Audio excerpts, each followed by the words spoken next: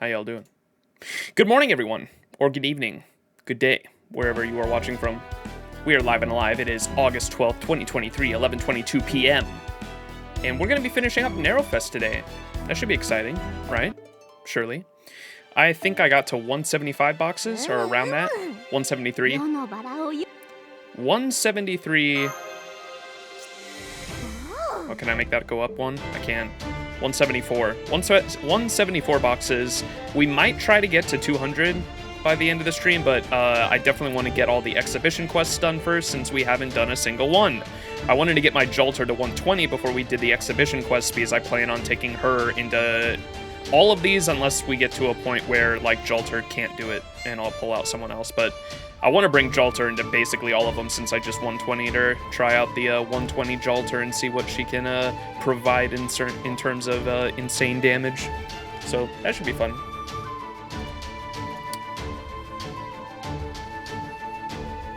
Yeah, we were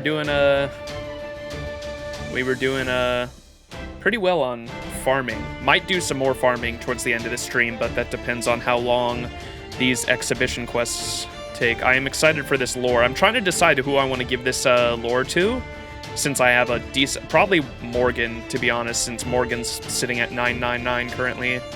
I haven't been able to farm with her, like, at all.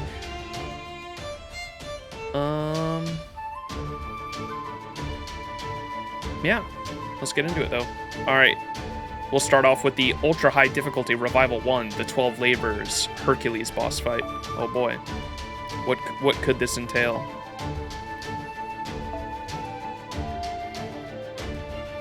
Whoa, Burbo, you got a level 100 Merlin with the Cope Scope?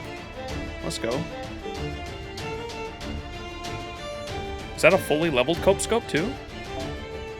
Oh, it isn't. What the hell?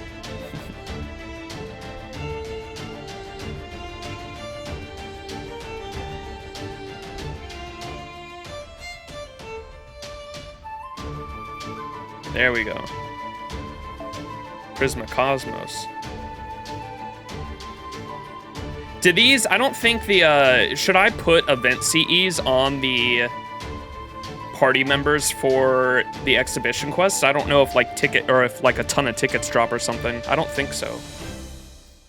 Oh, Koyanskaya, you're right, Yowie. I should actually give my Koyanskaya since she's 10, 9, 10. I know that's not a big deal, but most people freak out if your supports don't have, if your good supports, meta supports aren't 10, 10, 10. So I probably should give that lore to Koyan, actually. Good call. All right, we're gonna open up my Celsius Arctic Vibe Blueberry. Did I let you see how I did this shiz? What shiz? The boss fights?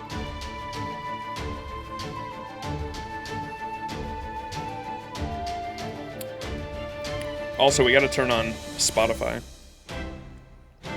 I'm gonna have some music going. Let me make sure it's not gonna show up on the YouTube VOD. Spotify, advanced audio properties. Spotify is showing up on the VOD, so let me get rid of that.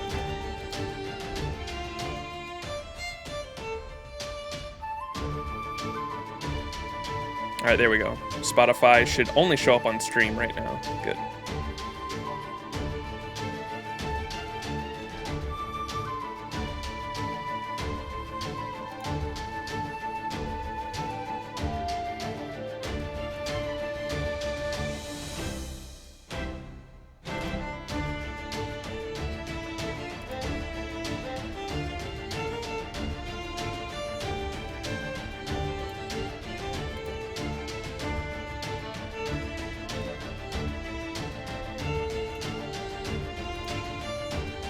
Can you all hear that?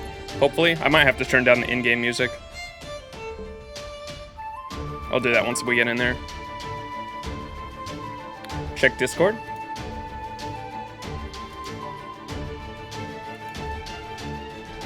Damn! Just barely, huh?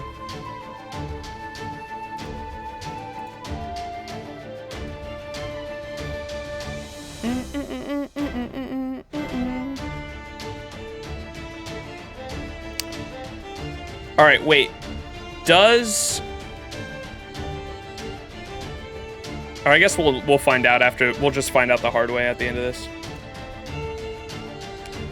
I'm curious if the exhibition quests drop like a bunch of tickets or rose petals or whatever they're called. Should I don't know if I should have like the backline with those with the petal CE.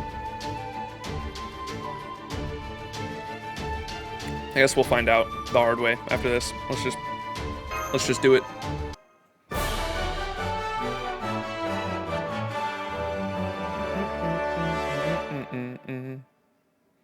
Ultra high difficulty, I'll be the judge of that game.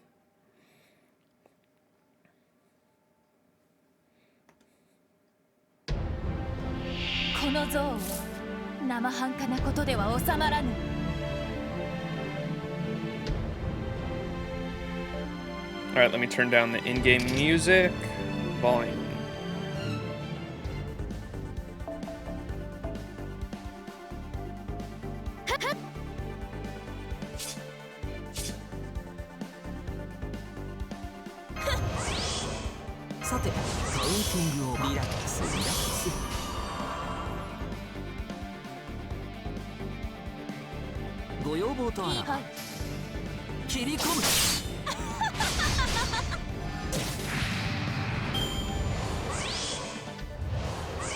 Finding out the hard way is the easiest way? Indeed.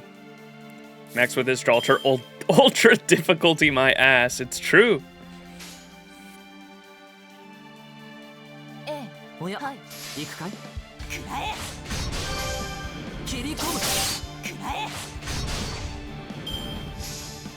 What's up, Notorious? How you doing?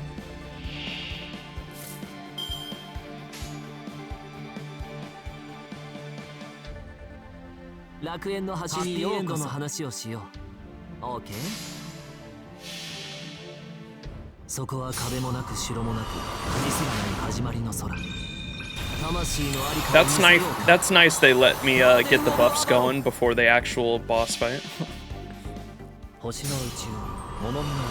Doing some TF2 goofy game. Let's go.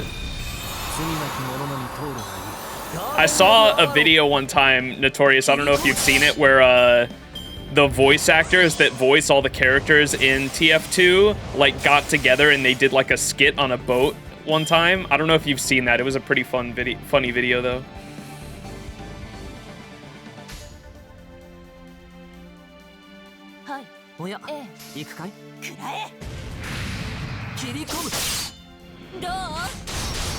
Oh my god, dude. Ow.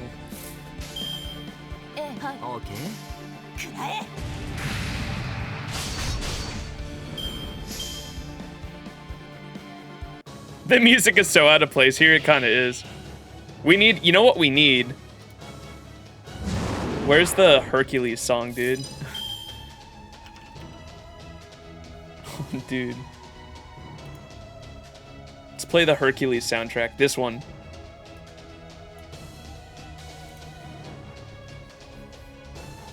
Oh, yes. Merciless 12 labors. When HP reaches 0, recover HP and survive. 11 left. He is truly the lore-accurate Hercules.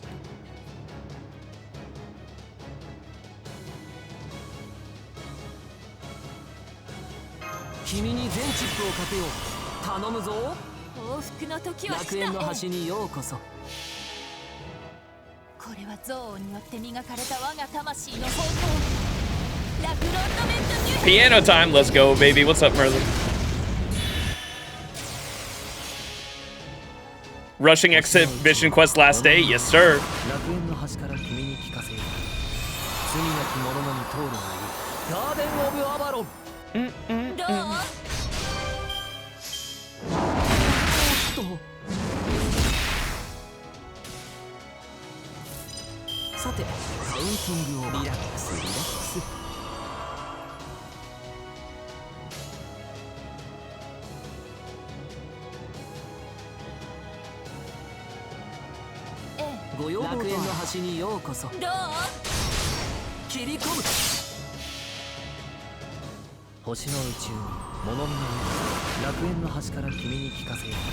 No crit, Sag.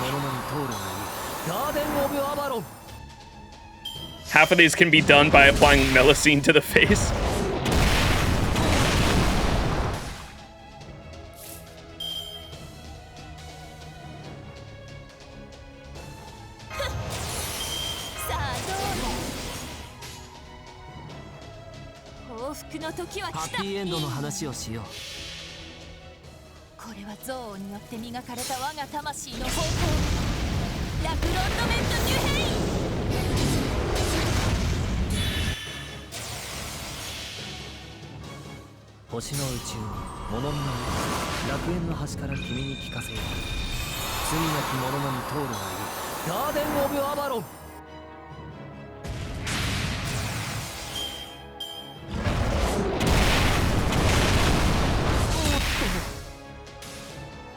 Bro, 90s Disney animated movies were so fucking good. Like, I went back and watched the Hercules movie the other day.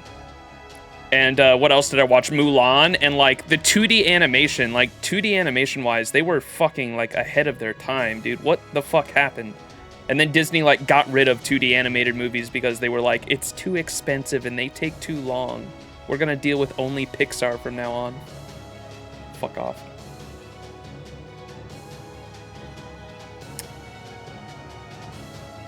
Go the Distance, a banger too.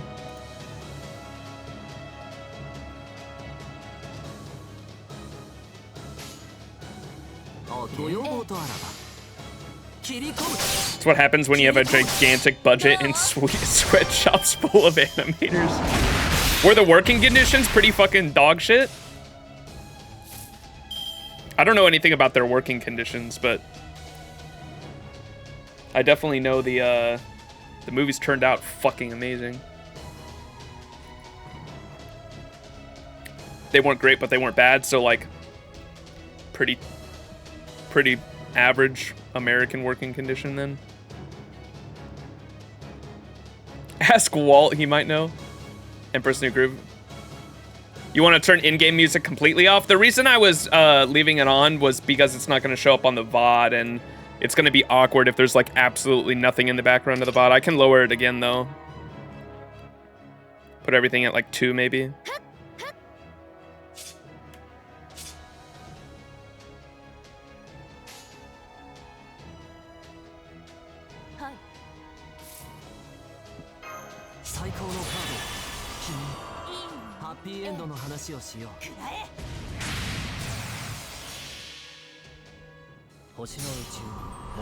Yeah, it's gonna be really awkward for anyone watching the VOD because they can't hear the Spotify music.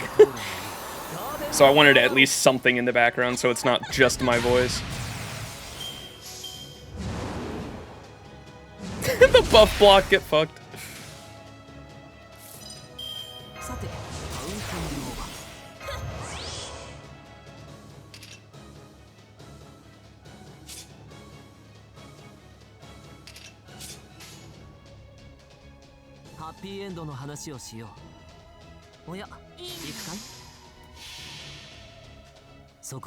I do think Disney mostly shot itself in the foot with traditional animation, though. Yeah, they literally got rid of the studios that made, or the studio, the big one anyway, that did their 2D animated films. I remember reading that story and getting really pissed off. They completely got rid of the animation studio, the 2D one, because they said they were too expensive and took too long to make. They made all the god-awful sequels and the boohoo profits are down. And just assumed it was because 2D was dead and swapped. Yeah, they completely dismantled the fucking 2D animation studio in general. I was so sad when that happened.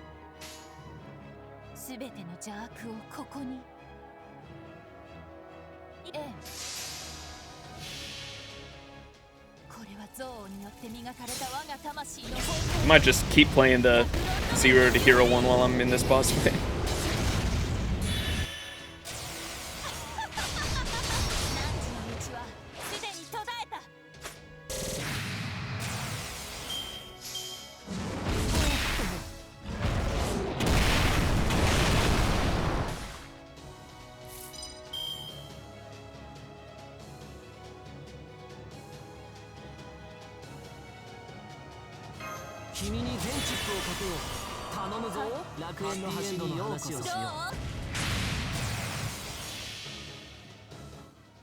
We have so many Merlin buffs, holy shit.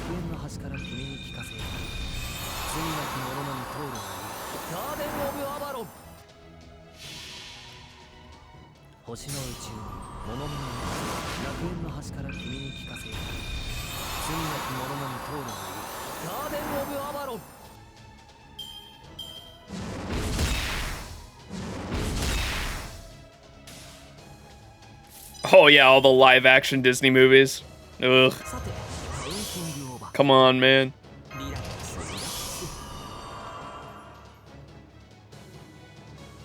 I heard, do y'all hear about the Avatar The Last Airbender? I think they, like, Nickelodeon, didn't they get, like, an actual, they bought a studio specifically for, like, more Avatar shit to come out in the future.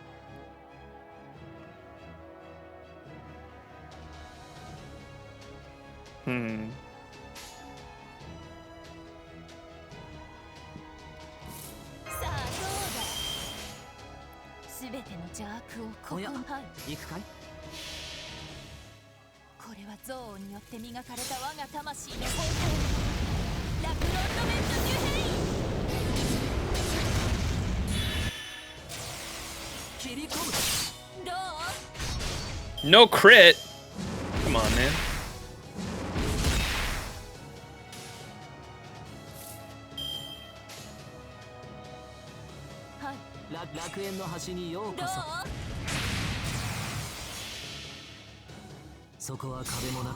Disney just bought their way into live action like they've done with everything else, yeah. Let me see if I can find the Nickelodeon one. There's Nickelodeon Avatar Studios.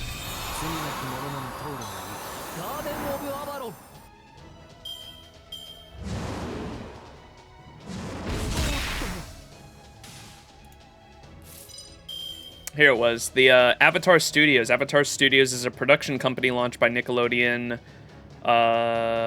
It was announced by Paramount Plus on February 24th, 2021. The studio will produce brand new material set in the Avatar universe, including a new series, short-form content, spin-offs, and theatrical films.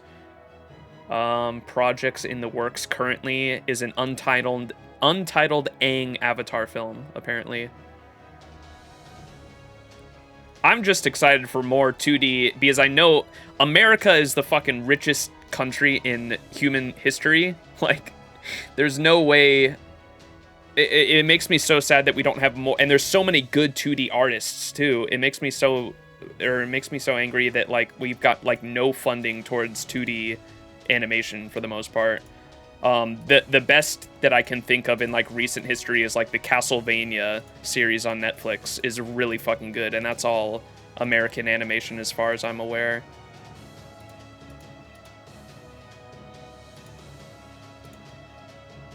What's up, Bored Sebastian? How you doing?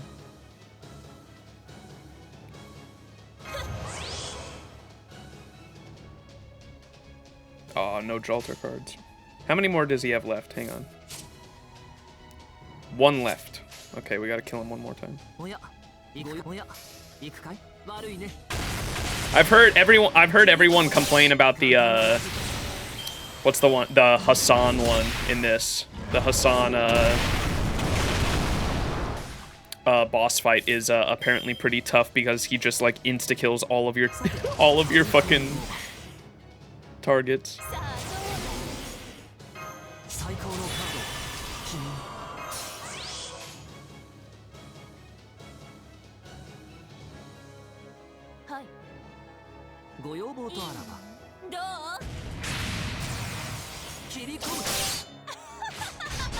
Damn.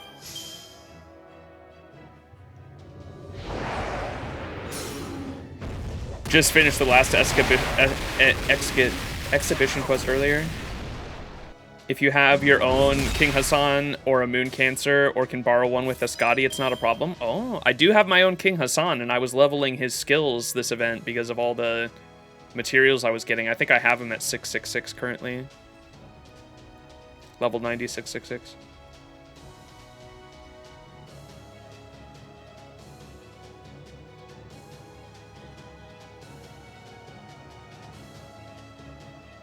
Oh, King Hassan himself is death immune? Gotcha. Truly death incarnate. Alright, this should do it right here. Lagradamente du Hain!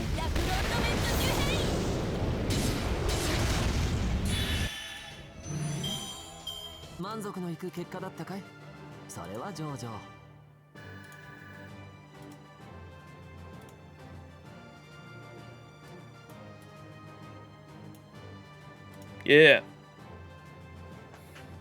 Use Asclepius. You can literally just get a bunch of invul stacks for him and slap him in front of you and you win. I might try that then, because I've never... Ooh, yeah, you get crystals for that. I needed I just call them Golem crystals. I can't fucking pronounce it. They're also in the hunting quest coming up, and I'm gonna... Ooh, I needed young horns, too.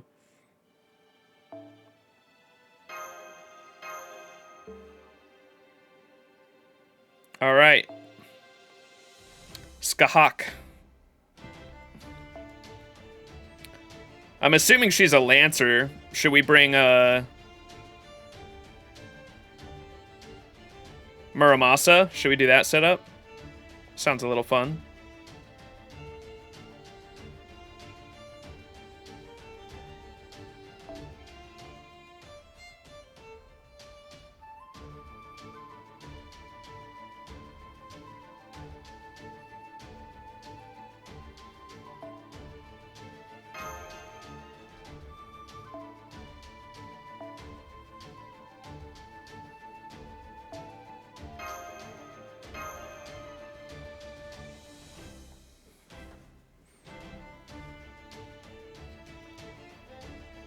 Disney never changed. It was always about profit. His entire goal was making an empire. Oh yeah, I've seen some of the older shit too. It's pretty fucking horrific. Like Walt Disney himself.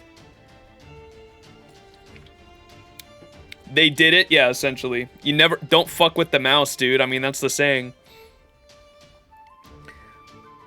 Disney could have made masterpieces bringing fairy tales and stories from all over the world to the screen, but they've gone full capitalist, yeah.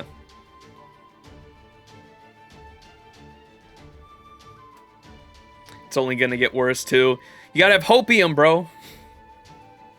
I don't blame you though. I am full on black pilled most of the time too. All right. I'm assuming it's gonna be Lancer since it's Skahak on the cover of this challenge quest. So let's go with this comp.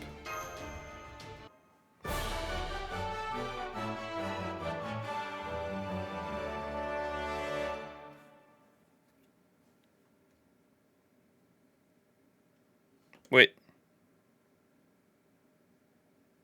Hell yeah.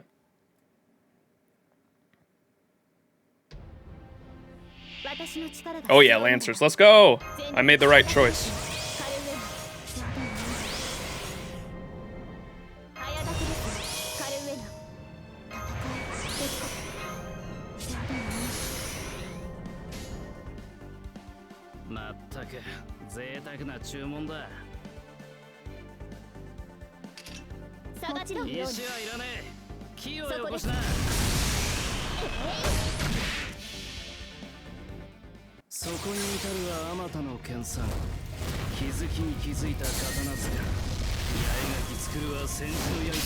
The drumming that's coming out of Disney in Florida is fucking hilarious. It is pretty fucking funny. That's why I said don't fuck with the mouse, dude.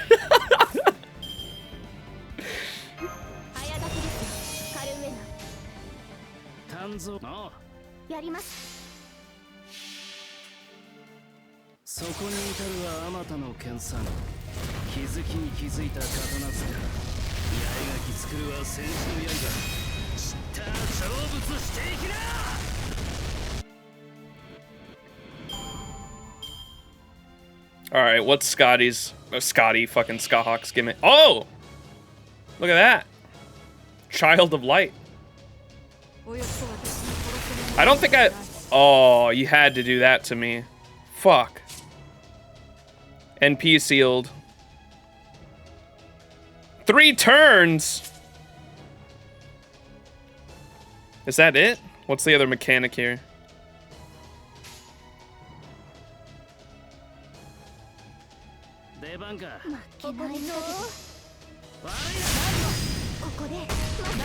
Just spam evade. Oh, is that what he's gonna do? Well, good thing I have a Muramasa. We just have to wait 3 turns, 2 more turns.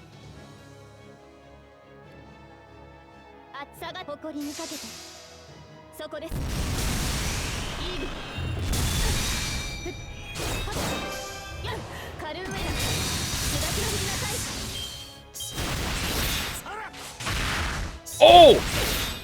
Damn, that hurt. Go chill out.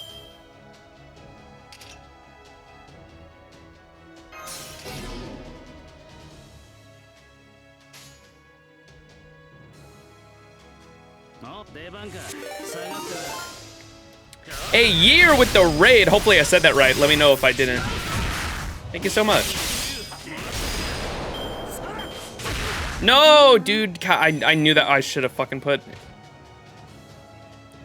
something on her.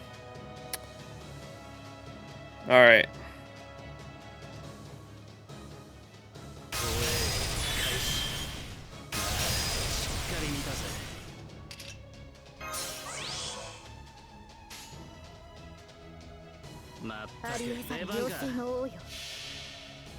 You're welcome, everyone. We are doing all the exhibition quests. Pronounce it correct. All right, thank you so much, Gear. Hope you had a fantastic stream. What were you streaming?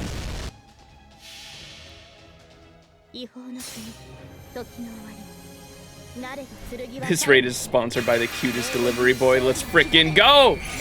How you doing, Unafraid? Ooh, almost got him.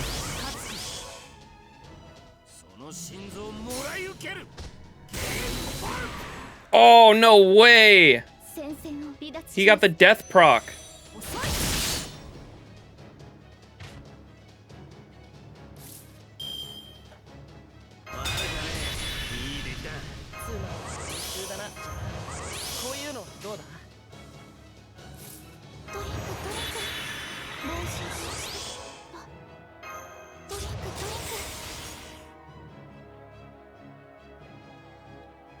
I said, hell yeah, brother. Oh, man.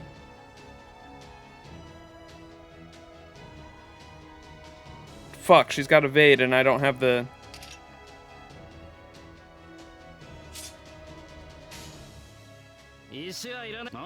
I hate... Is this song considered country? It's like kind of like country rock, huh? I just realized what challenge quest this is. It's the Skahak one.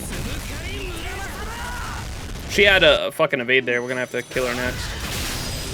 I already used the invul pierce on Muramasa, unfortunately.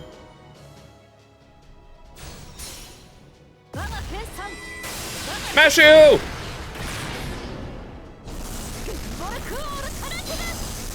That's such a nice looking NP. What the fuck? Why can't... I mean, rarity difference, but God, I would love for Ku to get a fucking... Wait, what? What just happened? What? What just happened? You need to kill her first? Wait, what? What happened? Huh? Revenge? You killed her pupil, so the front line just dies? What? Okay.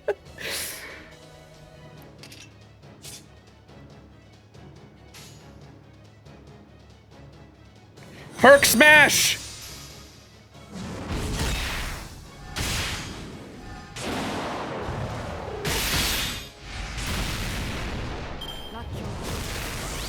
Kill both at the same time? Oh, does that happen if you kill the master too? You're gonna have to leave a lurk. Good luck on your challenge quest, Lungs, man. Thank you so much, Year. I appreciate you. Everyone go leave a... Let's see if I remember how to do this. Is it exclamation point shout out? Or is it no, it's forward slash, right? Forward slash shout out. Year. Thanks so much, Year. Appreciate the raid. Thank you again.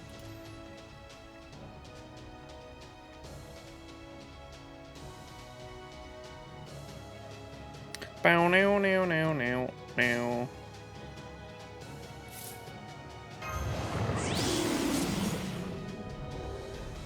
Damn.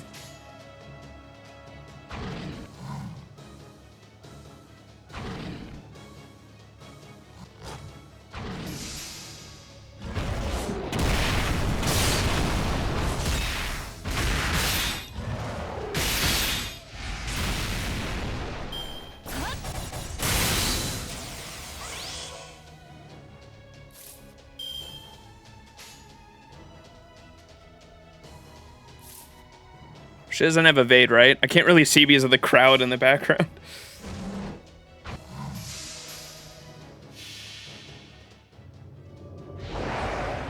The death proc, man.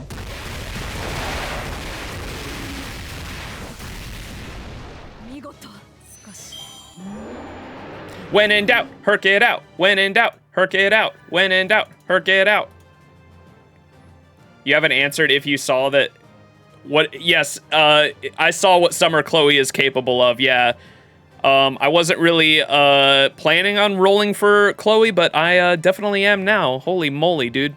You can do some interesting stuff, and she's a 4-star too, which is even better because it alleviates party cost, right? If y'all haven't seen, Summer Chloe essentially is a support character and allows for you to do some silly things like three-turn Buster Farm with Arash. One single Arash can 3-turn Buster Farm. You're like, huh? It is a 5 servant comp to do it though, so it's not exactly cheap. Yeah, that's fair. Yeah, the 3-turn Buster Farm with Arash is pretty fucking funny. She's good, but people are running around as if she's like redefined the meta. No, she's mostly for cheap to play people, if I'm not mistaken, due to her, because she's essentially like a free, almost like Miss Crane or a free plug suit. She just enables some comps that weren't possible before, but it's not like those comps are any better than the meta that already was, if I'm not mistaken, right? So for some people that don't have every 5-star in the game, it could make some comps possible that weren't possible before for them, right? Yeah, that's what I took away from it, essentially.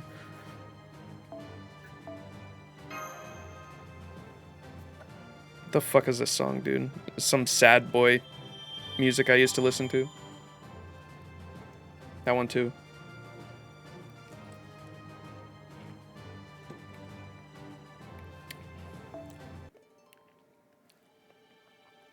Did a tour on TF2, got crapped on? Oof. She enables Arash to hit 1 million single target on neutral.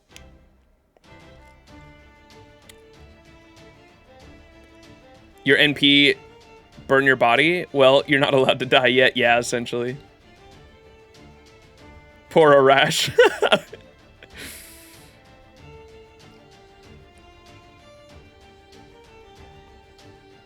The sad playlist. This is just my main playlist. It has 727 songs, 45 hours worth of music. Holy moly. Karitsagu Sag. All right. Hassan of the Cursed Arm.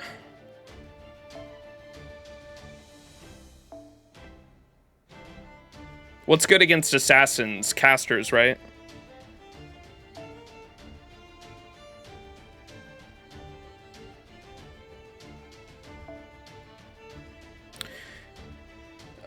Who's a good looping caster? I mean, I have Sieg. Sieg.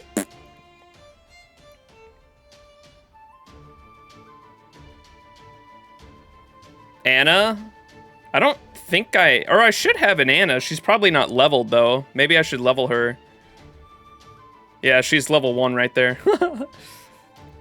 Oh, I have that's right, I did get an Umu caster. She's not leveled though. Look at all these unleveled servants. I'm trying, chat. I have leveled so many servants during this event though. Y'all should be proud of me. Look at all the low rarity servants I started leveling that like weren't leveled before. There's a lot of them that I'm lacking ascension materials too. That's why you'll see a lot of them are like 50 out of 50 or 60 out of 60 there. I'm lacking ascension materials for their ascensions. But, I leveled a lot of low rarities that I hadn't leveled before. So I'm making progress, at least. I leveled, Cersei, but it's not pronounced Cersei. It's like Seer or it's something weird. How do you pronounce Cersei? Pronunciation. It's weird. Circe, yeah. Circe. It's just pronounced Circe, and I kind of hate that. I like Cersei better. Circe. I love her character. I admit, chat, why isn't Circe in more shit? I love her as a character so much. She's adorable. I love her. What's her face? Her, like, unamused face is so cute. Unamused face. I don't know if I can find it.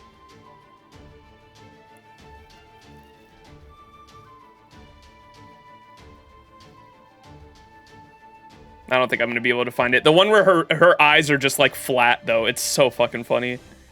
The unamused Circe. I love her so much. Oh, is she in Samurai Remnant? Or I think I saw that, but I didn't, I must not have really picked up on that until now.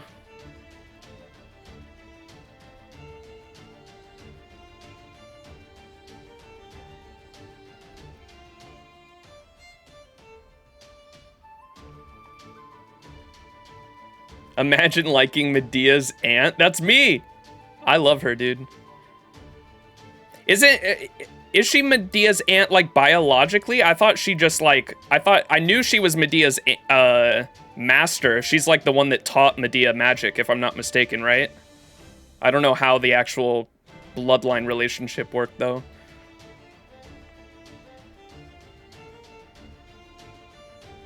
Yeah, she needs an NP interlude, probably. I haven't used her, but I know she's, Cersei and, who's the other single target caster that I started leveling that is also really good? Because she has a super big NP, so she's decent in mixed comps for challenge quests. Oh, what's her name? Swanzang.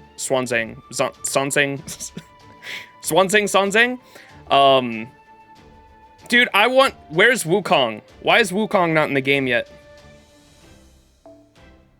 Wukong needs to be in the game. Apparently, in Fate lore, I only found out about this recently. Apparently, Wukong's staff in Fate lore is, like, similar to Rogue Demiliad in terms of it being able to, like, pin textures on the earth. And I only found out about that recently and thought that was pretty fucking crazy. And I was like, fuck, dude, he needs to be an FGO.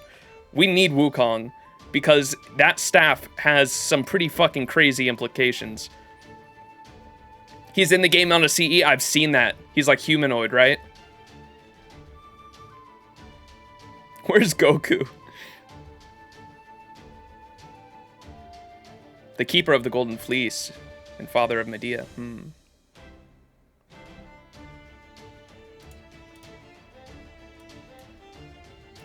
I want to A to Z, fill up all the vacancies, feel the vindication from the hate you get for chasing dreams. I don't know who to use, man. I guess I could use Sieg. He's only like 666, I think, though. I don't really have any other looping casters. I gotta always use, like...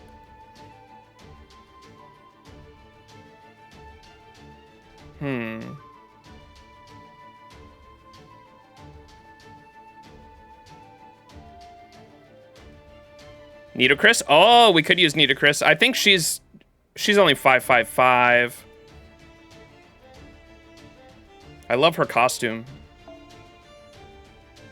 Oof.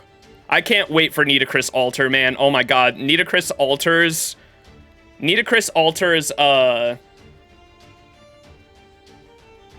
Final Ascension art is... I don't know what it is about girls on a throne in, like, a menacing pose. But I love them. Like, Salter's art that Takeuchi drew of her on the throne is so fucking good. And then Nitocris's Final Ascension art, too, is so fucking good.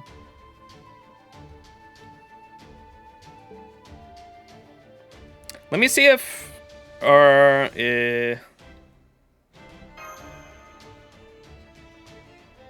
Now let's just try her out at 555. Fuck it. I was gonna say, I think I have the materials to get her to 666, but I don't know if I have the QP, so maybe we'll do that later.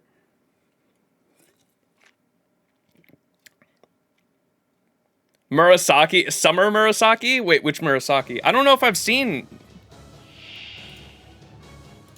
FGO Murasaki. I don't know if I've seen... Oh, what did he just do? I don't know if I've seen normal Murasaki's final art. Is she even sitting? She's like laying down. Do you mean Summer Murasaki?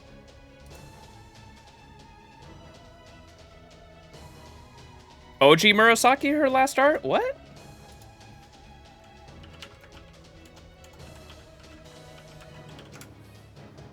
She's like laying down.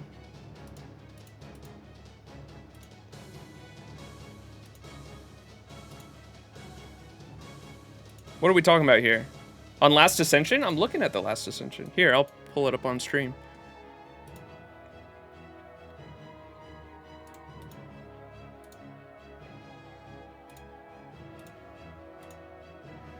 Here. That's her final Ascension art.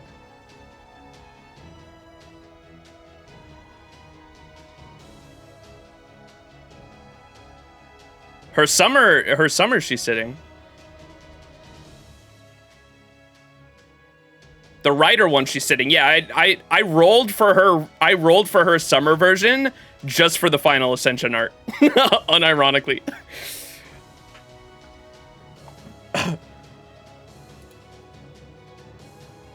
Do they have her summer version on here?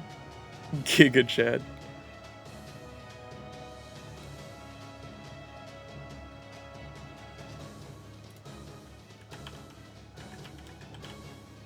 Murasaki writer. Here. Wait. There it is. Oh my goodness gracious, dude. Oh. I rolled for this unit just for this final art. Yeah.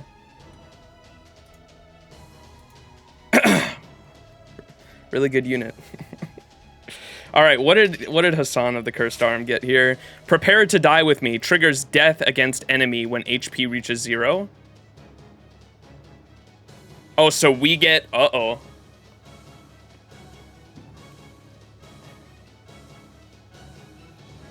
Wait, so he kills one of us when his HP reaches 0? Fuck, I brought the wrong unit. Kills the killer, I think. Let's try this out.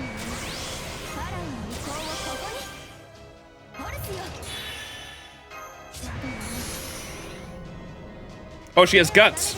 Wait, chat.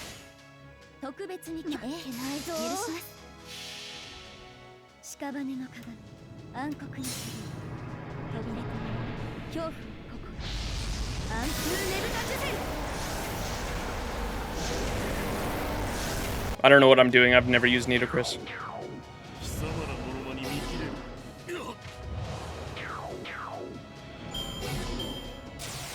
Let's go!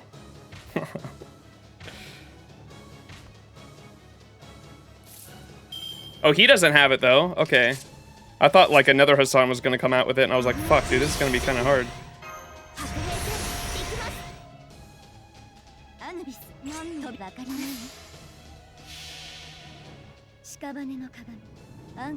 Pause, champ. Am I unaware? Am I clueless?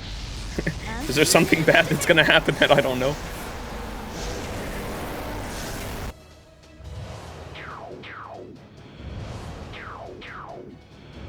Oh, they keep debuffing though. That's not good. Oh god, there's gonna be a pretty tough enemy by the end of this, isn't there?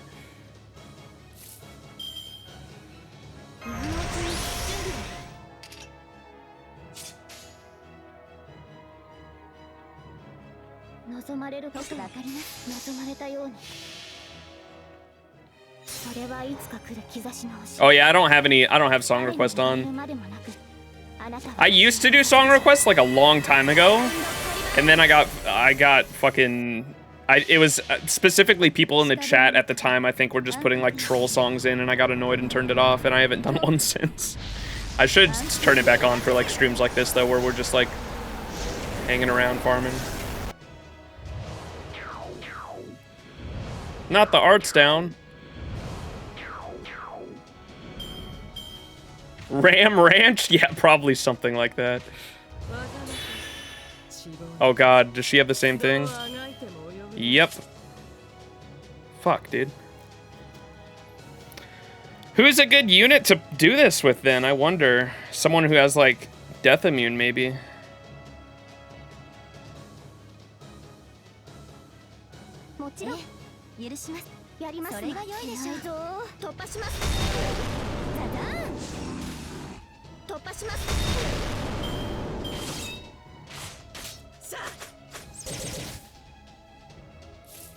Erish? Oh, true. She does give death immune to the party, right?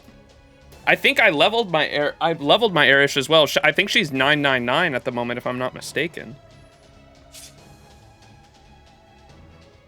I might want to wait that out, actually.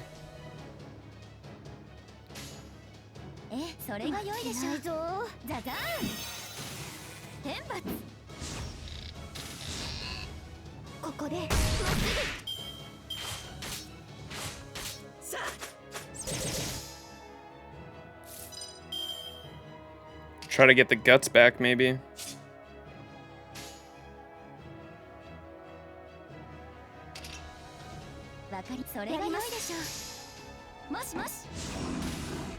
Scotty and Hans in one. Let's go.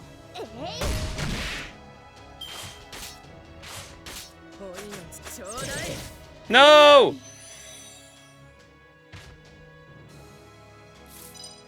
Oh, it's on now.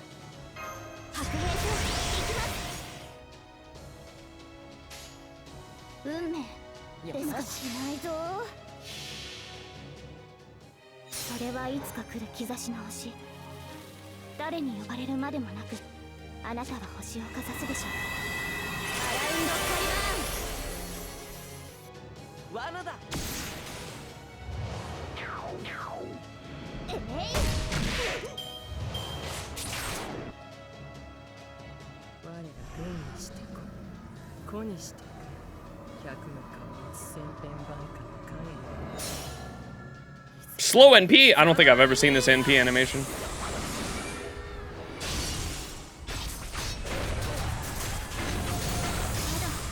Yeah, I don't think she survived that.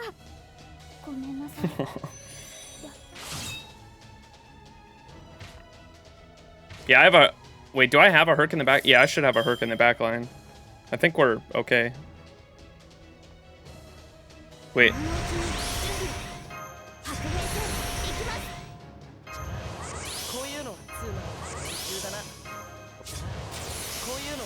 I have an idea. What if we do...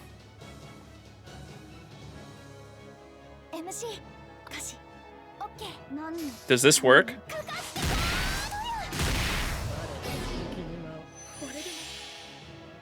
Will that cleanse the debuff?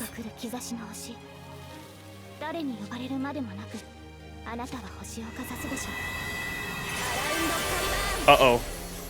I don't think it did. Nope. Oh, man. Bye, Mash. Damn it, I tried. I thought that would work.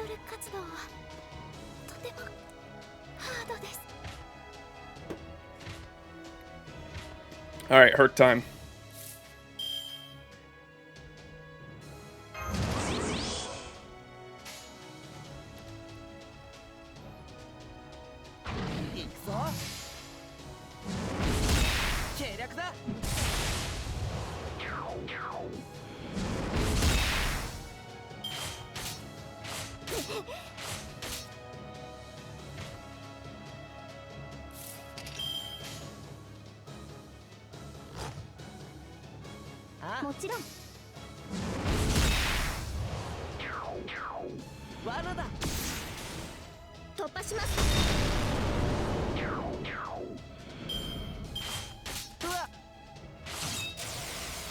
Damn it.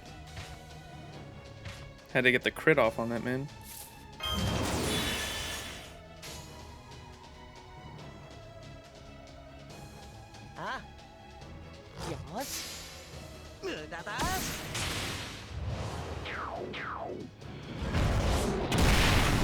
It actually triggers before your next turn, I think. So if you have death immune on the last turn when killing them, you will die.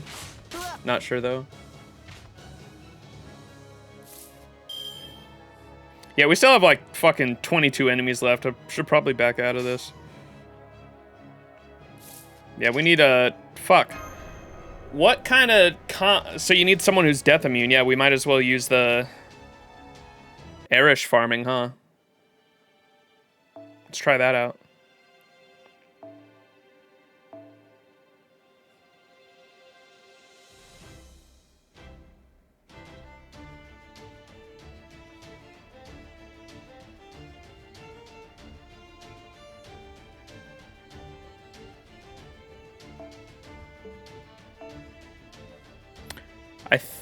What are her skills at? 888. That's good enough, probably, right?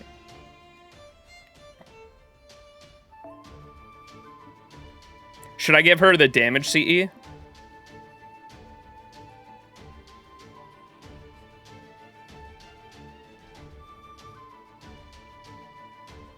I don't know what comp we should actually go with here.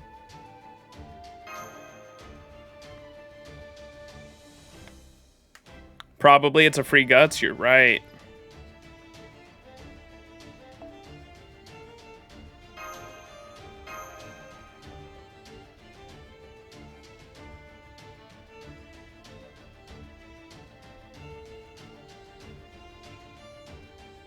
Fuck, we might have to use both the Koyon things here because I don't have her skills fully maxed. Hang on real quick.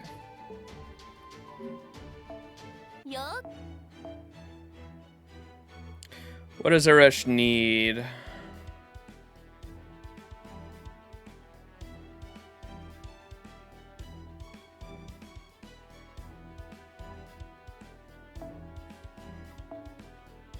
$72 steaks! It's not happening, boys. Someone can be ascended. Let's go!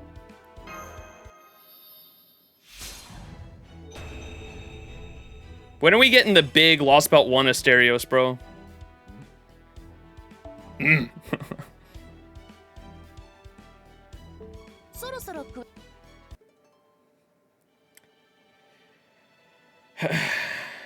So that's why you don't have her leveled? Oh, the skills? Yeah. I mean, I tried. I got her as far as I could. That's a lot of stakes, dude.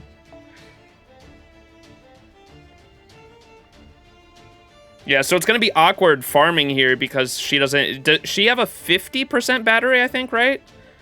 And I do have her append unlocked, but it's only level 1, so that's 10%. 50% at level 10. What is it at level 8? It's probably over 40.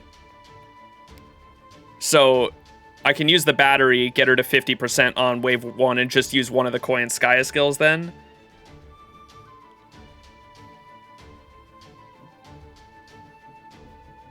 Okay. Because I have her append at level 1, the mana loading.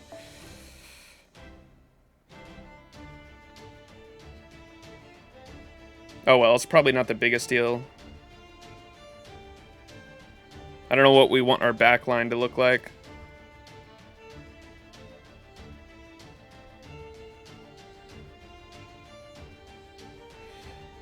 Should probably go over to my Buster farming one here.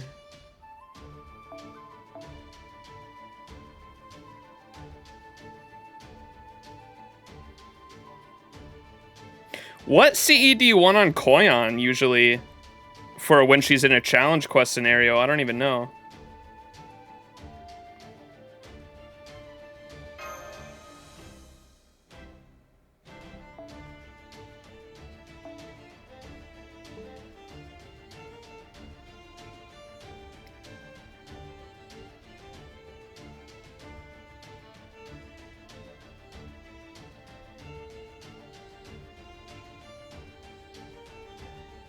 $20-30? Well, she already has so many fucking stars in her kit especially if you have 2 Koyans, guys. So I didn't think 2030 would be the play. Maybe Prisma Cosmos, just because there's some utility in her NP.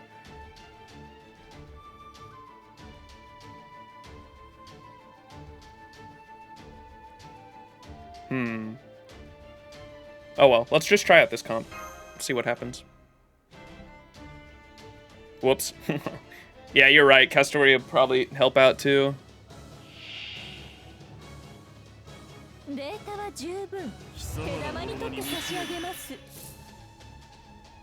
Alright, so do we just use all of the skills? Apply random effects to yourself? Dope. Increase Buster card effectiveness and NP gauge. I don't want to do that one. And then...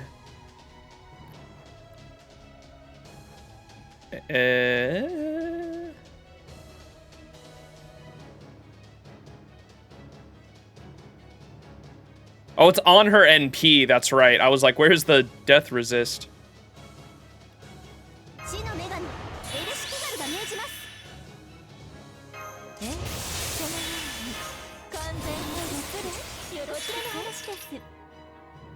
Might as well do that.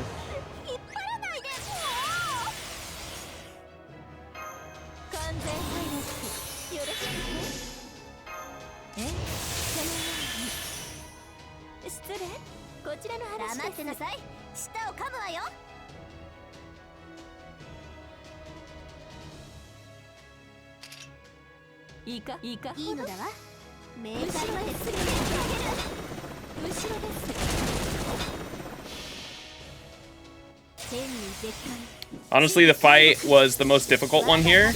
Oh, this one was? Really? I was hearing people say the King Hassan one was the most difficult for a lot of people I saw complaining about it.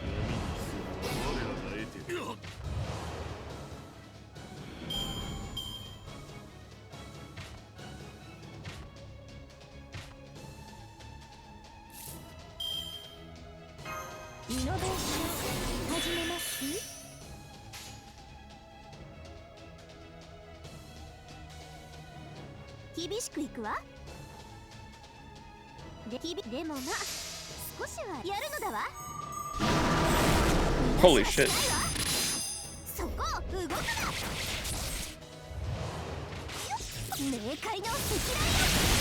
Dude, when are we getting an Naresh costume? Oh wait, we are getting one soon.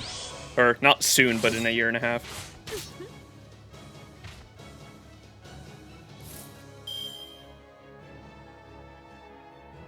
Damn, dude, 2% off, really?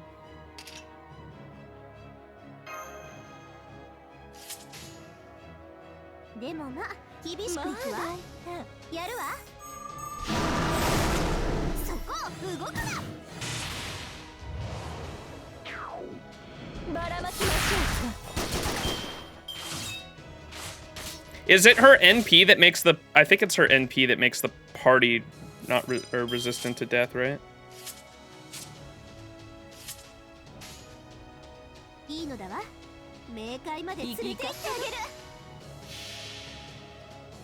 Totally fell for this instant death mechanic. Oh yeah, it's kind of rough.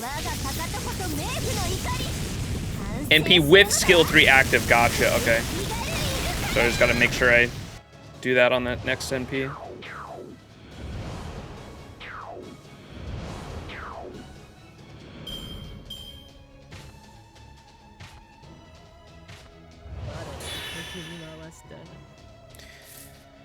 All right, so we gonna do.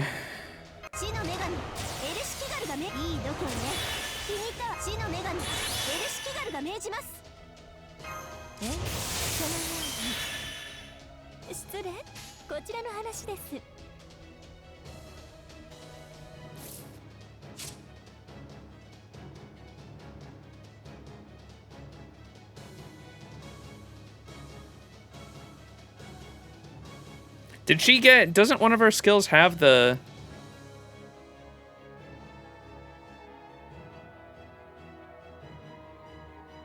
Immune to death? I thought one of her skills had that just to herself. Or maybe that's only the... I think I saw it on the invincibility, right? But it's a random effect, so it doesn't always apply.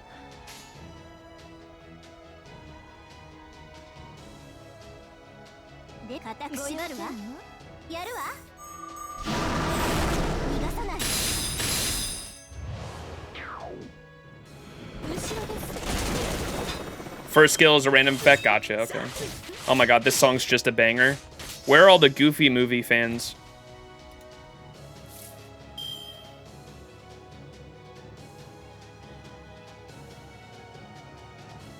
Fuck, this might run out before she...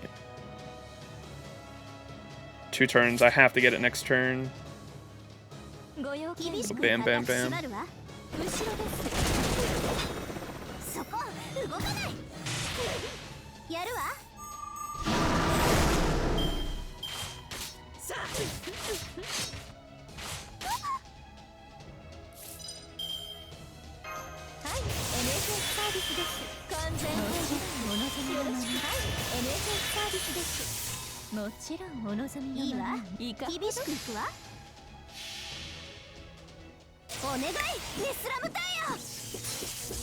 Such a good fucking song. Maybe love is the reason why for the first time ever we're seeing it eye to eye.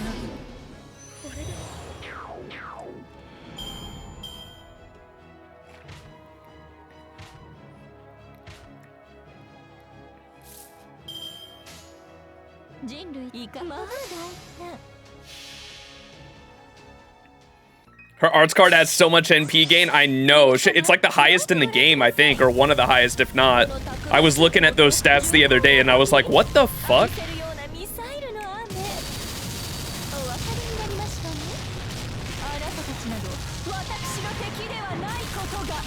Listen to each other's heart.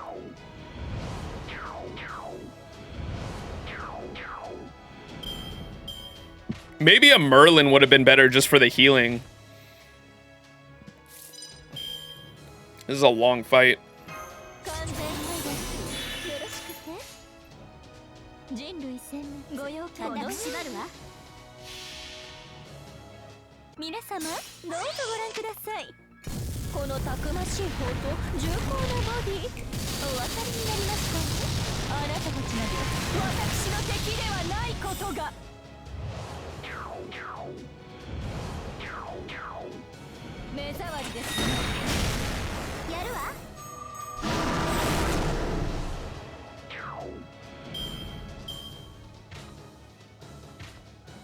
Where'd my buffs go?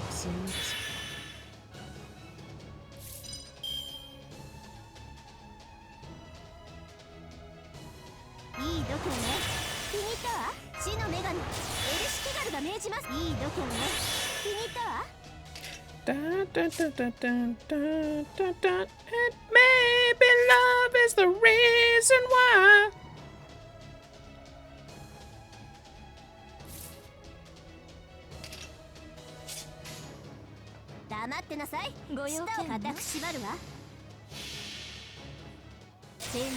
Hey, what's up, Daryl? How you doing? It's a shame Koyan's costume is so far away. She has a costume? Wait, what? I didn't know that.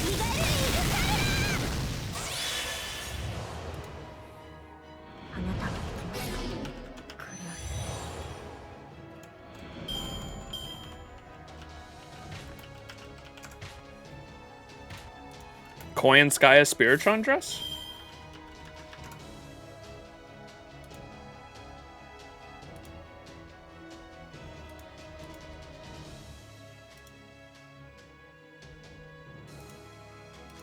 Wait, what is it? I don't even see it.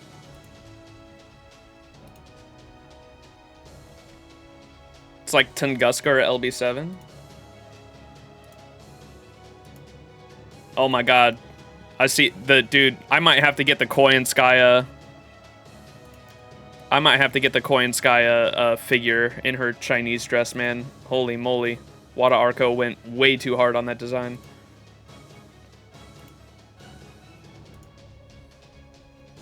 Oh. Oh wait, it's her second ascension without the I literally asked for that when she came out too. What the fuck? I was like, I love her second ascension because it's what she's wearing her second ascension in her final ascension art.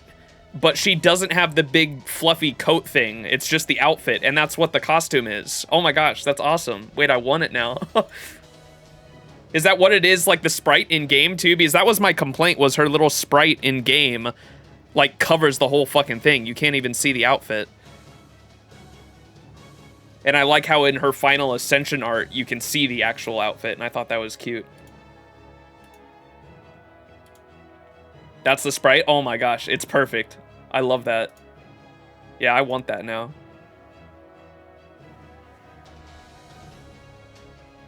That's sweet.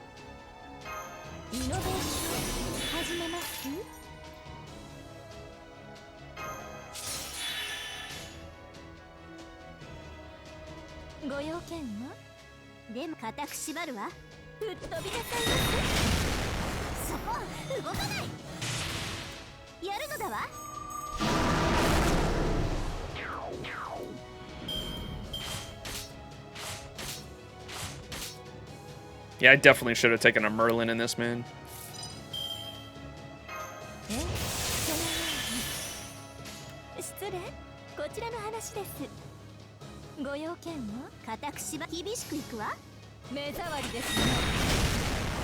I gotta put a code cure on my Koi and Sky. I don't think I've done that yet.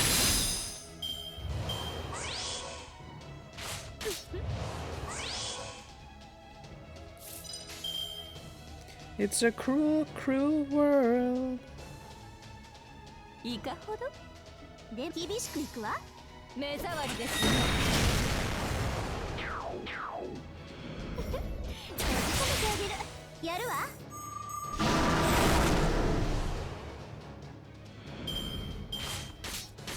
Oh, no, you had to fucking hit her 3 times, god damn it. Waver has some beefy HP. I don't think I've ever realized that before.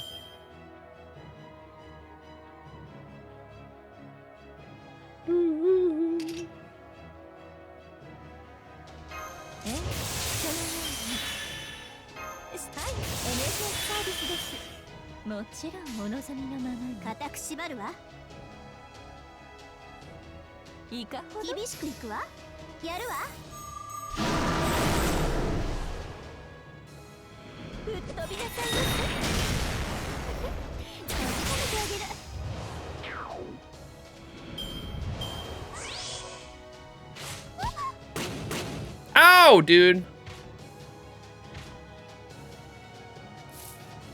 Okay, I was waiting for the fucking...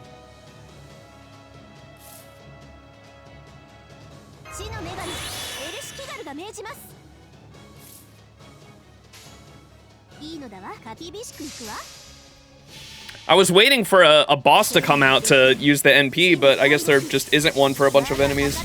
The next one's probably pretty far up there.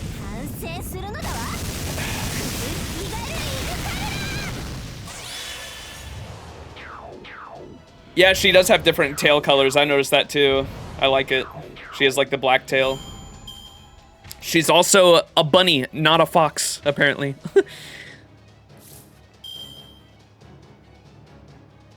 I know animation updates need to happen. I don't think we've gotten any since Lysangle took over, huh?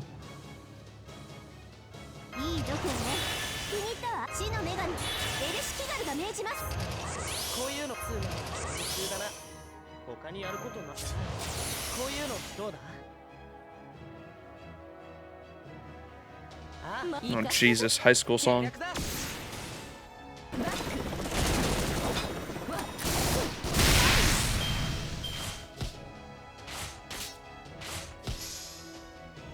That was a decent song.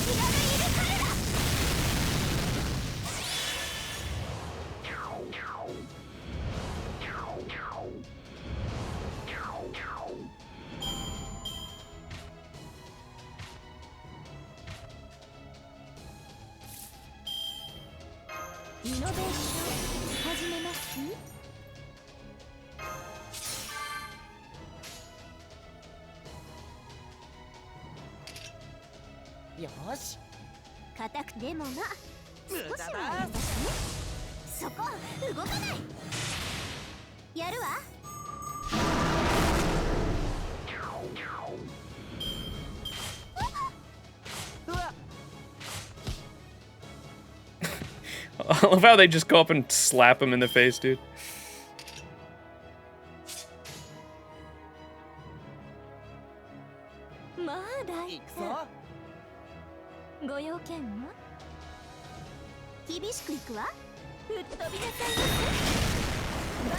It's weird her sprite shows for like 1 frame on her NP, her artwork. Wait, who? Erish or Koenskaya? On Erish? That is weird. I don't think I've noticed that.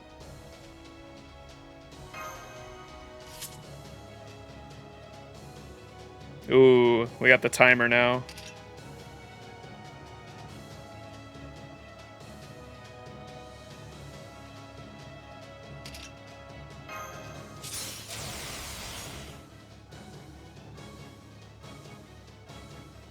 This is the actually, these are the last enemies. Let me just buff Koyan real quick, actually.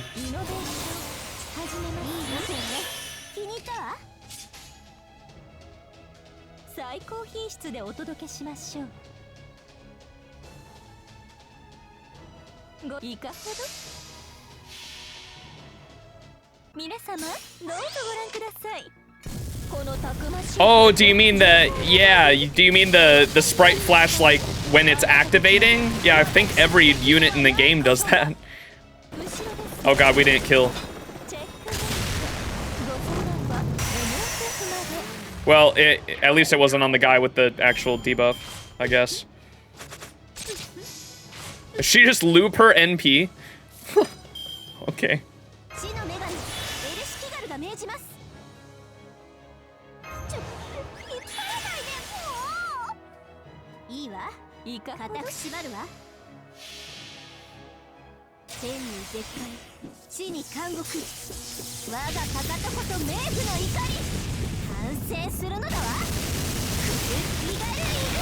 Yay, we did it, chat.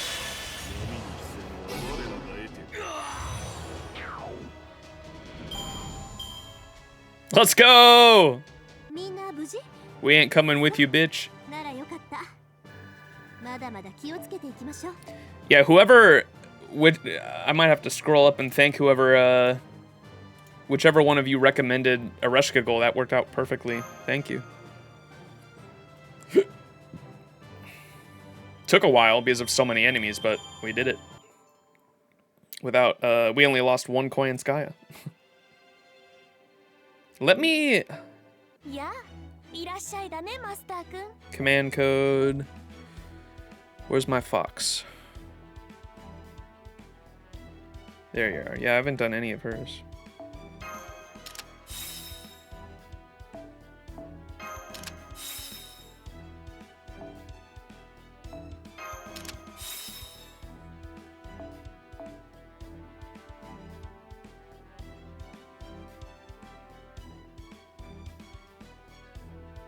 Throw a code cure on there.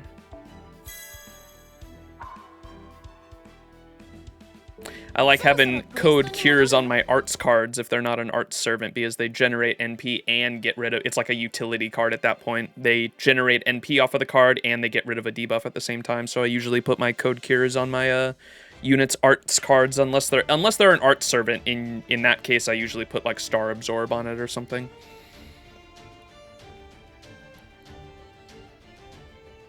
All right, dragon time. It's dragon time. Going against a saber means we want an archer. I already know what I want to use. Fez, we're using your fox, and we are going to replace that with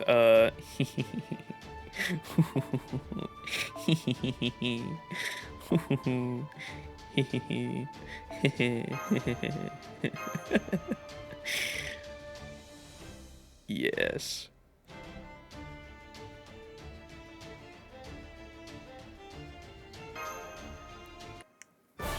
Clueless? Oh no. What? Do I lack critical information? What's up, Verbo? How you doing?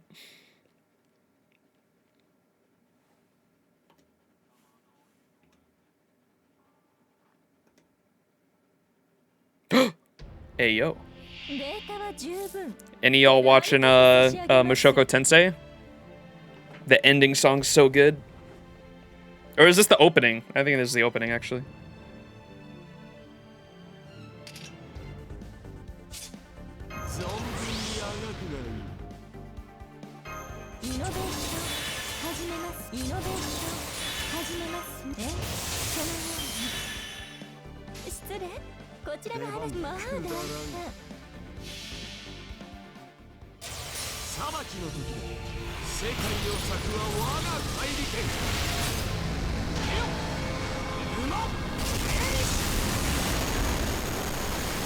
Dragging these nuts.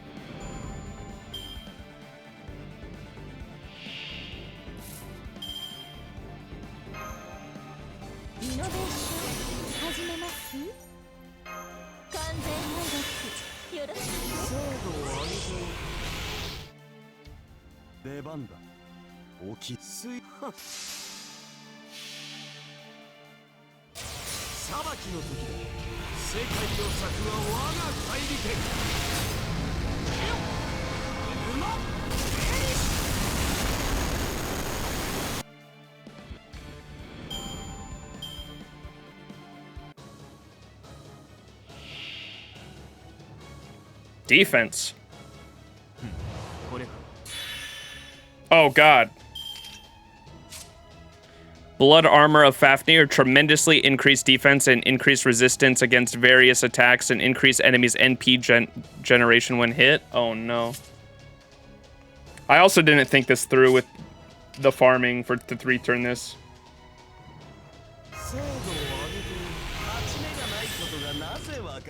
We're in trouble, chat.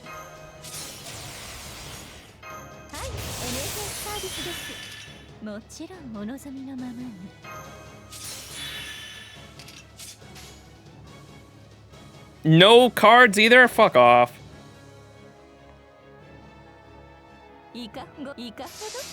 Let's see how resistant he is. Oh no, chat. Oh no. Oh no. This is not good.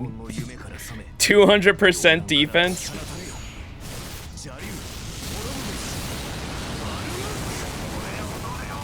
Why not Napoleon? I did level Napoleon, but his skills are not 10-10-10. Fuck. So wait, hang on. No cards again?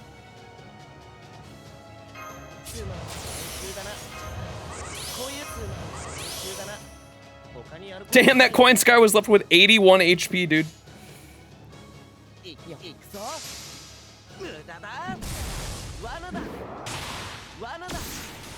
What happens when I kill one of these dragons?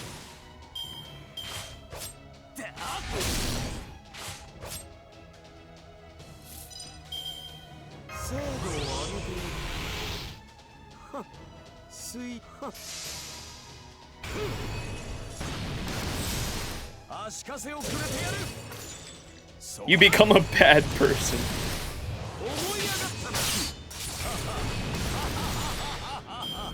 Gilgamesh's extra attack is so sick. Bye, Koyan. Alright, what? Wait, what? Did nothing happen? Oh, wait, he gets a charge gain, I think, right? Isn't that what that says? Oh, no, when he gets hit. Dude, hold on. Why is Siegfried fighting with dragons? I thought this motherfucker killed dragons. This is not lore accurate. Alright, we're withdrawing. Alright, let me try something. Let me try that same team, but move a couple things around.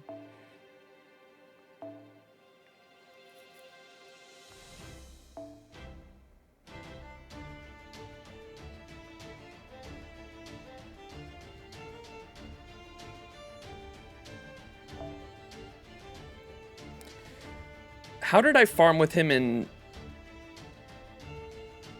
the Nero-Fest? Because I remember I spent one of my lures on Gilgamesh's append, I think, just to start him with 20%. Did he start from 0?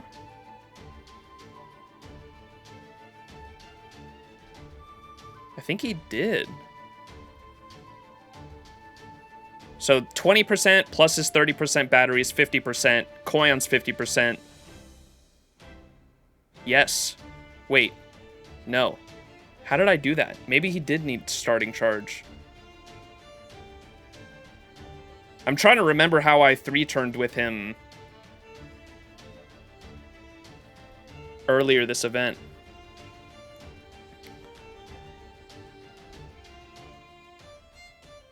Because I'm almost yeah, I know. I 3-turned from 0. How did I do that?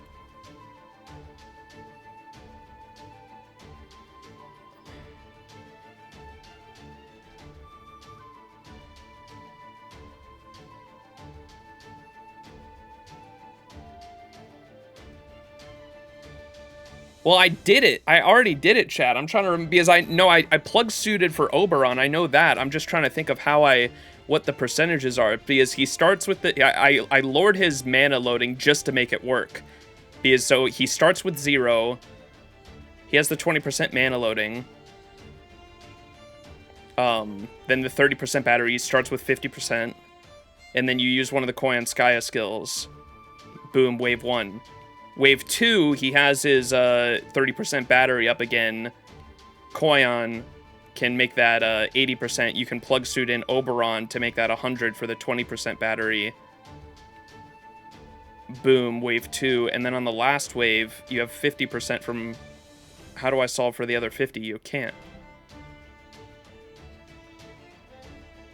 Yeah, 50% needed on a CE. Maybe, I guess I fucking didn't do it. I thought I did it from 0 with a cheer for master, but I guess that would have been impossible. I probably did it with Battle Olympia, and I just don't remember. Yeah, I guess I'll just Arash wave 1 like y'all were saying. Okay, let me take because I think I'm gonna need the damage CE this. So let's line up. Bam, bam. Make this plug suit. Make you. Where's my level 90? Many people don't know this about me. Fun fact about Max, chat. I have a level 90 Arash. And he has his mana loading at level 10 as well. And I usually always just start him off with the Kiara CE, this one, to give him even more damage.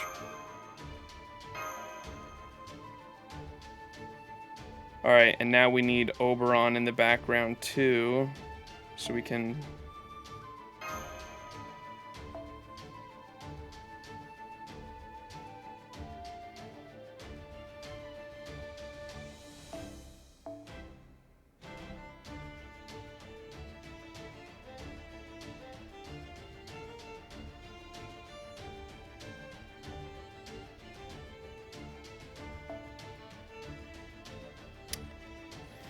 I don't know what CE to give Oberon, it doesn't matter. I think that's good.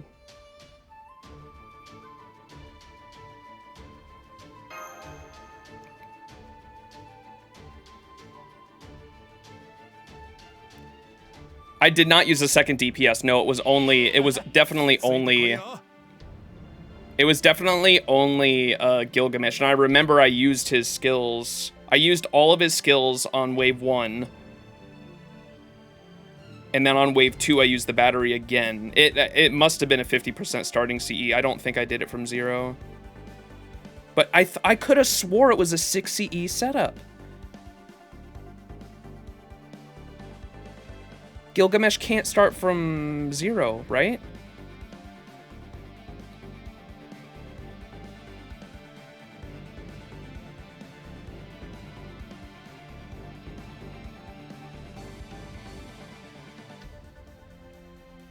Yeah, I'm tripping. I don't know what I was thinking. I don't know.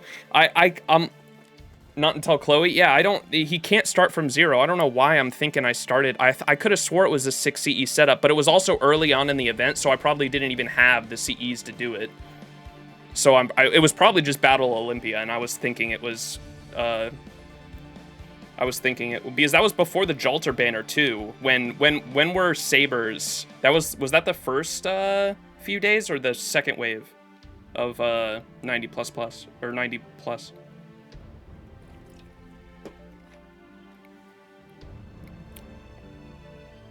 All right, we're gonna use this. Use all his skills.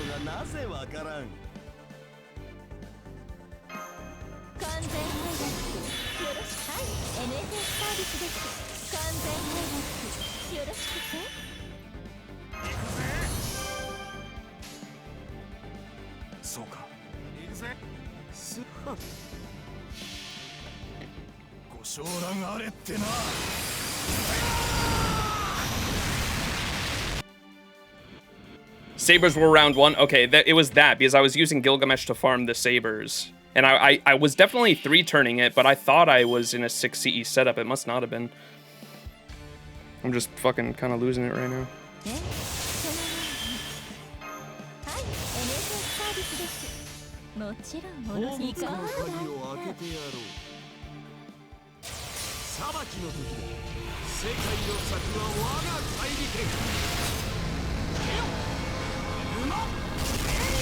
I was using Ibuki to farm Ibuki. Let's go.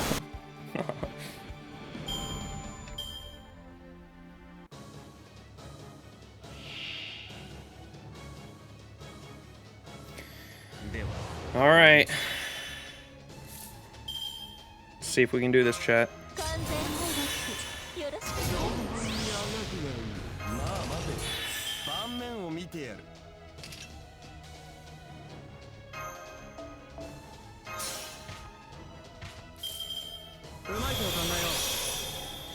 What does this do? This, I don't need to use this, right? Gain C star. Yeah, it's just the C star bomb and 50%. No, I don't need that.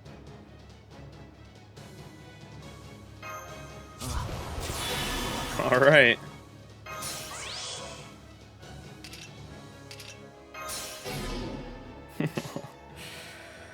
Let's see if it works.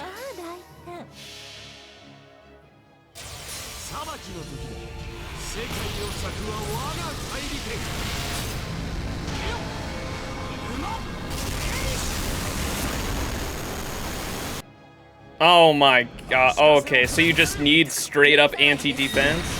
Fuck. Wait. Emiya does, right? I was just trying to brute force it there. I didn't know you specifically needed anti-defense. Okay.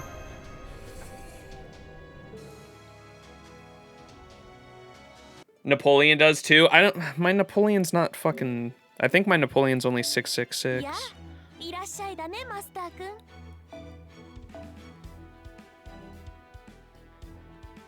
He's not even up here. What's my Napoleon at? 555.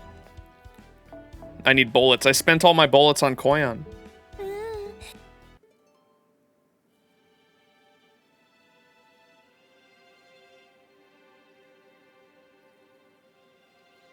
Tip, I'm gonna be honest, whatever you just said there went way over my head.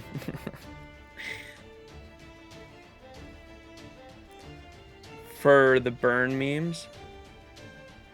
Burn. Oh, with Tomoe Archer for the burn memes. I got you. Emiya with double Castoria? Yeah, does... I mean, wait. Yeah, Emiya's... Wait. Yeah. I was like, archers are effective against sabers, right? Yes. But then I was like, wait, Emiya has swords. Not realizing the meme.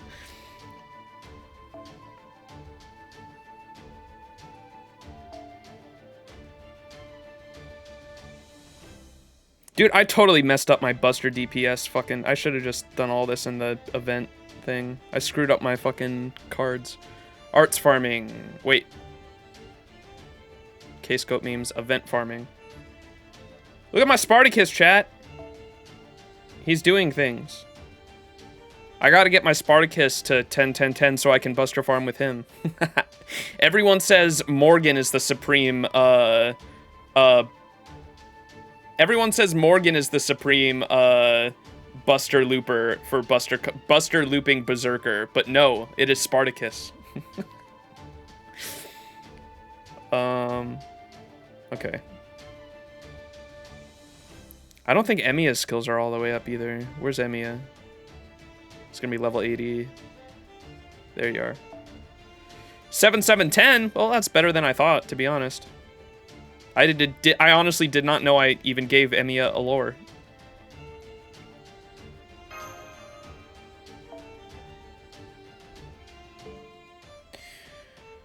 All right. How does Emiya Buster, or how does Emiya farm again?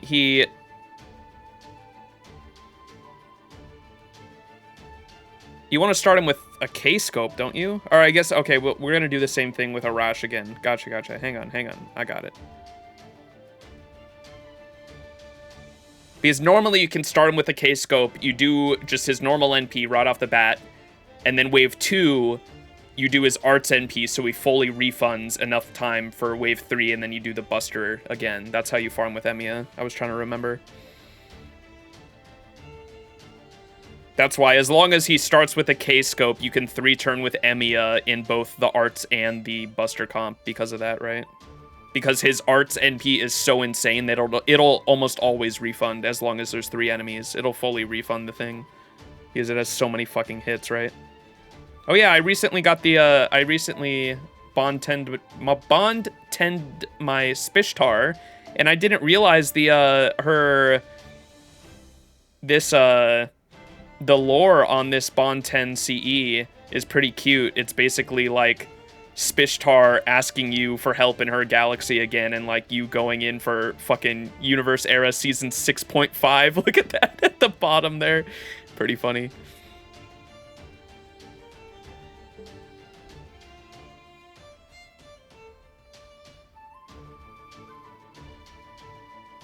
Nothing is impossible. Why, you ask? Because I am here.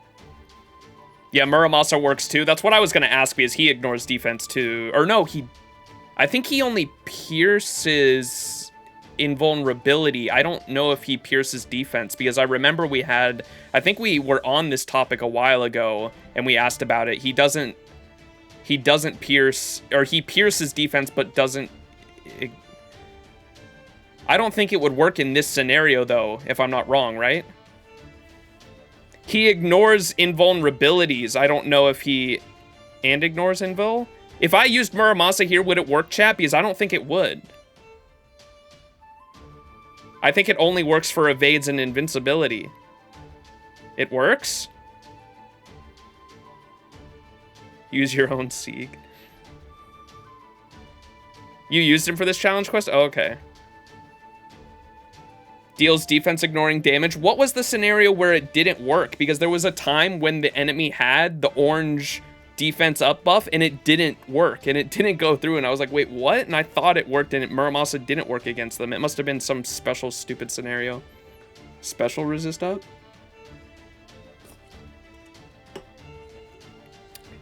Dude, my Muramasa is a higher level. Maybe we should use him.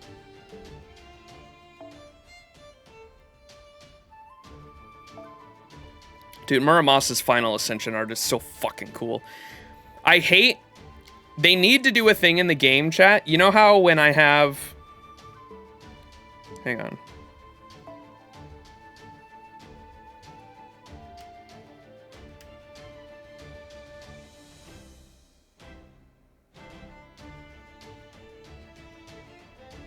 Actually, it shouldn't matter, right? I mean, he only has 50 HP.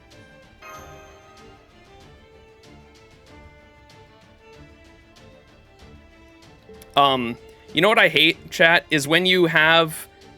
See how he's in his third ascension there? Because I have his final ascension art on display. I hate how those two things are linked. It annoys me so much because I love his first ascension the best.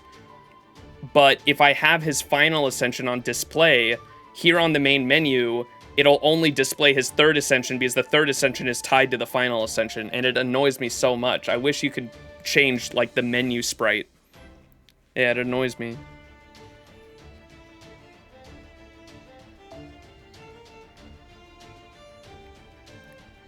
That's why I get excited a lot of the time when characters' final ascension art matches their third ascension, because at least then it makes sense, right? But when their final ascension art matches one of their first or second ascension, then it kind of screws things up in that regard. Same thing with like Summer Musashi. Summer Musashi's second ascension matches her final ascension art, and whenever I had her final ascension art on display, it would always show her final ascension or her third sprite at the main menu, and I always used to get so mad at that.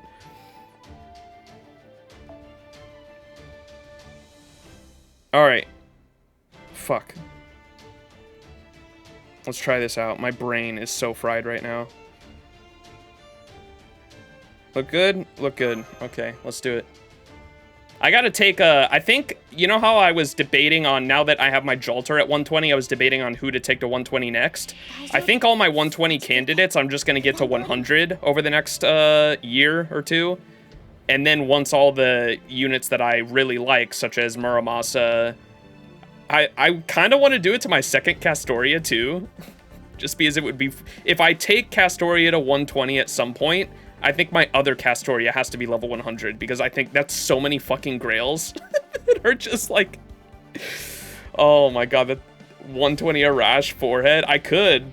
Oh, wait, that would be so many fucking coins? I don't know. That would take so long. Or I could probably do it. I just have to farm the friend point a fuck ton.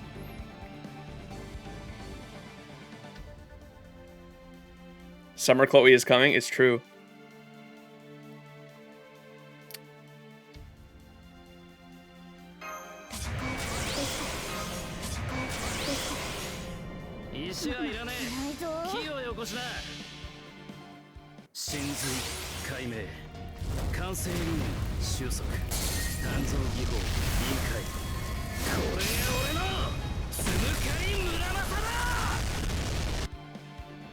Yay.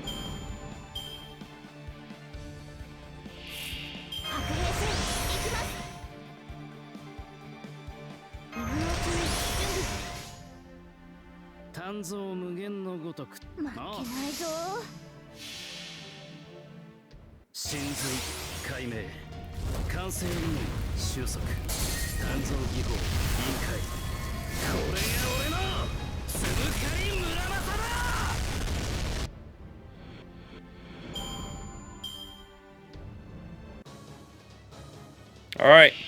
Moment of truth. Siegfried, your plot armor. It would be really funny if they named the buff plot armor. Oh my god. I would have loved that. Oh, no other cards. Oh well. The NP should be enough if it actually does pierce his defense. Let's find out.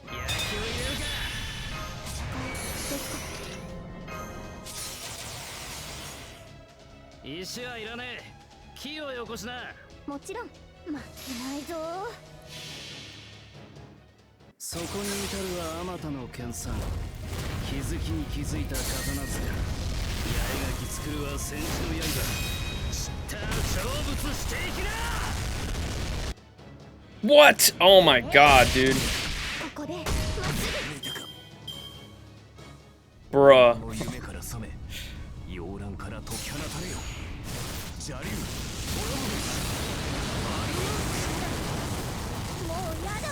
That's insane, bro.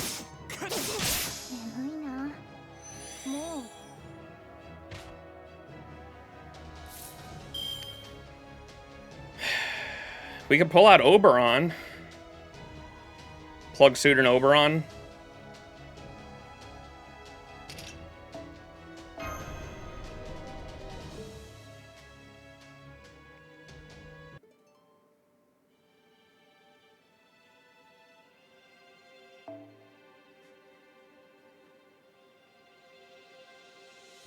Wait, what are you probablying to, Sebastian? Oh, he probably only ignores 100% defense, and Siegfried has 200. Gotcha. So it's like half damaged. Well, here's what we're gonna do. I'm gonna throw on a Rash again for the first wave, and we'll give Muramasa the damage CE as well, and we'll plug Sudober on. Then it's for sure happening.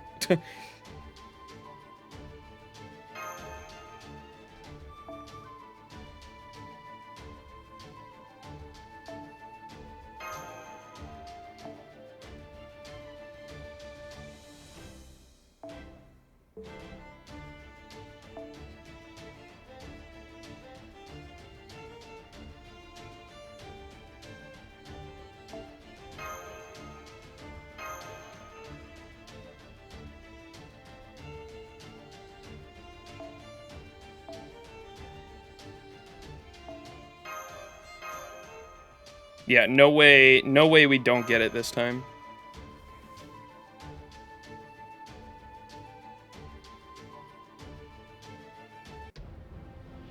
Can also just do an Immortal comp with Morgan and kill with dots. What does Morgan apply? Damage over time? What does she apply? I didn't even know that. You can tell I've never used my Morgan. Curse? Gotcha.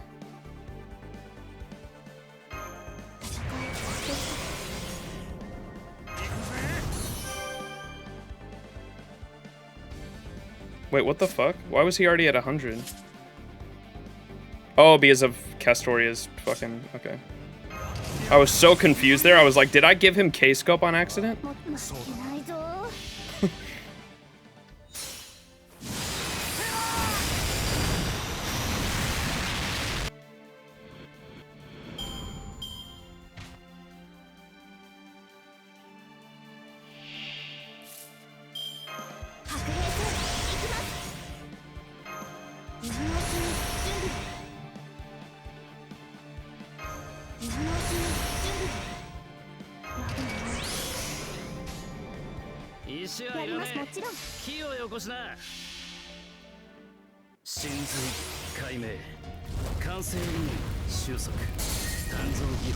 Calling it a night/morning later. Bye, Koji. Thanks for hanging.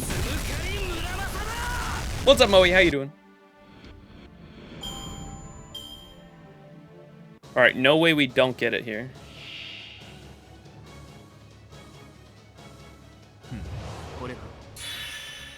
I'm calling that buff plot armor, man.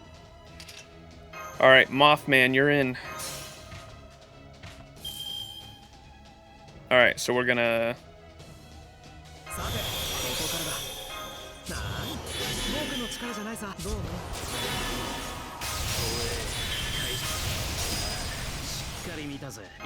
Fuck it, everything. Use everything.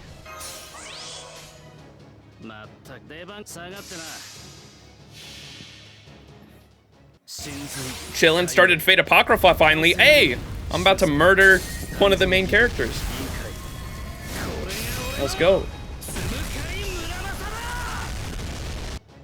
Oh my god, it didn't even kill. No fucking way.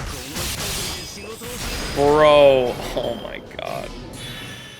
5k HP left.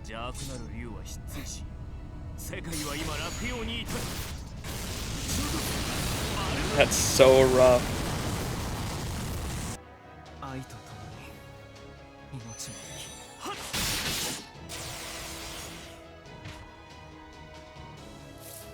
That's so rough, dude.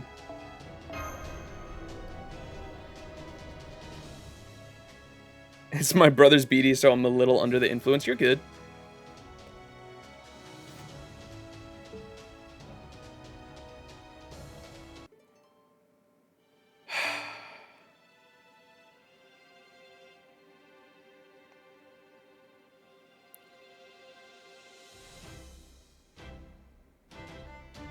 Maybe we try, Hemia?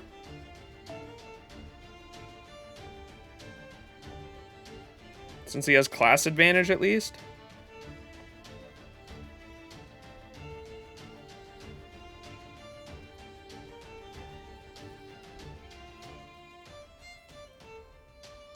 Double NP 4 turn. He only has the Pierce defense for 1 turn, though, right? Muramasa, anyway.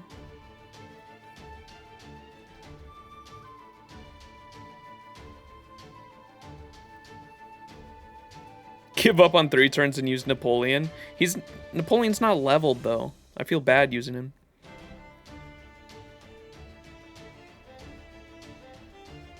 I was checking the Fate Apocrypha staff and VA set, and holy shit, it's stacked. Yeah, Apocrypha was really good. Something to note about Apocrypha, though, Moe, going into it, is that the animation kind of, I don't want to say it, like, goes downhill. It's just less polished as the anime goes on, and especially in the last few episodes, like, a lot of people clown on it for some of the fights in the last, towards the back half of the show, because they're not, what would you call it, composition, I think. There's almost zero composition on a lot of the animation towards the end of Apocrypha because they were stretched for time. So just keep that in mind, but I really like it. I still think Apocrypha's fucking fantastic, and some of the charm of some of those fights, in my opinion, is the fact that there's not a lot of composition. Like, it's a lot cleaner because there's no composition. Yeah, I personally really like it. Some people clown on Apocrypha, especially the last few episodes, because there's, like, very little, like, after effects and, like, composition and, like, shading and shit like that on the actual animation. But I think it looks really clean, but just keep that in mind because you'll definitely see the animation change throughout the show because they were really stretched for time by the back half of it. Astolfo is the charm, but I hate Sieg. Yeah, I think a lot of people hate our boy Sieg here. Man is literally the definition of soulless plot armor.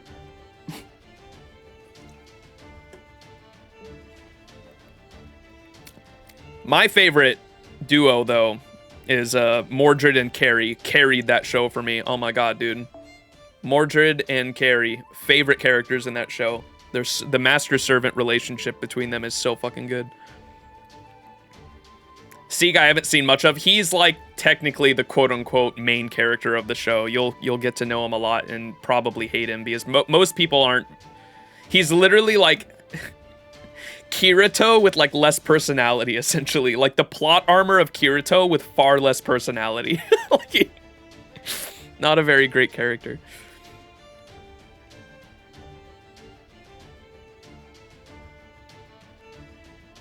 Mordred's my favorite at the moment. Yeah, I have a CE with them. One of my favorite CEs in this entire game.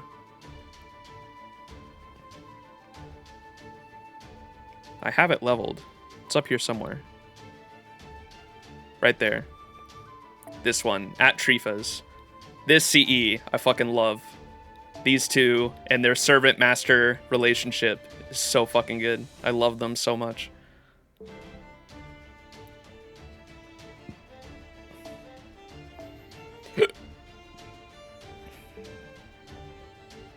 Alright, we might try this same thing, just with Emiya this time, and see if the class advantage works.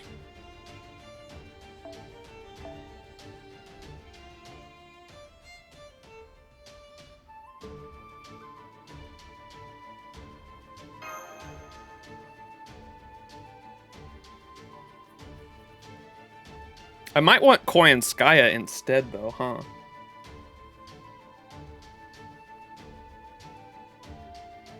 Or maybe not? I might want Koyanskaya instead, huh? Let me do that.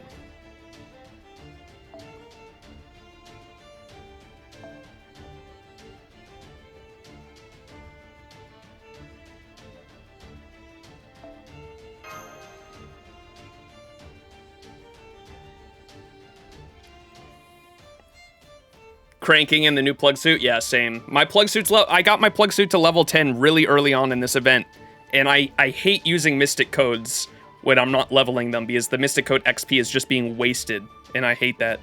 So I am excited for the new plug suit as well. And Chloe, because she's essentially just a free plug suit.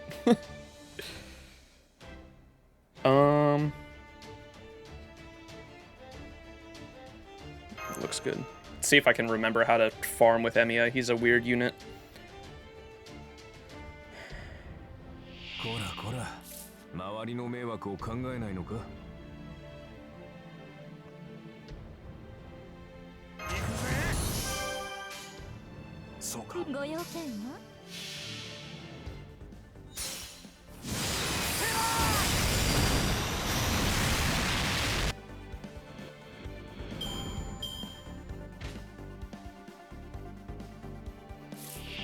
Okay, so how do you want to do this?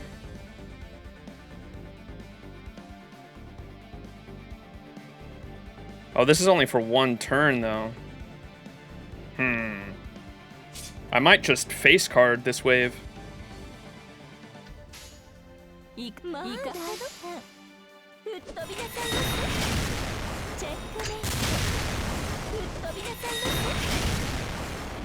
So I think I need the, I need all the buffs I can get on that final wave, so...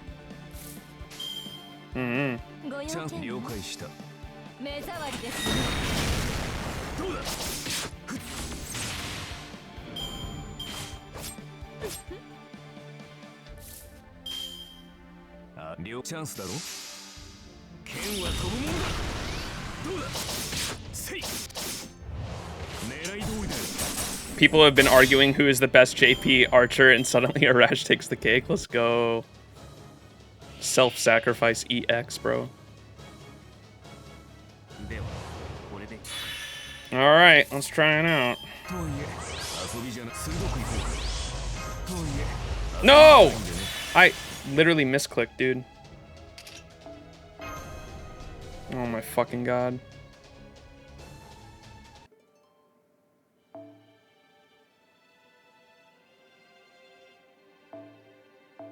Whoops. It's too late for this shit.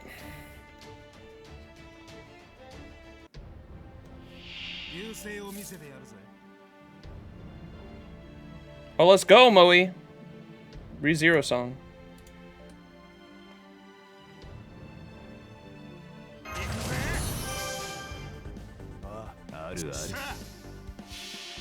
I love ReZero, woo!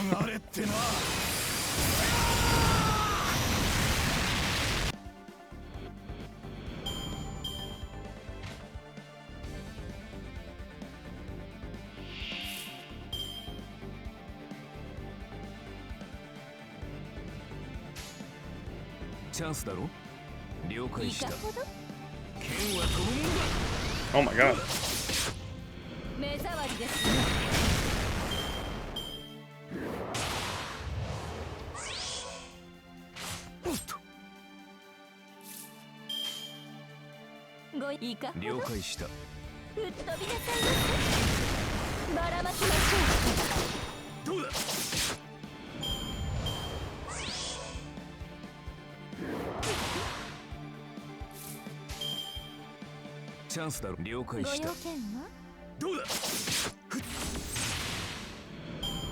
Alright, don't mess it up this time, Max. I really don't get the trope with the Fate Servants dying so unnecessarily sometime. Why Siegfried, man? We don't talk about the Siegfried and Sieg thing. That I don't think that like ever happens in any other like Fate property. Like what happens between them? Like I don't know. Don't worry about it.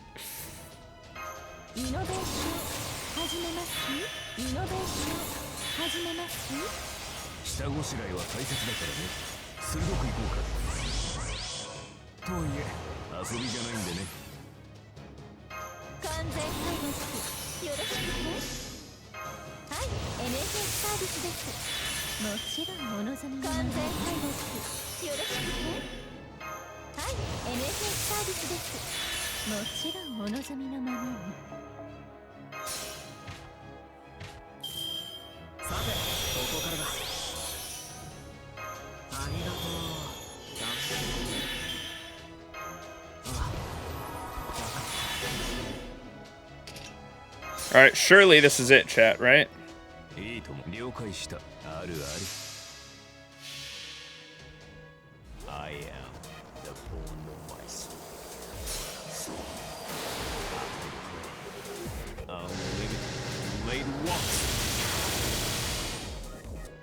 Oh my fucking god.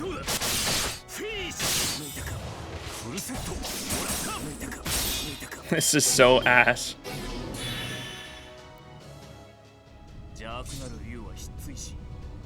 He's so close, bro.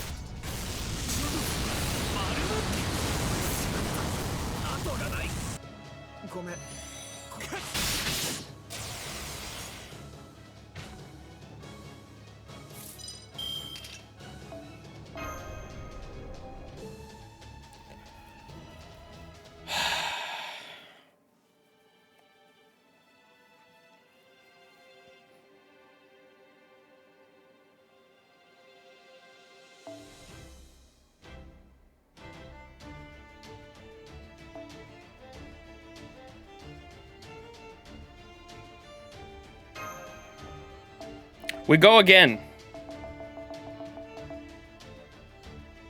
Gotta do the exhibition quest too. Oof. ReZero 3 or season 3 listening to this song is gonna be pretty cool.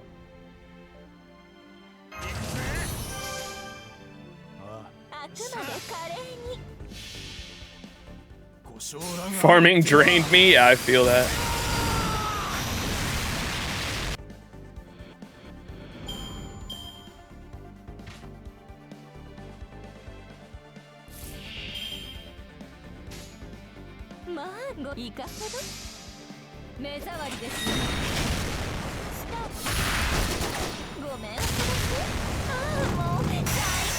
Motorcycle.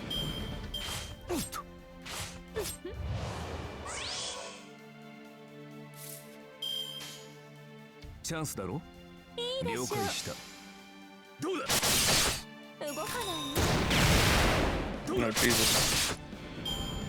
Ooh, this song. This brings back memories.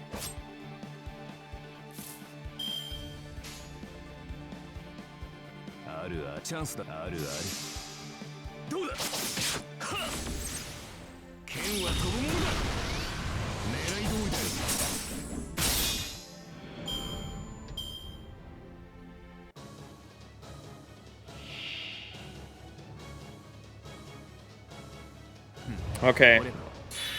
I already know what I'm gonna do, chat. I'm gonna stun this motherfucker off the bat, so he can't NP me. We're gonna go bam, bam, Buster.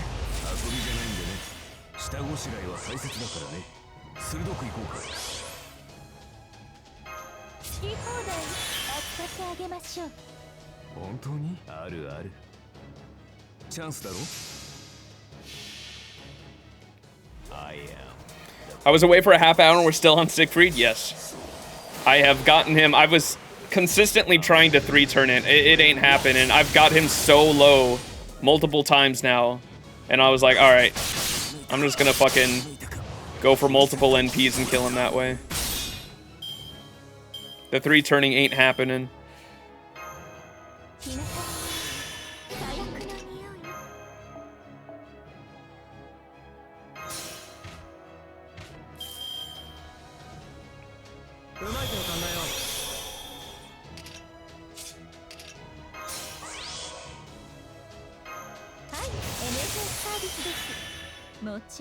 I don't really have any protection.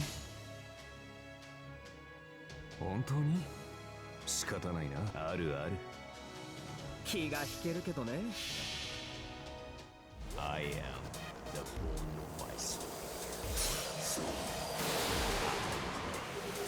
Unlimited blade walks. We did it!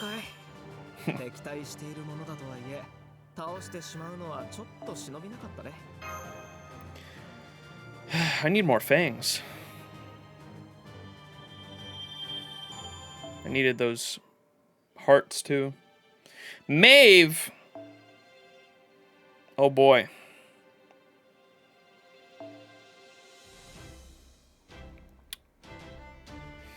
She's a rider, so that means assassins are good against her. What assassin do we want to use here, chat?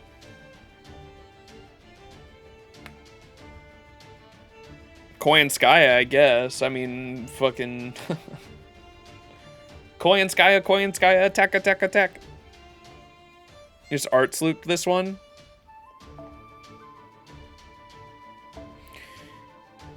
We pull out old reliable here.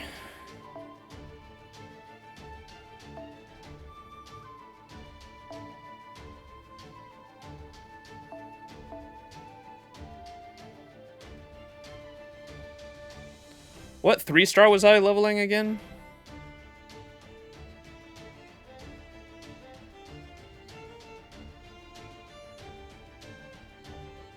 I can't remember what 3-star bond I was leveling.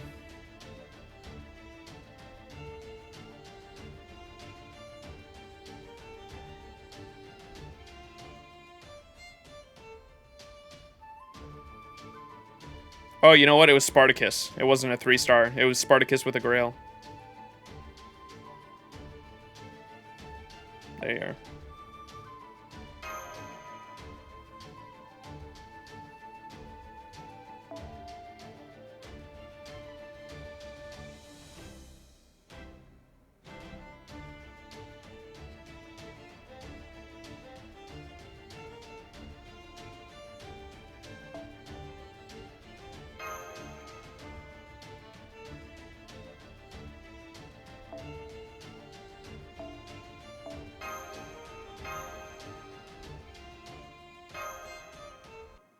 Spartacus. Dude, I love Spartacus. He's so fucking good. Moe, there's a moment in Fate Go in the main story in Lost Belt 3 that made me fall in love with his character. In Apocrypha, he's just kind of a fucking menace all around. But in Lost Belt 3, he has a moment where he's like, what does he say? He's like, I am the incarnation of rebellion. I will even rebel against gravity itself. And we're like, huh? And he's like, Master, as a fucking giant meteor is hurtling towards us, we're like, literally, we're all gonna get smashed by a fucking meteor. He's like, Master, look at me and say one word, jump. And I'm like, huh? And you say jump, and this motherfucker leaps into the fucking sky. He rebels against gravity, and everyone on the ground is like, what is that idiot doing? He's just gonna get smashed. And they're like, no, his noble phantasm makes it so the pain and whatever damage he takes on, he can reflect right back at it. And so he literally he takes the meteor head on and just blows up with it. It's so fucking good. Yeah, he's such a... Spartacus is one of the few servants that would actually terrify me IRL. He's so fucking good. I will rebel against gravity, and everyone's like, huh? Run that one by me again, buddy?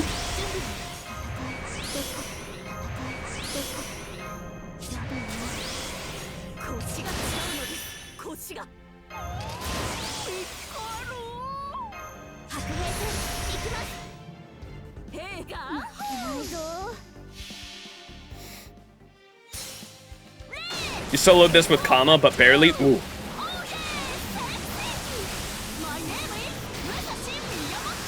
Hoping to finish APOC by the end of the week. Dude, the fights that happen towards the end are really fucking good. There's also, like, the way Fate works, I say this in, like, across all the Fate works, too. There's always a plot twist and, like, something that shifts the narrative, like, halfway through the show. And I think APOC is broken into, like, 2 arcs. And so the second arc you can expect to go way harder than the first. The first arc is like setting everything up for the most part. The second arc goes fucking hard. I love Apocrypha's second arc. A lot of crazy shit goes down.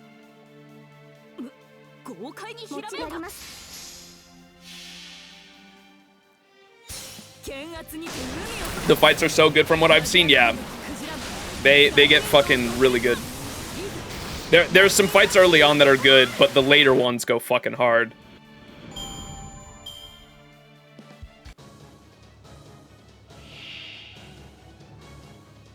You doing slutty Maeve? Hey, yo! How dare you call my queen a slut? Holy moly. Good thing I brought, I almost brought Spishtar. Good thing I didn't. Because she has, whoops, I'm looking at the wrong character. She has invincibility, resist to all cards, nice.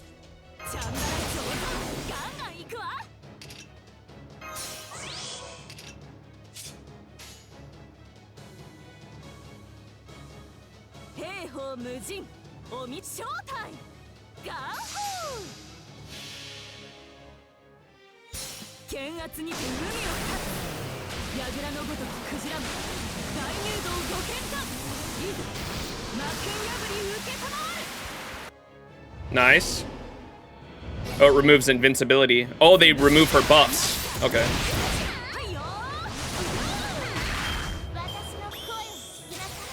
She's so hot. I simp so hard for Maeve, dude. Nasu's just like me for real.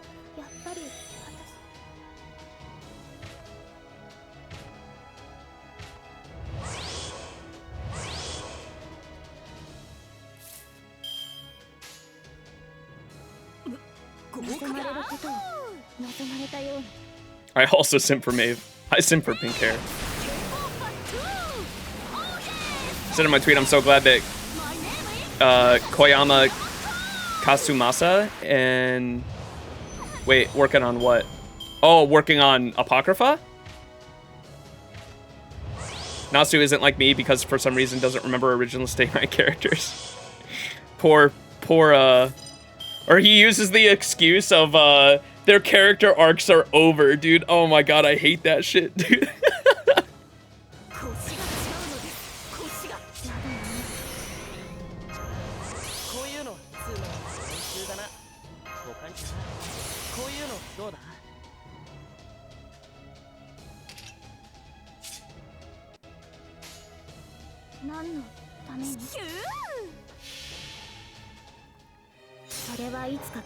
I don't simp, but I appreciate her. Let's go.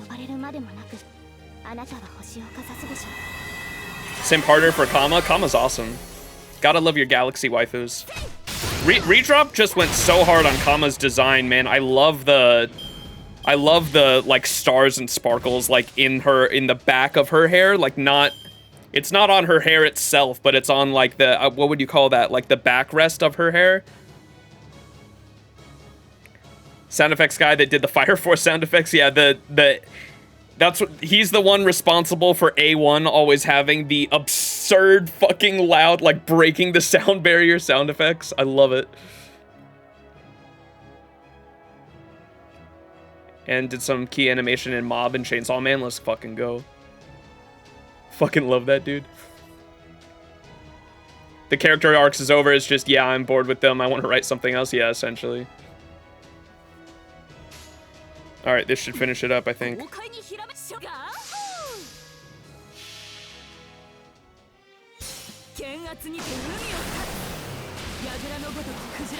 The legend is working on this. Yeah, I'm surprised Apocrypha... I think the only reason Apocrypha's not more popular is just because it came out, like, not that long after Ufotable's fucking Unlimited Blade Works, and I think there was a lot of comparison between the two. I think that's, like, the main reason it's not, like, more popular.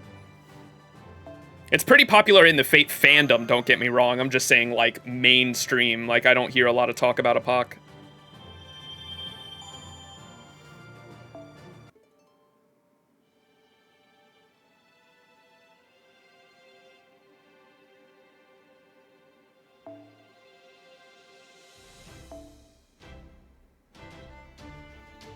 Also, Sieg being the main bonus. Yeah, Sieg. Sieg is Sieg, man. Oh, boy. Stay Night and Heaven's Fields were really good. Yeah. Or, Unlimited Blade Works, Moe. They're both Stay Night. We didn't get the fucking Fate route. God damn it. One day, Copium. Hopium. I am hoping one day we will get the Fate route. Oh, my God, dude. Please. Sieg is mad, though. You'll get a lot more of Sieg. Don't you worry, Moe. You will get a lot more of him. We'll get it soon. Oh, boy. Surely. Okay, wait, who are we doing? Gilgamesh. Uh-oh. So we need Lancers? Oh, I already know. Hang on. This is easy. Easy mode, chat.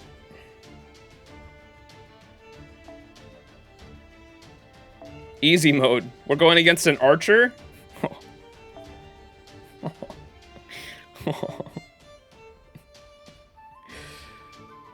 We're going against an archer? Say no more.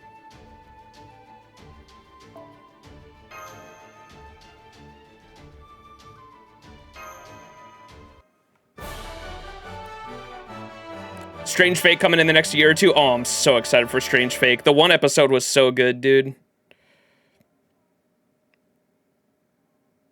It's pretty cool he's trying to help others in the castle, though. They lived there for like 3 years. Strange Fake looked insanely good. It's, yeah. I kind of want to read the manga, not gonna lie. I've never read the manga, but it's based off light novels first, but there's also a manga after it.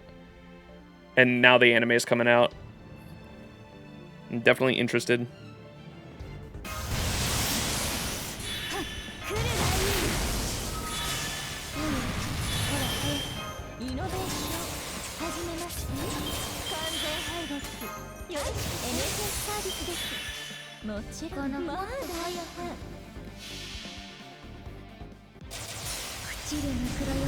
Yeah, this is the Gilgamesh one. I did all the translated manga and first 2 novels so far. It's so fucking hype. Oh man, I'm excited.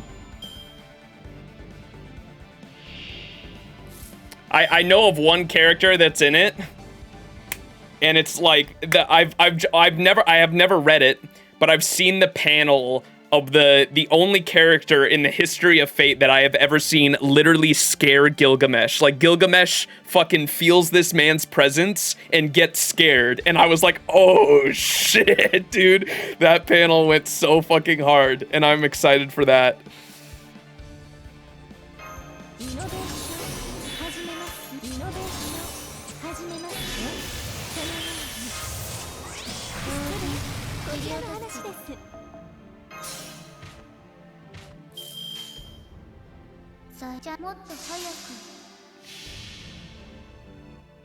One shot this with Enkidu. Nice, Merlin. Fucking doing the legend all over again. Kill him with his own NP.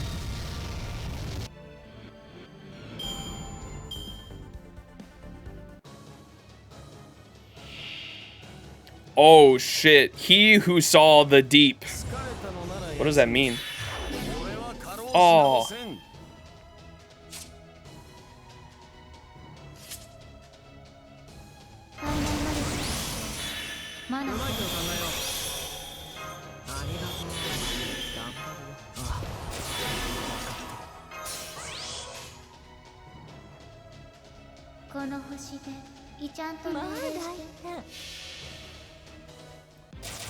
He read the manga.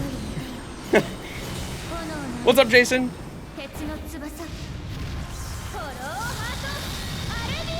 Is this gonna be enough? No. Fuck. It probably would have been if we had a Buster card. Are Pretenders effective against the night classes? Oh god. Oh god. This is not looking too good, Mr. Krabs. They are.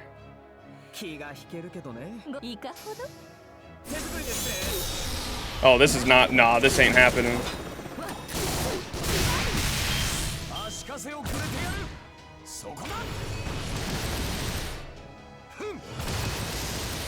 Bye, Melo. Oh, never mind.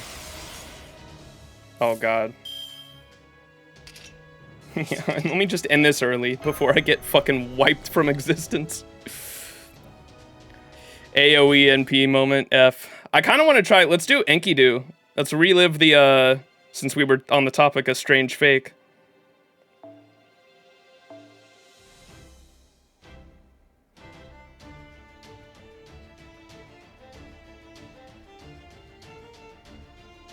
I have a CE in mind, too.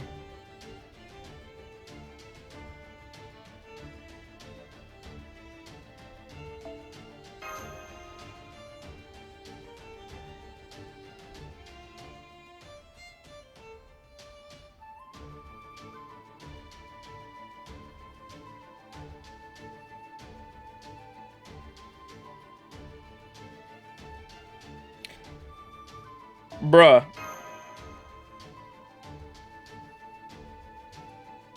Who's got a Merlin?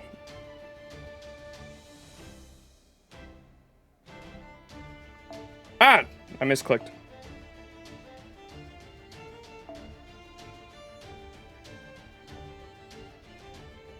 Oh. There we go. Thank you, Bench. The GOAT.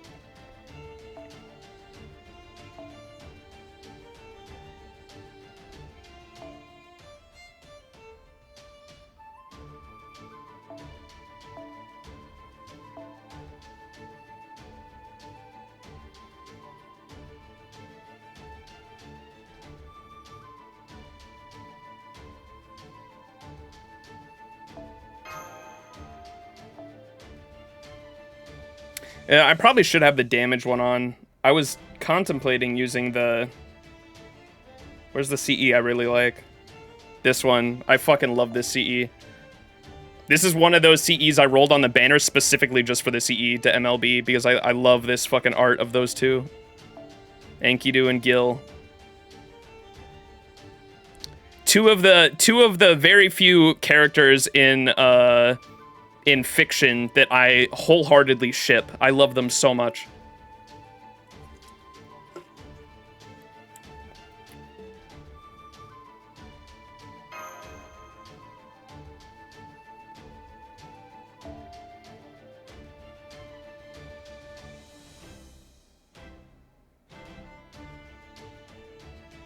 I guess we can put my own Merlin in the back.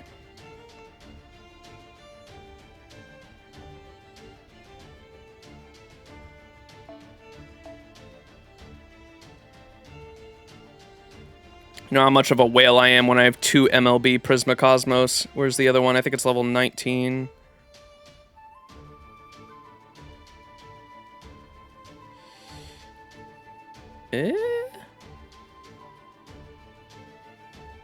Wait, what?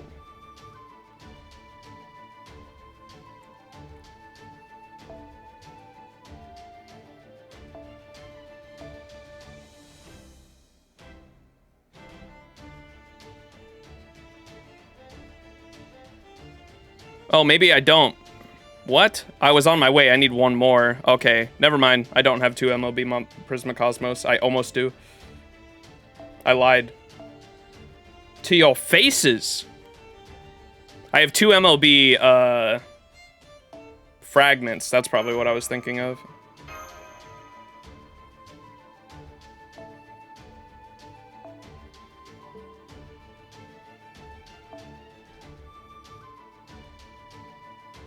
I kind of want to level 100 my Herc with how often I use him. I need to get his fucking skills up too. He needs fucking occupet crystals. How do you say that shit? I just call them golem crystals. They're coming up in the next hunting quest, though. I'm planning on farming that hunting quest pretty hard for fangs and the crystals, but probably won't go too hard on the fangs because fangs are also in the summer event. But I need golem crystals bad for a lot of units. But they are in the upcoming hunting quest. We'll be definitely farming that a bit. What am I looking for? Bam. Hill of Kamlan.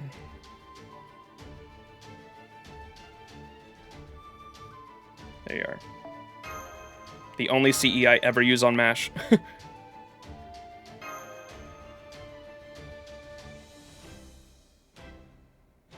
Alright, Enkidu. Ooh, Suzume. Octuplet crystals? Dude, that is a fucking word. What does that word mean? I have so many 2030s in Prisma Cosmos. Why couldn't one of them be a Black Grail? F. Why so many mommies, dog? Mommies? In a APOC? Enkidu can solo this? Let's fucking go. Crystals are in the Christmas lotto? Ugh, that's so far away. Orange rocks. Yeah, let's just call them orange rocks. Did you already use them? They were in the shop, weren't they? Because I needed them for Gil and used them up. I probably already used them. I have a lot of units that need them. A lot. Yeah, I most definitely already used them because I'm at 0 currently.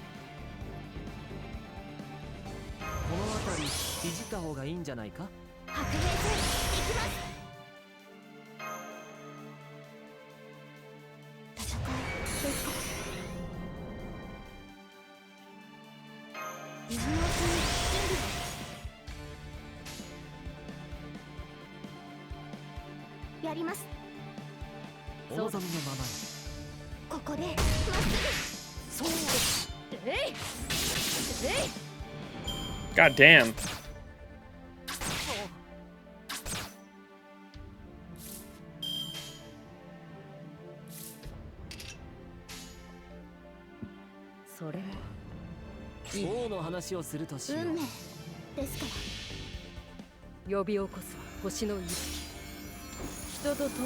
Enuma Elish! I remember in Babylonia was the first time I found out Enkidu's NP was the same name as Gilgamesh's, and I like lost my shit at that. And I remember saying right after I found that out, I was like, oh my god, it would be so cool if there was a moment where Gilgamesh and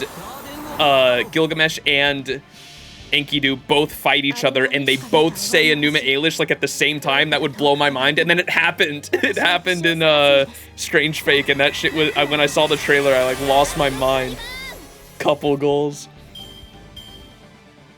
What's this song? This is the Suzume song, Moe.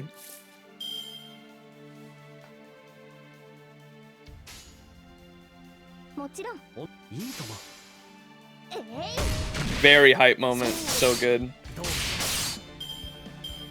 My only complaint about Strange Fake was that they didn't show like some giant like explosion or some shit happening when they clashed. They only showed the aftermath, which was cool. But I wish we got to see some kind of explosion. Apparently, some people, when I was reading about it, were saying that in their initial fight, when they both said Enuma Elish at the same time, they literally destroyed the fucking planet and recreated it all within an instant. I was like, huh? Wait, what? That's fucking crazy. Still gotta watch the movie Suzume. It is really good. I enjoyed it. Me and Casey got to go see it in the theaters. Had a really good time.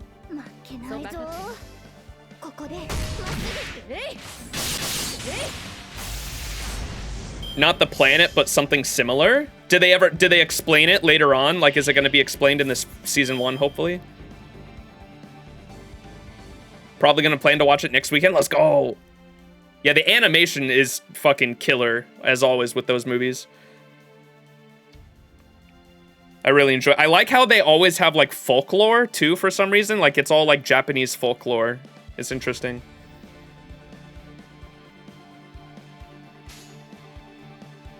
When are we getting that Enkidu fucking battery, man? Yeah. Y'all like Weird Al? A used pink bathrobe, a rare mint snow globe, a Smurf TV tray I bought on eBay. My house is filled with this crap.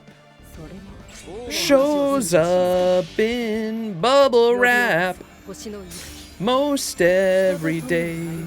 What I bought on eBay. Dude, I fucking memorized the lyrics of this song. Alpha alarm clock, tell me why I bid on Shatner's old toupee.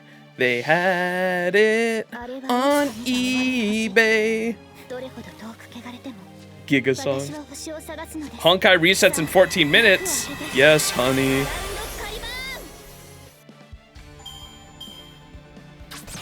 I think I thrive off seeing the reactions of other characters when they see something like that in a show. Yeah. I love how they showed like everyone's reaction to them clashing. Like they all fucking like, holy fuck, what the hell was that? I love the American guy too that was like, you're planning on starting already? Like you don't even have a grasp on the other servant's power scalings. And Enkidu was like, no, I must go. My boyfriend needs me.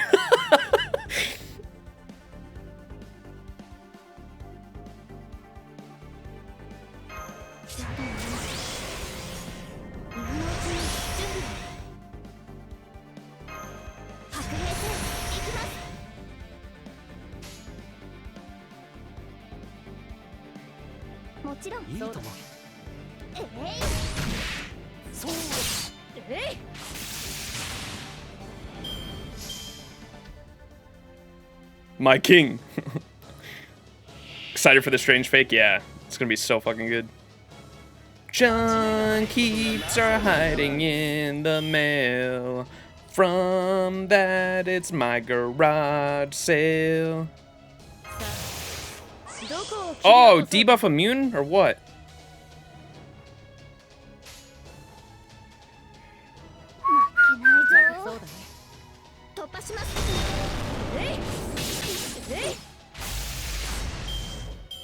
Holy shit.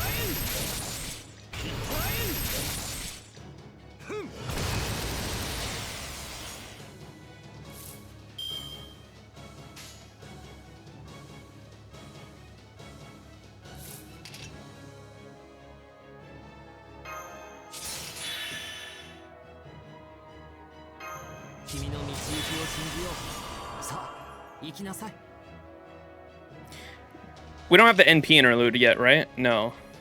Dude, I want that.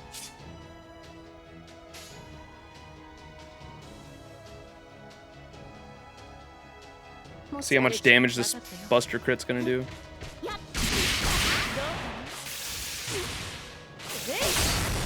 Sheesh!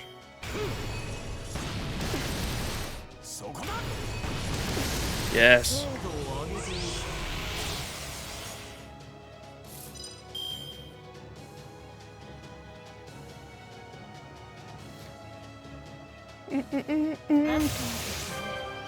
Dude, the heal is so big.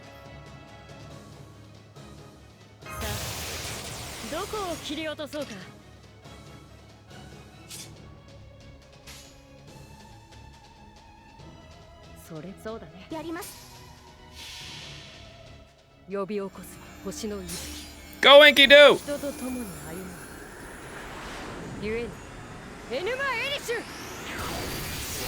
Sheesh! Oh yeah, the stun goes off if it hits a divine unit, right?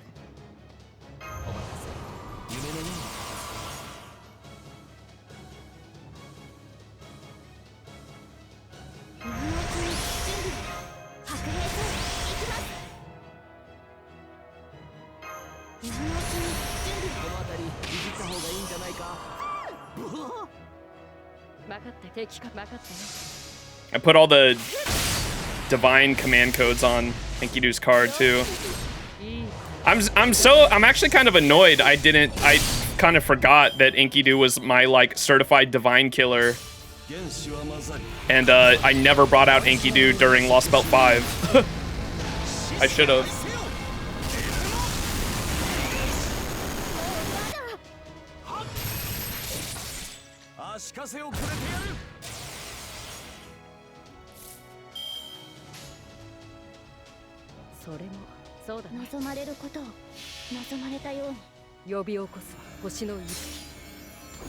That's how I soloed Suzuka with Enkidu too. Yeah, because you just constantly stun, huh? Surely I'll be done with Grand Order beforehand. The Grand Order anime is honestly not that bad to watch if you watch it in order of like the timeline anyway. Watch First Order's meh, but at least it sets up the characters. The Camelot movies, the first one is meh, but the Arash scene makes that movie, man. It's the Arash scene at the end is so fucking good. The second movie is really good. That covers the Camelot story. Babylonia is definitely the best one, and then the Solomon movie covers the final arc of part 1, and then you have like the basis of the Fate Grand Order like story down for the most part, and then Moonlight in the Lost Room is like a prelude to the Lost Belt storyline, and we don't have any Lost Belt animes yet, but hopefully one day, because oh my god, the Lost Belt storyline is so fucking good. Thankfully you gave me the whole watch order. Yeah. Soloed 6EQ with Enkidu. Enkidu is so fucking... Enkidu is based.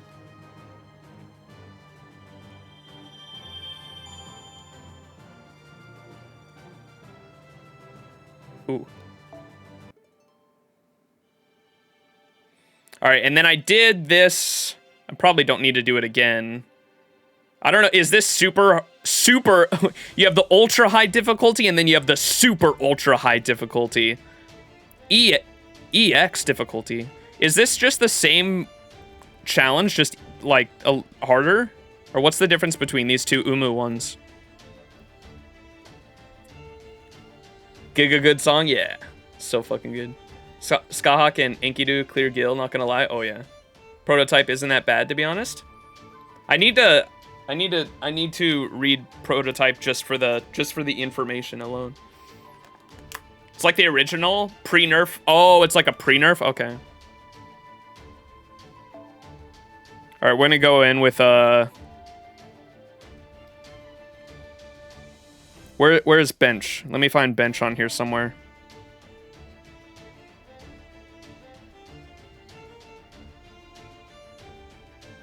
Or who on my friends list has a Merlin? That's a Merlin, but for farming. I need a challenge quest Merlin.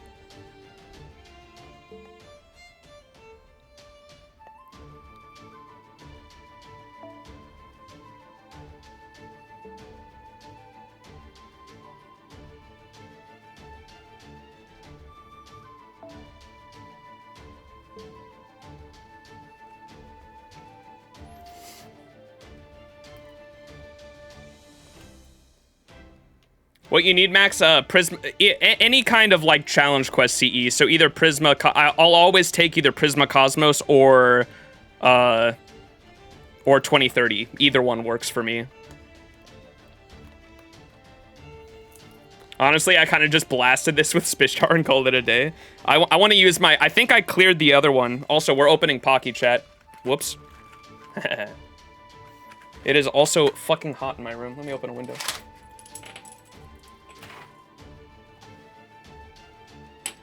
I'm gonna pee real quick.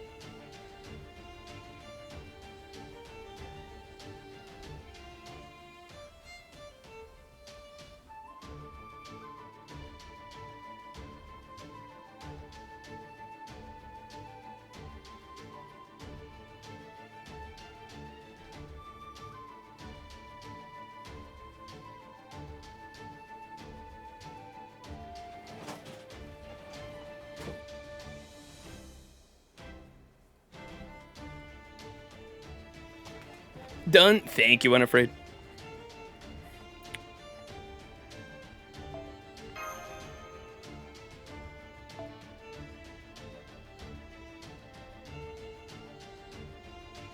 Let's go!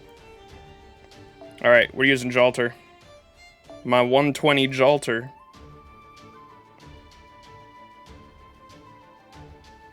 Honestly, I'm gonna use Koyan.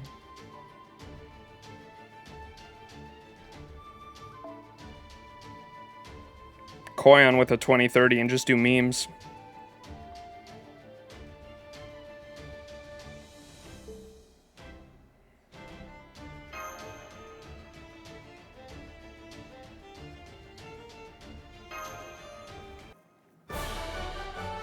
Did you wash your hands, Max? I sure did. I do every time.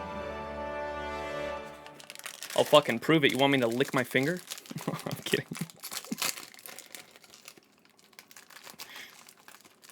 She's 120 now. Congrats. Thank you. Yes, sir. First 120 servant. And the only thing she's lacking from being completely maxed out is a few faux pas for her last card. All of her cards are fully faux pod. So her last card, her quick card, is the only one that's not fully faux pod. So I need a fully faux pod that. And then she needs her costume. Other than that, everything about her is completely maxed out. She's completely gold fode, almost completely faux pod, NP5, 120. I think that's most of it. Even bond, not bond. I think I'm bond 11 on her, but working on the bond. I got every, oh, max appends as well. All of her skills and her appends are all 10, 10, 10. The only reason I got so many fucking coins without bonding super far was because I got her to NP7 on this recent banner. I put one multi into it. I can even go back and show y'all. I put one multi into it and got her on the very first multi, and I was like, oh, nice. That's a USO and some more coins.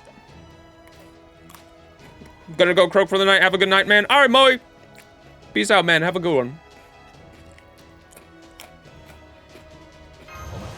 Thanks for hanging, brother.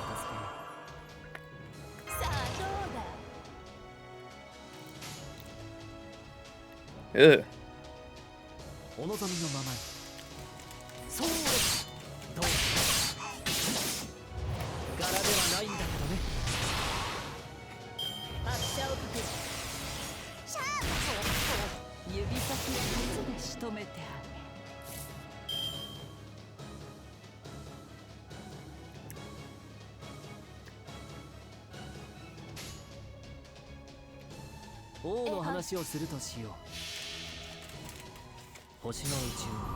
You can cheese this with the Immortal comp Morgan too. I might have to do that. Oh my god. Why did we not get the buffs? What happened? The poison does that?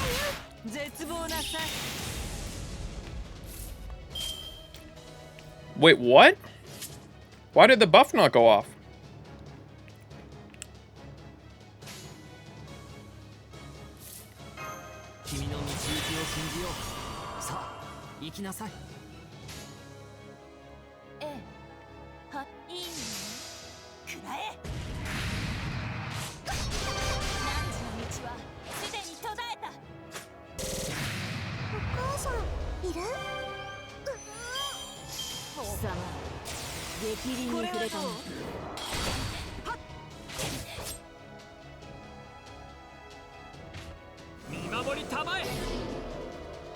Oh, you were dead, bro.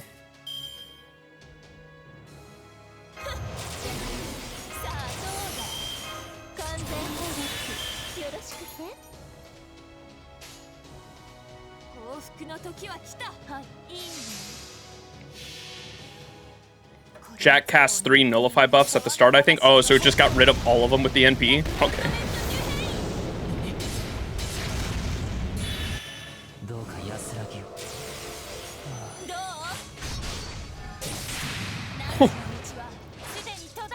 Let's go.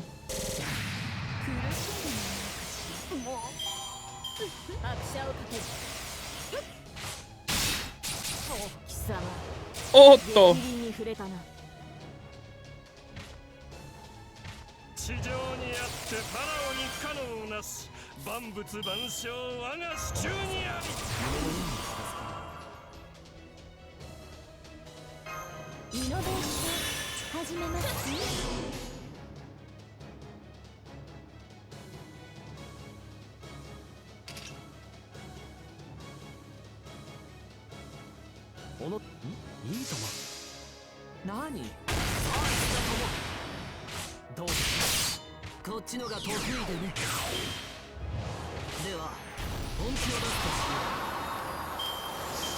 That thing.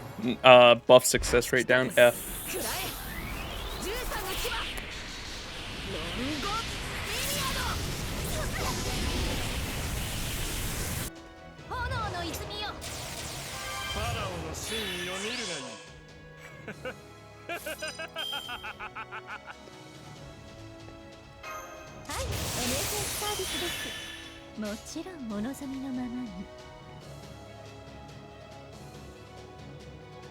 They all do something different when they die, and I think if I remember correctly, I wanted to kill Lartoria at the end. Doesn't she give like a guts or something, maybe? I can't remember what Lartoria gives, but I think I remember it being annoying.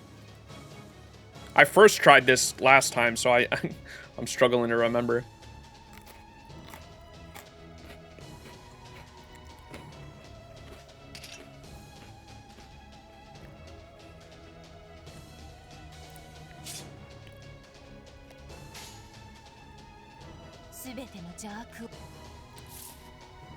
I might. Yeah, we'll go for her anyway. Fuck it.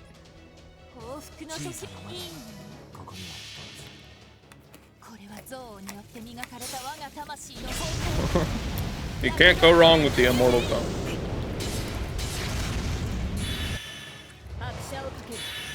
Oh, it's NP charge every turn. That's what it was. Fuck, yeah, I probably should have saved her for last. I knew it was something annoying.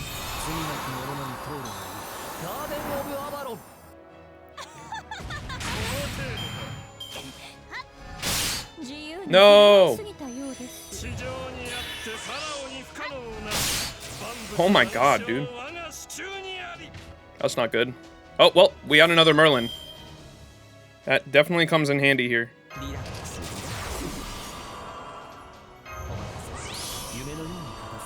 Oh no, she has curse.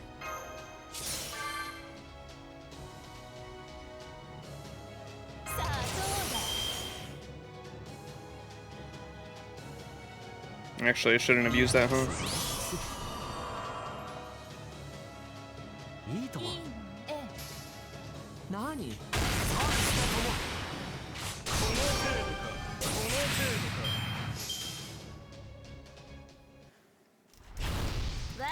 Did Dante's with Herc on the back?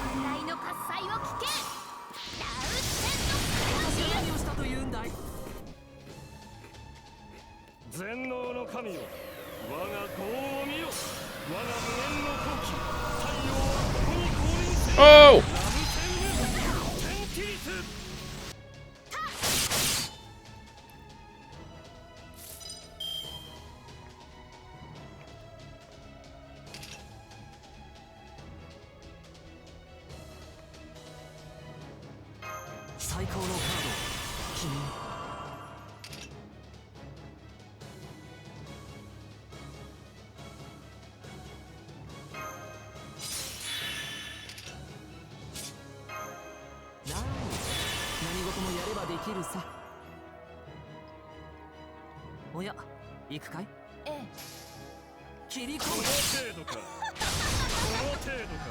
Oh my god, I was really hoping that would crit.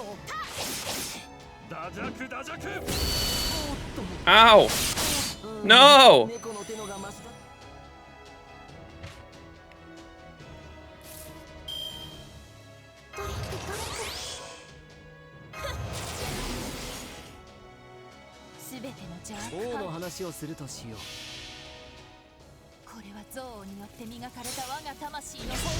Esports Holmes.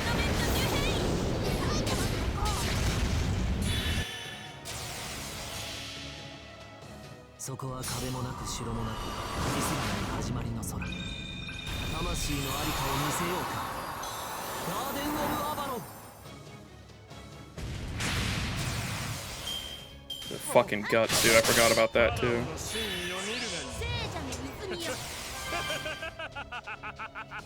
Fucking Christ.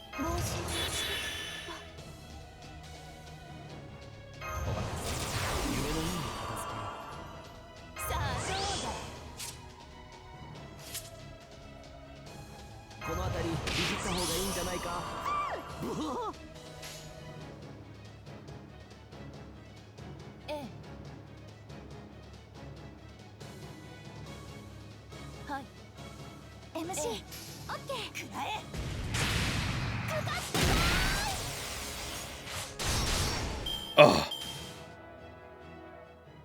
What's up, Yowie? No more data suffering? That's good.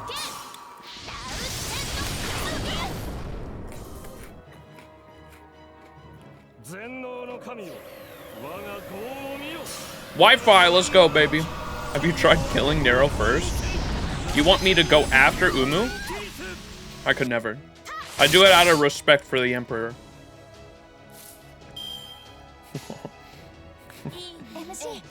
Of course.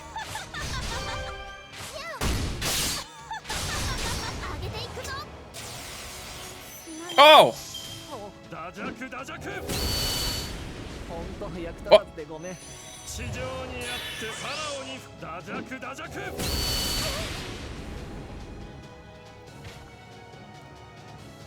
What does he have? 10 left! Sebastian!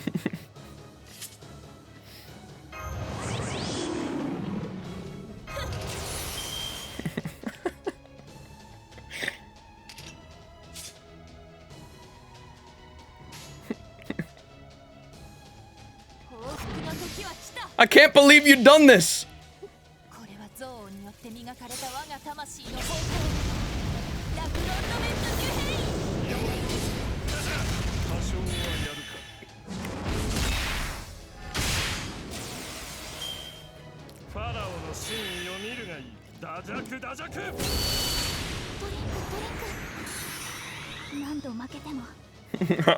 I was just asking.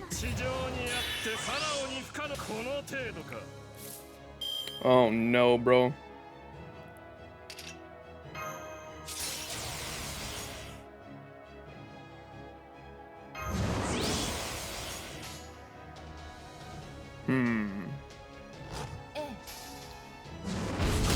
Let's go.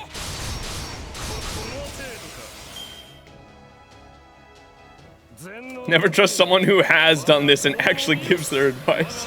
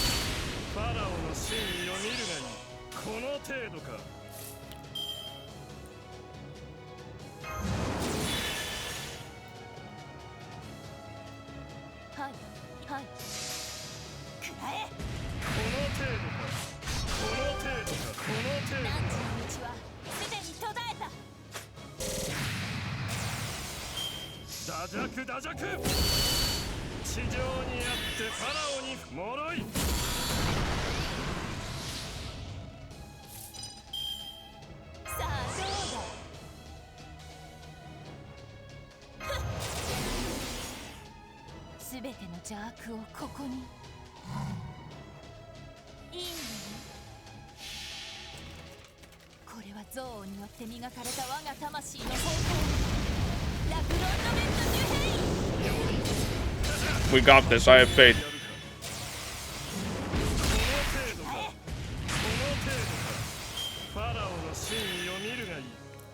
Monka. Someone's dying here. Go for Herc. Go for Herc. Go for Herc. No! Bye, Shelter. Oh, wait. I forgot. Her Buster has invincibility. I always forget about that. And I have her at 120.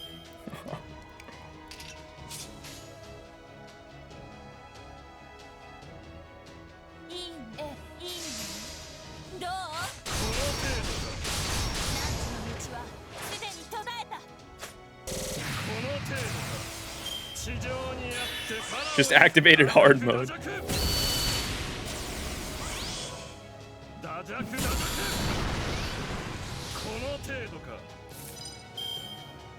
Sebastian just wanted me to have more fun with the challenge, right? Right, Sebastian? Surely. Finally got her to 120, baby. Let's go.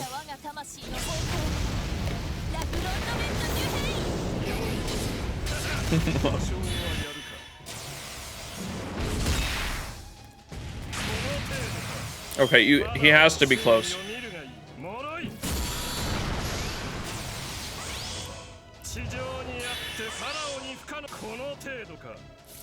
I don't think I have any other defense left. Nope.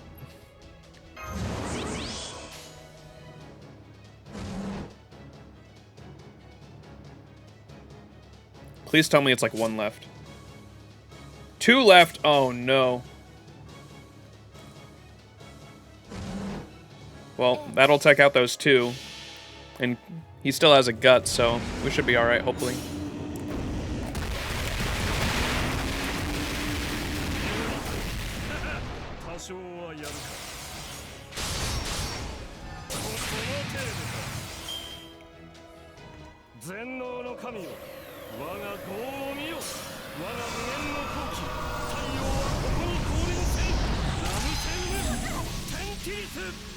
Shelter!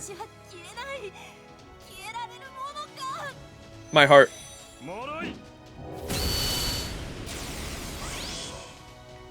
You will pay for this, Pharaoh man, with your life.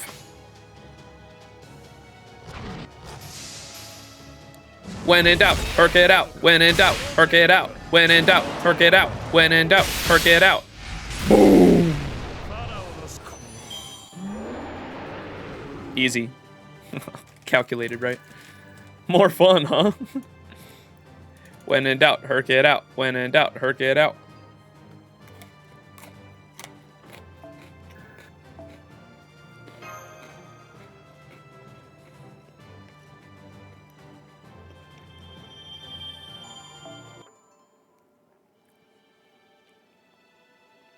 Damn, we're 3 hours into this, and I think we just passed, like, the halfway point. Yeah.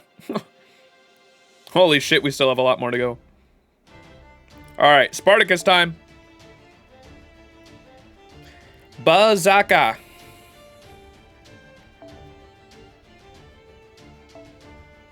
think I already know who we're gonna go with. Where's my girl? There you are. Seba! Oh, you can't have two. Can't have two of the same unit.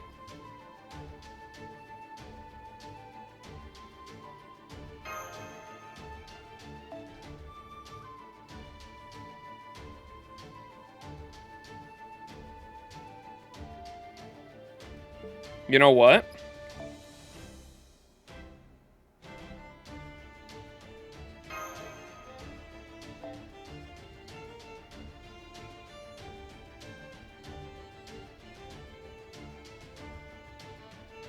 Himiko, Himiko, Himiko. Actually, you probably want her with that.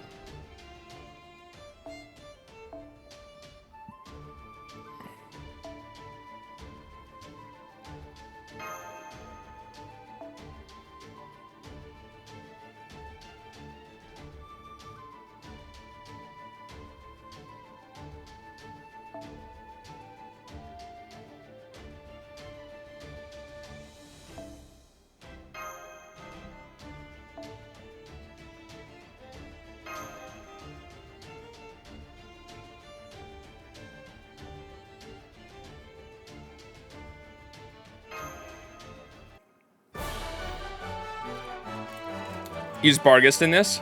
I need to level my other Fairy Knights. This was another Enkidu solo.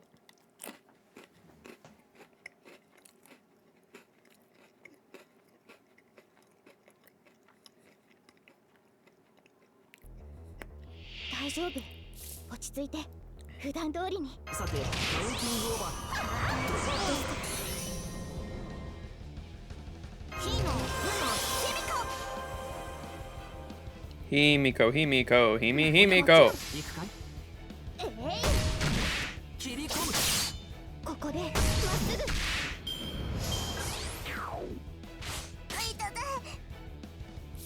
当たるもヒミカ当たらぬもヒミカハーグね楽園の端にようこそ鏡ヒミコヒミコヒミヒミコヒミヒミヒミコミコヒミコ見えた精神救援鏡星の宇宙に物見の楽園の端から君に聞かせよう罪なき者のに通るがいいガーデン・オブ・アバロンそれはいつか来る兆しの星誰に呼ばれるまでもなくあなたは星をかざすでしょうアラウンドカリバーン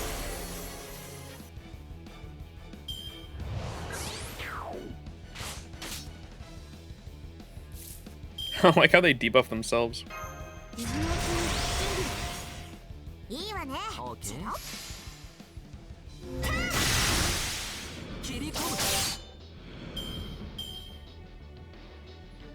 Mushoku Tensei? Yeah. Yes, sir. Sparcy? Sparky? Whoa. The joy of suffering! HP recovers at the end of each turn and tremendously increases your critical hit against kings. Activating when damaged. If damage from quick cards is sustained, recovery amount decreases.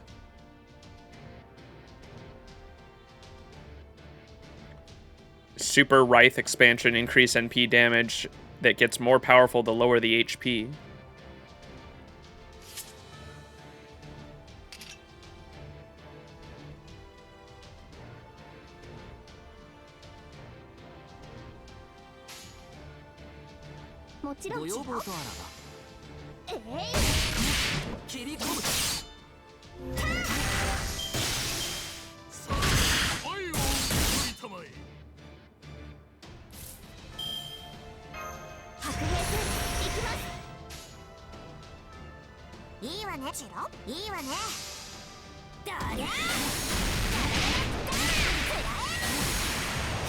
Breakdance on him.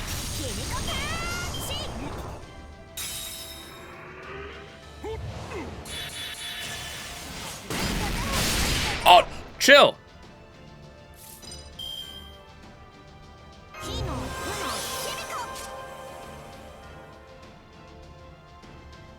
Special resist to all attacks, huh? 一つ星々ですからあれも違うこれも違う勝った精神かならぬクオンの鏡 50% damage resist. Sheesh. Well, we brought the stalling comp, so we are definitely gonna stall it out.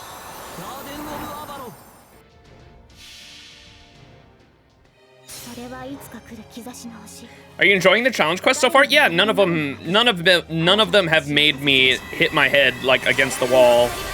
I guess the what's his name?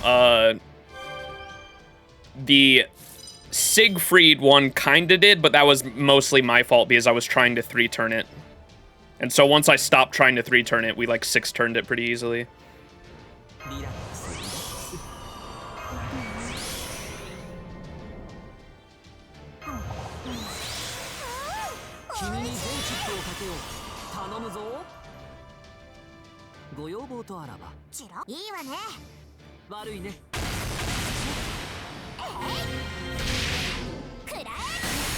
Oh my god.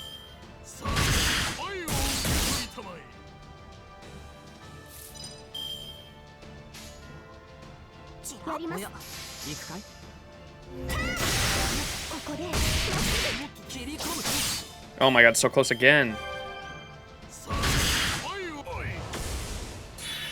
Oh! Oh, okay, I thought he was about to use it there.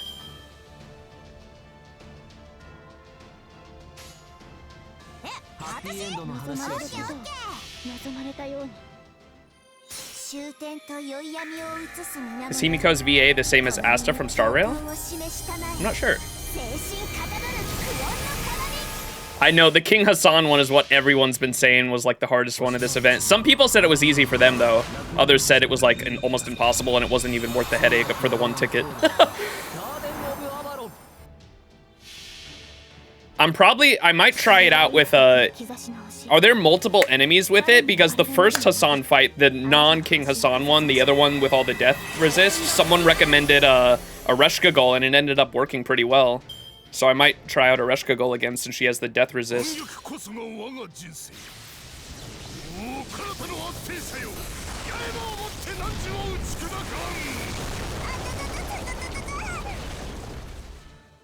Overlord ending? Yeah. Dude, doesn't Overlord have a movie coming out at some point? When's that movie coming out?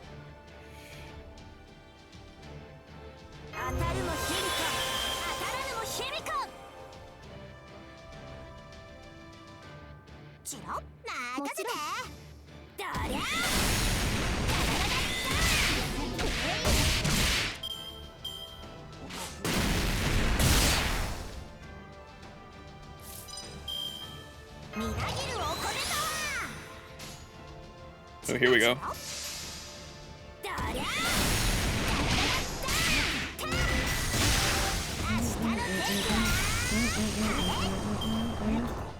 Yeah, that's another one I heard people recommending was the King Hassan. Bring King Hassan to the King Hassan fight because he himself is death resistant, right?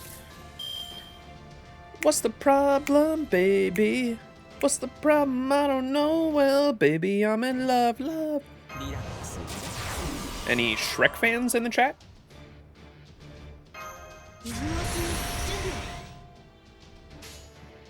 Ignore it if it's love, love.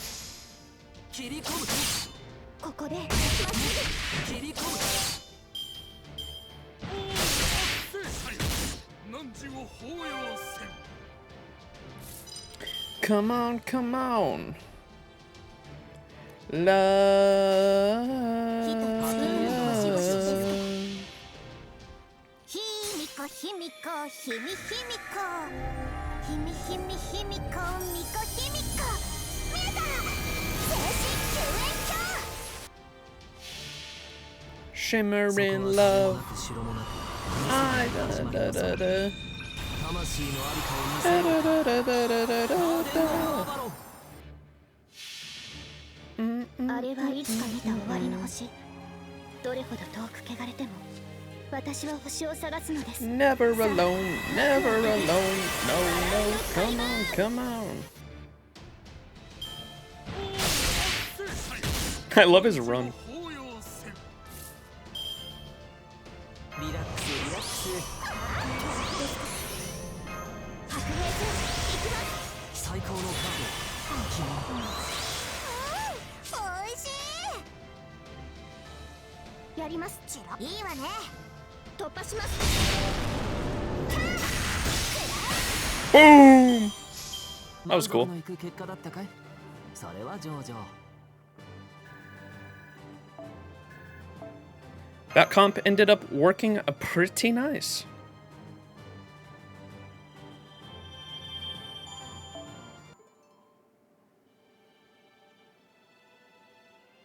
All right, Suzuka time.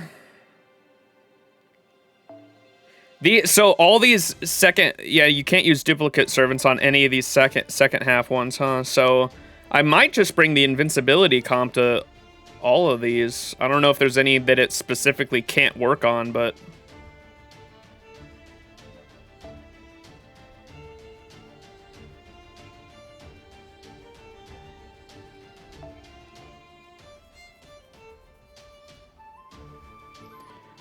Himiko's kicked Sparty in the nuts.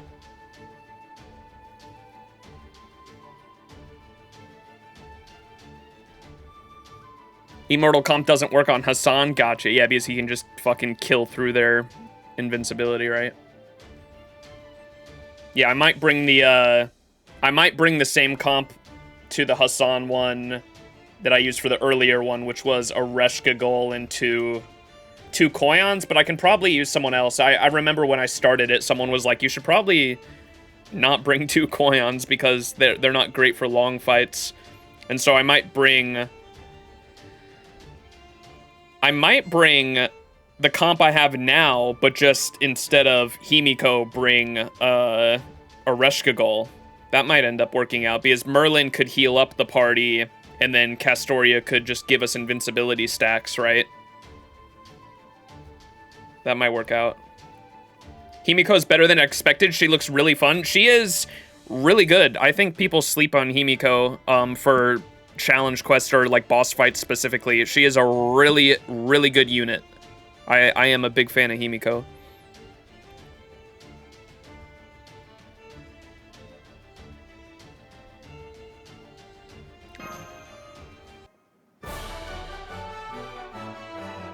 Himiko from Honkai Star Rail or FGO Himiko? FGO. She is good, but hear me out, Max. Oh my god, the Jebaited song.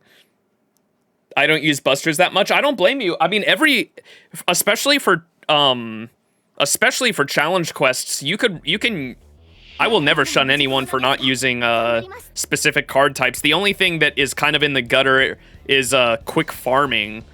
But even then, like, you can still, especially Summer Scotty next summer is gonna fix some of the stuff for quick. It's still kind of shit on JP from what I understand, but it's quick is like the only card that's like bad for farming. But for challenge quests especially, you can use whatever. There's a decent amount of enough supports into the game where you can use any card type for boss fights for sure. Oh, because that's how you spell it in Star Rail.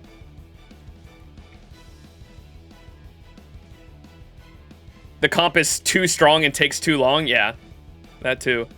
It is the ultimate stall comp for sure. Gonna go to your summer place. Let's go. All right, peace out, Unafraid. Thanks for the help earlier on the supports. Appreciate it. Have a good one, brother. さてカウンティングオーバー。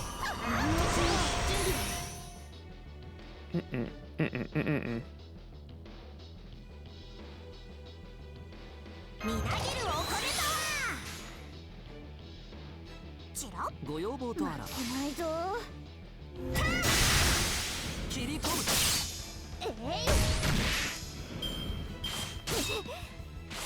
おっと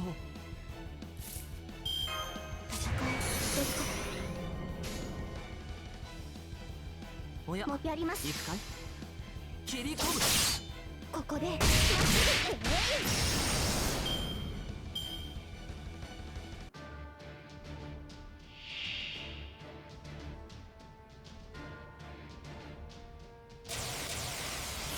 Ooh. Weakness change quick. Decreases damage received from arts cards. Decreases damage received from... Oh, so she has... Oh, that's interesting. NP gain from damage dealt. NP gain from damage dealt decrease. Decreases the target's NP gain amount when receiving damage. Oh. Yikes. 火とツーの星々ですと終点と宵闇を映す水面よ Well, good thing all these characters have batteries, I suppose. Gonna have to be smart with the batteries here and make sure they don't get fucked over. そこは壁もなく城もなく見せない始まりの空。魂のありかを見せようか。ガーデン・オブ・アバロン。それはいつか来る兆しの星誰に呼ばれるまでもなくあなたは星をかざすでしょうアラウンドカリバーン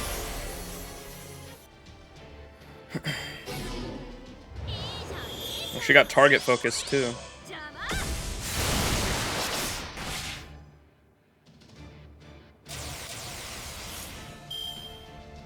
So she's arts now. Good thing we have our arts there. 最高のカード。君。火の負の響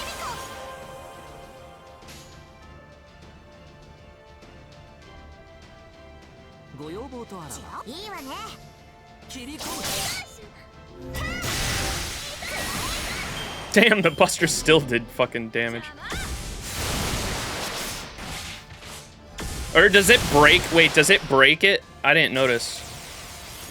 Does it break the resistances if you attack with the correct card, like the Knights of the Round Table thing from the Space Ishtar event?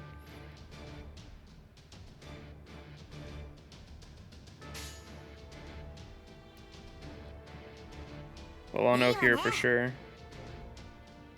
チロッ So does this get rid of it? Let's see. No, it doesn't. Okay, it stays there for the whole turn. Ooh, she ascended. マジ上がれ邪魔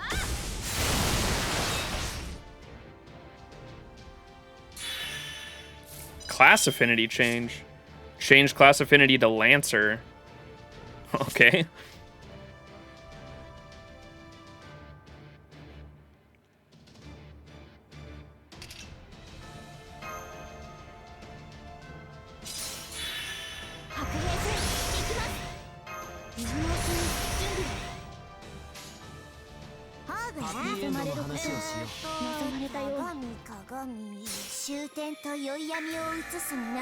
Suzuka was fine for me. He used Estrella.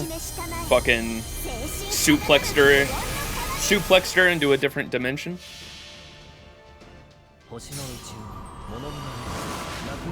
Am I out of... Oh no, I do have a couple more Pockies left.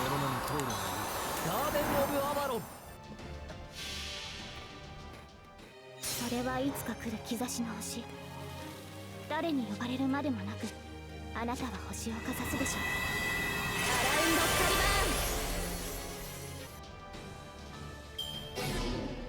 邪魔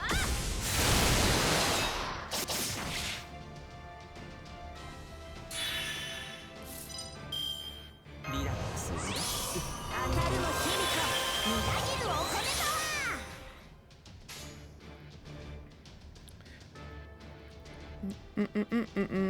Living life with loved ones close to me. 悪いね。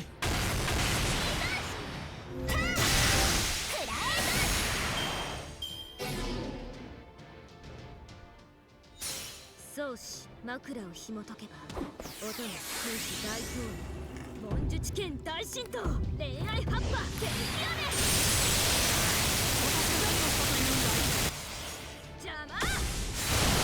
King Hassan isn't too bad. I'm about to kill him. Let's go!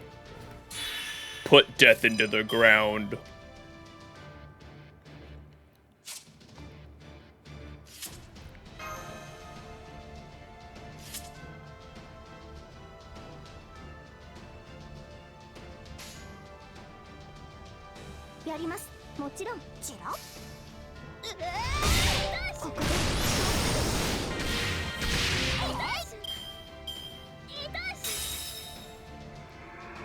Ooh.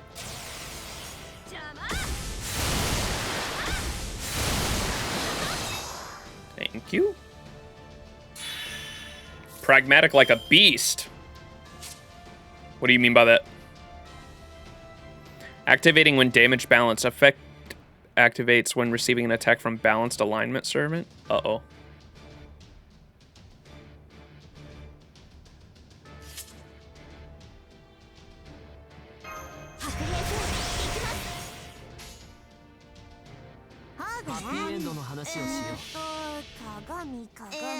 Tara be like, Death who? Tara. Tara no Kagakio. I lost the dice roll. That's how it be.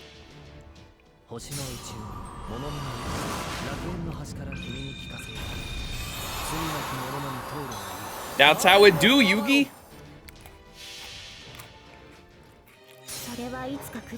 But wait, you activated my trap card. Pocky is gone, chat.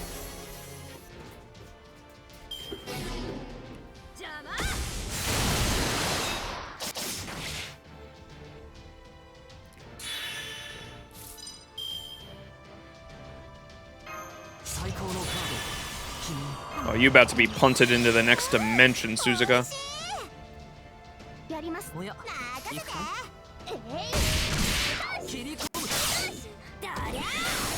No!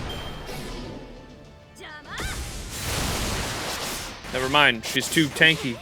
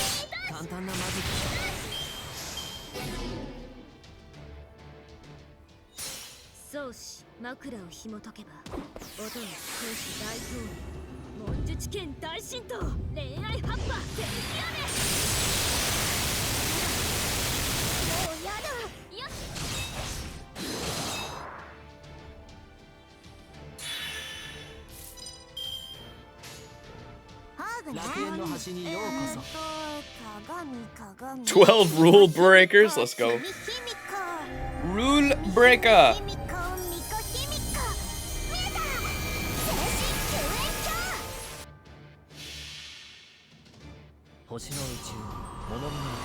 I can't unsee the FGO Dojin I saw on Facebook. What the fuck? Facebook FGO memes sound cursed as fuck, dude.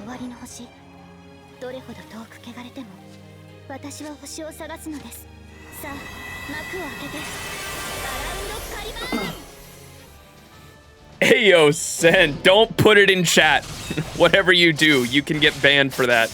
Do not put NSFW shit in chat. Even if it's just the link to something, it's not allowed on Twitch. Just letting you know.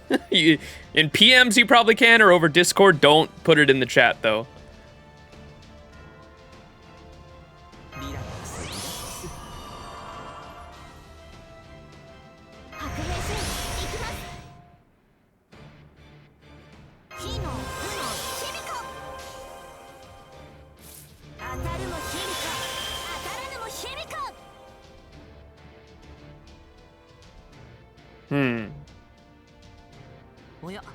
行くかい？いいわ、任せて。切り込む。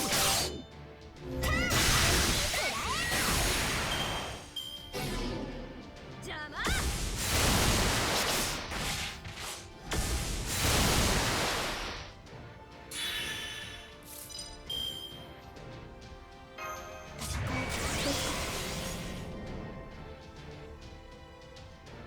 オーケー。チロ、いいわね。切り込む。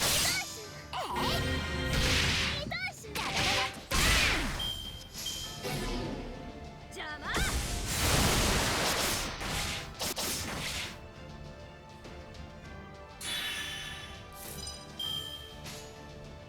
火と楽園の端にようこそ。望まれたように終点と宵闇を映す水面よ、この身に強行を示しMade it so I won't see that shit again.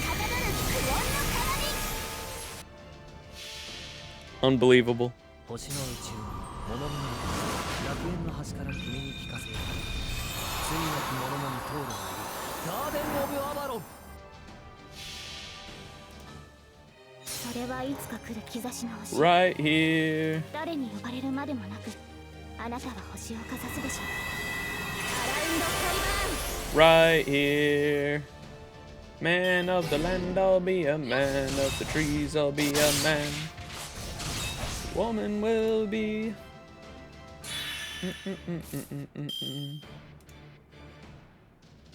All I need.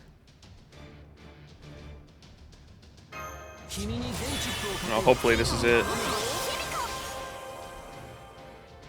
Smack him, Himiko. もちろんチロ、ヒミカ。 Oh no. Oh my god, the resistance, dude. 宗師枕を紐解けば、音の宗師大統領、文術剣大神道、恋愛葉っぱ、ケーキ屋根。邪魔。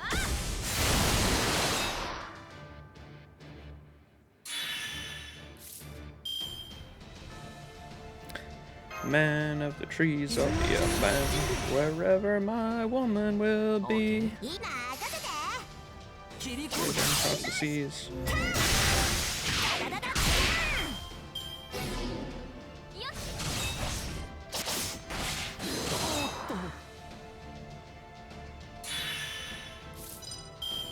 当たるもヒミコ、当たらぬもヒミコ。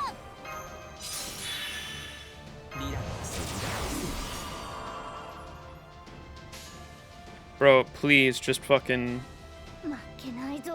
もちろんいいわね。突破します。 kill her! That's my Himiko. 満足のいく結果だったかい？それは上々。 Max reading the chat box slowly away. Dude, I'm just fucking thinking bonk, bro.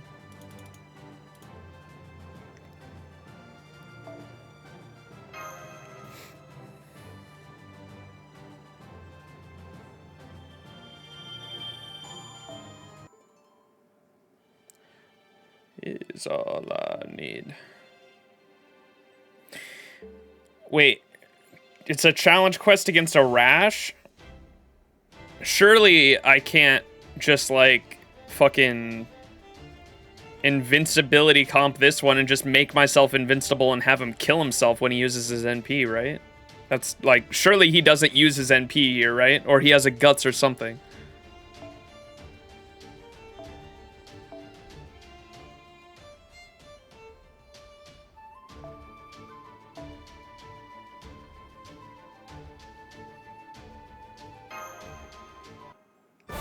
He has many guts? Oh, okay.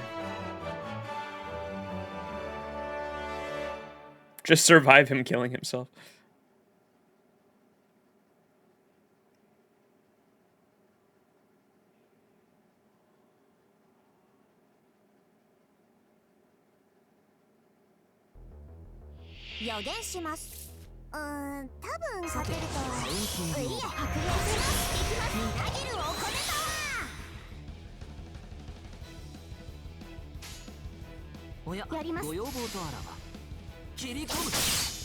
こでまっす切り込む。おっとおっと。 Yo, they hate Merlin. ぐ今のうちに準備いいわね。負けないぞ。君か。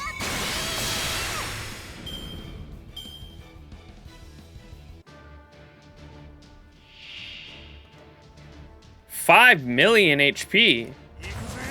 And he has invincibility, Pierce? Good thing I have Castoria. Diffraction, interference. Guts, 3 guts. Buff removal, resist up. Okay.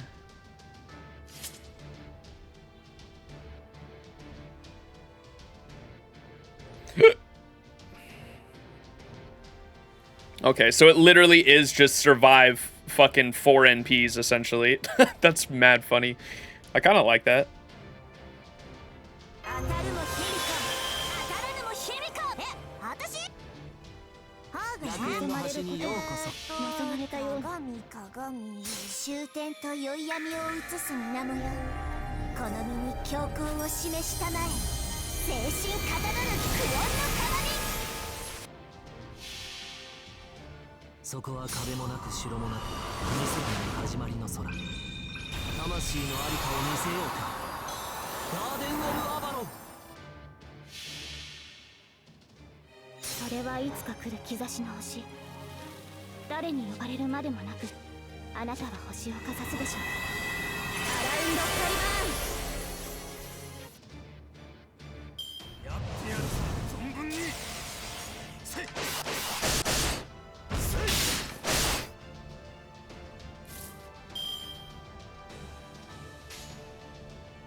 ご要望とあらばやります。オーケー。切り込む。ここで切り込む。せいせいせい。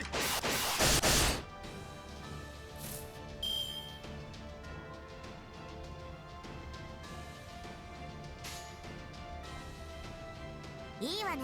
オーケー。任せて。切り込む。だりゃ Uh-oh. I timed this Castoria NP late.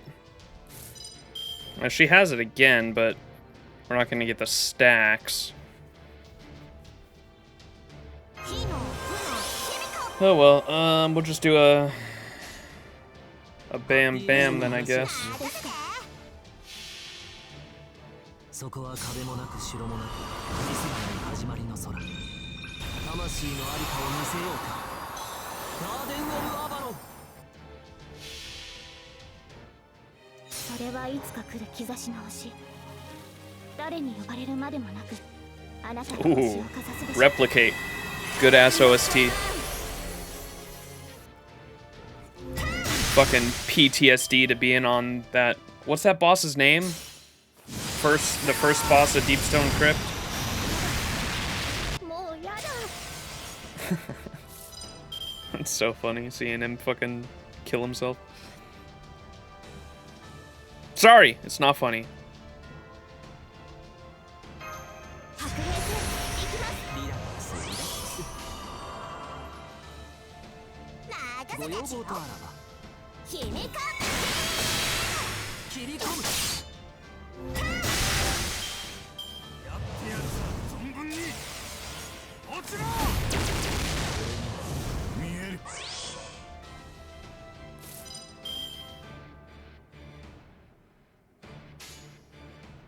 もちろんオーケー。やります。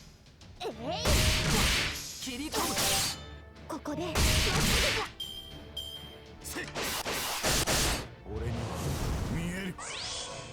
はい。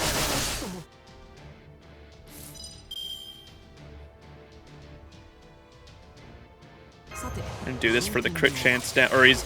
Oh, that actually hit him. I thought he was gonna be debuff immune. It's just stuns, it looks like. Decreased critical hit rate. Try to counteract that. もちろん。ご要望とあらば。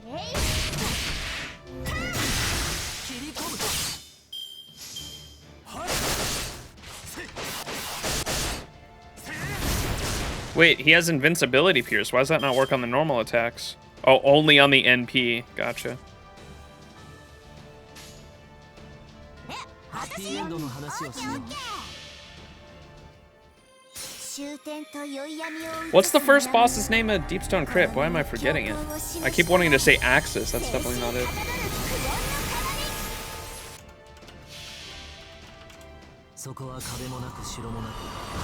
Atrax, that's what it is. Atrax 1. Yeah, dude. Fuck that boss on day 1. Holy shit. I think we were in there for like 8 hours. 私は星を探すのです。さあ、幕を開けて。アラウンドカリバーン。 Trying to pull an all-nighter with Danny yesterday fucked my sleep schedule. I saw. That is fucking rough, bro.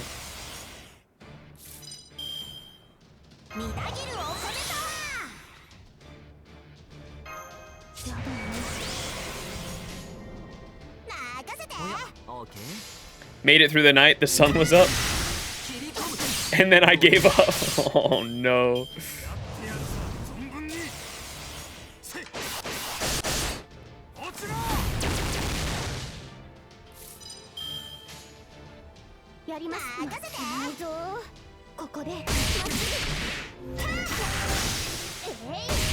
Yeah, this part of the song goes so hard. When you're doing damage, this is like the DPS music.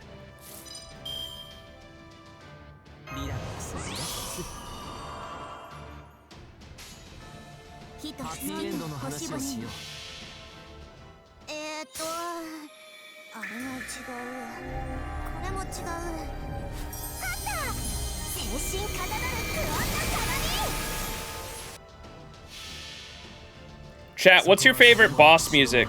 I kind of want to just listen to fucking really good boss music tracks now. I've heard there's some really good ones in Remnant, dude. Oh my god. I was like losing my mind at how good the Remnant from the Ashes bosses OSTs are. Remnant from the Ashes OST. This one, dude, goes so hard.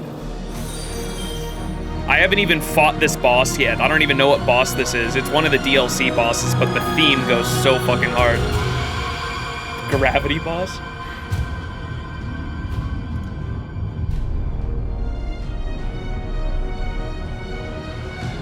Listen to how it ramps up, like around like a minute in, I think. Like right here. Like 30 seconds after this, in about 30 seconds here, it's about to go so fucking hard.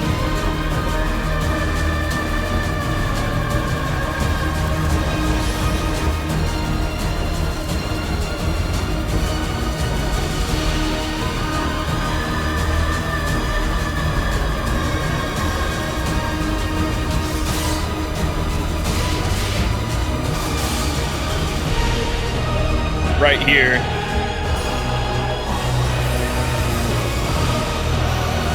The fucking vocals. This shit goes so fucking hard.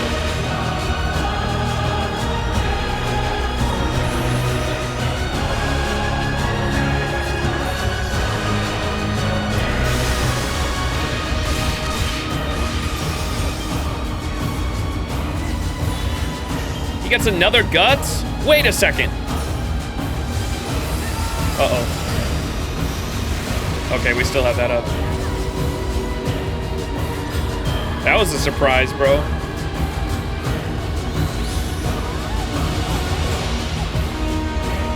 Good thing I had that came out of left field. That almost got me. Arash the Last Stand.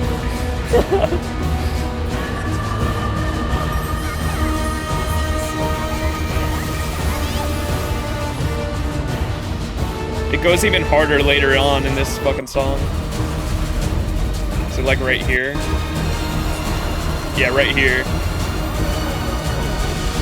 It goes even harder. This song, this is all one boss. Music is so good.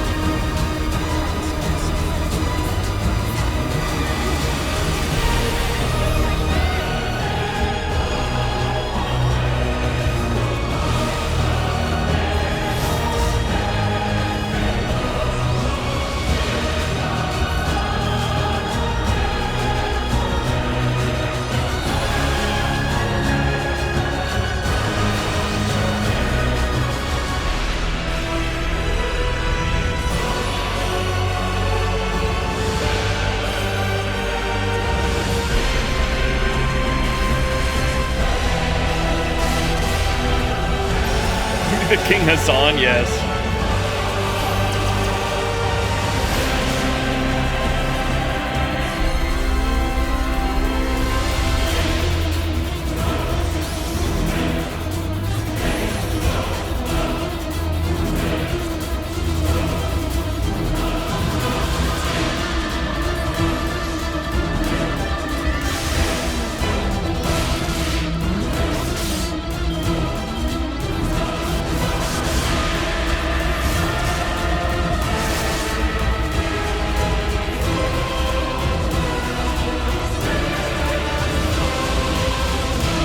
Is this not copyrighted? Nope. The Spotify music was. This isn't, though. Because it's most game music isn't copyrighted, thankfully. Most game music is not copyrighted. From software, From software songs I use a lot. Skyrim songs I use a lot. The Spotify songs were copyrighted, but they're not going to show up in the VOD. I have a program set up to split it from the VOD. These songs I'm playing from YouTube, though, and should show up in the VOD.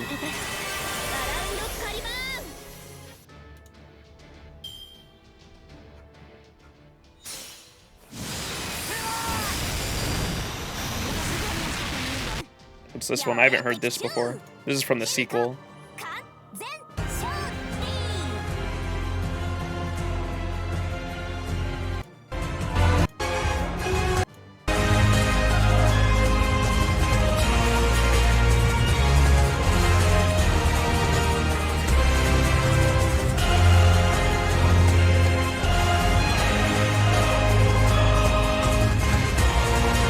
Oh, I missed Arash killing himself.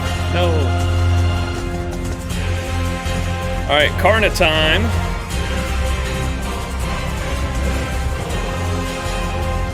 King Hassan time? Not yet. We're almost there. Who's good against Lancers? Sabers, right?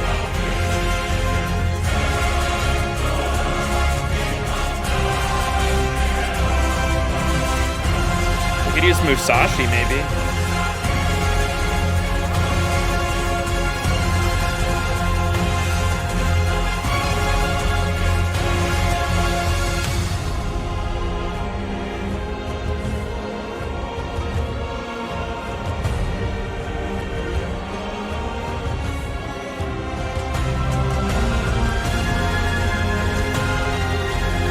Oh, it's both?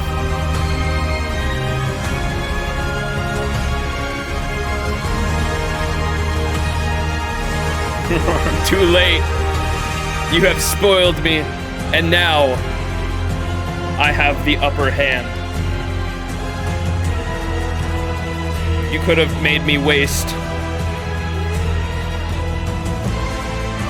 1 AP.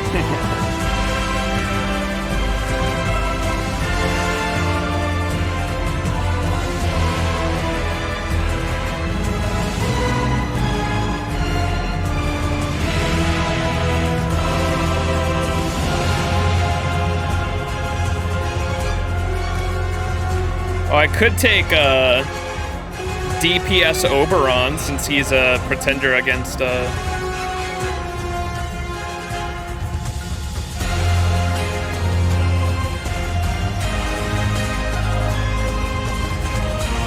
I could also just take my Jolter too.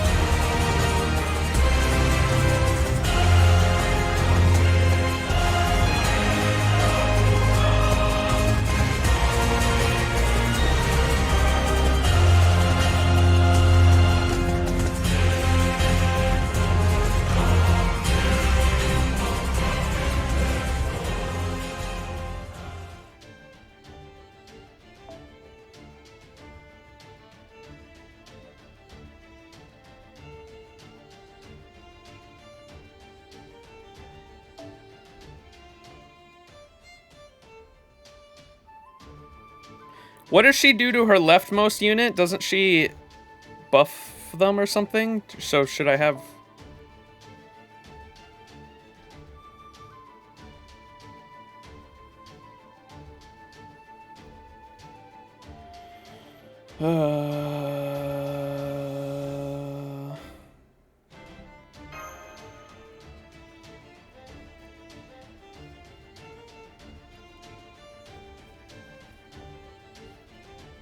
MP damage, attack up, and a battery. And it does it to the left turn, right? Max, what phone is good for NA and JP? Phone? I would not know. I don't play JP. And the newer the phone, the better, I would imagine, just because of the processing power. I am the wrong person to ask. Leftmost, yes? Okay, so I want her there. Okay.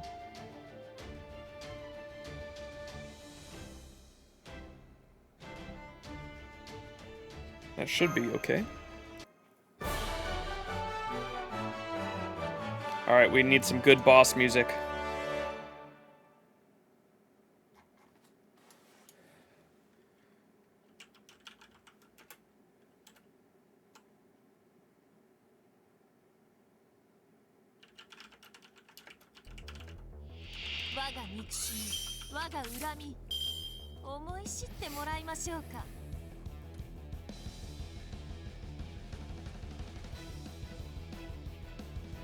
Oh, dude, this one. The Himiko one.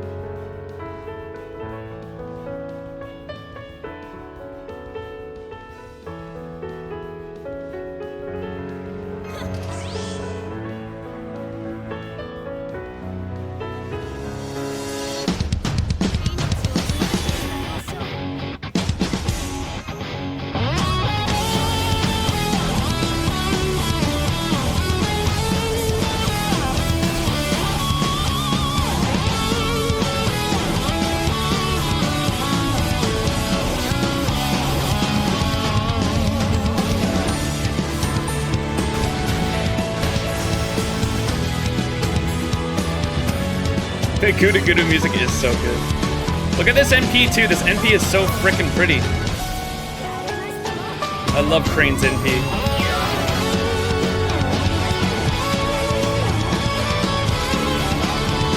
Bye-bye.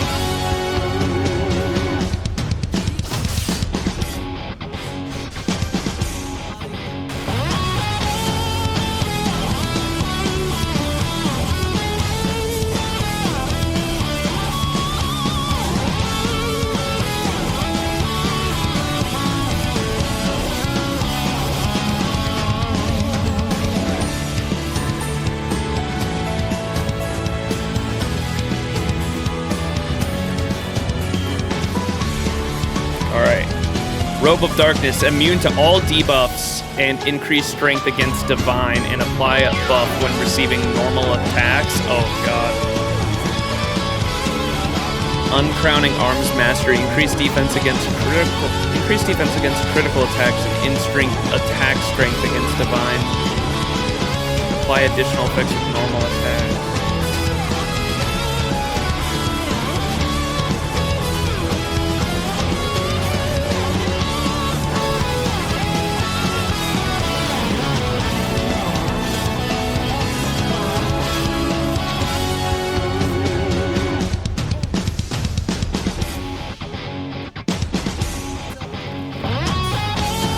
Time to say goodbye to more apples, oh boy.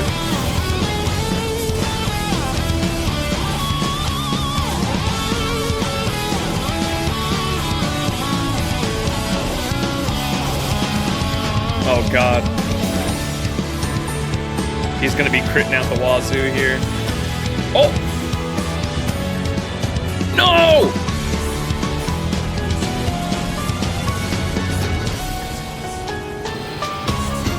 The surprise NPs, dude.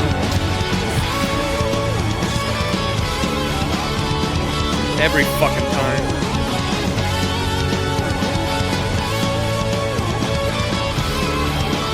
Motherfucker. Oh my god. Perk with 100% crit chance on 3 Buster cards is scary. Hang on.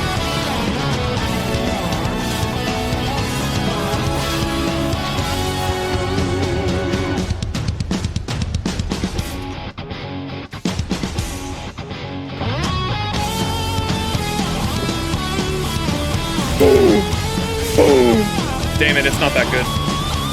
I mean, that's still pretty crazy with, like, almost no buffs, but...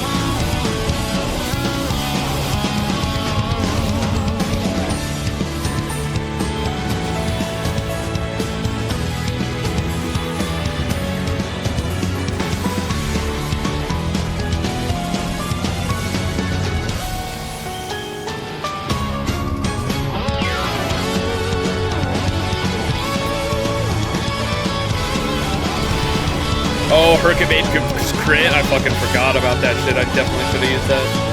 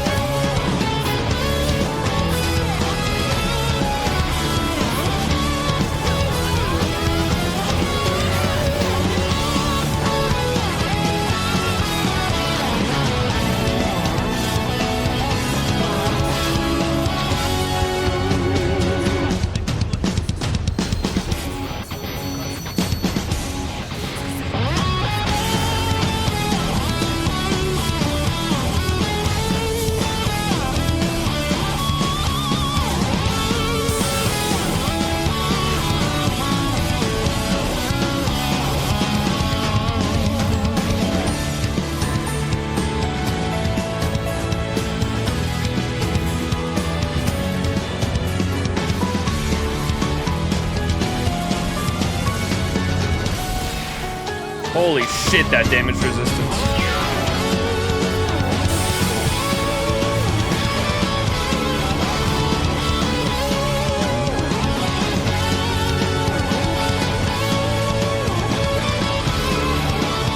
What the fuck? He's just, you might as well give him the Super Karna skin, dude.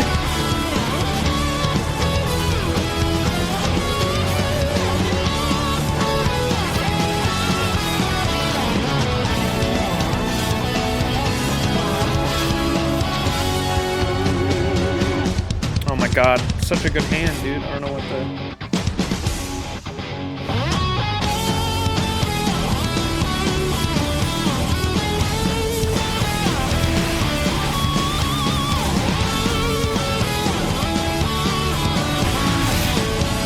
Oh my God, this is rough.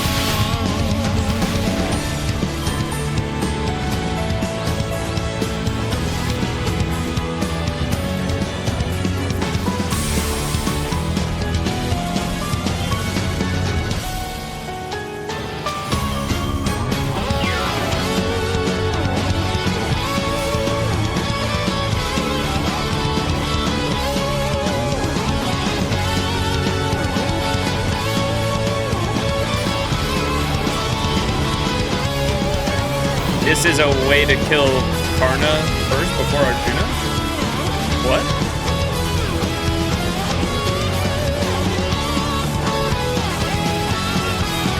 Johto all red would have been best there? Yeah, I think so too. Because I had the debuff cleanse too. On my Mystic Code. Oh, he means why? Well, shit, I don't know. I'm going into these blind, and I would prefer to go into them blind too. It's only 1 AP. Let me figure out the mechanics.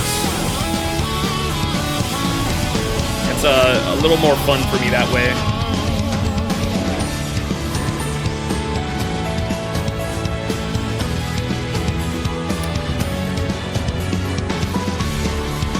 She still has critical up, so let's go. Oh, dude, making me choose.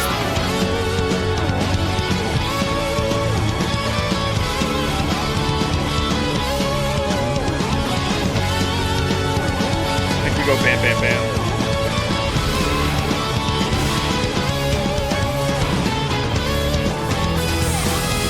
No. Oh, she had the guts, that's right. No, you had to fucking hit her, you fucker. She had her NP up too. That would have been so goated.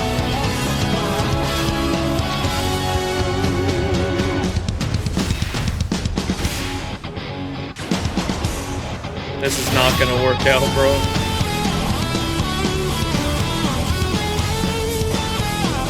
Oh no.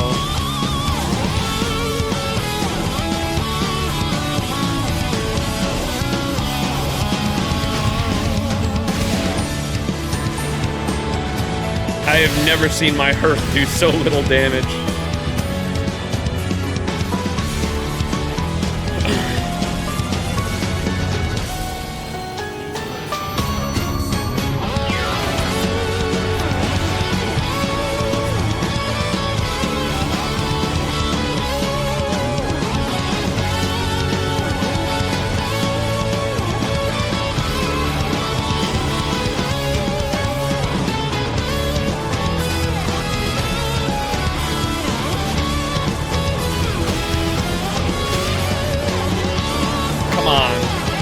Gotten at least one crit there.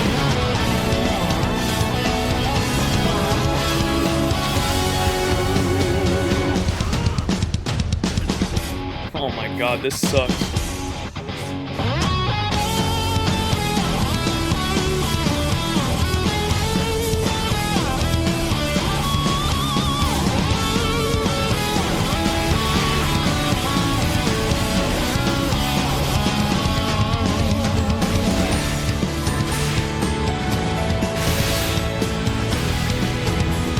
Well, oh my god, he crit him for 100k. Holy fucking shit. Yeah, I might use an AoE there.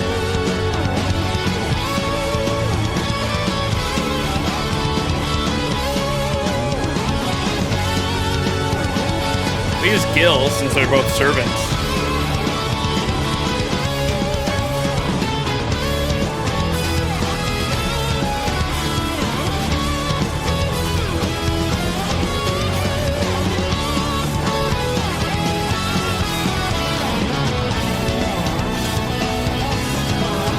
Ayo, where'd that Miss Crane go with the starting stars, man?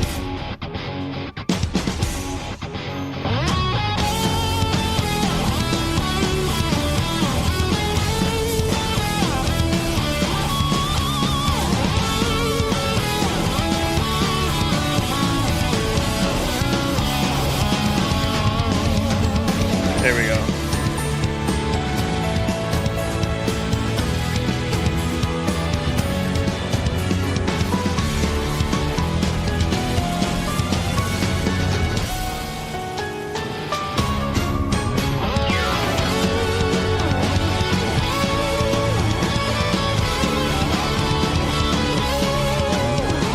Intended to get the plug suitor to get the MP twice.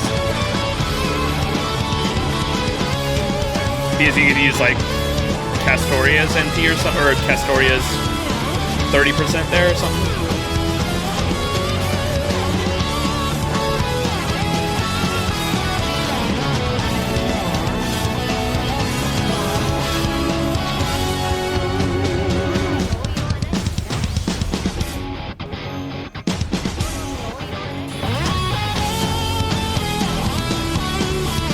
Castoria 30% for first NP, and then plug suitor out again, so you get it twice. I hear you.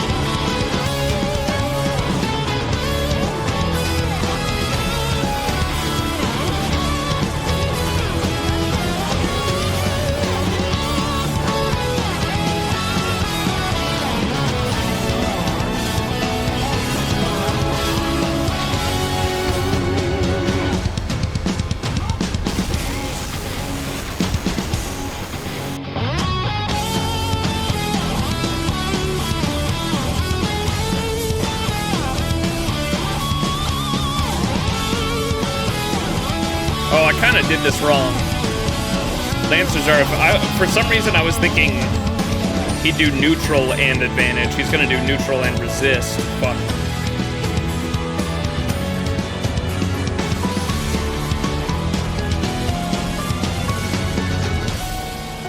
Yeah, I'm withdrawing.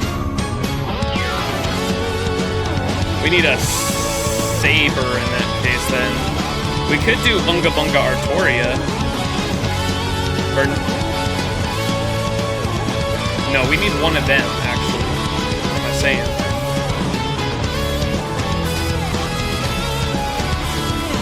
Lancer would be the play. We need a good AoE Lancer. Yeah, oh wait. I know a good AoE Lancer. Yeah, let's actually do the plug suit this time.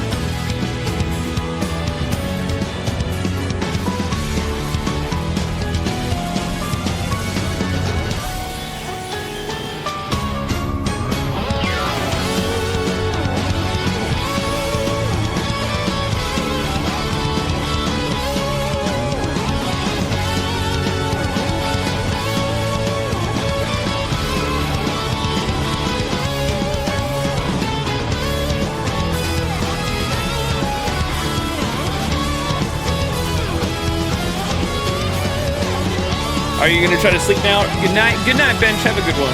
Thanks for hanging. いざ打ち上げオールナイト。ここで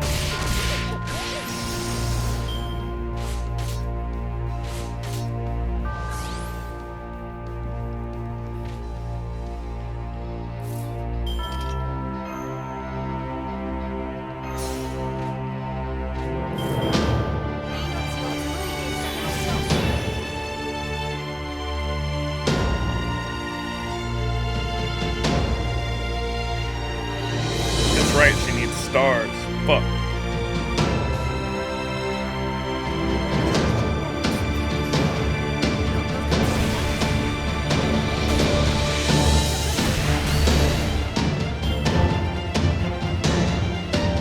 Doesn't she need like 20, I think?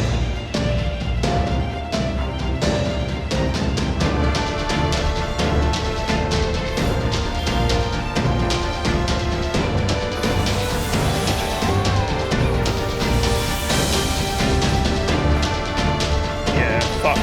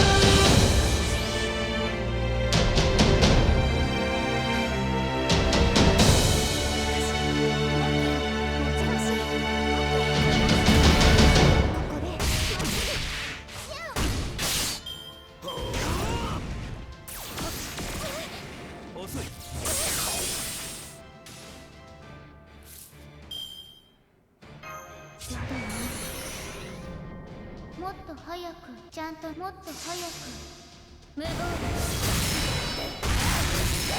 何暴れる God, the extra attack is so cool looking.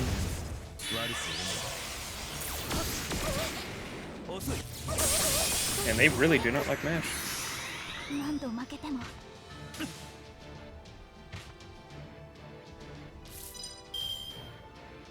今のうちに最悪運命ちゃんと命令して Music is a little loud yet. I'm gonna go back to Spotify. 炎の息鉄の翼フォローハートアレビアンそれはいつか来る兆しの星誰に呼ばれるまでもなくあなたは星をかざすでしょうアラウンドカリバ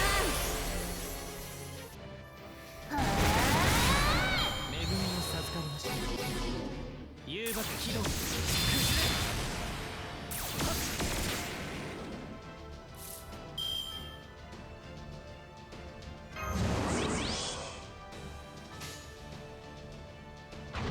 ちゃんと早く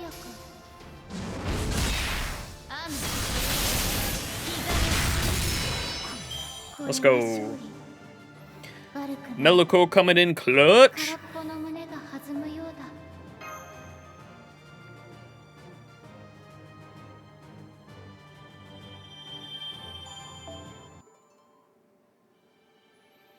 Da Vinci.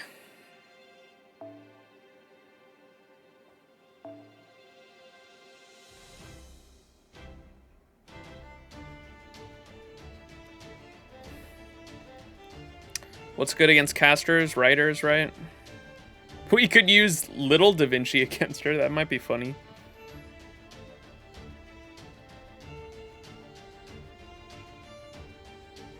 Small Da Vinci versus big Da Vinci?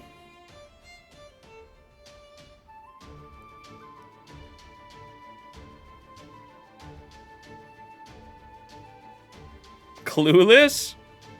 Uh-oh.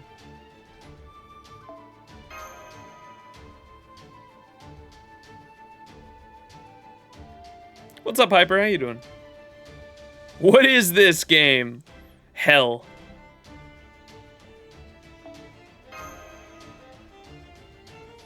Doing good. How about you? I am doing fantastic.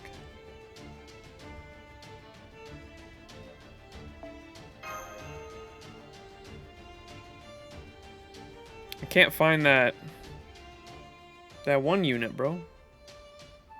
Oh well, I'll take this one. Take off the plug suit. All right, let's try out. Hold on. Whoops. I'm not tripping on the class affinity there, right? Yeah, riders are effective against casters. Yeah, let's use little Da Vinci against big Da Vinci.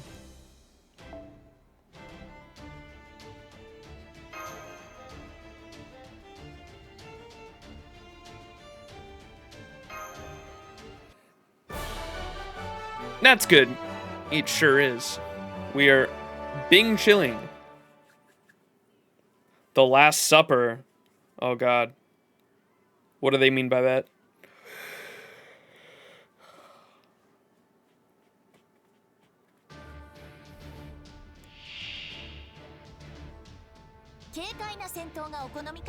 Oh god. What's going on here?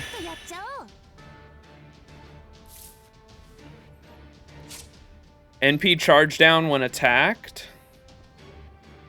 And then activate when damaged. Skill seal goes into effect when attacked. Oh, they skill seal us? NP charge down when attacked. Activates curse when attacked. NP charge down when attacked. Alright, alright, alright. Oh god, this song for this fight. Little Da Vinci versus Big Da Vinci. To fucking... Is it Footloose? Alright, I was thinking of another song.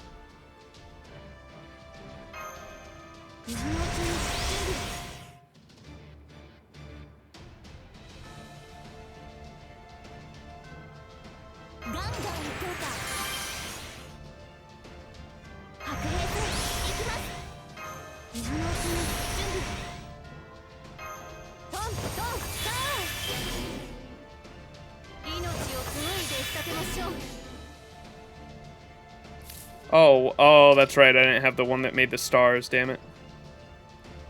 Cut loose. 負けないぞ。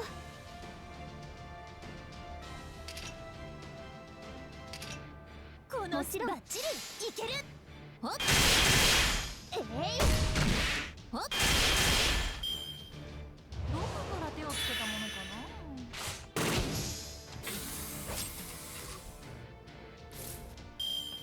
We need more stars.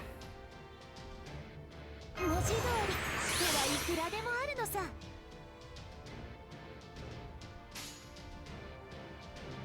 よーし、やっつけちゃうぞ。望まれることをバッチリ望まれたように。駆け抜けるは前人未到。未完の馬よ、輝ける轍を。 Peasant. 人生はとても楽しい。ビューティフルジャーニー。 It's the one true Jalter? それはいつか来る兆しの星。誰に呼ばれるまでもなく、あなたは星をかざすでしょう。アラウンドカイバ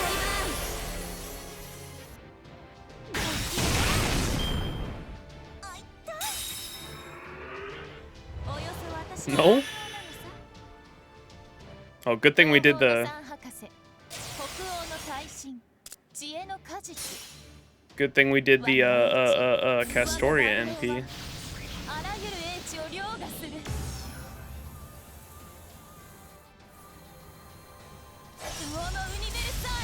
Damn!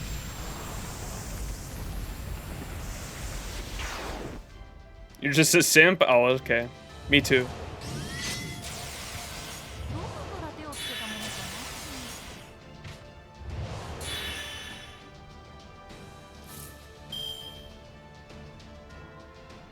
Oh god, there's a lot of enemies here. 12 enemies? I just realized that.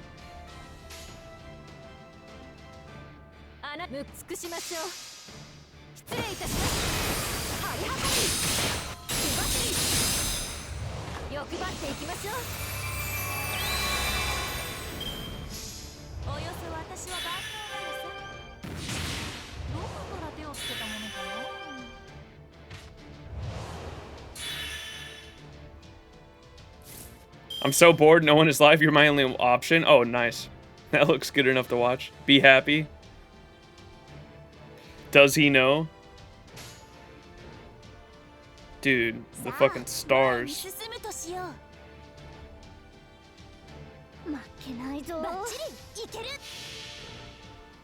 Oh god, I should have evaded. I just saw...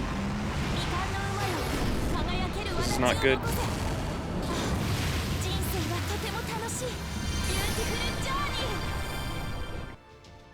Uh-oh.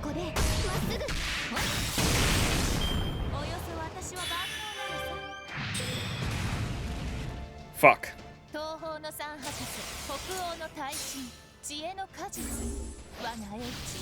Stall comp time.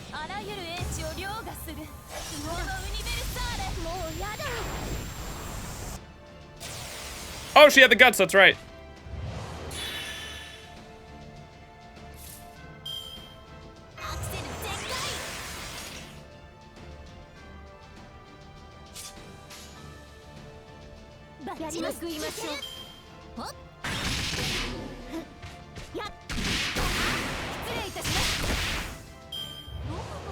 Only on box 25. Damn!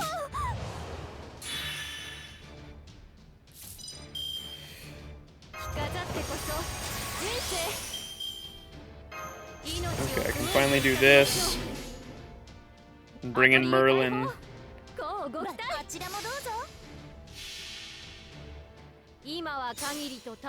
And hopefully we can get Merlin to NP and hopefully save Lil Da Vinci there from dying at 1 HP. Holy moly. Oh god. She has ignored invincibility. Oh god. We need Castoria to NP now.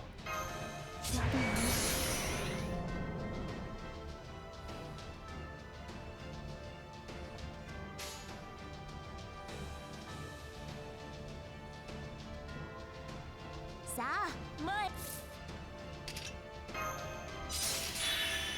メンテナンスは十分かな。文字通り手はいくらでもあるのさ。今のうちに準備。よーし、やっつけちゃうぞ。バッチリいける。どんな嵐であろうとも。 Clueless? What do y'all mean by that? What's gonna happen here? 私たちの課題なのさ。ボンビアージョン。また会おう、諸君。およそ私は万能なの。あれはいつか見た終わりの星。どれほど遠く汚れても私は星を探すのです。 Oh, where? さあ幕を開けてバラ色狩ります。 Uh-oh.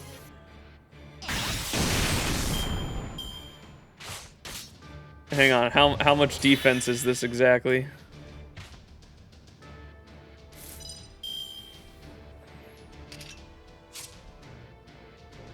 Oh boy.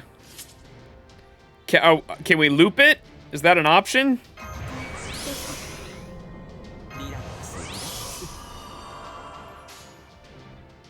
よーし、ハッピーエンドの話をしよう。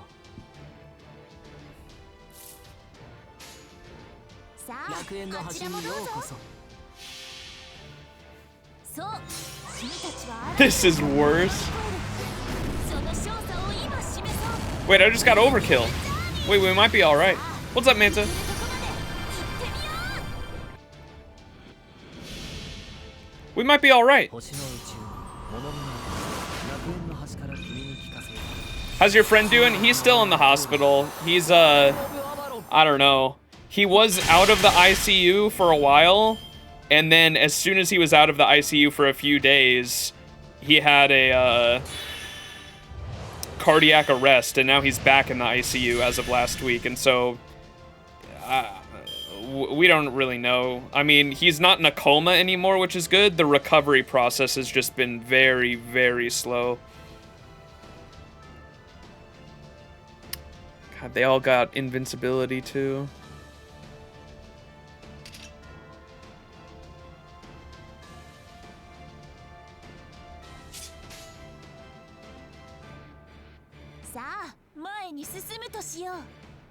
Okay.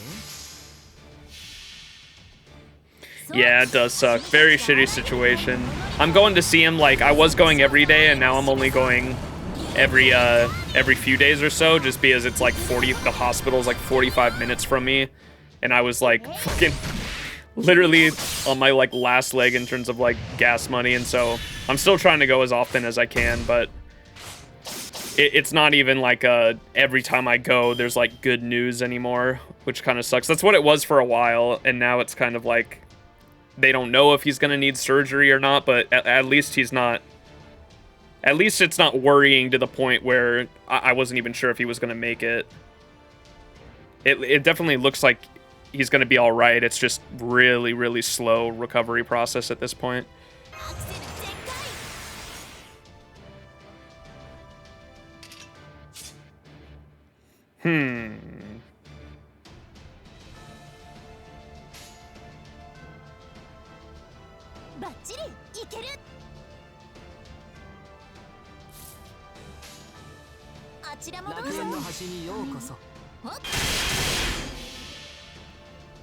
How are the exhibition quests going? They're pretty good. The only one, none of them I've really been slamming my head against the wall to so far. The only one where I did, it took me like 4 tries, was the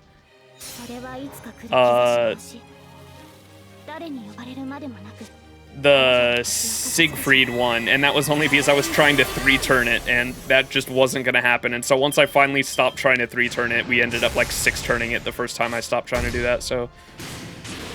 Oh my god! Merlin just got booped.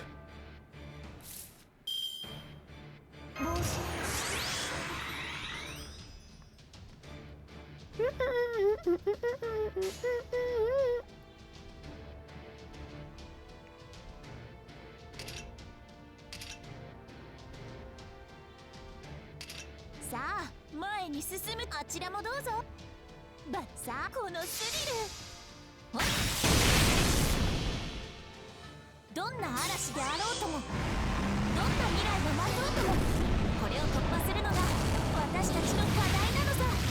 ボンビアージョまた会おう諸君。ごきげんレンジ街と遊びよう。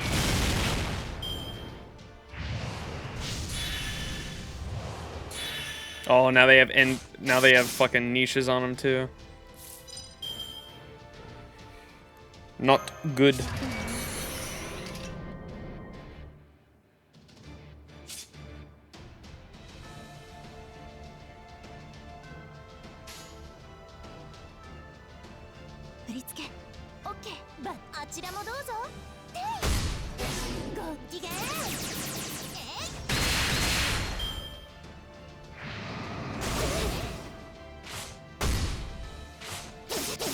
Oh!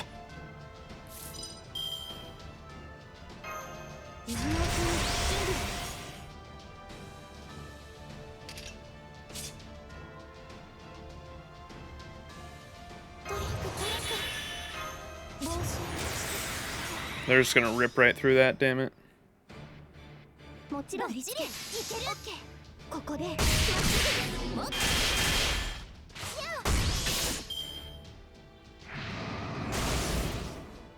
Uh-oh. ドリンクアイドル活動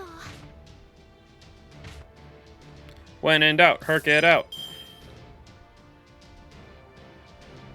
ガンガン行こうか。文字通りほらいくらでもあるのさ。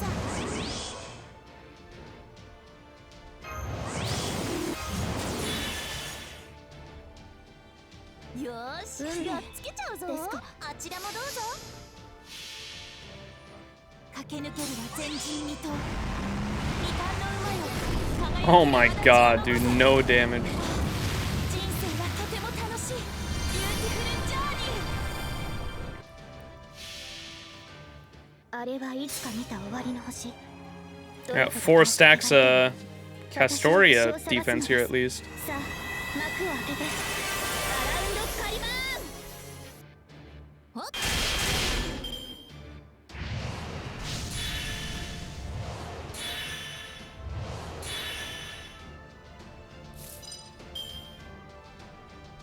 白兵戦行きます。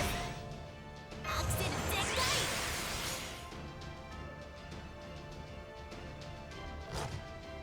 よーし、やっつけちゃうぞ。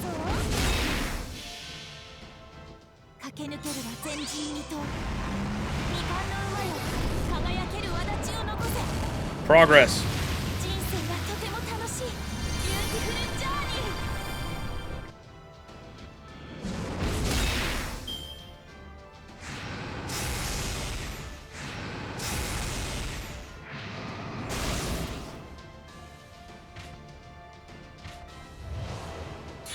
Oh my fucking god.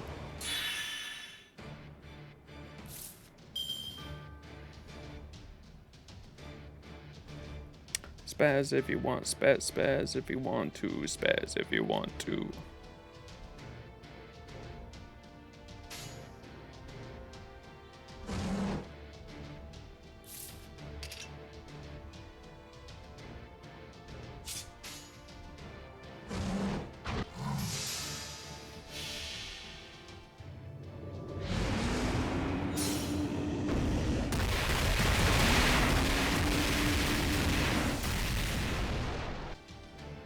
Oh, it did kill. He has 1 HP? Holy shit. No! I needed her.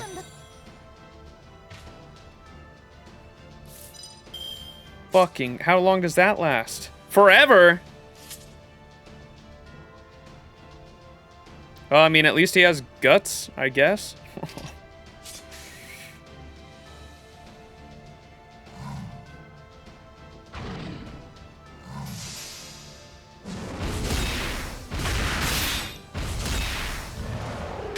Yeah, he's gonna die from 1 hit regardless, right?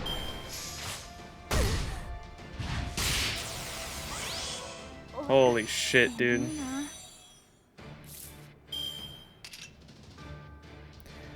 What a fucking quest. Wait, does that get rid of it? Oh my god, it does. But he's still at 1 HP though? What? What is that? Well, yeah, because I guess it literally... That is so stupid. I get it. I just don't agree with it.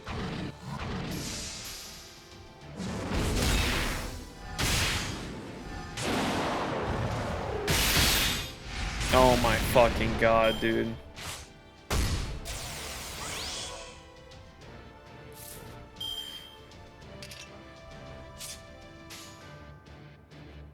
I have never seen my Herc do such little damage before. Holy moly.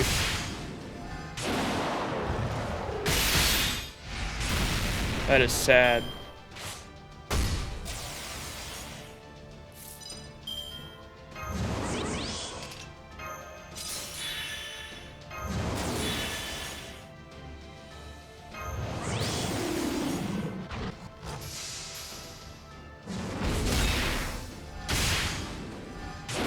Come on, get some crits in there, man.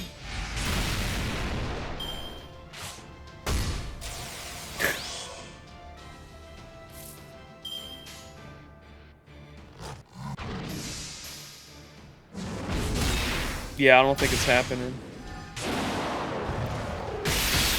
Sometimes when in doubt, Herc doesn't work out.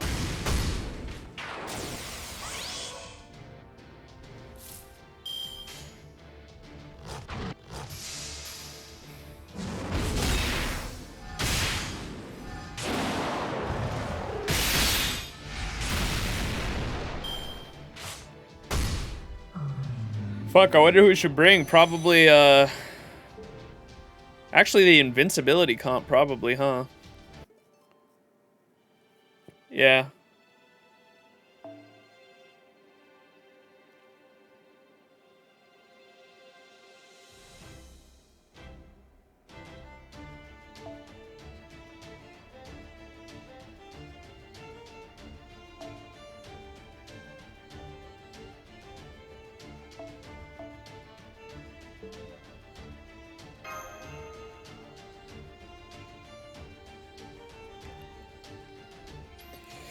Someone with single target so you don't kill Da Vinci, did it with Kama, had to clutch win because the debuff immune removal CC2.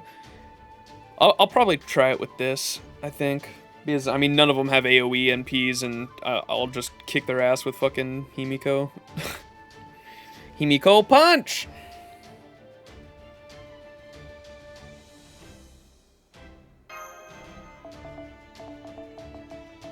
Needed a charmer and she had debuff immunity. Oof.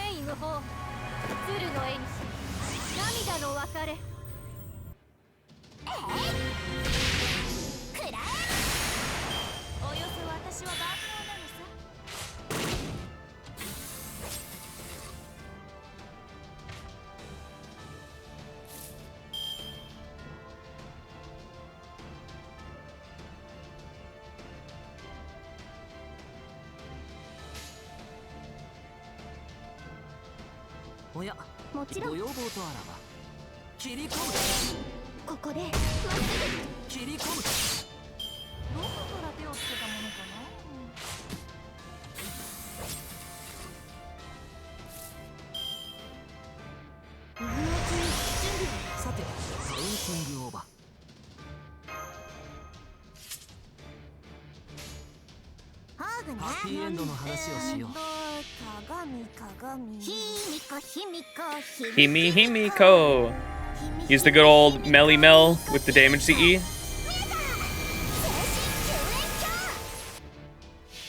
And just, what, you just keep her in her first form?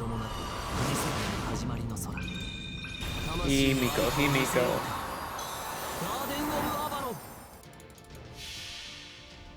あれはいつか見た終わりの星。どれほど遠く汚れても私は星を探すのです。さあ幕を開けてアラウンドカリバーン。およそ私は万能なのさ。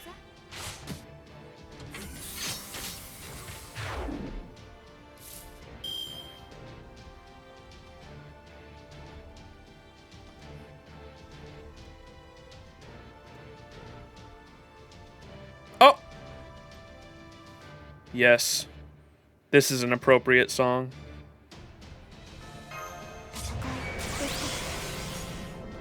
All the Danny subs. You know which emote to use.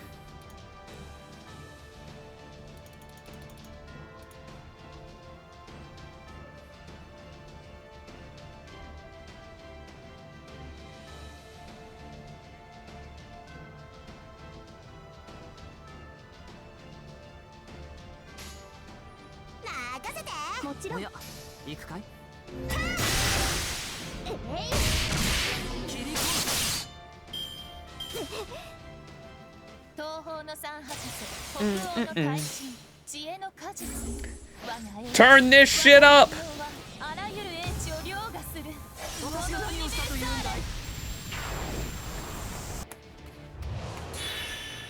どこから手をつけたものかな？ Caramel dancing.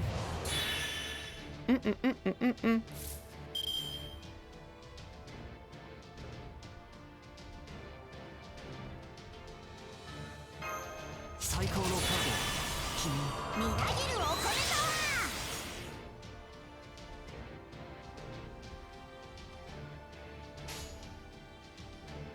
米おや、行くかい？とは任せて。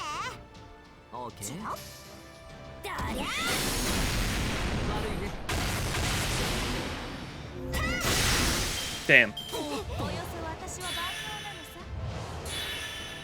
どこから手をつけたものかな？ Oh my god, what?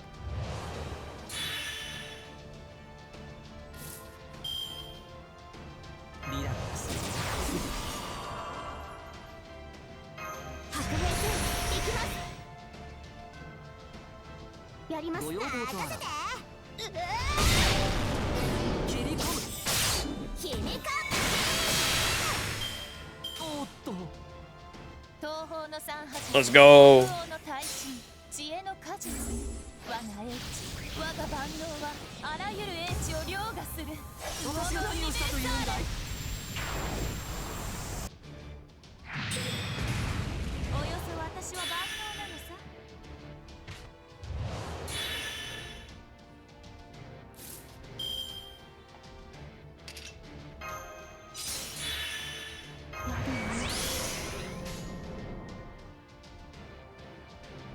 ハーグね。ハッピーエンドの話をしよう。鏡鏡ひみこひみこひみひみこひみひみひみこ What a banger song.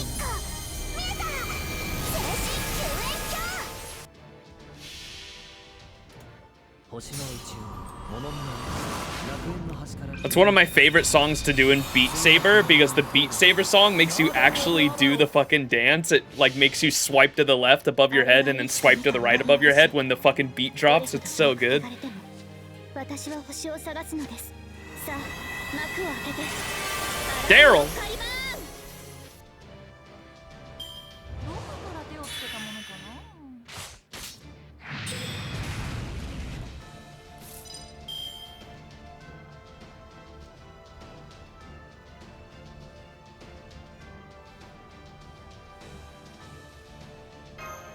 水の国準備火の火の Hello. 任せて。オーケー。いいわね。ひみか。切り込む。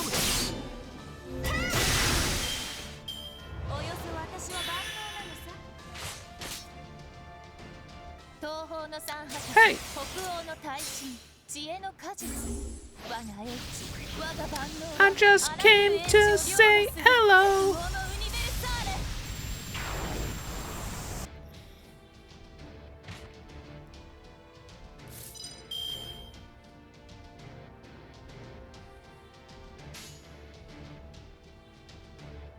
もちろんいいわね。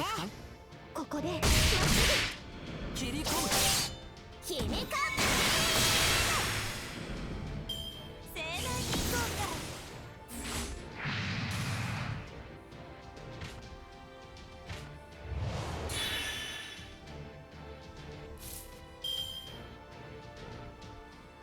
リラックス。白兵戦行きます。ご要望とはやります。切り込む。えい。どこから手をつけたものかな。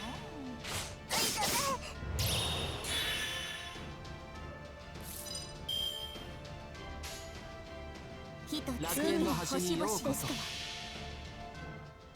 終点と宵闇を映す水面よ。 Dude, these are taking the exhibition quests are taking way longer than I thought. I thought we'd be done with like all of them by like 3 hours in. We're 4.5 hours in, and we still got like 3 more to go after this.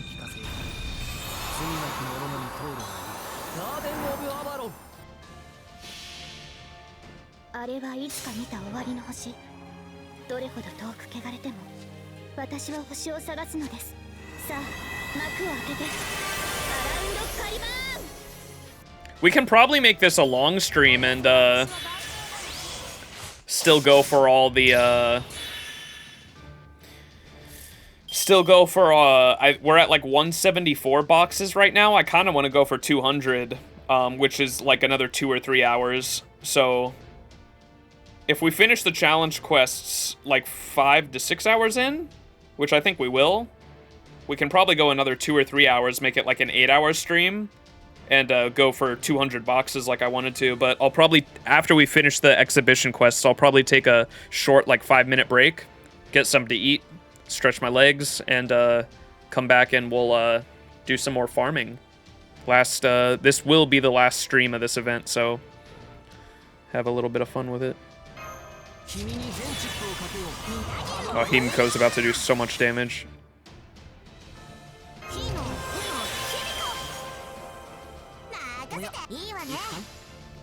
One punch! Oh my god, the one punch song came on right as Himiko punches. Let's go. Himiko one punch. The King Hassan one is longer, I've heard.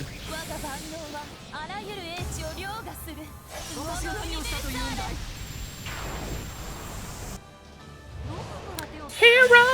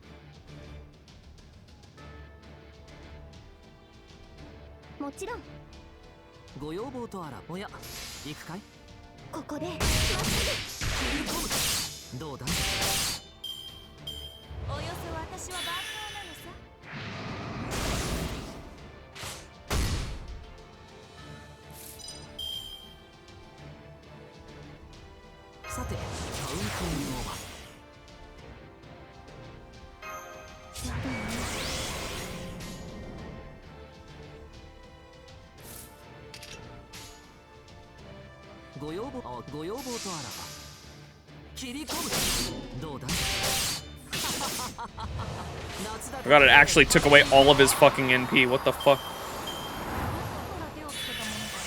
Oh.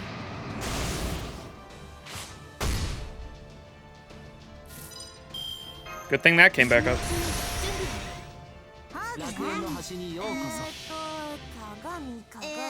That was almost bad.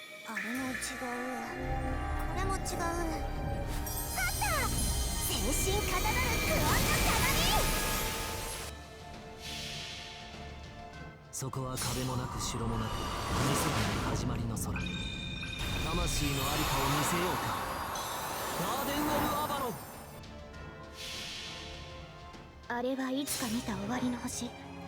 どれほど遠く汚れても私は星を探すのです。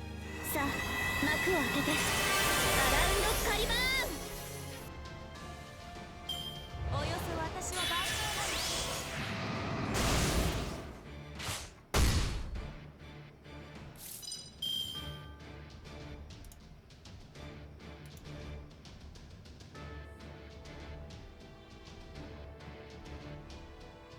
リラックスリラックス。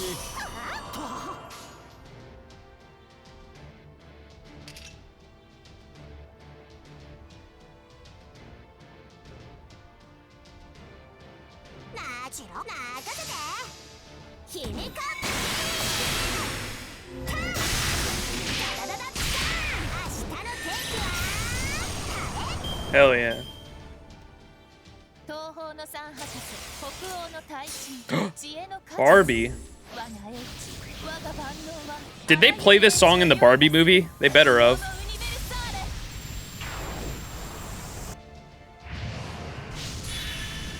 こから手をつけたものか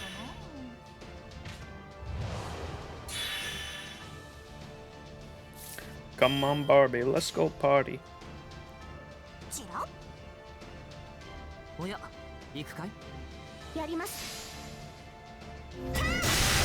切り込む。えい、およそ私は万能なの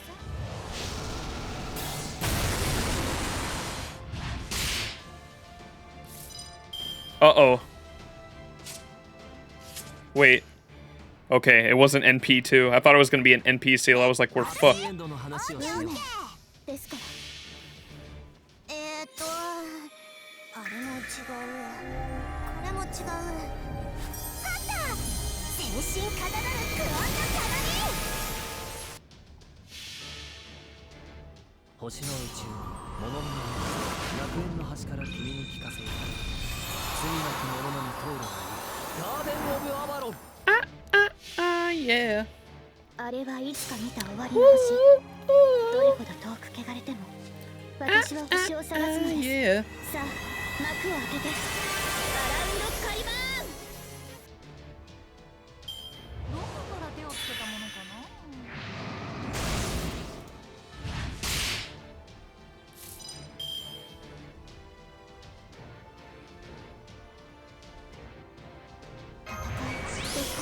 当たるもヒミコ、火も火もヒミコ。おいしい。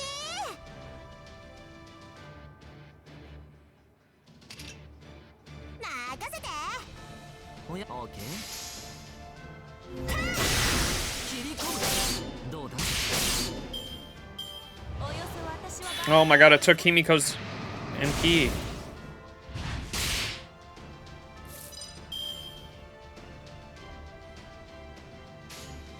任せて。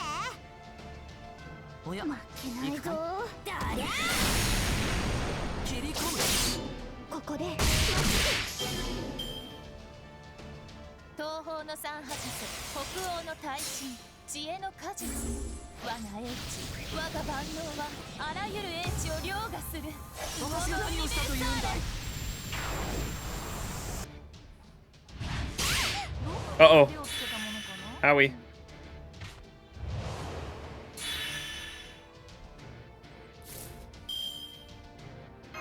今のうちに準備。君に全チップをかけよう。頼むぞ。行きます。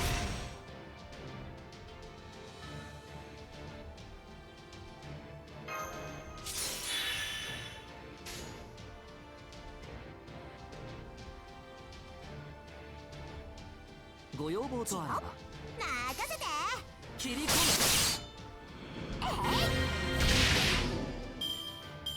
およそ私は万能なのさ。どこから手をつけたものかな。リラックスリラックス。リラックスリラックス。 Oh my god, she's stunned. She can't even generate NP. This is fucking dog shit. 切り込む。およそ私は万能なのさ。Oh god. Wait, she doesn't have Pierce invincibility, right? I think she took that buff off of her.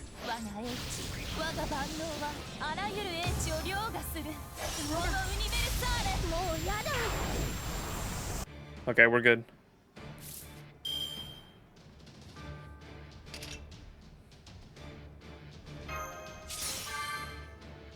Oh, she needs more.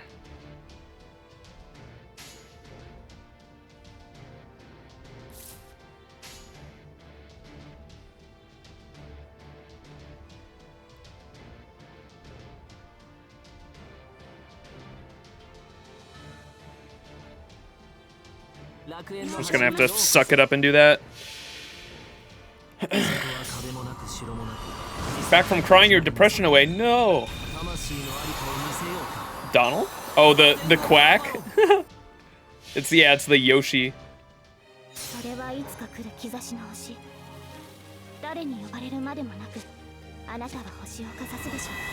Yoshi P.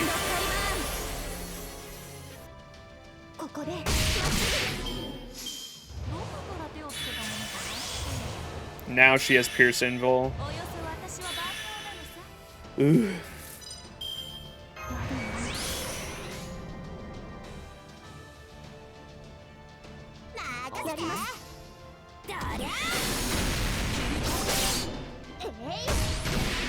Bro, the charge loss.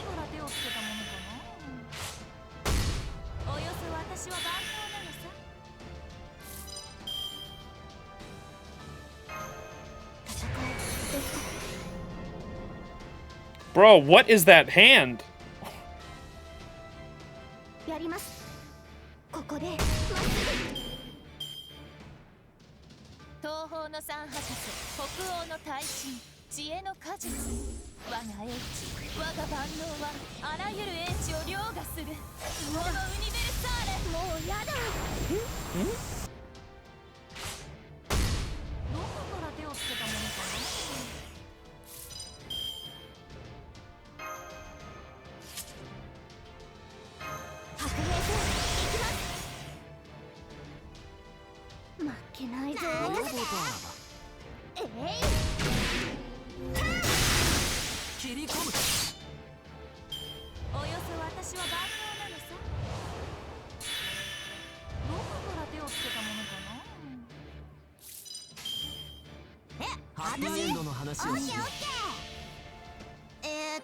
The stunning hand.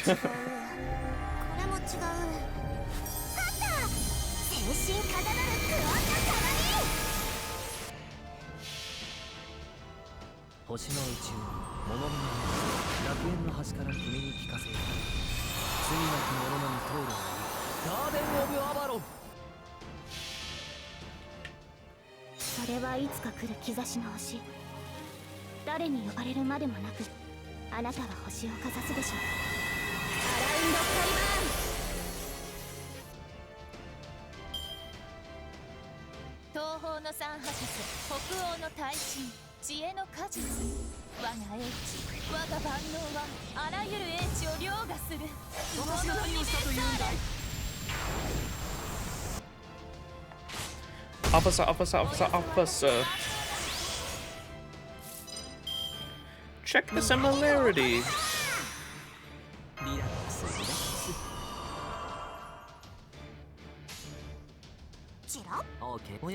Just when he's pursuing. Right to kill. To put a hole in your chest. I got no choices.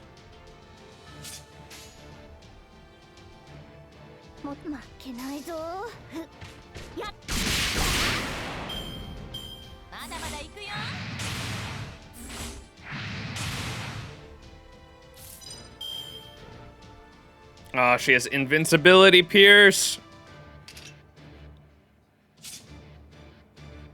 Oh no, bro. Oh no, chat. Not good.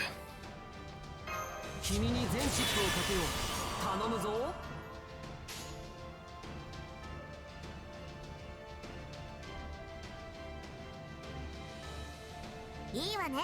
任せて。おや、行くかい？どりゃ。切り込む。 W.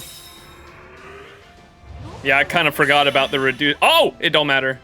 東方の三博士、北欧の大神、知恵の果実。我が英知、我が万能はあらゆる英知を凌駕する。不毛のウニベルサーレ。 Fuck, man. 夢の世界。 Well, Himiko survived. まだまだ行くよ。 Oh, maybe not.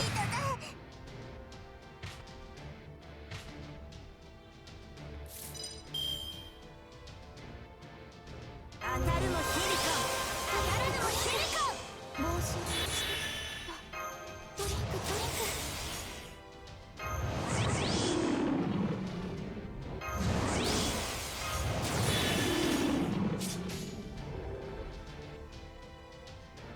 え、私？オッケーオッケー。いいわね。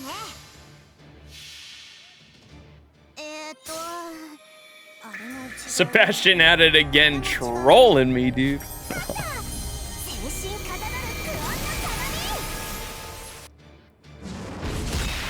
どりゃ。盛大に行こうか。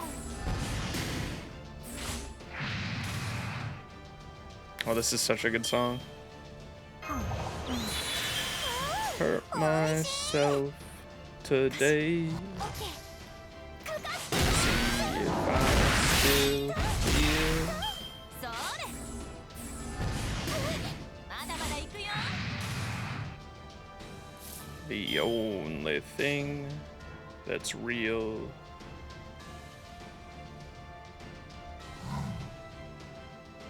いいわね。チロ。ひみか。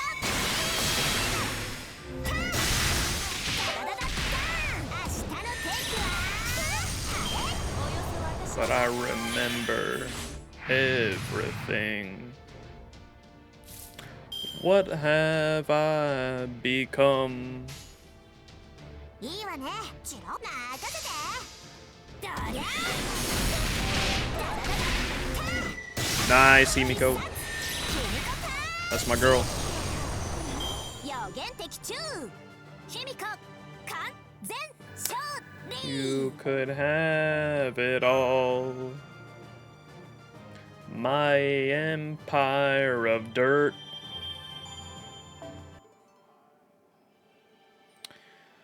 All right, chat. Here it is.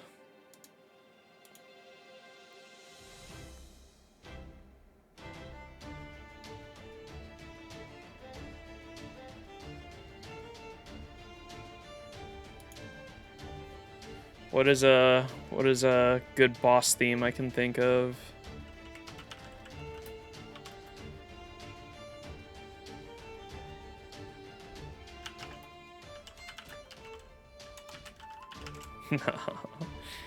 I got it.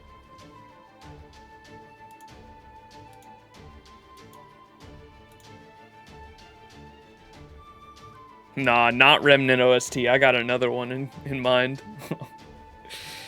All right, so are we gonna try to do this with I'm thinking we try, because I know that he procs death, and that's why it's annoying. We could try King Hassan versus King Hassan. Are there other enemies in this fight? Like, should I go AoE or single target?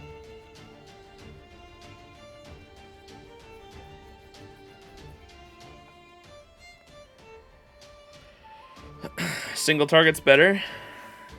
Does anyone have a cracked Hassan on my friends list?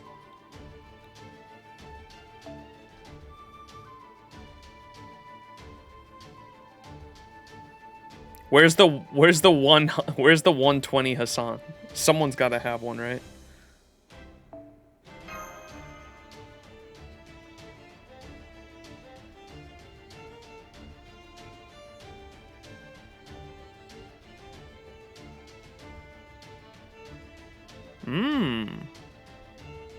This could be a good one.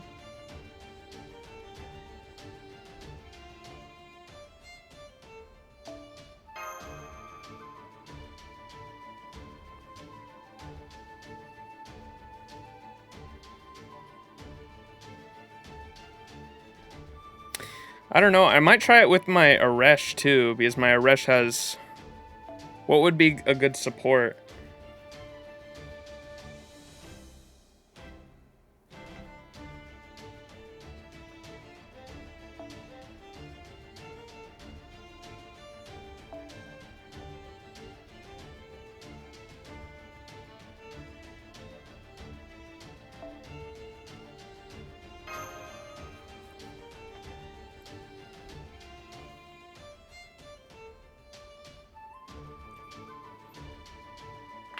That gives survivability, Crane, Aresh, and all the supports.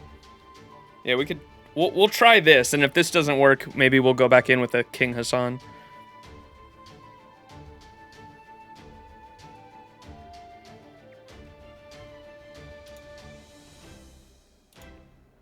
Alright, are y'all ready, chat? I don't know if my ass cheeks are ready. Looks good. Alright.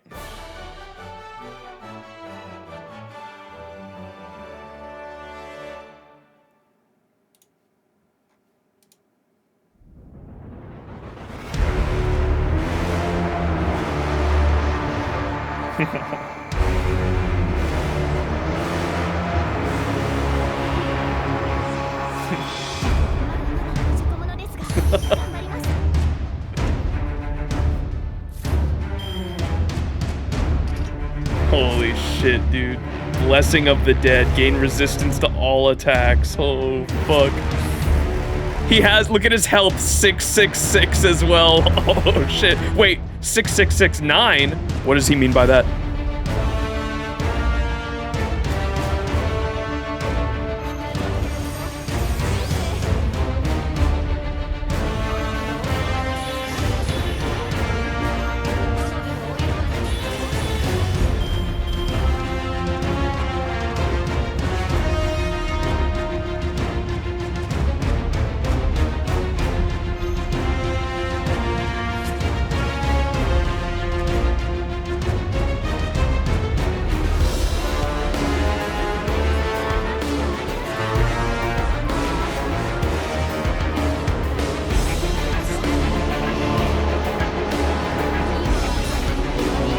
Upload a clip of this on YouTube with the OST. Is it that good?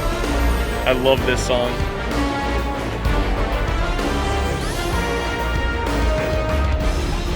You think this won't work?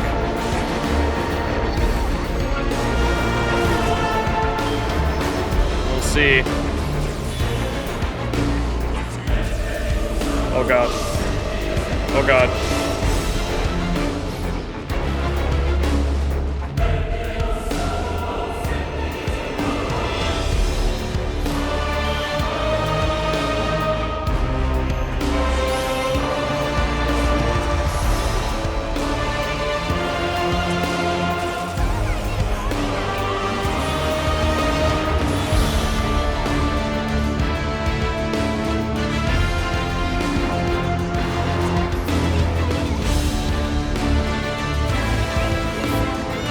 The old man who proclaims death versus the goddess of Mesopotamia myth. The goddess who governs death. Let's go!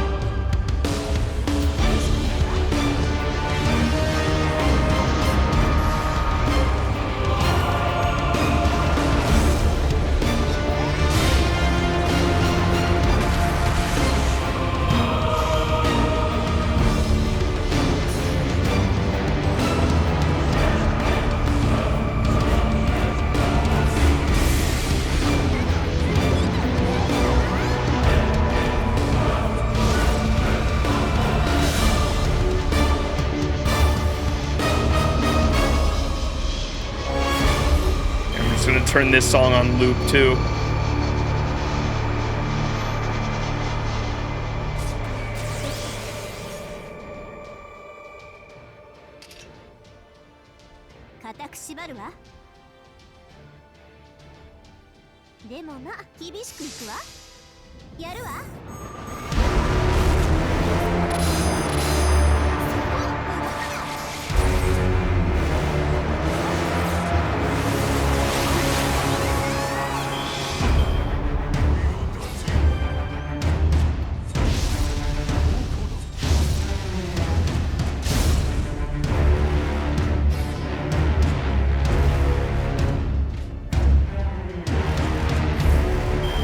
Alright, the death resist is gone. That's not good.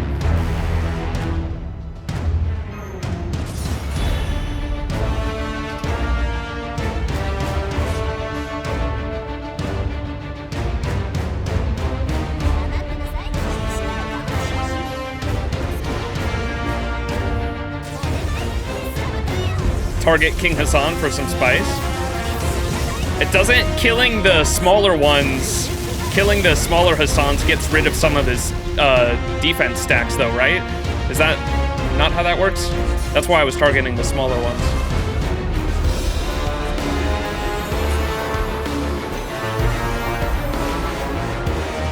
Because he's losing defense stacks. Oh, he has to eat them? Oh, okay. Because I saw he was sacrificing them too. Understood.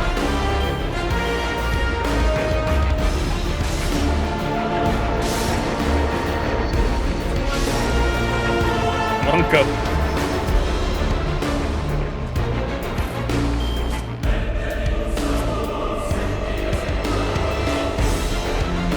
I understand the assignment now.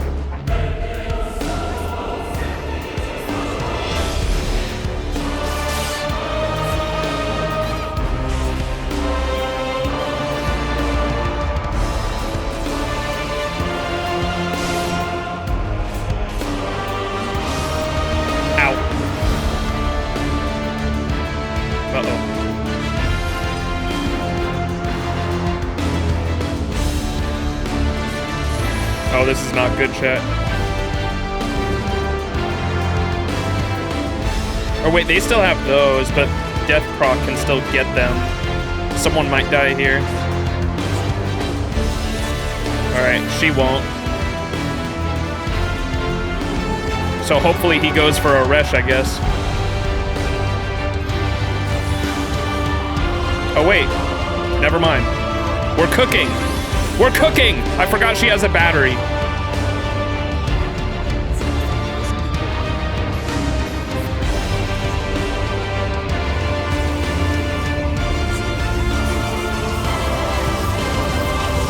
Go, go, go! DPS phase. I did have a huge bro moment.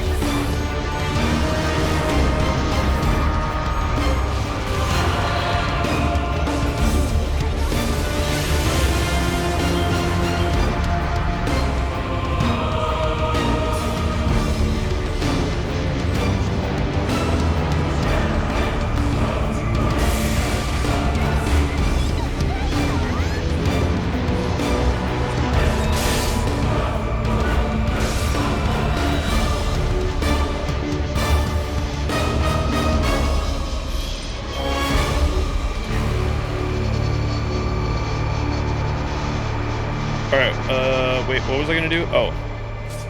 Let me turn up the music a little bit. Their voices.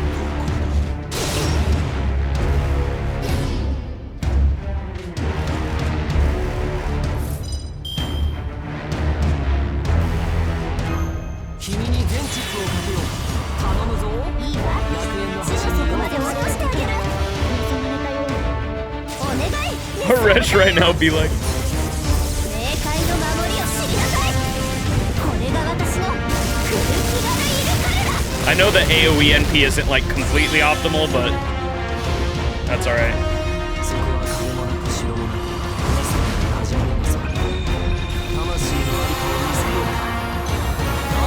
If you're able to fire the Aresh NP when her third skill buff is on its last turn, the death immune will last until her third skill is up again. Nice, so we can have that up 24/7 essentially.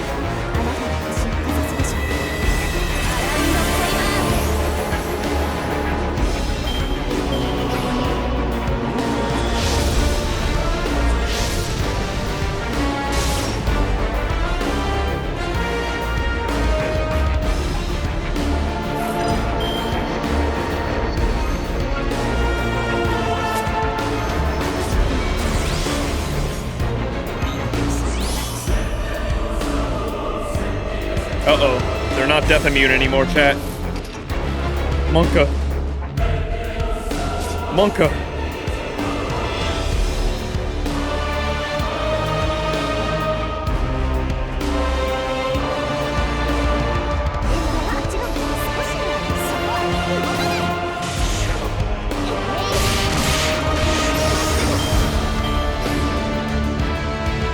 Uh-oh.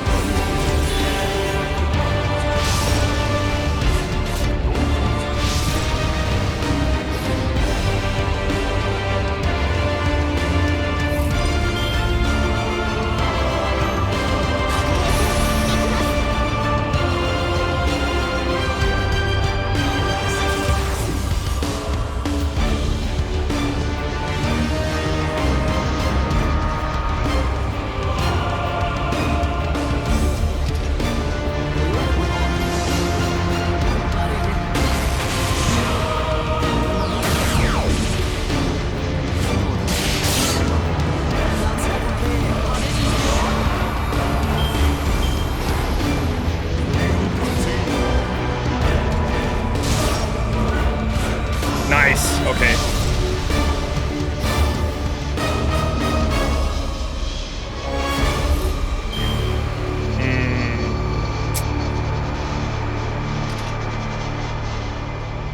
Fuck. We're just gonna have to hope. I think I'm not gonna do all three because I gotta kind of save the Aresh one for, because it only applies.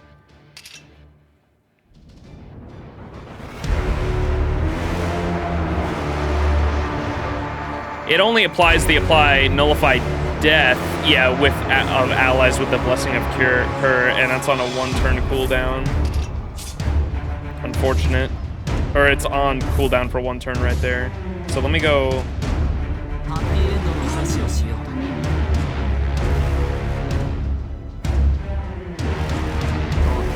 And just hope someone doesn't die here. Oh, it's still on? It's the fire icon? Okay, I was looking for the blessing of her one. Oh no, we don't have it. Uh-oh. Monka.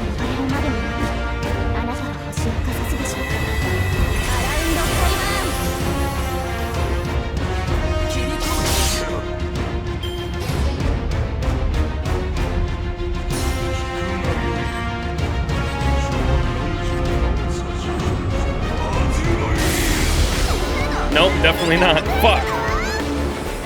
We definitely don't have it. Oh, she has the guts, that's right. We're so good at this game, chat.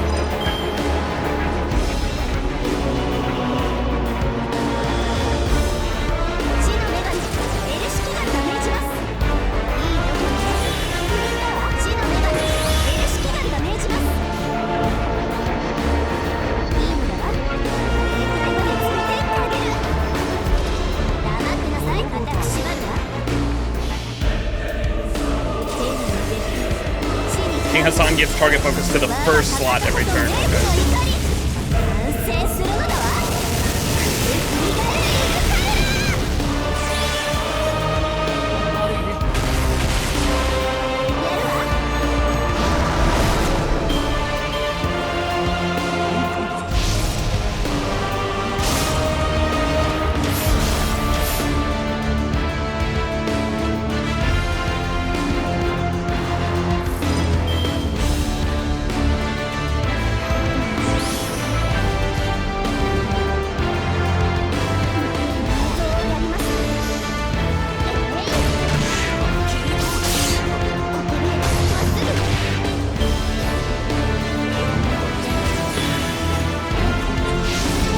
Oh, dude.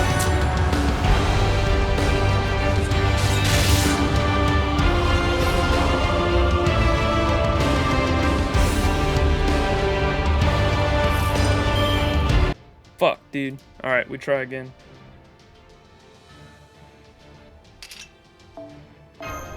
We're learning. There's a few things I learned there.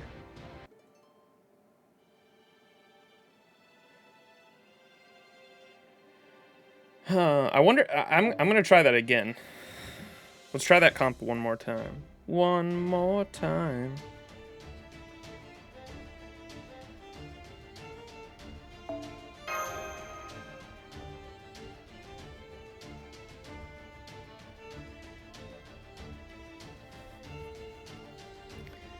Put her in the back row. Well, if I'm going with Miss Crane, I guess I could have Miss Crane in the front, right?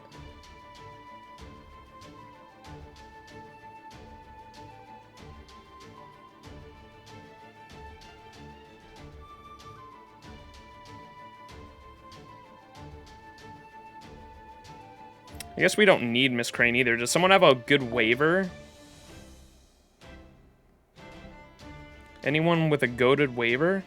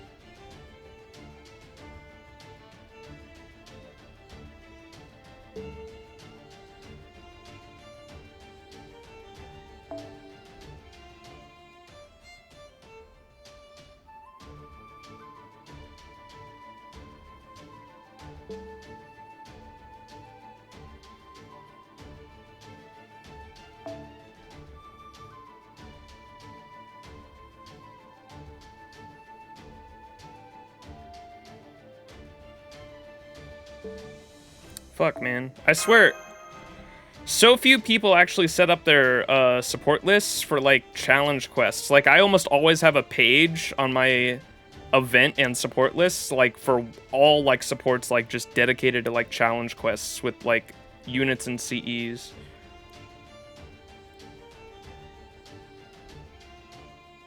What the fuck is this?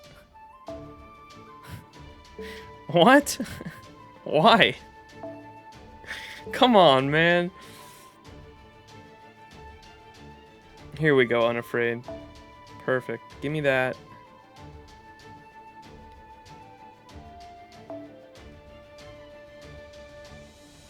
And I'll throw my waiver on the back line there.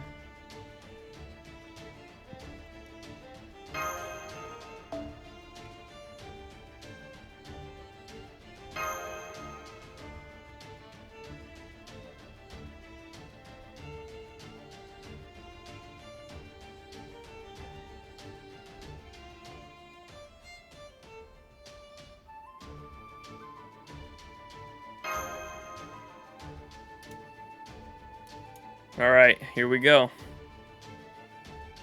Y'all ready? I don't think I'm ready.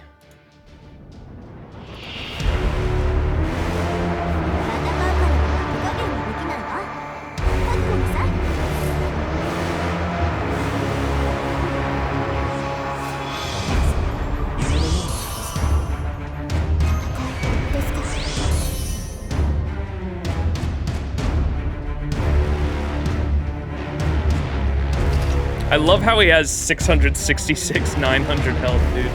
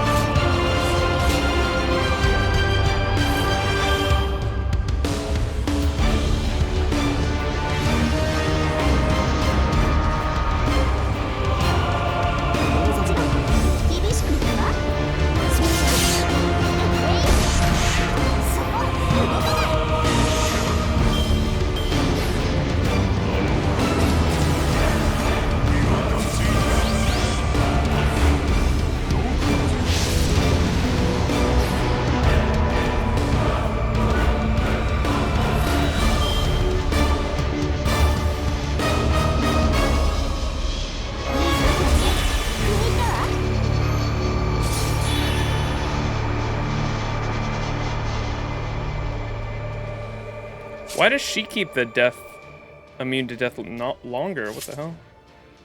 Or is that just that's because I popped the fucking invincibility, huh? It came free with my skill.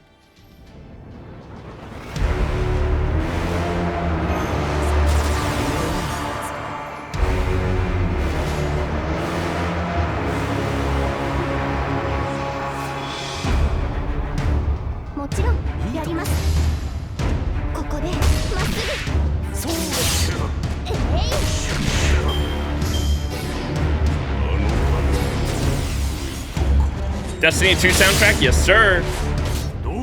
Thought it would go pretty good with the King Hassan fight.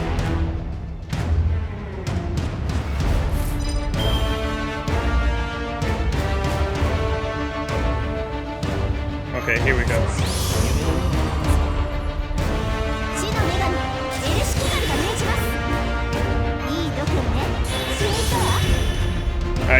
totally wasted that battery. I keep forgetting the fucking buster thing is tied to the battery.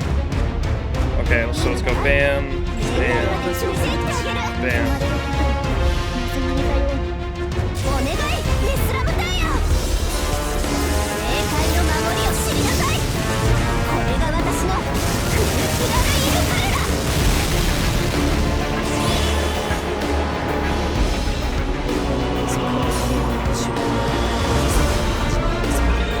Isn't there a command code that gives death immunity? Maybe.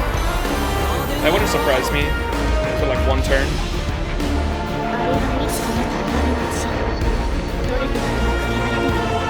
私は星を探すのですさあ幕を開けてアラウンド開幕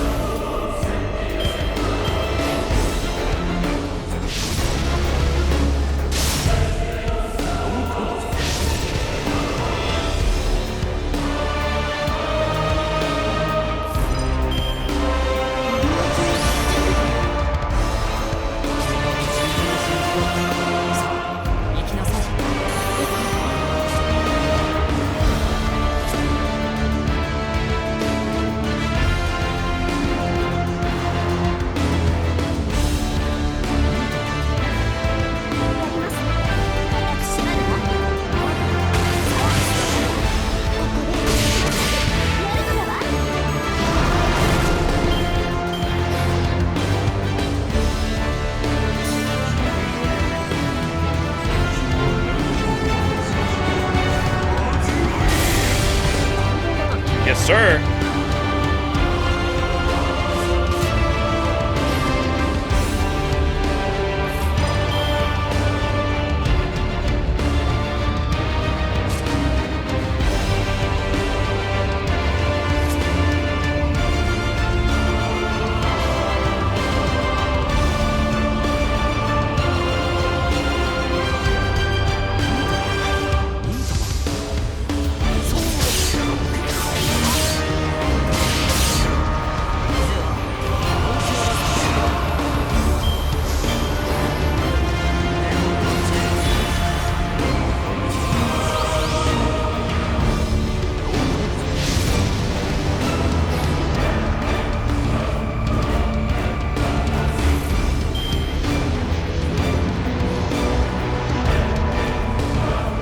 Monka, this is scary.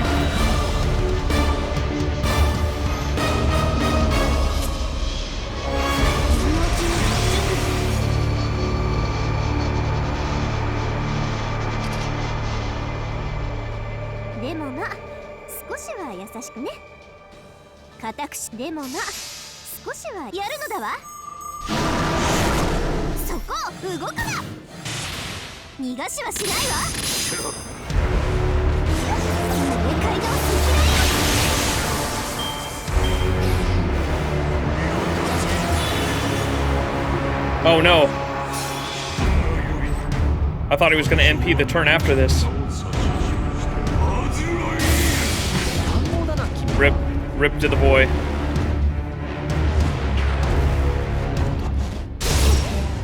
How?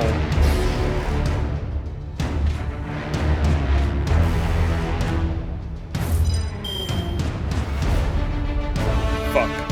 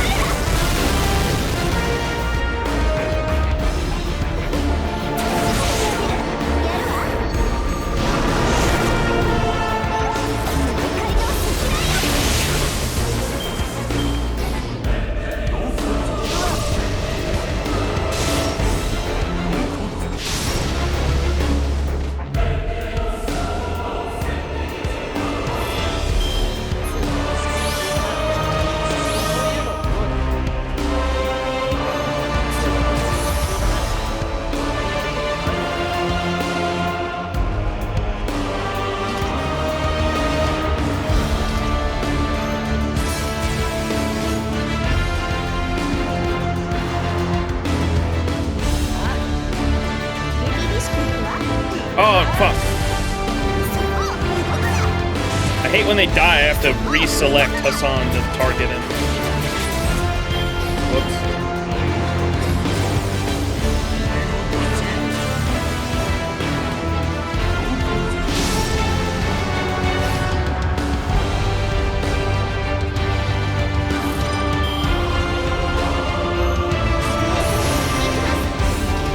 Oh, it's one more turn, man.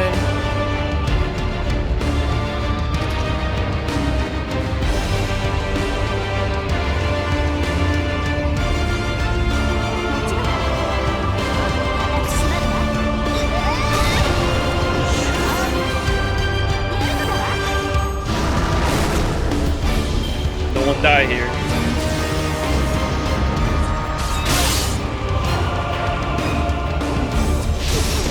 Monka.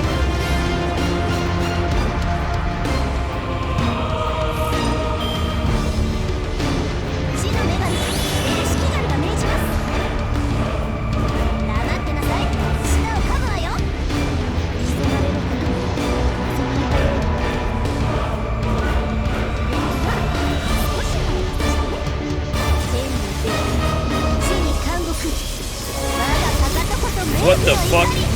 Aresh's twirl and slam there went with the music so good. That was insanely well timed. あれはいつか見た終わりの星。どれほど遠く汚れても、私は星を探すのです。さあ、幕を開けて、アラウンドカリバーン。 Alright, what's another really good boss? Good boss music. 聞くがよい。万象は汝の名を指し示したアズライ。What's another really good boss DPS track?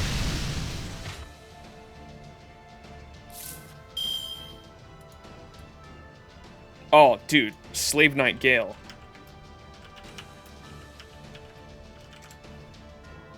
Slave Knight Gale OST goes so fucking hard.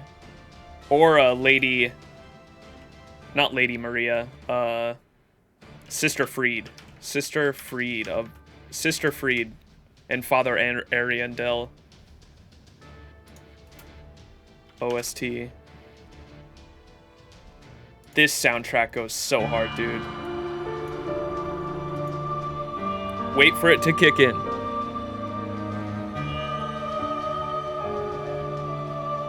It starts off slow, but just you wait. いい度胸ね。気に入ったわ。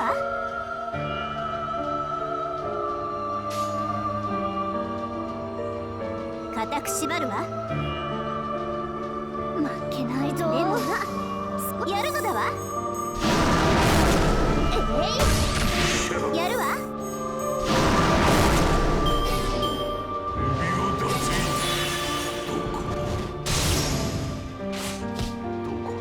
That's a fun.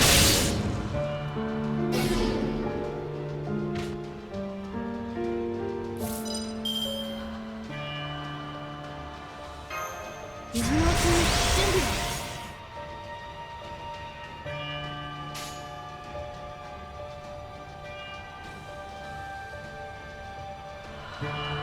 すべてやります。でもな、少しは優しくね。大軍師の究極陣地。 Hey, we got the stun off. ここでまっすぐ閉じ込めてあげ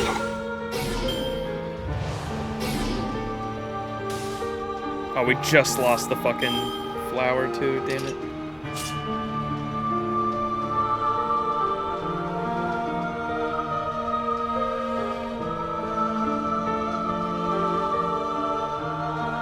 That's not good.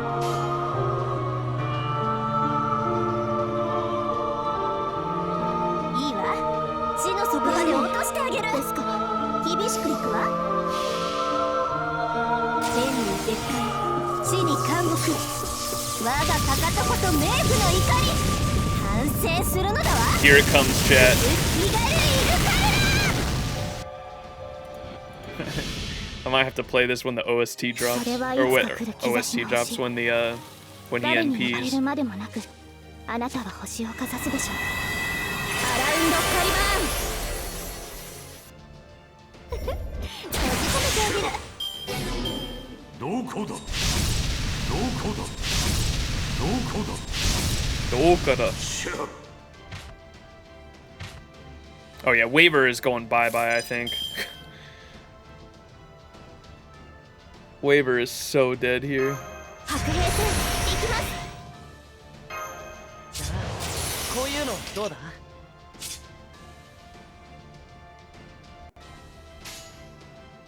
Yeah, Waver's dead. Dedge Waver.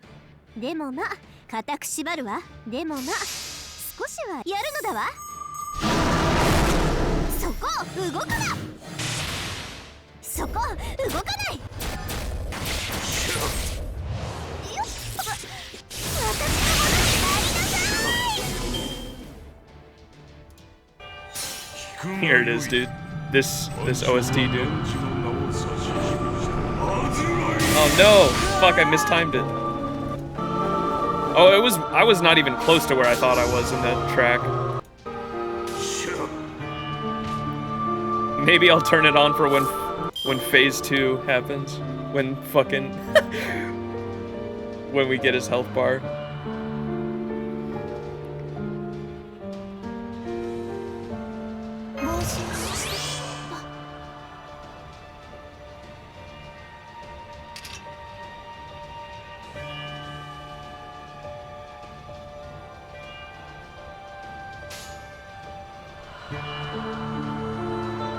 いいわ。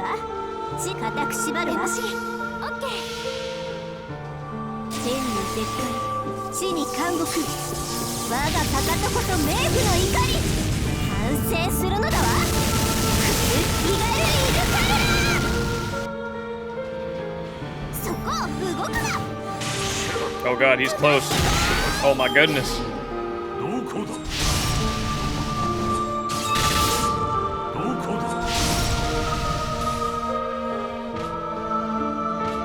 Oh, this might already be timed perfectly, maybe.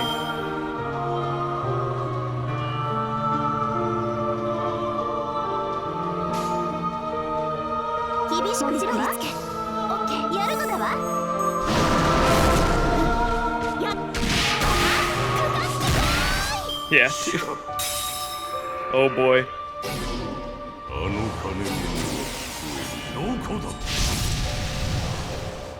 Here we go, phase 2.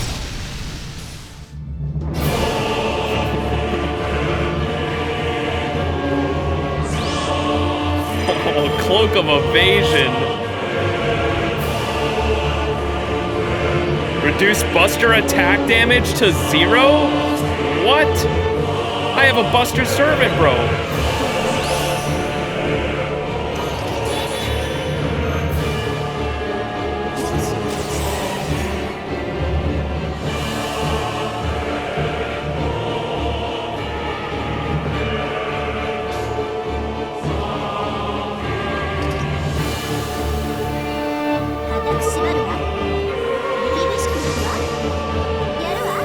The timing getting hard.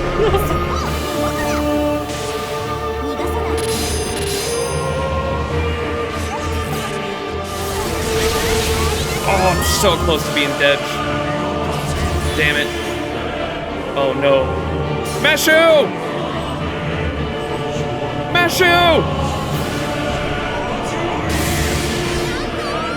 F.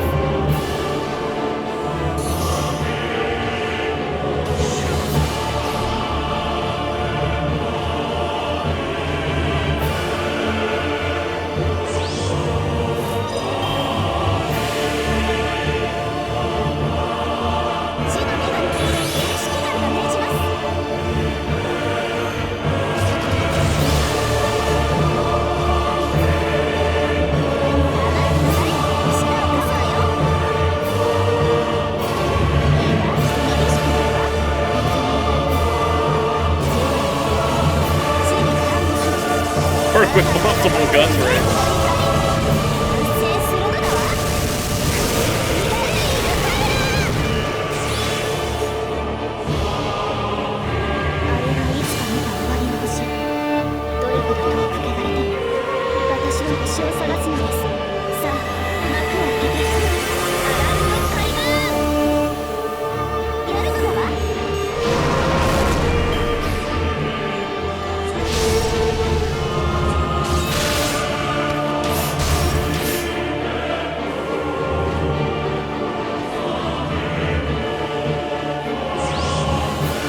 Buster again.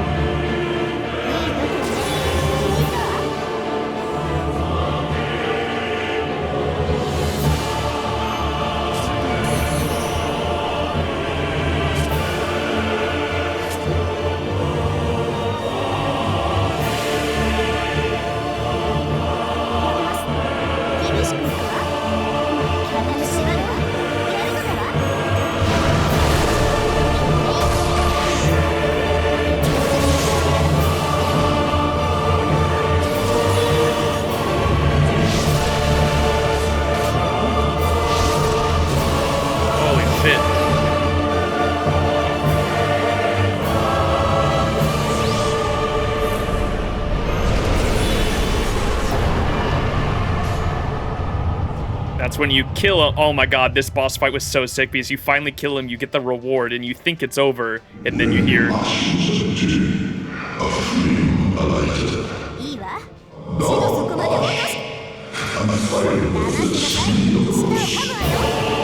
And then they come back again! They fuse into two, or they fuse into one. Go Super Saiyan on your ass. Oh my god, this music is so fucking good. I got PTSD from this fight.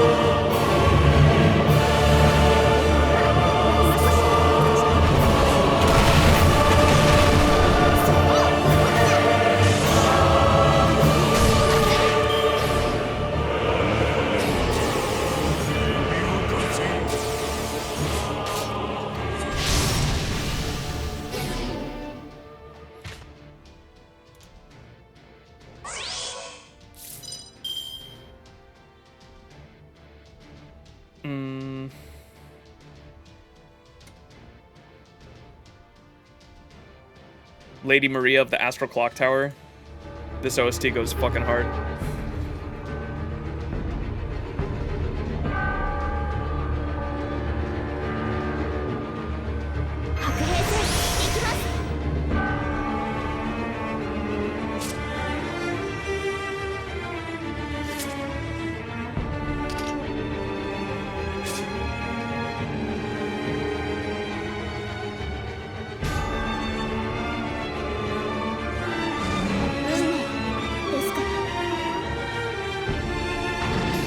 Herc might be gone here.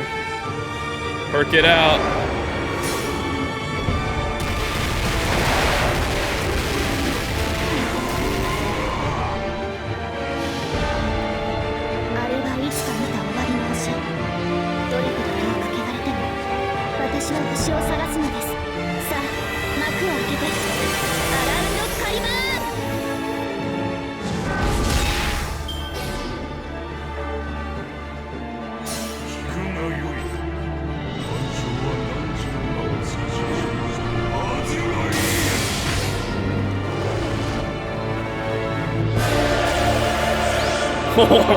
The timing is so good, dude.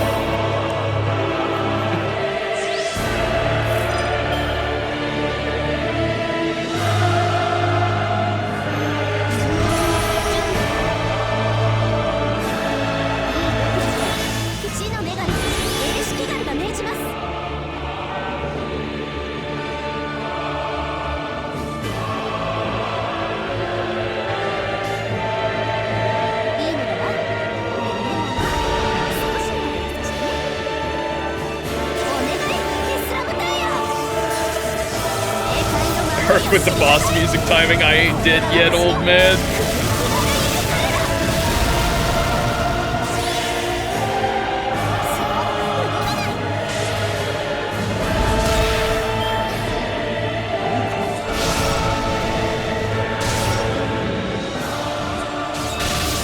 No!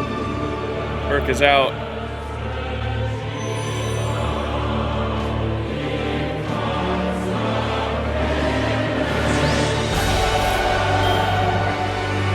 Why is he green? Quick attack? Is he does he have an aura around him? Depending on what color the card is? I just noticed that. Eresh solo incoming, you think?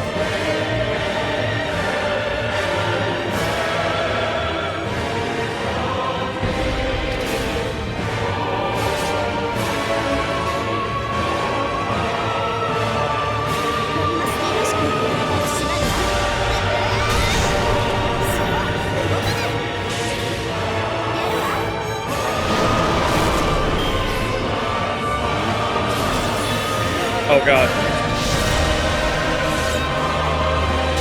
Oh! Oh. Oh god, chat. Oh god, chat. Monka. Buster. Oh no. Oh no. Oh no. Can it be done?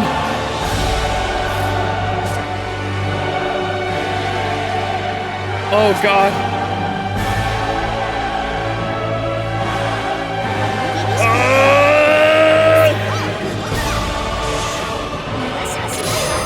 I don't know. I don't think it can be done. Oh no. Oh no.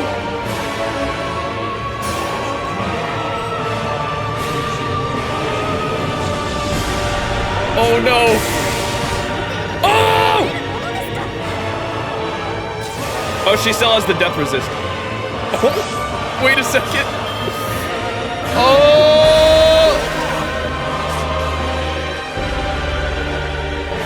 Quick. Wait, it's quick, right? The aura? Yep.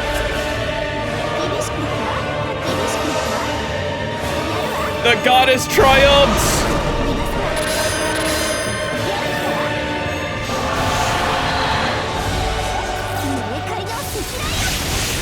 Let's go!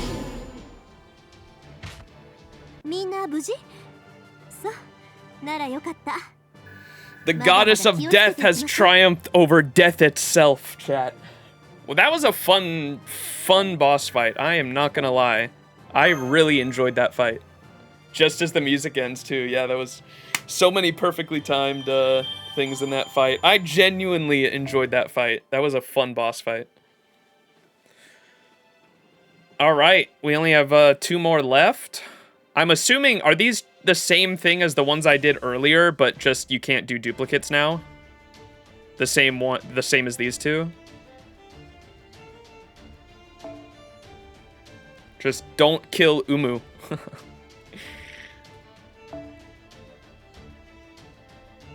No, they are different? Oh boy. I can't wait to find out.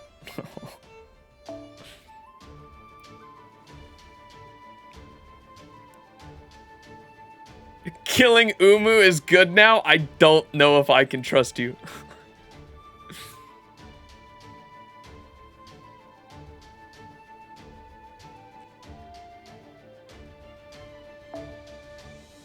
I don't know who to bring.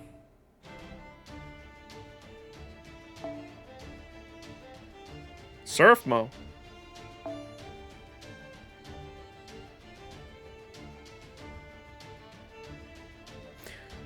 Should I use Summer Kiara here? Oh, really?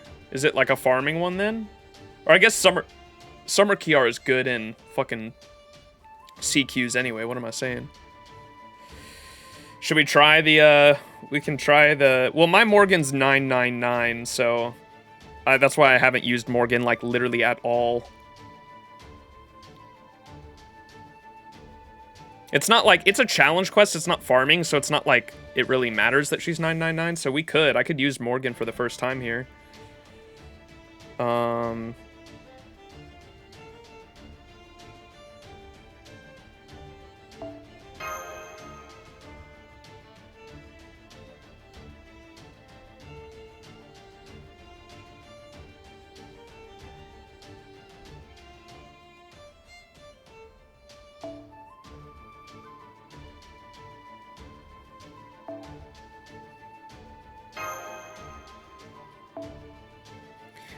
Should we try out Morgan for the first time? I feel like I literally haven't used her at all. Let's look at what my Morgan's bond is at. She's NP5. Look at her bond. I like literally haven't used her at all. Do y'all remember were any of y'all here when I got my NP5 Morgan? Do you guys remember that? Because I had NP3 from the first banner, right? When the second banner rolled around, I was like, we did a YOLO roll at the end of a stream, and I got her in the YOLO roll. I got a copy of Morgan, and then I was like, you know what? I haven't done my daily disappointment yet either. We might as well do the daily disappointment. And I did the daily disappointment and got my 5th copy from the daily disappointment. That was an insane end of stream roll. Like, fucking crazy. All right, yeah, you can see my Morgan's 999. I'm in lore hell currently. But I've never tried Morgan in the invincibility comp because I like really haven't used her at all since she's 999. But for a challenge quest, the NP being specifically 50% doesn't really matter. So let's try her out. What boss music do we do? Is there more Bloodborne? Soul of Cinder, yes. I need to play more Dark Souls, man.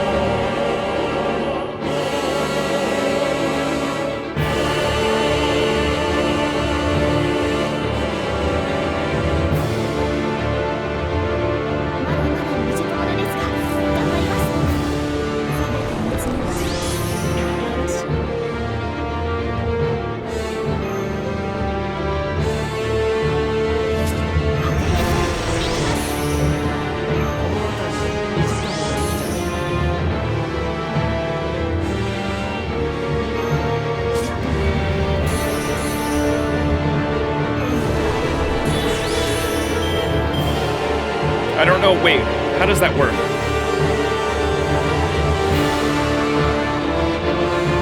Oh, she has the, oh, it doesn't stack, that's why. I was like, why didn't I get that there?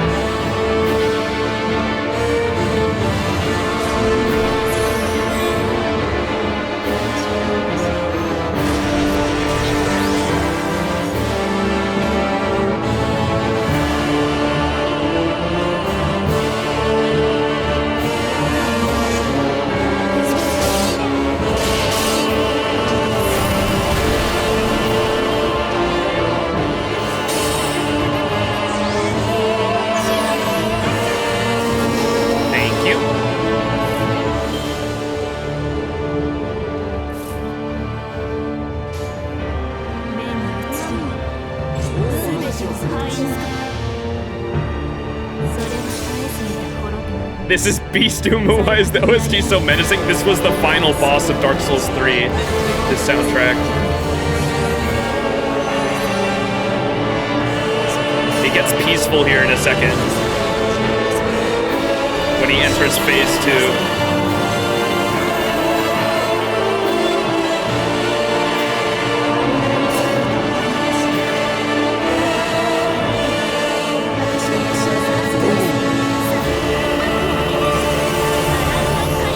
Starts doing, then his moveset turns into the final boss's moveset of the first Dark Souls, and it's supposed to be like a memory or like a nostalgic moment for Dark Souls fans. It's so good.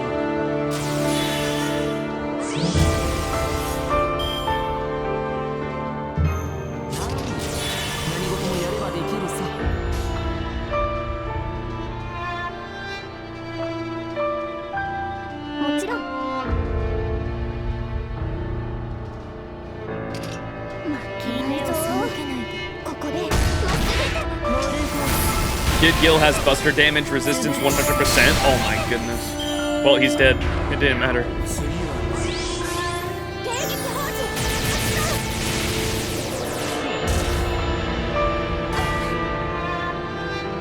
Oh my god, they evade. They all have evade. What the fuck? 3. 2.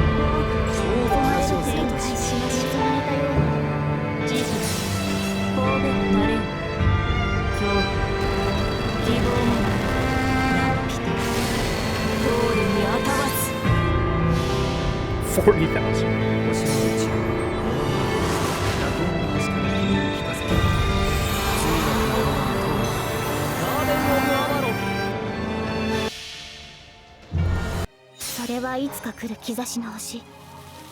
誰に呼ばれるまでもなく、あなたは星をかざすでしょう。アラウンドスカイバーン。フラッシュ。そこだ。収束発射。Slave Night Gale for Umu.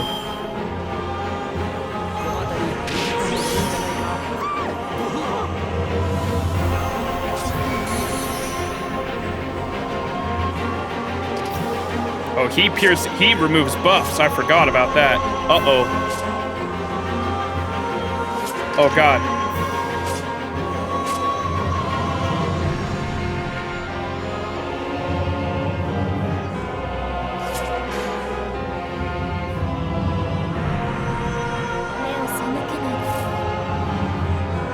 Oh, fuck me.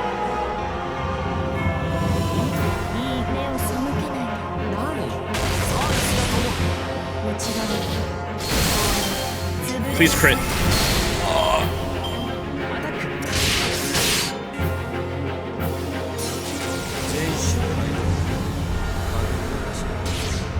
Oh, thank God.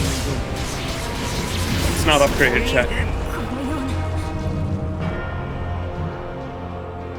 どうか誰も傷つけられぬ世界がありますように。ペインブレイカー。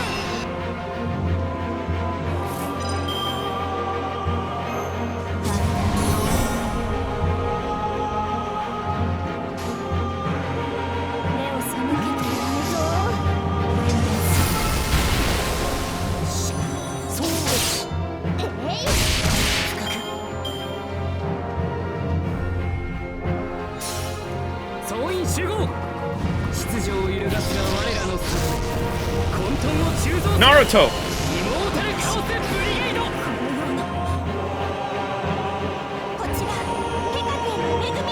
Is this the Crimson one? I just finished it after like an hour. I got RNG on my side.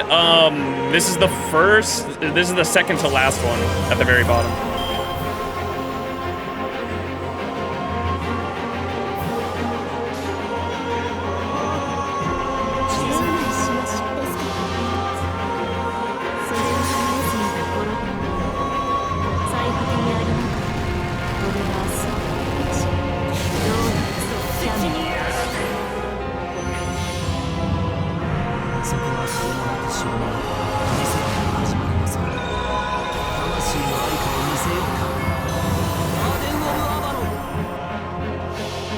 Oh god, here it comes.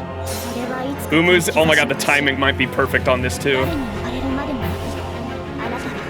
Oh my god, the timing is gonna be perfect. Here we go.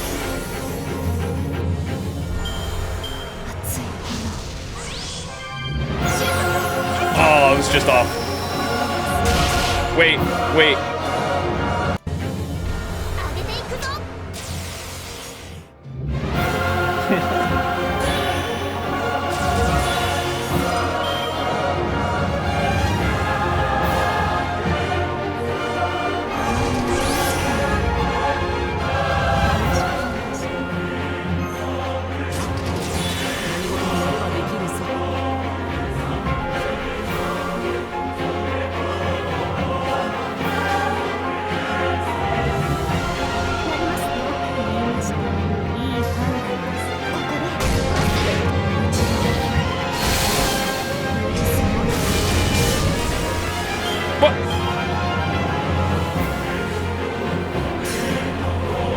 Umu got a guts that wasn't there.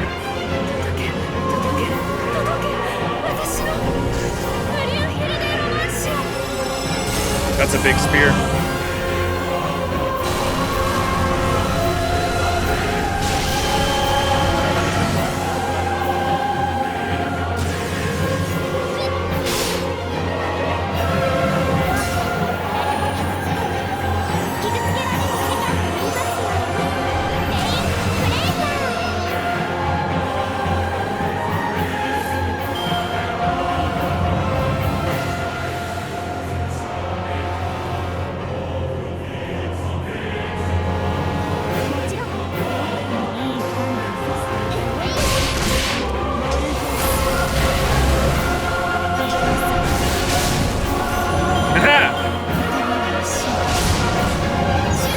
Fuck you, Umu.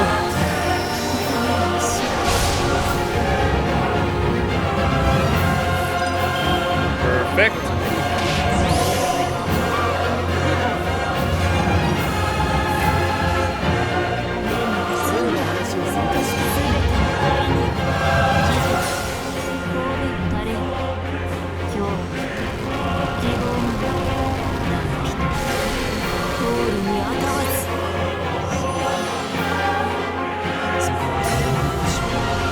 The second Crimson Olympia is where I almost cried. Had to use command spells to spam my NP1 Operon's NP. Oh no.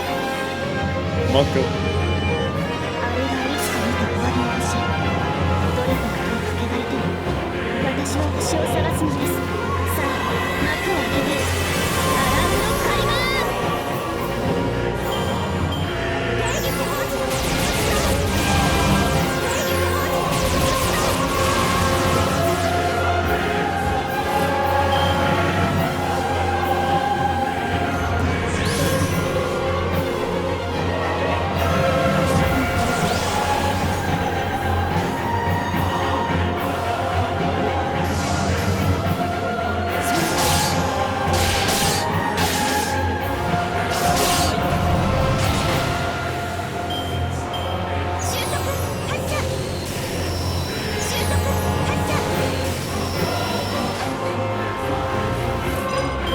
'Do I overkill her, chat? What am I saying? Of course I do.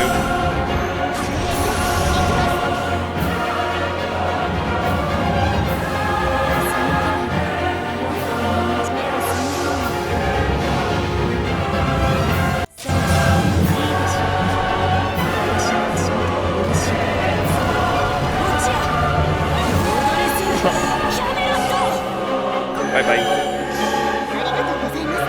Let's go. All right, I think for the last one, we turn on the Remnant OST.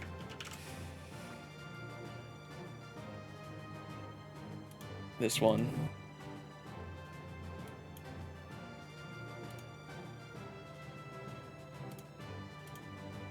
Okay. Here we go, last challenge quest. We are 6 hours into this live stream. 5 hours, 59 minutes, and 20 seconds. And I got my lore, let's go. We are gonna throw that into my Koi and Skya later. So she's finally 10, 10, 10. All right, here we go. Is my butthole ready? I don't think so.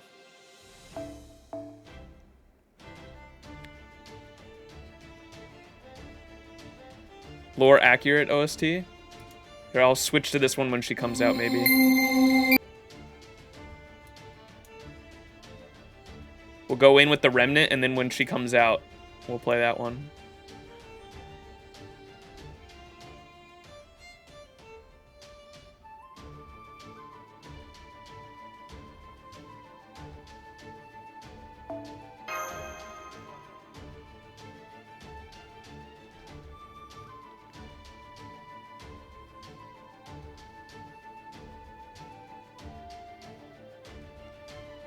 Where'd Unafraid's Merlin go, bro?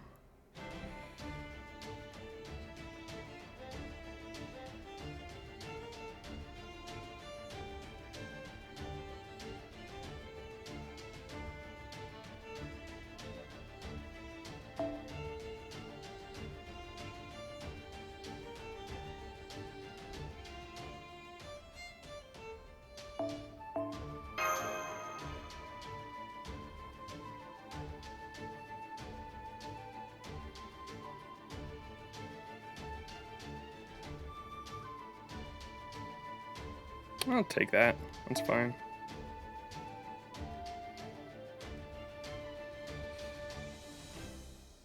All right, let's try it. Oh boy.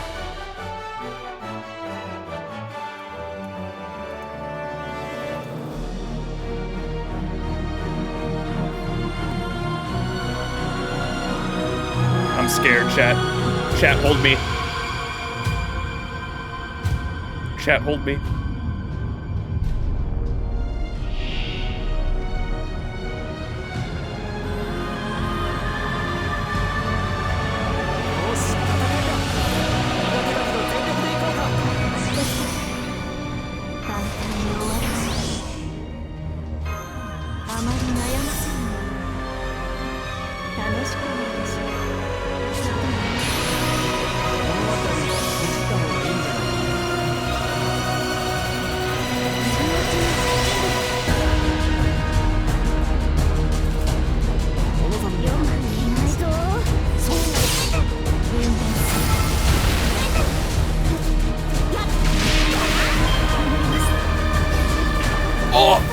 Oh no.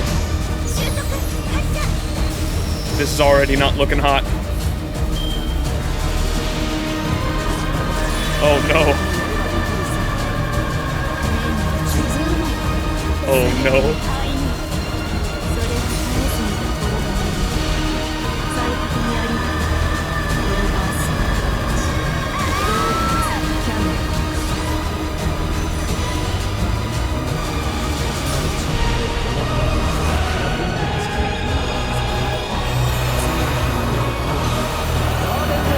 The last 3 servants are the problem, by the way. Oh boy.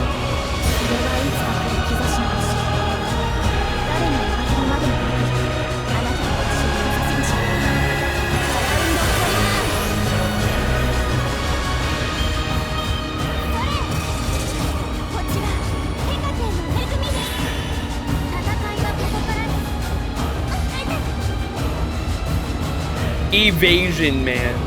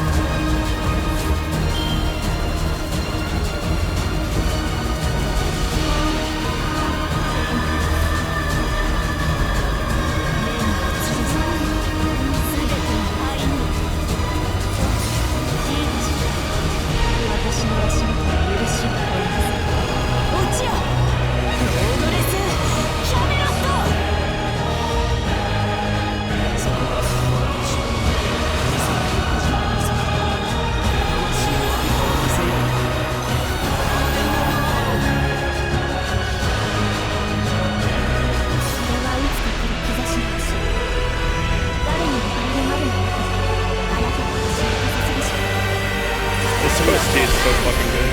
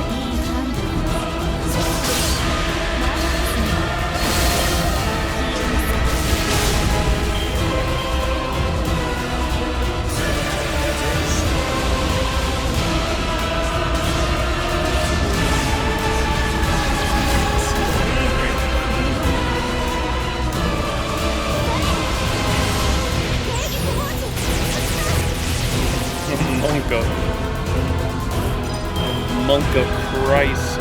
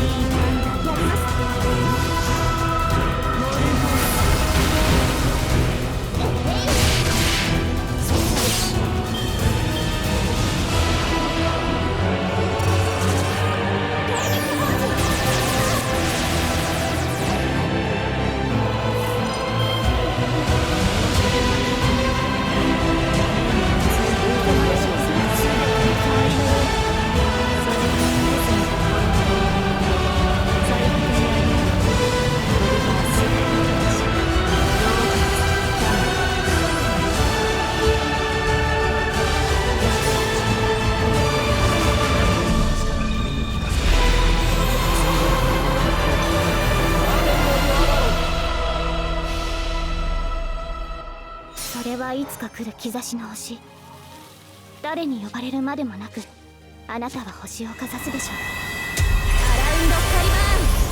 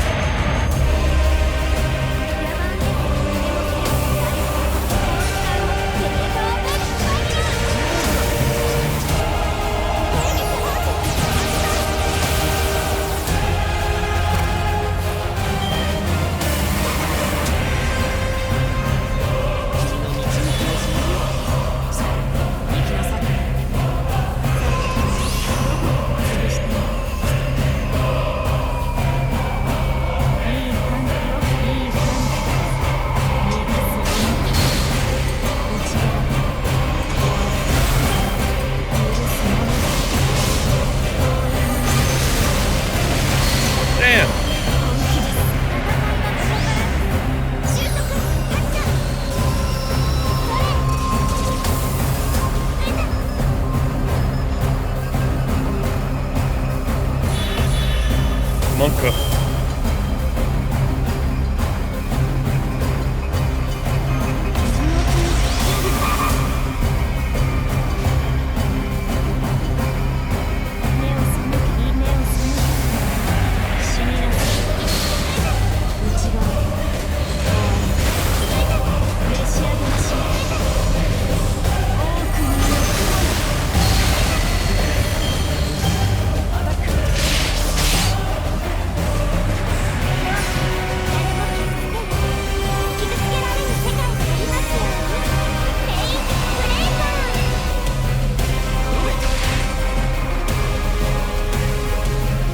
Monka. Invincibility Pierce.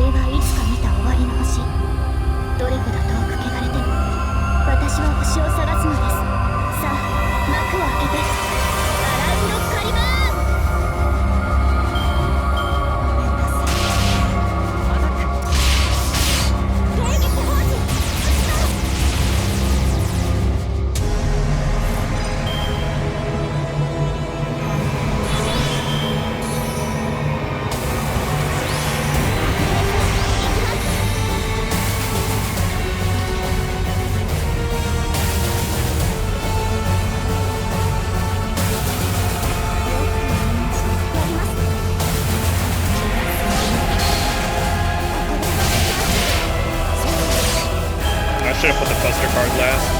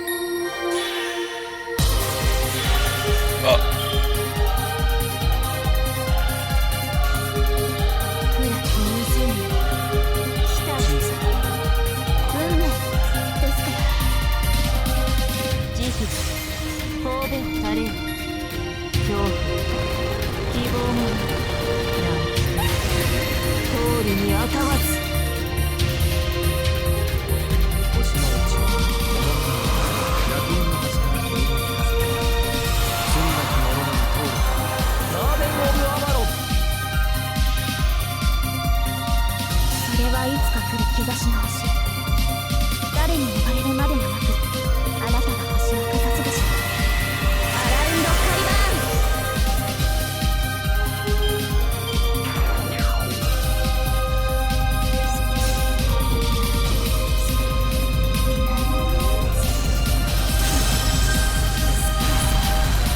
リューフルデロマッシュ。もうやだ。どうか誰も傷つけられる世界がありますように。 What's up, Ismaneer? How you doing? They're going good. We're on the final one right now. Very last one. 手に入らず。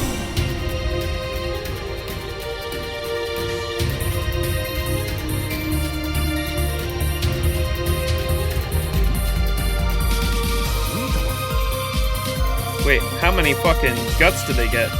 Just one? Oh, when HP reaches 0, recover HP and survive when gym clothes are a good thing is on the field. Okay, so we have to kill Nero.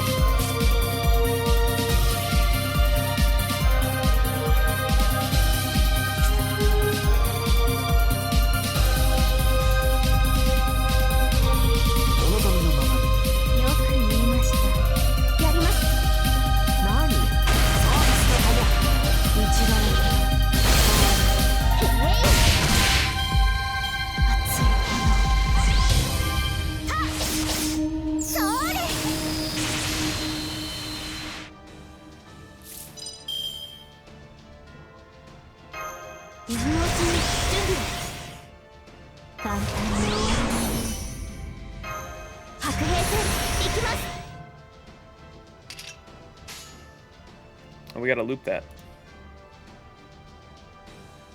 Mordred.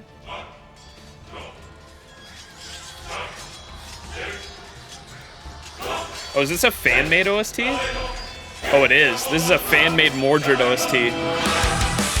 Oh, ho, ho, ho.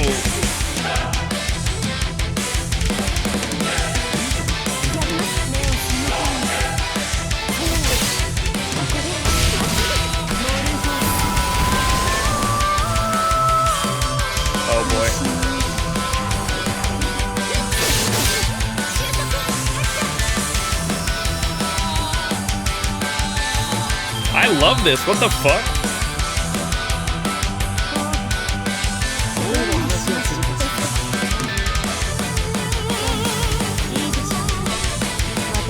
Mordred OST for her mother. Morgan, let's go.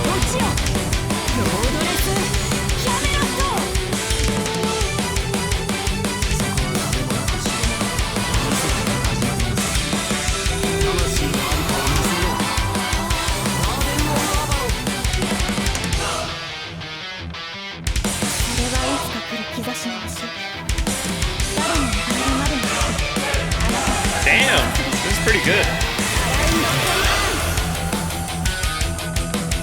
I like the electric guitar, it totally fits Mordred. Ah, she missed her buffs! Dummy.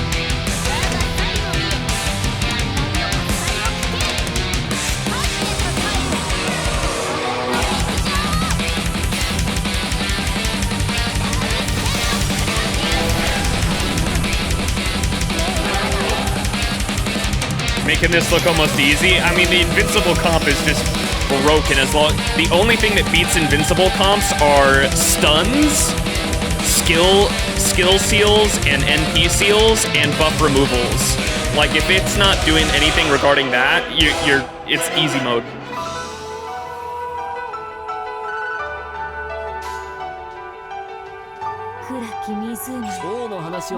This comp is so broken.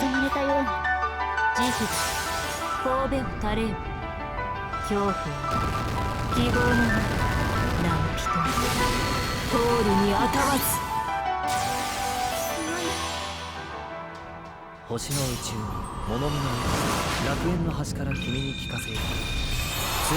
I know there was this Saber Alter fan made one is pretty good too. あれはいつか見た終わりの星。どれほど遠くせがれても私は星を探すのです。さあ幕を開けてアラウンドスカイバーン。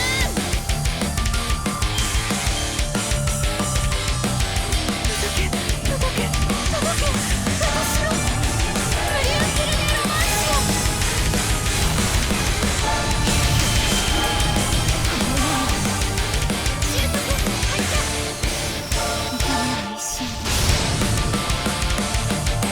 Yeah, I do have I don't think both of them have it. What does he have? He has a Fragment at 2030, but the Castoria has a Prisma Cosmos, so 10% NP every turn. That's definitely helping me out too.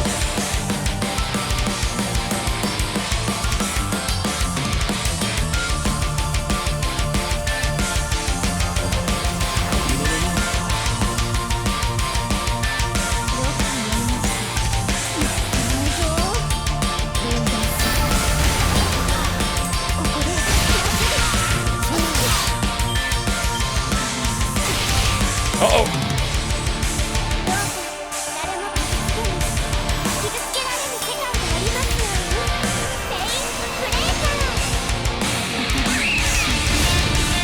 Oh boy. Oh boy, chat. Monk.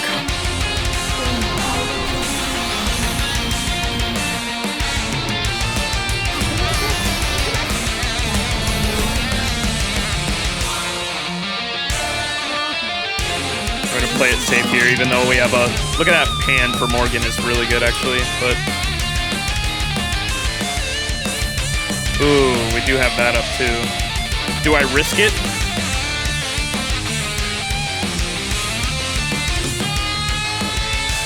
No, I'm not gonna risk it. I was gonna say I could risk it right now and try the Morgan Buster Brave Chain here with her NP and maybe finish it off, but I'm gonna play it safe.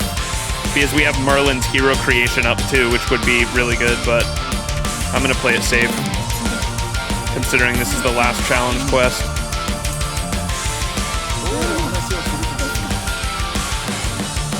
No, I am not risking it. I don't want to do this shit again. I am ready to be done with Nerofest.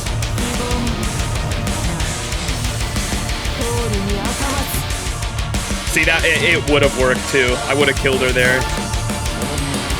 The two Buster cards would have killed Medea.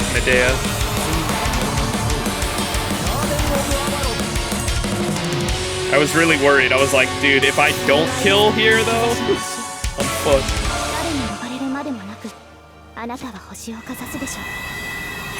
Is that the super difficult for only one ticket? One where you get the... It's the last one. It's the one after the lore. This is the final one, though, yeah. We did it first try, though. The invincibility comp is just too strong.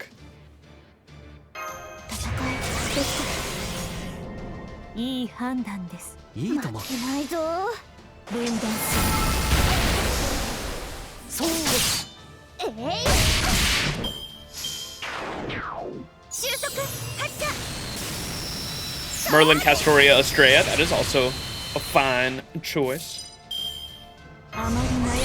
Mighty fun if I'll tell you what. There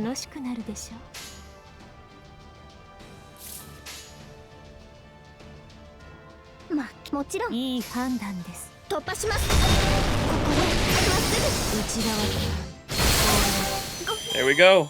That is all the challenge quests. We did it in one stream. It only took 6. I did not think that was gonna take that long. How many challenge quests is there total? And we didn't do one because the one with the first lore I did off stream.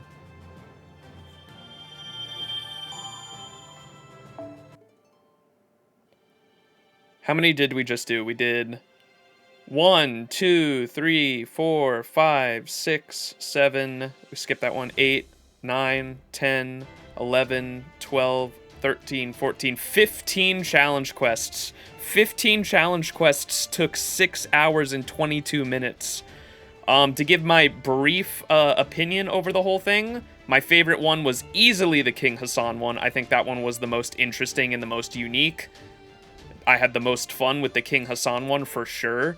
It just felt like an actual, like, scary, intimidating boss fight. Like, he sacrifices his own units and gets stronger, and has the, like, I had to actually make a comp against his insta-kill resist too, which was fun. That was probably the most fun and the most unique, I think, was the King Hassan one. That one was a lot of fun. My least favorite was either the Da Vinci one. Da Vinci's was kind of annoying. It was interesting, I guess, but Da Vinci's was annoying, and so was the this one, the fucking Siegfried one too. But the Siegfried one was really just out of spite because I was trying to 3-turn it, and once I finally stopped trying to 3-turn it, we did it pretty easily. But so if I had to say mechanically, probably the Da Vinci one was probably my least favorite. Overall they were pretty good. They were pretty fun, pretty alright overall. The Hercules one I liked too because it was just lore accurate. The ones that were like lore accurate boss fights was pretty fucking awesome. I think the Arjuna and Karna one was like lore accurate. Fucking Arash doing the Stella and having guts multiple times was pretty fucking funny. Spartacus was lore accurate too. That was like fighting lore accurate Spartacus as well because he had the healing constantly going and got stronger when he was at weaker health. I don't know much about Suzuka's lore. I don't know if hers was... I assume it was lore accurate because of all the other ones. Da Vinci's was kind of lore accurate too because her like buff, if you killed her first, she did the Last Supper buff on all the other monsters that were on the back line, and so you had to fight like a super buff version of them, so it was just a stall comp. That's why it wasn't... I used a stall comp for a lot of these, but that one probably took the longest, so was not too fun, but the rest of them were. I enjoyed all of them, I think, except for my least favorite was easily the Da Vinci one, but the rest of them were all like lore accurate versions of the servants, which was pretty cool. But yeah, that was fun. All right, I might take a short break, chat, get some food, and I think we're gonna try to go for 200. We're gonna shush. We're gonna try to go for 200. We're at 174 boxes right now. I think if we stream for another 2 or 3 hours, we can probably open up 200 boxes. That was my overall goal for Fest.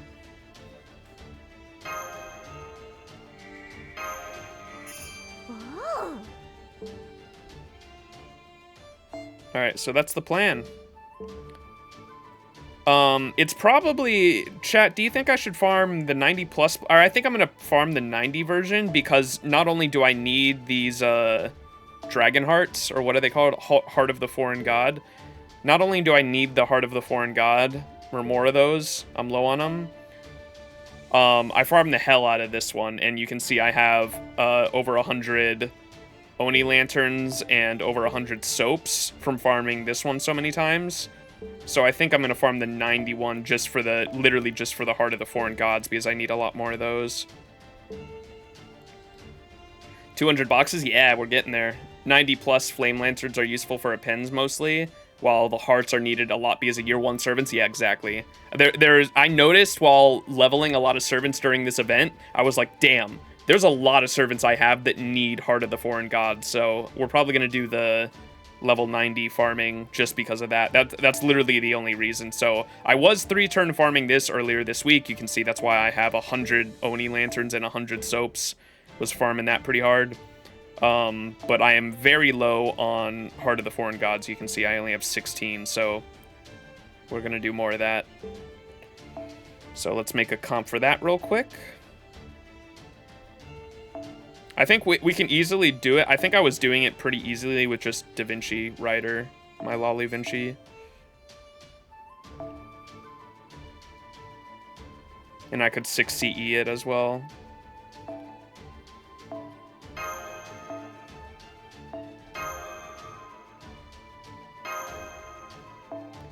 Who do we want to level up? I think Salter I am gonna 120 eventually, because after I saw that buff on NA, or buff on JP, sorry, once it comes to NA, I think I want to have Salter at level 120 so I can like Black Grail farm with her. That sounds super fun. I can have Jalter be my all-around, Jalter can be my all-around like boss fight or like single target unit whenever I need a single target unit, and Salter can be my AoE unit whenever I need an AoE unit, because I'm pretty sure even at 120 she could probably farm most nodes easily, even if she had class disadvantage. Like even if she's going against archers, I feel like a 120 Salter can easily still clear an archer node as long as they're not like super fucking high health.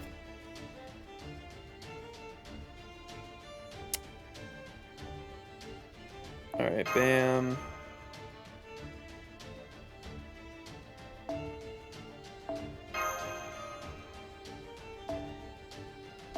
Yeah, you can see I got quite a few MLBs there from farming this event. And then who was I? I think I was working on Spartacus for my low rarity. I need to get to level 150 already so I can have 113 party costs, so I can do a 5-star and a 4-star in the back line with MASH with all 5-star CEs.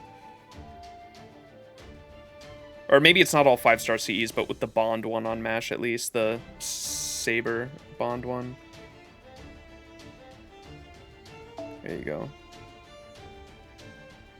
Yeah, because like, look, if I want to put Jalter there and Salter there, and then if I give MASH the Saber Bond CE, this one, you can see I'm one party cost off. One party cost off to be able to farm with that in like all of my farming nodes, where I have the front line is all 5 stars with all 5-star CEs across the board except for that one MASH has. And then in the back line I can have a 5-star unit and a 4-star unit that I'm leveling bond-wise. I'm one party cost off, dude. And you have to be level 150, I saw, before I get there, and I'm like level 142 or 143 right now, so it's gonna be a while, unfortunately. But the grind continues.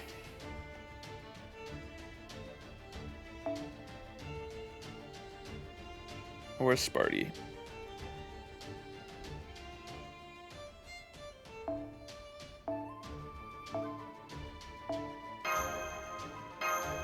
So we're just going to farm with that. And then Mystic Code, we're going to go with Arctic to level it up.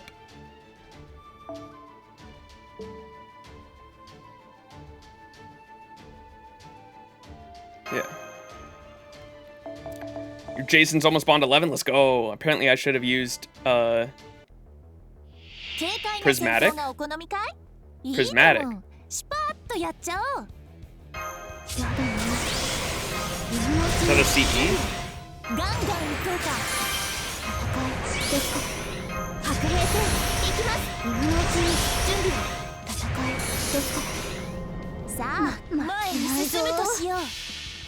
Yeah, did you mean like Prisma Cosmos? That's the CE I use, the one that gives 10%, or at MLB anyway, gives 10% NP every turn. It's really good in the stalling comp.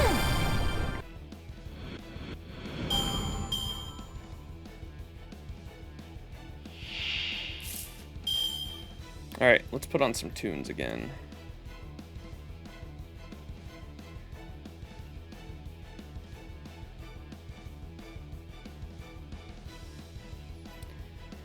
I'll go back to Spotify. Sorry, YouTube listeners, if you're listening or watching, you won't be able to hear the Spotify music.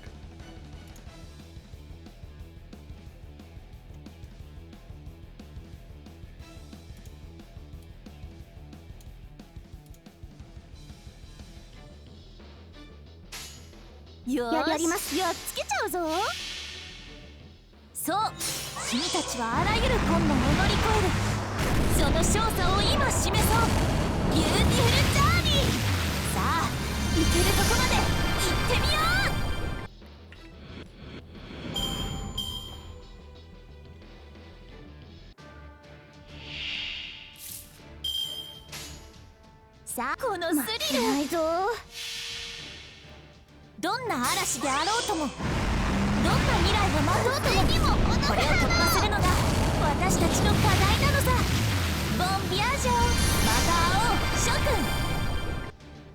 おっOh, I'm dumb. I didn't do the right thing. Did I not use her third skill there? No, I didn't. That's my bad. やります。あちらもどうぞ突破します。なんとありがとうございます。皆さんのおかげです。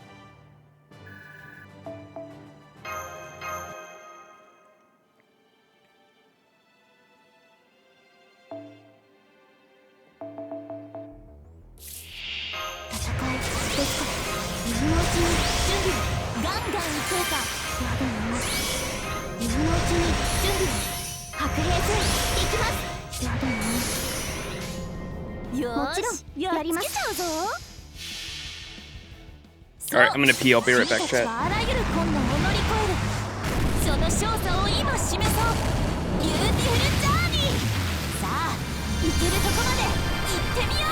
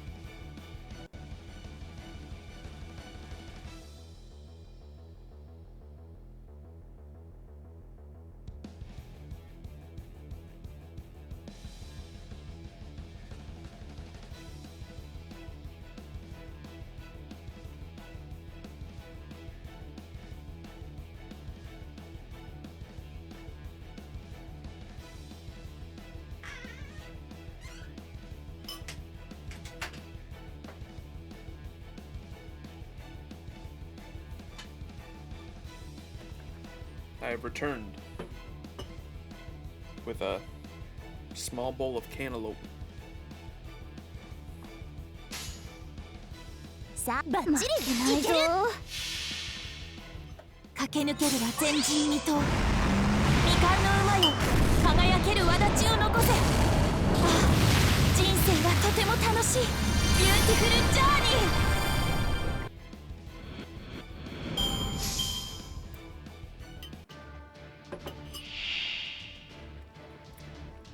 What's up, Star Killer? 文字通り手はいくらでもあるのさ。よーし、やります。やっつけちゃうぞ。どんな嵐であろうとも、どんな未来が待とうとも、これを突破するのが私たちの課題なのさ。ボンビアージョン、また会おう諸君。やはり176 HP. ありがとうございます。皆さんのおかげです。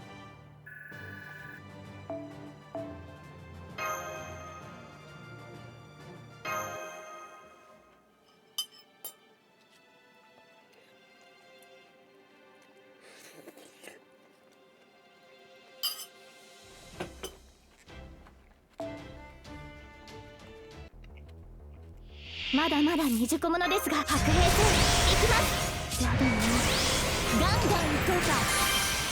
今のうちに準備の戦いですか。白兵戦いきます。よーし、このスリルないぞ。駆け抜けるは前人未到。未完の馬よ、輝ける轍を残せ。ああ、人生がとても楽しいビューティフルジャーニー。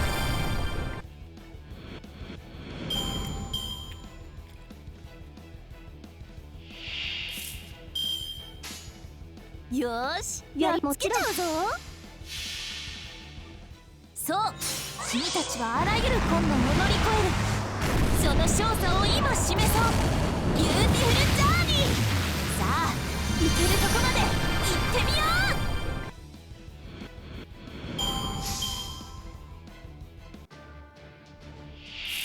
う。文字通り手はいくらでもあるのさ。 さあ、もちろんバッチリいける。駆け抜けるは前人未到。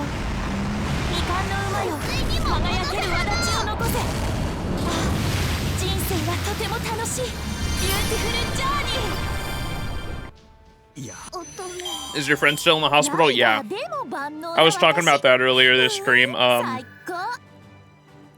He was out of the ICU like a week or two after he was in the coma. I think it was like on the second week. He got out of the coma. He was doing better. They took him out of the ICU and put him on a different floor in the hospital. And he seemed to be recovering well. And then on the weekend when I wasn't there, he went into cardiac arrest. And they put him back in the ICU. And now he's back in the ICU with like a fuck ton of different problems. I don't know. I don't really know what the full condition is, if like he's looking better or not, because they're giving me a bunch of like, I don't even think they really know. They're just testing him for a bunch of different shit because his pancreas was the main problem, and there was a chain reaction when his pancreas shut down that shut down all of his fucking organs. And so there's a bunch of different shit they're looking at. It's not just one thing. They're like trying to make sure his entire fucking body is functioning essentially. So, I don't know. I've been trying to take it one day at a time because I'm going there as often as I can. But at least he's not in a coma anymore. At least he's conscious. And I can actually talk to him. Scary shit, though.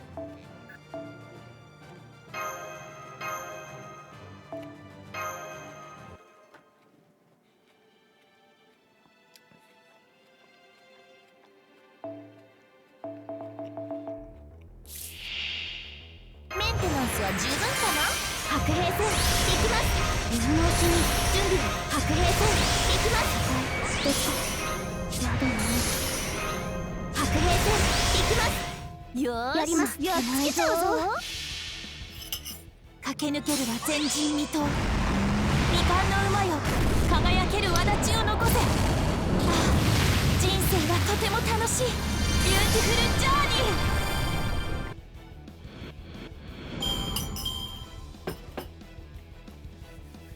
Hope he gets better. Thank you, Star Killer. I appreciate that. さあ、前に進むとしよう。駆け抜けるは前人未到。未完の馬よ、輝ける轍を残せ。ああ、人生はとても楽しいビューティフルジャーニ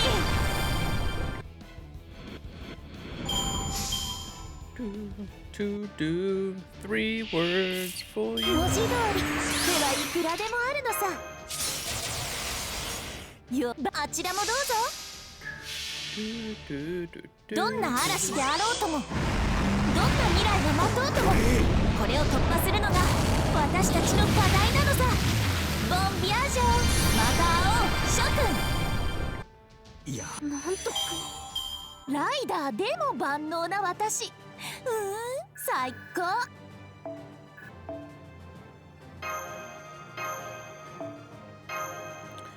It's like the lowest apples I've ever had, dude. I don't think I've ever dipped under 50 in the past like 2 years.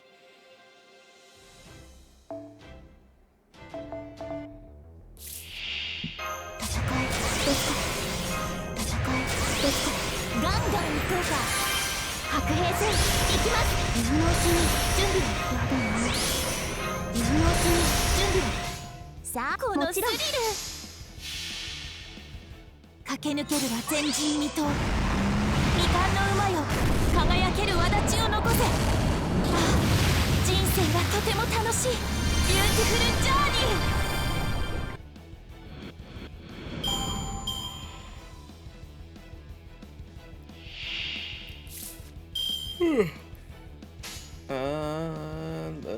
さあ、あちらもどうぞ。どんな嵐であろうとも、どんな未来が待とうとも、これを突破するのが私たちの課題なのさ。ボンビアージョ、また会おう諸君。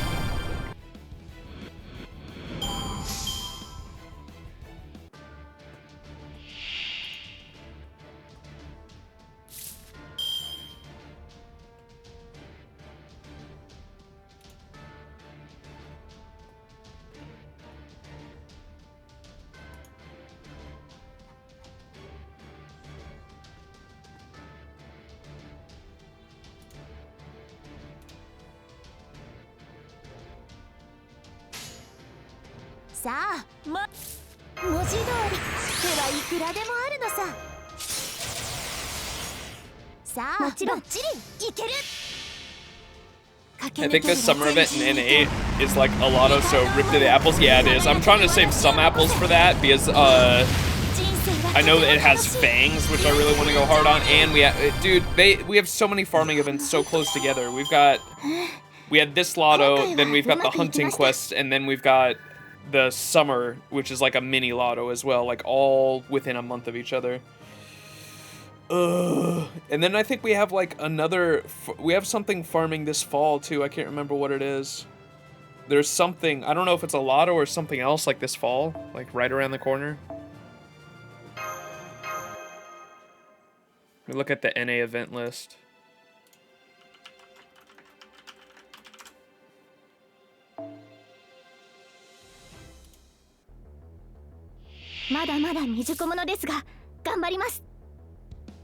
The Halloween's not a lotto, is it? I know we have a Christmas lotto. That's normal. Is the Halloween a lotto? Or is it like farming or something? Oh, it's a point reward, but it's not super apple reliant.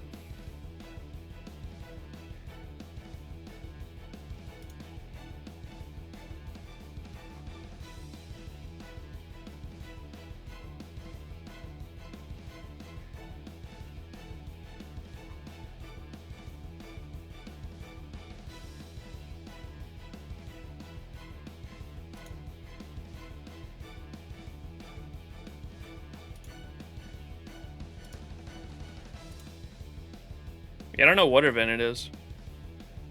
I could have swore someone was saying there was like a really big farming event this fall as well. メンテナンスは十分かな。白兵戦行きます。ですか。戦いですか。白兵 It's 戦 really only the Halloween and the two Guda Gudas. よーこのスリル。駆け抜けるは前人未到。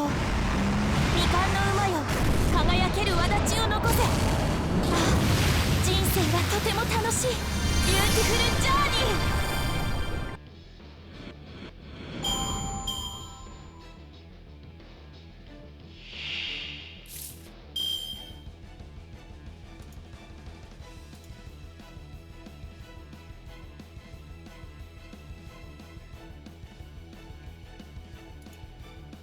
Bro, Baldur's Gate looks so much fun. I honestly might give it a try. やります。いける。そう、君たちはあらゆる困難を乗り越える。その勝者を今示そう。ビューティフルジャーニー。さあ、行けるとこまで行ってみよう。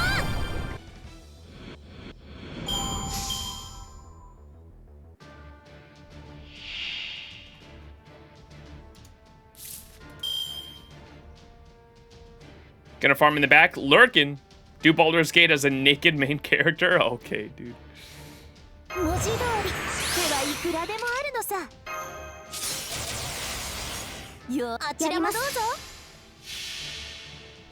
そう、君たちはあらゆる困難を乗り越える。その勝者を今示そう。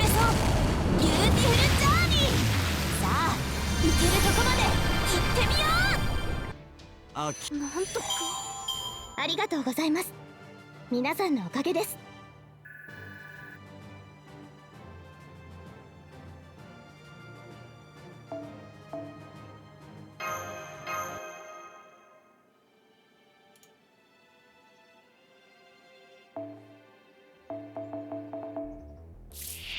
今のうちに準備は。やだね。戦いですか。メンテナンスは十分かな。戦いですか。白兵戦行きま。今のうちに準備。よーし、気をつけちゃうぞ。どんな嵐であろうとも、どんな未来が待とうとも、これを突破するのが私たちの課題なのさ。ボンビアージョン、また会おう諸君。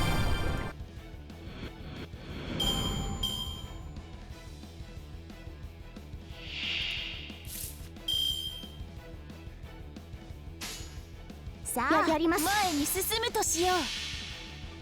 駆け抜けるは前人未到。未完の馬よ、輝ける轍を残せ。ああ、人生はとても楽しい。ビューティフルジャーニ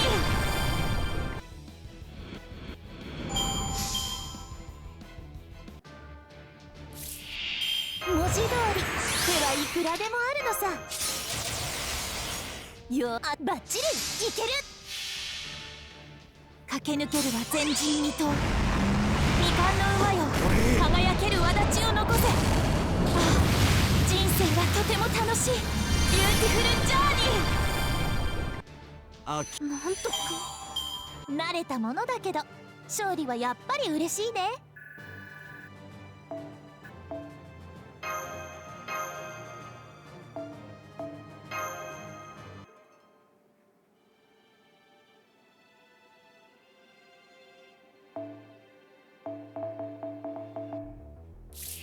運命をかけた戦いであれば早炊きですよ。カルウェナ早炊きですよ。カルウェナです白兵戦行きます。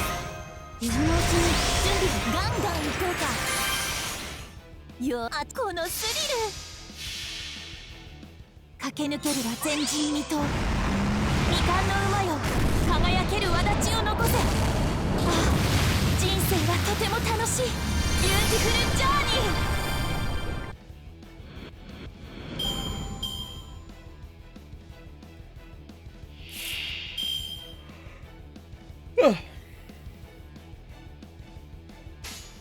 さあ、前に進むとしよう。どんな嵐であろうとも、どんな未来が待とうとも、これを突破するのが私たちの課題なのさ。ボンビアージョン、また会おう諸君。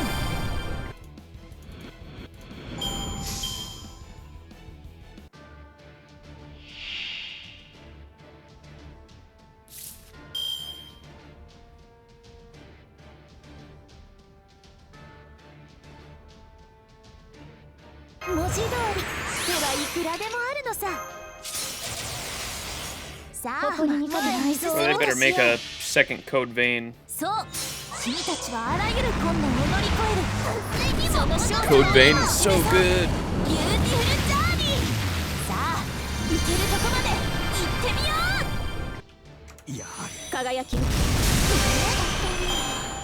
当然とはいえ嬉しいものですね。皆さんのおかげです。 Alright, I need like 20,000 fucking petals.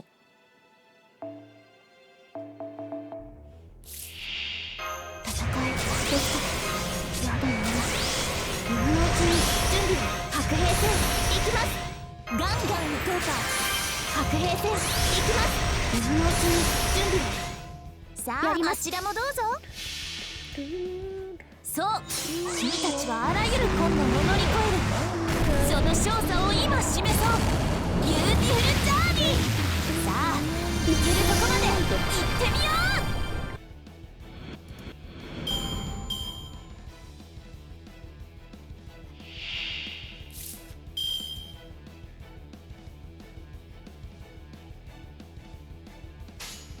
さあ、あちらもどうぞ。どんな嵐であろうとも、どんな未来を待とうとも、これを突破するのが私たちの課題なのさ。ボンビアージョン、また会おう諸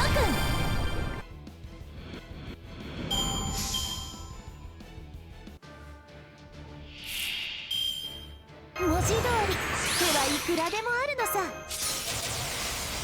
よーし、やっつけちゃうぞ。どんな嵐であろうとも、どんな未来を待とうとも、これを突破するのが私たちの課題なのさ。ボンビアージョン、また会おう諸君。なんと今回はうまくいきました。今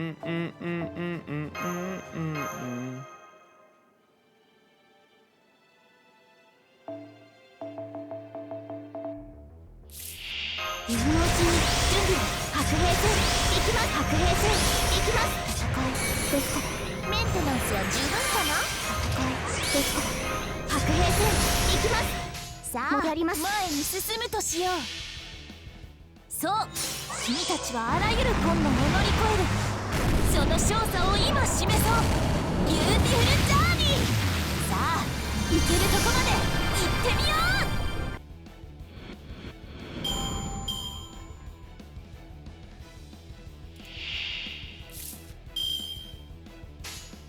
よー、このスリル。そう、君たちはあらゆる困難を乗り越える。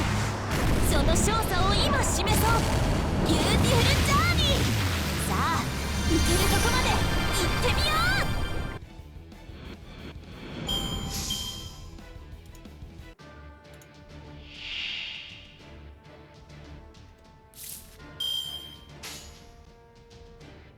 さあ、もちろん前に進むとしよ Oh う。 god, I didn't do the. Whoops. どんな嵐であろうとも、どんな未来が待とうとも。 I might honestly farm this with Summer Musashi instead. I feel like it'd be more consistent and a little faster. また会おう諸君。ここでまっすぐ。受け取るがよい。魔術のみと自らを縛るのも王の度量よ。運命負けないぞ。あれはいつか見た終わりの Is your 星。 Jalter 120? She sure is. 汚れても私は星を探すのです。さあ、幕を開けてアラウンドカリバーン。ここでまっすぐ。飽きた。俺のオフが用意。行くぞ。文字通り手はいくらでもあるのさ。さあ、あちらもどうぞ。駆け抜けるは前人未到。未完の馬よ、輝ける轍を残せ。ああ、人生はとても楽しい。ビューティフルジャーニー。なんと、今回はうまくいきました。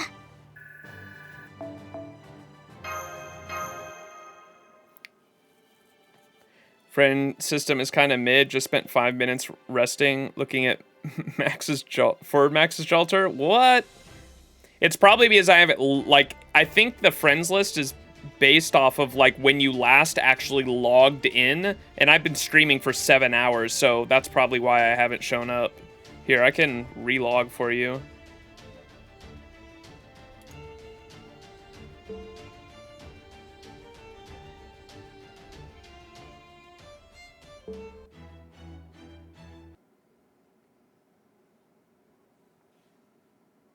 Stone. Have y'all seen the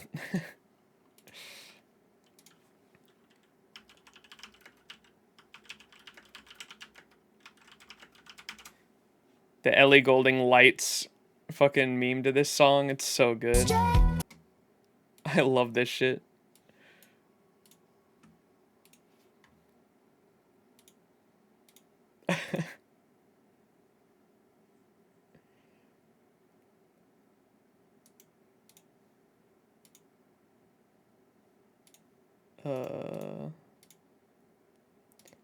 It's a little, the meme where I first saw this is a little sexist, I understand, but I thought the animation was so fucking funny with how well it went to the song.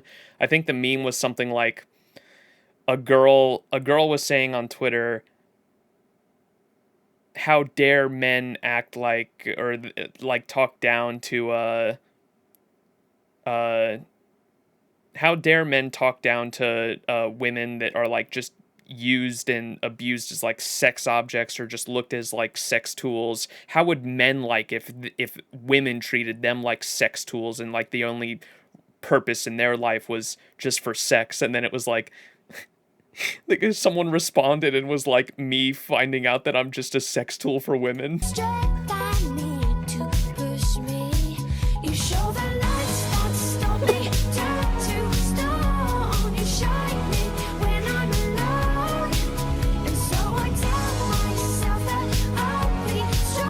I was like, when I saw that, I was like, why does that go so fucking well with the song, dude?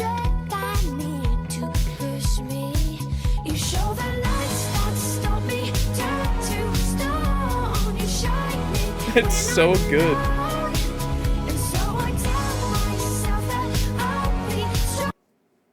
Yeah, I don't know why that's so good. Oh yeah, look at this. This is cute.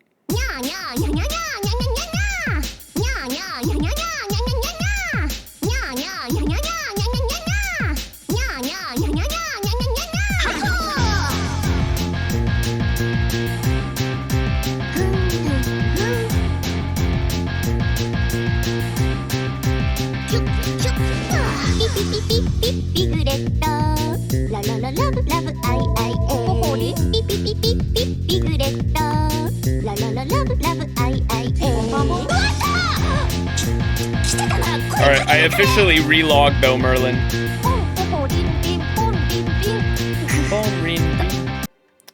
I officially relogged though, Merlin. You should be able to find me now. Alright, we're at 2,000 petals. We need like close to 20,000. We're gonna be here a while. I think I'm gonna try Summer Musashi instead though. I feel like she's gonna be a little more consistent.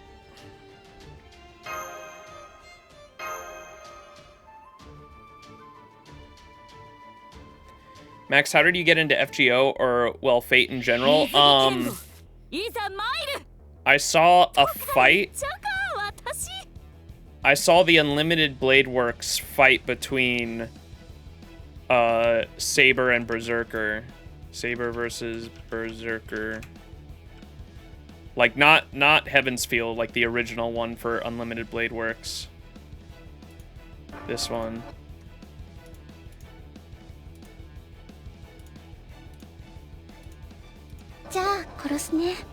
What the? That's not English.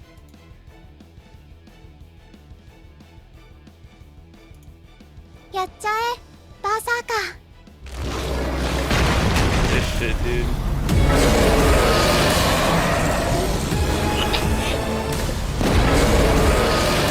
I saw this fight scene. This shit fucking... The thing that sold me on it was the end, though. The end is so fucking crazy.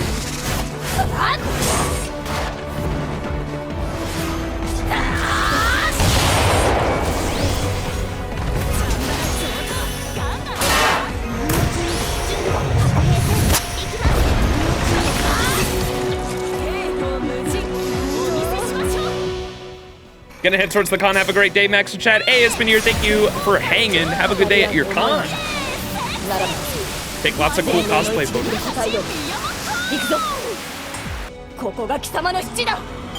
This fight goes hard? Yeah. This was the fight that got me into Fate because I saw this shit right here. The end of the fight is what sold me. Goes fucking crazy. She fucking blasts a hole in him, dude. Look at that shit.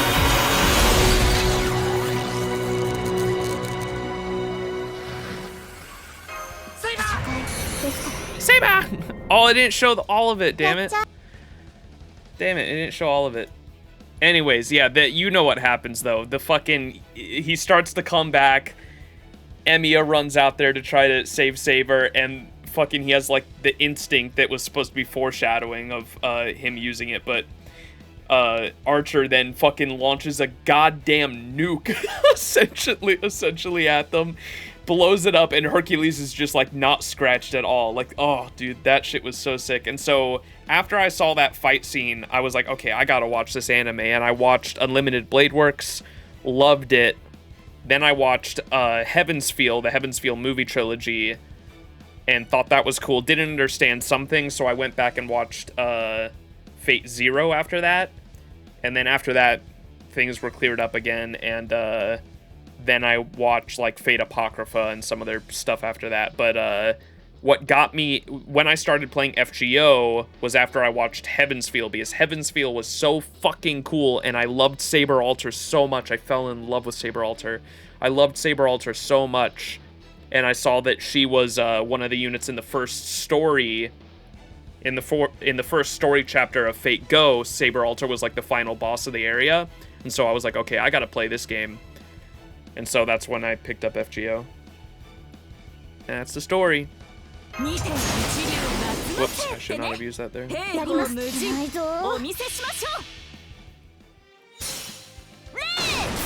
Your waifu specifically, yeah. Pretty much for Saber Alter was, like, the reason I started playing FGO. And then in Orleans, the first Singularity, I saw Jalter, and Jalter won me over in that Singularity just because of her, not even because of her personality, just her fucking character design. I just loved her character design so much, and I was like, oh, I need more of her. And then, of course, Shinjuku, with both of them in it, I fucking loved as well.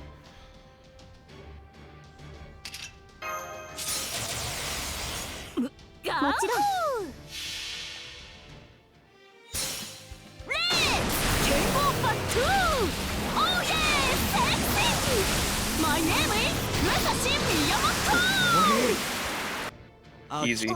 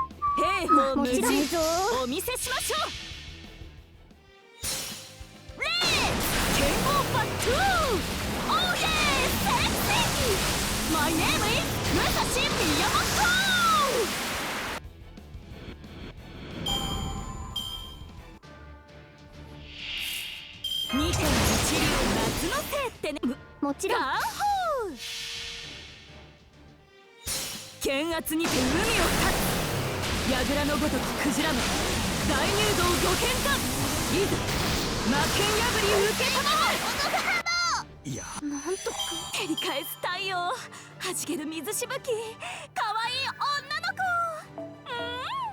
子水着大好き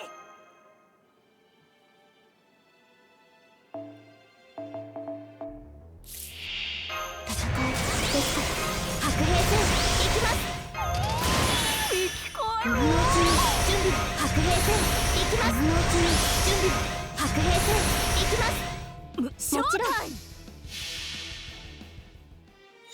剣圧にて海を立つ櫓のごときクジラめ大入道御剣かいざ魔剣破り受けたまわる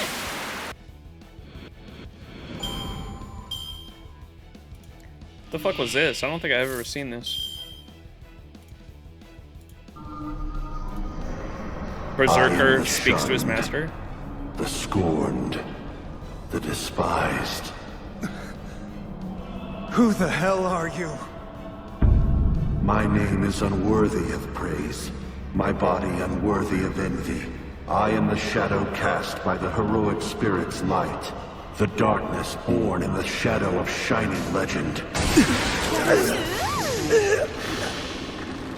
I don't remember this at all. I gotta rewatch Fate Zero. Do I hate? Thus do I resent. I feed on the lamentation of those who sink into darkness and curse those who shine so brightly. Her shadow is my shame. Her honor remains forever unsullied. Thus am I forever looked down upon. You are the sacrifice. Huh. I don't remember that at all. Yo, Jesus recites Unlimited Blade Works? Here's some Merlin lore for you. I was working the night shift at my second job, Skeleton Crew, and me and two others from 10 to 7. Well, first night, I'm the new guy that's training me is kind of due to been working there 6 months, and well, during downtime he was always playing a game on his phone, FGO. I ask him about it and he starts talking about it, and he shows me Jalter and he tells me how she cost him a lot of money. I thought that was kind of cool.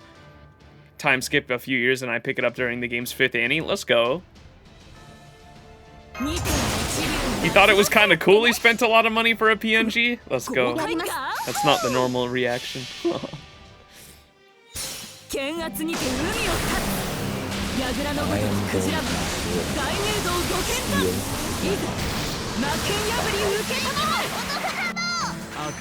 I have cooled over 1,000 blades. Unknown to death, nor known to life. I've withstood pain to create many weapons. Yet those hands will never hold anything. So, as I pray, Unlimited Blade Works. That's so silly.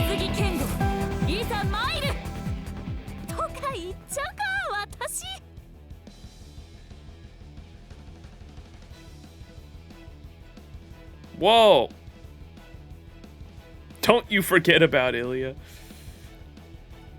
Everyone forgot about Ilya. Shout out to the guy that would eventually get me to spend my own money on PNG waifus. Let's go!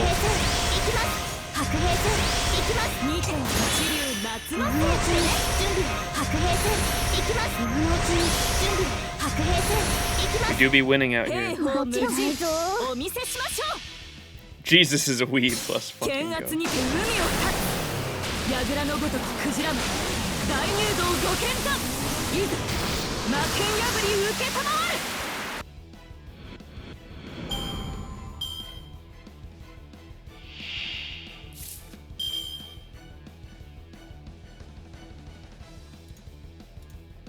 Giga, have y'all seen Giga describe the Fate franchise in 5 words?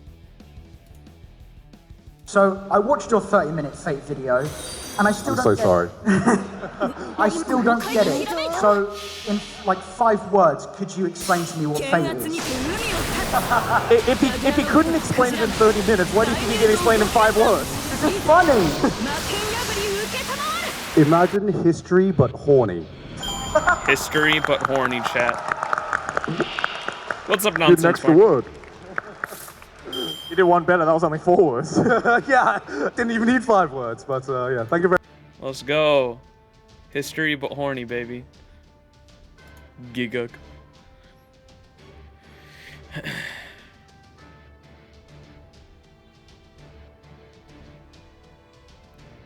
I think I saw a recent, did Trash Taste recently talk about Fate again? Or I saw there was one that was recently uploaded. I don't know if it was an old clip or not. 12 days ago, Trash Taste boys talk about the Fate series, Saberface, Watch Order, and series Rabbit Holes. I don't know if this is an old clip that was just re-uploaded, because I've seen the original one where they talked about it on the podcast. But this... I'm not sure if this is... I think this is their old studio. This is probably an old clip. Also, like, the Fate franchise. Do I watch the Trash Taste podcast? I used to a lot. All right, I did up until a certain point. I think I did, like, their first year. I did from when they launched it. And I also didn't know who these other guys were, Connor and Joey. I didn't know these guys at all. And for a while, I had their faces and their voices confused because I've watched Giguk since, like, 2015, I think. I've watched Giguk for years, but I didn't know who these other guys were. And I had their I thought Joey was the one with the deep voice, but that ended up being Connor. And I thought, because looking at Connor, he doesn't look like he'd have a super deep voice. So it kind of surprised me when I found out, oh, he was the one with the deep voice. I had their voices confused because I only listened to the podcast for a long time. Now I know, though, after a year of watching and listening to them. But I only listened to the podcast at work for the longest time. Really? You started with Joey? Yep. I started with Giguk. Giguk I've watched for a long time. I got into anime right out of... I graduated high school in 2015, and I actually started getting into anime after that, and Giguk was like the only anime YouTuber I watched. Like, I didn't... Because I wasn't super into anime, so I didn't have like a ton of anime recommendations on my YouTube. It was mostly like video game stuff. But Giguk would pop into my recommended every now and then, and he was the one I watched more than anyone else in terms of anime content. Yeah, I didn't know who Joey or Connor were until this podcast started, and I saw their they did a video where they all went out buying figures to like advertise the podcast, right? Which was a really smart idea, where they all tried to spend like as close to $500 as they could while going out for anime merchandise, and they bought like everything in the back there. You can see a Jalter Dojin up there, based. Yeah, it was a good video though. And so they where was I going with that? Yeah, I didn't know who they were until I like actually watched that video, and then that was the video where I was like, oh, I had their voices confused. Whoops. Love Fate. Every Fate series I've watched. I didn't watch. I mean, there's a lot of Fate series. Heaven's Feel. Heaven's Feel. I didn't watch Heaven's Feel. I love Fate Stay Night and Fate Zero are some of my favorite. Unlimited Blade Works. Yeah, some of my favorite. Well, that's all just the Fate. No, I know it is. But then, you know, you want to get into Fate. And you see the fucking chart of like the Fate lore, and you're like, wait, there's how many sabers? I don't want this many sabers. It was just Type Moon being like, let's make this universe just so difficult to get into. So you watch the anime and you think, this is a little confusing, but it makes sense. I like this. And then you actually go and look what Fate is, and you're like, this is a dumpster Sorry, fire. I can't stand him talking about Fate. No worries. The biggest enemy against people getting into Fate is, ironically, the Fate fandom itself. Oh no, I agree. Because okay, here's the thing. I have one of the most popular Fate videos, which is just me parodying how to, unlike a newcomer trying to understand the Fate series. Yeah. And like, to me, good video. As someone who like really likes Fate, one of the items they had to find was a really detailed figure, and Connor went for the Booba and chose a Hokusai figure as the most detailed. Let's go! It's really not that hard to get into. Did he even know You it was watch from Unlimited Fate? Blade Works, you watch Fate Zero, it doesn't matter which one. You watch either one. They're both amazing. Yeah, Like- they can be enjoyed by themselves, and then from there, you just take it from there. That's exactly what Nabi told me when I Yeah. was trying to get into the Fate series. Yeah. I was like, okay, I can trust your opinion because Yeah. you've been with Fate from the very beginning until now. Yeah.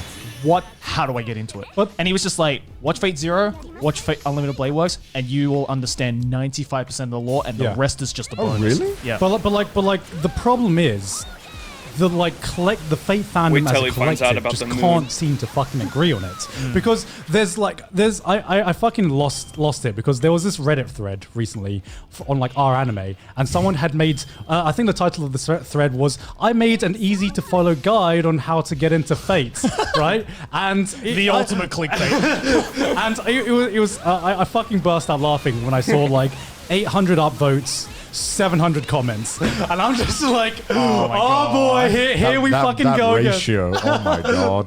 I'm gonna get the fucking popcorn. And I remember like one of the top comments was just like, oh yeah, just watch Fate Zero. It doesn't really fucking matter. Fate Zero is good. And like the next comment is, but you're not gonna understand X if you watch Fate Zero. And I'm just like, oh my god, like I can't imagine how it looks for a newcomer because it looks like a clusterfuck, right? Yeah. The easiest way I describe it, I've said this many times, Chad. Many times I have said this. The easiest way to describe which to watch first when it comes to Fate Zero or Unlimited Blade Works is you just have to tell people it's like Star Wars, where one is going to spoil the other no matter what. Because in Star Wars, if you watch the original, you find out that Luke is Darth Vader's son, right? That Darth Vader is Luke's father. If you watch the original and go back and watch the prequels, the end of the prequels where you see Anakin like go to the dark side is kind of spoiled for you. You already know that's going to happen because you know he turns into Darth Vader eventually. Whereas if you watch the prequels first, you will know that Luke is his son because that is at the end of the prequels. And so regardless, either way, one spoils the other. There is no like perfect watch order because of that.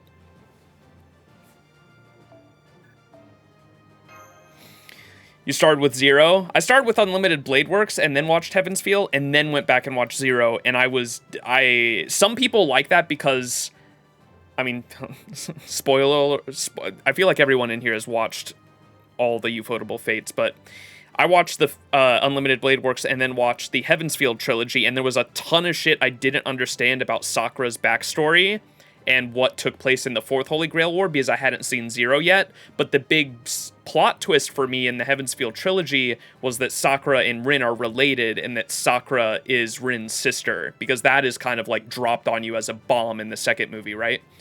And so, or was it the first movie where that happens, where they drop the bomb? I think it's the second movie.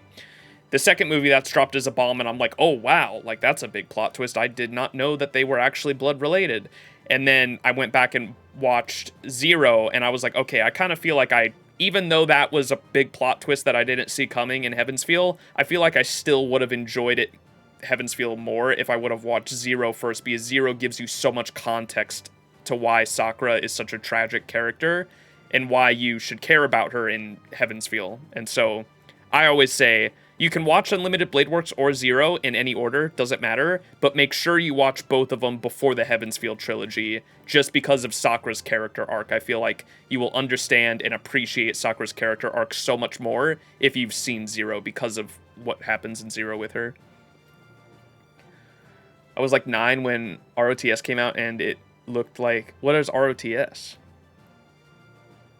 Took me reaching adulthood and then rewatching to finally be horrified, and then I was seeing because I didn't realize I was a child, and hey, the bad guys just fucking won. What is ROTS? I'm sorry, I'm really bad with abbreviations.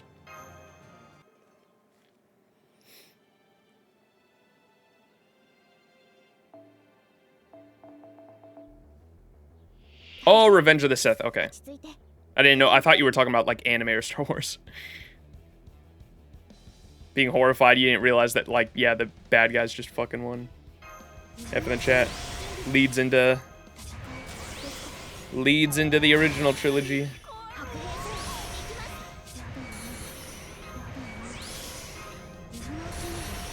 It does. I mean, I watched Fate Zero first, and I thought it was like a classic, right? I thought it was a great show. I mean, I can rewatch Fate Zero and have a great time. I don't know. Do you get put off by shows if the fan base is toxic or shit like that? I mean, it's because I don't. I'm just like, fuck you. I'm gonna watch the show, make my own opinion. Yeah, it's weird, right? Because I remember the Fate fandom used to be a lot more toxic, right? Because yeah, I was gonna say I didn't get into Fate until 2020, and I have never once thought the Fate fandom was toxic. Like, when it comes to what they're talking about when it comes to, like, the starting or, like, the watch order or anything, it's mainly just really passionate fans that are just trying to... they're not going to shove their opinion of what you should watch first in your face unless you ask for it.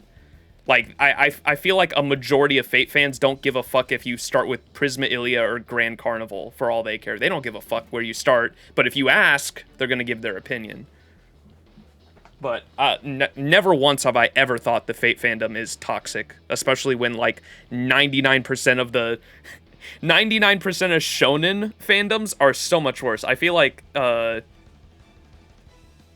when it comes to actual like social interactions, the Fate fandom is actually pretty damn mature, which is surprising for a like degenerate, like we're definitely degenerates for sure. Like for a degenerate like otaku community, I feel like the Fate fandom is, like, pretty damn mature when it comes to social interactions. I asked for it on Reddit. Those comments, man. Oh, no. Used to be more toxic? Oh, no, definitely. There was this phase, right, where if you recommended people to start Fate with Fate Zero, when that first came out, then there will be people in the Fate fandom who are just like, how dare you? How dare you not just recommend the original visual novels? Yeah. Like, it was like, if you're not willing to sit through a 100-hour visual novel, then why are you even enjoying this franchise? God. You know what I mean? And now it's evolved a bit. Now it's like, okay, people just want other people to get into Fate. But now they just don't know how to agree on one specific way to get into Fate, right? And it's the problem, because it's the problem of Fate being a visual novel adaptation. Because there is no perfect adaptation of Fate Stay Night. Because if you think about it logically, like if you think about something like the Monogatari series, easy. You start with release order. All right, so you start with Bakemonogatari because that came out first, you know. Yeah. But the problem with Fate is that chronologically, the first released adaptation of the Fate franchise is just shit, right? Because it was the Studio Dean one, the Fate Stay Night. Fate Stay Night, adapted by Studio Dean, right? Yeah. So that basically adapted the first route of the Fate visual novel, the Fate Stay Night visual novel, right? But it's also like a really hard starting point for newbies to get into Fate, because it's like it's just shit. It's just shit. You can't recommend it in this day and age. So what you would have to recommend is probably Unlimited Blade Works, which is the second route. But then people skip over the like entire first route, which is the Fate Stay Night route. So it's complicated because of the way the visual novel is laid out. I genuinely thought Fate Stay Night and Fate Stay Unlimited Blade Works was just a remake of Fate Stay Night. Yeah, you'd think so, right? Is it not? No. Okay, it's completely different? Fate Stay Night... This is the thing, I feel like most Western people don't understand what a route in a visual novel is, and that's why I always try to explain it to, like, my friends and, like, other Western peeps, that it's like endings in a video game, essentially. Like, I know that's not exactly what it is, but I try to explain it as, like, you can think of the original Fate Stay Night as a video game that you read. That's what a visual novel is. It's just a video game and a book, like, combined, essentially.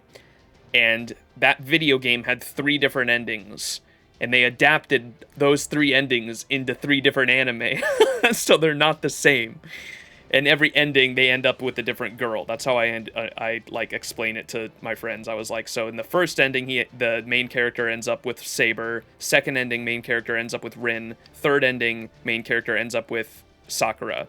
and they adapted those 3 different endings to the video game into different anime. That's essentially how I like try to explain it.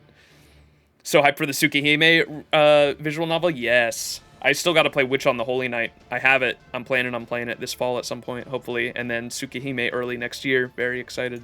Understanding, correct me if I'm wrong. Okay. Fate Stay Night, Unlimited Blade Works, and Heaven's Feel are just different endings to Fate Stay Night. Yeah. Okay, so... Dude, I feel like this is how like NASA must feel And trying to people, fucking program their keep rockets. saying that the Monogatari series is complicated. Like, No, it's okay. like the So same yeah, there thing, are like isn't it? 3 routes in the original Face. Oh my god, I'm doing the fucking. What- meme. what- I'm doing the meme now. this is the short version. Okay, no, this What is happened to numbers? What happened to numbers? this- Couldn't no, number shit anymore? It's because of the way visual novels are laid out with different routes, Yeah. right? So you think of something like Clan Ad or something where like a different route you get a different girl, or like, you know, that's Like a Pokemon. Women are like Pokemon. You just collect them. so in No, that's Fate it's FGO. like every route is completely different, but it starts at the same starting point. My first That visual makes novel was an sense. Eroge game and had 5 routes, and I so did all 5. Let's go. Technically, Do I need a Eroge notepad? visual Like, do I novels need are to like dope. write this shit It's weird. down? They all start at the same starting point, but that's not made apparent in the anime.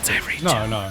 I fucking hate Which is Fate. why you would think that Unlimited Blade Works and Fate Stay Night and Fate Zero and Heaven's Feel are completely different games. Yeah. But in retrospect, they all are the same. Dude, sometimes I feel like I'm the only asshole who just doesn't give a fuck about half this shit, because like everyone seems to know, and then I'm sitting there like, I just want to just click play. Oh, trust me, it took me fucking forever to understand 1% of the Fate franchise. Most people like me or like you guys. Like, Because I don't know. I feel like I'm in the minority. I've been here since the beginning, so you guys probably don't remember that there's been 2 Unlimited Blade Works adaptations. I did not know that. Wait, both by Ufotable or? No, one like Studio Dean did Fate Stay Night, then I think they did Unlimited Blade Works movie as well. Are you And then- serious? Yeah. And then Hey, what's up, Ufotable came Pendragon? along and was like, fuck that shit, we're starting over at Fate Zero. and then they were like, okay, we're done Fate Zero. Fuck Fate Stay Night, let's go to Unlimited Blade Works and then adapt Heaven's Feel. I only remember that there was 2 Fate Stay Nights.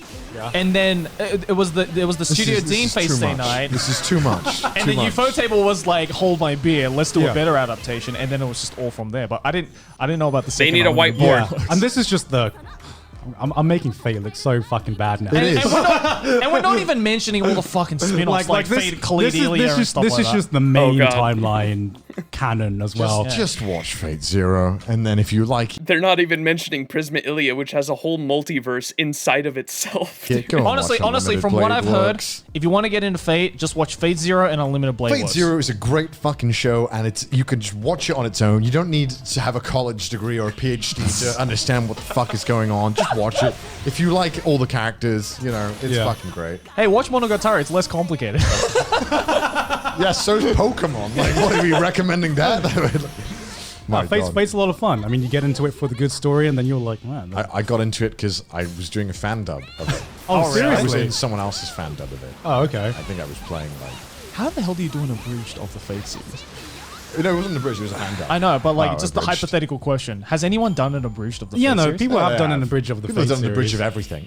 Yeah. How do you abridge something that complicated? I mean, you can just abridge a certain show, but Yeah. like having to Prisma explain the Ilia's entire second franchise. season was so boring for me, though. I mean, I'm glad I stick with it, though. Season 3 and that that's an movie were undertaking. amazing. I want a Fate abridged where the entire bridge is just them explaining the Fate lore. Oh no, I'm actually doing a video on that. Spoilers. Oh really? Look at that. So see, great minds think alike. Big brain boys think alike. I've actually been working on that for like over a month. Oh really? God, of course you have. Like That was not a scripted bit. I'm just letting you know. John promoting his future content. Yeah. Yeah. It's probably not going to be out by the time this episode comes out. But I don't know. There's different, because the Fate franchise is so wide, right? But it's like just this rabbit hole that you can just sink in, and there will always I be. feel like we something else. found a trap talking about it here. You know? Yeah. We just fell exactly. into it. But Damn. that's the thing. Like, if you just want to enjoy Fate Zero and Unlimited Blade Works, you can just. That's what I did. Yeah. What did you think of them then? I loved them both individually. I felt very satisfied, and I felt that I'm okay not having more. I'm like I saw it's like you. See, I was the opposite. I saw those and I was like, I think this Saber character is really cool. I need more. And after I saw Saber Alter, it was over. Saber Alter won me over to the franchise completely. I saw Saber Alter and I was like, that's a fucking Dark Souls character, dude. What the fuck? Saber Alter Berserker, I watched that. I was privileged enough to watch the Saber Alter versus Berserker fight in theaters, and oh my god, dude, that fight fucking blew me. I was literally watching it like I am literally watching an anime of Dark Souls right now. Like, this is a Dark Souls anime. Fucking Saber Alter versus Berserker kills him. He comes back for phase 2, angrier.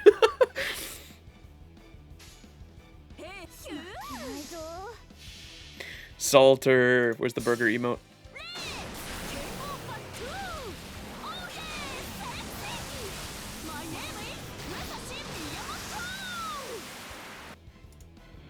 Burger. Burger.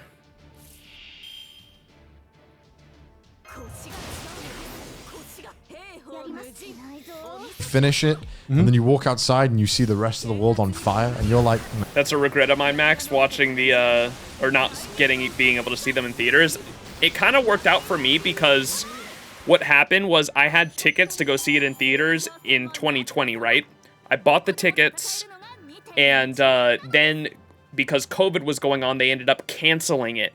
But I'm actually kind of glad that happened because they canceled my movie tickets. I was really bummed out at first, and then they emailed everyone and they were like, don't worry, our local theater, because we had to cancel this movie, we are going to play, and for the same price of what you've already paid us, if you don't ask for a refund, we will reschedule this and not only play Heaven's Feel, because it was for Heaven's Feel 3. It came out in 2020, right?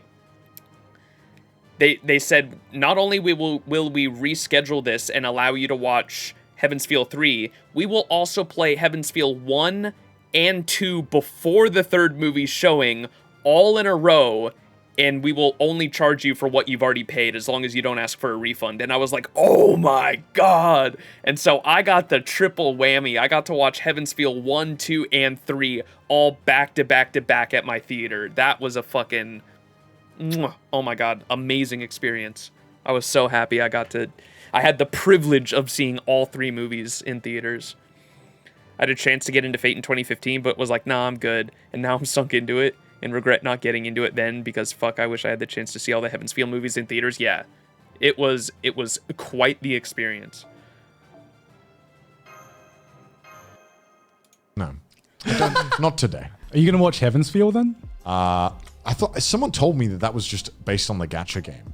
No, that's Fake Grand That's Order. Fake Grand Order. Yeah. Come on, is that an anime series as well? Yeah, Yeah. there's a Fake Grand Order anime. And then there's also To make it more confusing, the Fake Grand Order anime adapts the one of the later chapters in the Fake Grand Order gacha game. So it doesn't even start at the beginning. Why? Why are they doing this? You know, Ask Type Moon, dude. Because like, Nasu wrote it. I want to watch more because I enjoyed what I watched, but at the same time, it just seems like I'm going to be watching it thinking... That's the thing. It's like I'm scared to start watching the Heaven's Feel movies as much as I want to. Yeah. Because I'm just like, oh god, do I have to like fucking I'm gonna revise be paranoid. Fate Zero? I'm going to be watching thinking like, fuck, did I have to do research before I watch this? Like, fuck, I just wanted to like watch something, you know? Like, No, it's very daunting, but it's really not that complicated because Yes. says the guy. You say that. Pendragon, you have no idea how much I want that too. I've been saying though, if they want to do what they did with like Babylonia and like do one of the later chapters, like if there's so much hype behind Lost Belt 5 or 6 and they want to start the Lost Belt anime adaptations with either Lost Belt 5 or 6, I'm fine with that as long as we get a Shimosa adaptation first, because I think the Shimosa adaptation would set up the Lost Belt storyline so fucking well because of how it ends and because Shimosa itself is like a pseudo Lost Belt. I think if they did a Shimosa adaptation first and then branched off into whatever Lost Belt chapter they wanted to, it would work out pretty well because it would at least help people understand the concept of the Lost Belts by the end of it. And then also it has Musashi in it, so if they wanted to do Lost Belt 1 or Lost Belt 5, it would work out because people would already know who Musashi is as a character as well. Give me a Shimosa first, though. That's what I'm saying. They can do Shimosa in 1 or 2 movies. They could do movies, or they could do a season, one or the other. I don't really care. I honestly just want to see that last fight. All I want to see is Muramasa animated. The Muramasa fucking, the Muramasa moment, the NP moment, would be fucking hype as hell to see animated. And then also the Kyojuro versus Musashi fight. Oh my god. Like, how would you even animate that, dude? Like, they would just have to, like, somehow show the fucking void of zero that they're at, and then, like, they would have to, like, show, like, almost ghost images of them just playing out every single fucking fight scenario into infinity, because that's what that fight was, right? It was them literally fighting in every possible scenario into an infinity. Like, they were literally clashing. Their multiverses were fucking clashing as they were fucking fighting. That shit was so insane. Like, how do you even animate that conceptually? No more movies, please. Heaven's Feel was the last straw. Preferably anime, though. What's up, Black Angel Rose? Yeah, anime would let them, anime would definitely let them tell the full fucking story, right? Yeah, if Fate doesn't have a great track record of telling the story in movies, because the Camelot second movie I liked a lot, but they really didn't, or they really weren't able to tell like the full story, I don't think, or get all the details in there in 2 movies. And then Solomon as well. I feel like Solomon's story could have been told in a movie too. It just, I don't know. I think my main complaint with Solomon, I've said before, was the fact that they didn't get all the voice actors, and they didn't have like some of the conversations that happened between the servants in the Solomon Singularity I was really looking forward to, and we didn't get that at all. And I think it's because it was made during COVID, and I bet they couldn't get a lot of the voice actors in to the studio to record shit. I bet was the problem, because Japan was on lockdown. Shinjuku anime would be sick. Yeah, I would gladly accept Shinjuku just for Salter and Jalter. That's all I want. Just give me more Salter Jalter content. I will never say no to that. I only know him because he's dating Aki, who you watch. Oh, yeah. The anime man. You say that. You literally went on a 10-minute rant about how much of a fucking mess this is. What do you mean it's not that complicated?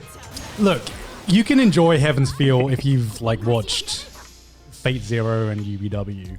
That's the end all be all. You can enjoy a lot of things if you torture yourself, John. Like, you know he's a veteran when he calls Unlimited Blade Works UBW. It's like, it's too long, UBW. You know what you're talking about. You know what I mean, right? It comes up so much in his daily vocabulary that he has to shorten Unlimited Blade Works to UBW. Fellow Fate fans, I tried, okay? I tried my fucking hardest. Okay? If I find I'm the not time, falling for your trap today, Gant. Not today. I'm happy not having. I will sink that time into a visual novel before I try and get into the Fate. Look, okay, do people just like not watch shows and then just think, okay, I'm done. I've had enough of this show. You know, that's how I felt with Fate. Well, yeah, but I mean, some people just get so invested in the characters that they just want to go further beyond, right? Who liked Saber? Oh god, he's gonna call me out so hard here. I was gonna say, it's also Nasu and his writing style I just kind of fell in love with, and Nasu has a way of having fun with fiction, which I really appreciate. Like, he'll just do shit that he knows, like, sometimes it doesn't make sense, or it doesn't make sense, or it doesn't like fully work out, but or some things might have plot holes, but it doesn't fucking matter, because at the end of the day it's fucking fiction, and if it works all right and it looks cool and it gives like, what do I say a lot? I've said before that like Nasu will write his own what's the way to word that? Nasu will write his own unspoken rules just to break them, essentially. Like, you will think something is like a rule until it's broken by Nasu. Like, pretty much. Like, and I appreciate that though, because he's just having fun with fiction, and then he also like puts a really big like philosophical spin on a lot of the works. Like almost all the Fate works have some like really big philosophy behind them, and I really like that. So I like fell in love with Nasu's writing style, and then of course Saber. Fucking Connor's gonna call me out so hard here. Was so much that we had this many sabers. Why wasn't one saber okay? Am I mistaken with being happy with I don't know, one? man. You should ask his people. Yeah. Okay, I like. What's wrong with one saber? That's what I want to know. Why is one saber not enough? Okay. Here's the thing, right? I didn't get it until I started playing Fate Grand Order, and then. Because it's the waifu that keeps evolving. I fell in love with Saber in Unlimited Blade Works, right?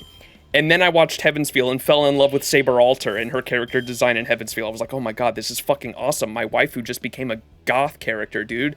What's not to like about that? She's like a Dark Souls goth character. I fucking love this. And then I got into FGO and found out there was Saber Alter in a maid costume. And it was like, oh my. And then she has a fucking gun. She has a fucking Dragonoff. This is awesome.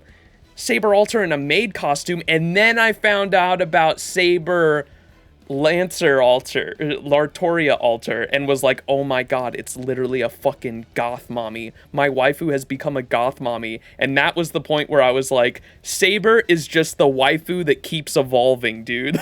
She just keeps getting better and better and better for me. So that's the reason for multiple Sabers, alright?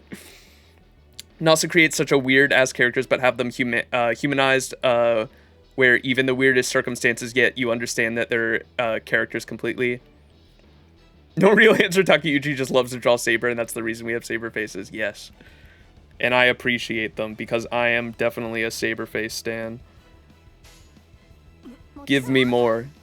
And I totally get it, because Saber, I don't care too much about Saber, but Rin, Rin's my girl. So I know. From Fate Zero. Yeah, from Fate Stay Night. Yeah. So whenever like there's how many Rins are there?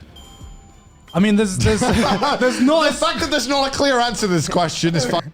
There's one right there. Ishtar.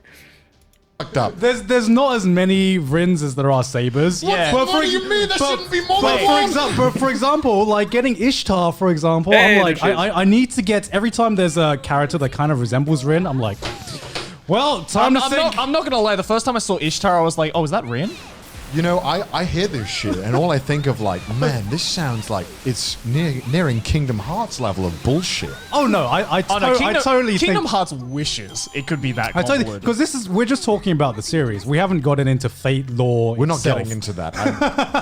This We podcast will haven't- be. I don't want like to be a all the Fate spin-offs, podcast. like Apocrypha and like Khalid Ilya and stuff like that. You know, being around anime fans here, you just hear these words like Apocrypha, whatever. I hear that shit so much. I don't know what it means. I don't want to know what it means. I don't know what it means either, but I know hear it's just a it. spin-off. You hear it so much, right? All I know is that Apocrypha and Khalid Ilya are spin-offs, but there's spin-offs that also add to the lore. It's time to stop. I mean, okay, so It's like, no, really.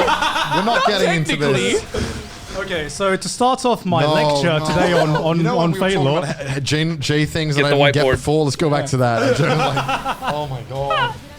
No, I feel 2 minutes gone. Say your piece. okay. Just watch Fate Zero, watch Unlimited Blade Works, and then that's like the mainline timeline, so you can enjoy Heaven's Feel. And then if you want to enjoy more of the Fate franchise, you can, because none of it's technically canon, even though it is. But I'm not going to get into that. just watch the main timeline. I really hope that they end up.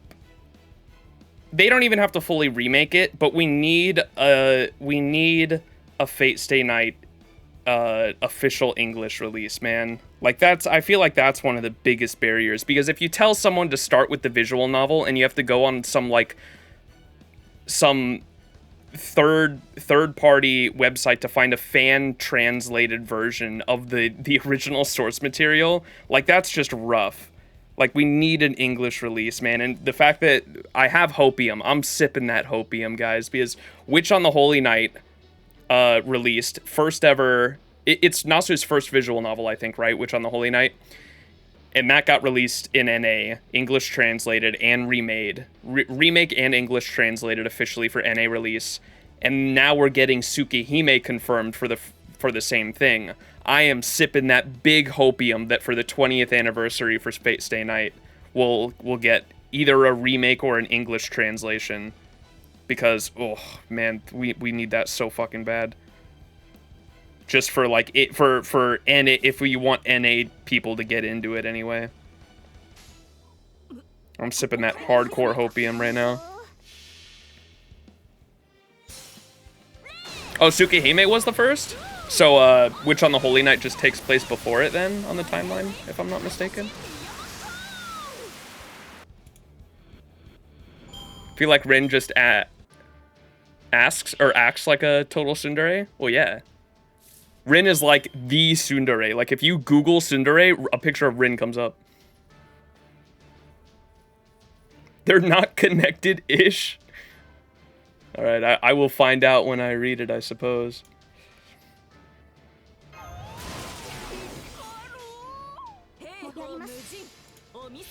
Line shows, and that's me. That's it. That's it. You say watch the main timeline shows. Hey, what's but up, at this Ranger? point, How we you don't doing? know what the main timeline shows are. I'm convinced people who like Fate also like cock and ball torture. Dude. Like they want to die. The one thing about Fate that I want to say is that I couldn't fucking believe when I asked the same question to Nabi, my friend, who's like heavily into Fate, about Saber. I was like, why are there so many Sabers? And you know what he said to me? What? He's like, Saber the class or Saber the character? And I mean, I went, what do you mean? I mean Saber, and he's like, yeah, which one? I'm like, what do you mean? What do you mean, which one? He's like, because there's Saber the class, Yeah. and then there's the character, Saber. I know 6 that. years, I know that. I know 8 that, months. because Yeah. like there's she is the Saber class in Yeah. the anime. They say that Yeah. like Let's the fucking rider, go, right? baby. Like the assassin. Yeah. Saber class. But then he was like Saber class, Saber character. I'm like, what? Saber, the one called Saber. What? Which one is it? And at that point, I was like, okay, I don't think I'll ever be able to get into this series or this franchise. So, bottom line, when it comes to visual novels, maybe skip out on Fate unless you're like very committed. I'm convinced, right? If Fate didn't exist, the world would be 100% more productive. We would have cured every known disease on the planet. These people are too busy making fucking timeline charts. Yeah, Type Moon would actually be like a cancer institute, right? Yeah, honestly, if we redirected that mental resource into doing something productive, we would have. There would be no poverty. Poverty would be ended. But instead, we wanted 100 sabers. That's what we went for. It's because we just want to collect the waifus. Okay. Fate is capitalism. You heard it here first, folks. The Fate... the Type Moon itself is the embodiment of capitalism. We just want a slightly different variation of the same character, so they could like sell us to like roll another like 1,000 rolls on the gacha, and then we can be like, yeah, I have another saber, I have everything I want. Oh wait, they released another saber? Oh okay, I see. This is just like that, you know, like those memes where it's like the fucking the business meeting with the executives, and they're like, what do the people want? They really like. It seemed like, gentlemen, they really enjoy Saber, and someone's like, Saber 2, Saber 2, and it's like, That's me. 3 Sabers. Saber 2, but it's not the Saber. If Saber's so good, why isn't there a Saber 2? And the executives are like, we got your back. Super Saber. We want a Super Saber. Saber black. Like, Saber pink. There's actually like a red saber. Oh no, I'm done. Oh yeah, red Saber and then the Saber red. Pull out No, Nero. there's a red saber and saber of red. Saber of red, that's it. those are two different characters.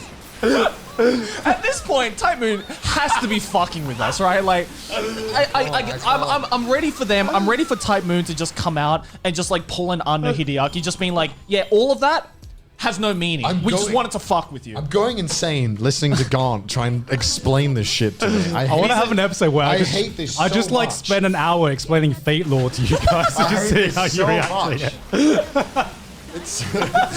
it. But going back to visual novels, right? Oh, that we would recommend to beginers, aka Jesus Christ. not Fate. fucking Fate. It's like one Fate. pain to another. Beginner visual novel. Okay, other than Doki Doki Literature Club, what's like another visual novel? All the visual novels I've played don't have voice acting, so it's gonna be really weird when I play Witch on the Holy Night and it has voice acting. I'm actually considering turning it off, to be completely honest, because I don't. When I play that, am I just gonna like sit here and like just expect chat to read along with me as the characters are voicing the lines? Like that seems really fucking awkward to me. Because the only experience I have with streaming visual novels is FGO, and I read it all for chat. So having a character in a visual novel voice it in Japanese too, I don't know. As much as some people might hate it, I might actually turn, if there's an option to turn voice acting off in Witch on the Holy Night, I might do that and just read the lines myself. How do on the final lotto day? Or how am I doing? I am we're like 174 boxes right now, and I'm trying to go for 200. Tore your ACL. Been a chill few weeks. Oof. I hope it's getting better. Why is multiple sabers confusing? Well, they just don't understand. That's why I find it funny. It's just like someone outside looking in. The Fate, conceptually, like a lot of the concepts, that's part of the reason why I like it and why I love Nasu's writing too, is because you find things and concepts in the Fate universe that are completely unique to the Fate universe, that aren't in anything else and don't really have anything else like you can compare it to, but that's part of the reason why I like it. There is still a lot of narration text you can read in the visual novel, I know, but it still seems, I don't know, that's going to be so fucking weird to me, especially because like I said, the only experience I have with a visual novel is reading it on stream, reading FGO on stream, and so like just reading the narration and then having the characters talk to each other in Japanese and like expecting the people that are watching my stream to like read along with me feels weird. I don't really like that. I just looked up a bunch of different deres. Apparently I'm a Dandere. Nice.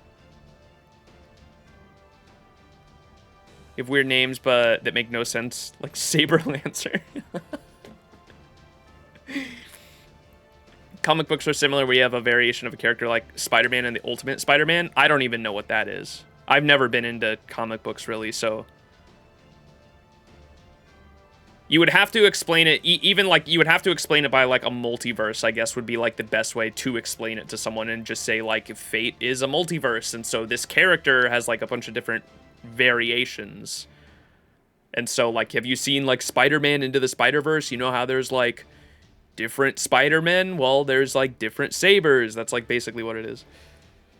I think that'd probably be the easiest way to get like a Western person to understand it, probably, is just compare it to like Spider-Man Into the Spider-Verse. I played Danganronpa, did I pronounce that right? And Zero Escape visual novels. Started the AI Somnium files as well. They have nice voice acting, so I don't mind it at all. I want to get into the Chaos Head soon now. I haven't heard of any of those. I'm behind. When a saber puts on a swimsuit, she turns into an archer. Unless she was in her goth phase, then she turns into a rider maid. So I just need Stay Night to A, get an official NA release, and B, get a proper iteration of the first route anime. Yeah, that would be amazing. That would help out a lot in terms of like what people can experience if they want to get into Fate, for sure. That's the main reason it's complicated. Like, getting into Fate itself, like, shouldn't be complicated, but it kind of is, just because of A, the original visual novel isn't officially translated, and there is no official NA or English release, so that makes it really hard. And then on top of that, the original first route, the Fate route, only has one adaptation, and it's a 2006 version that isn't that great. It tells the story all right, but it's also a 2006 anime with dated animation, and it does not look too great. Especially compared to the newer stuff, obviously, because like Ufotable's just fucking cracked when it comes to animation.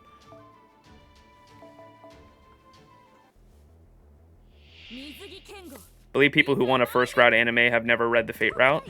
I have never read the Fate route. I've read Garden of Sinners though, but I've never read the visual novel in general.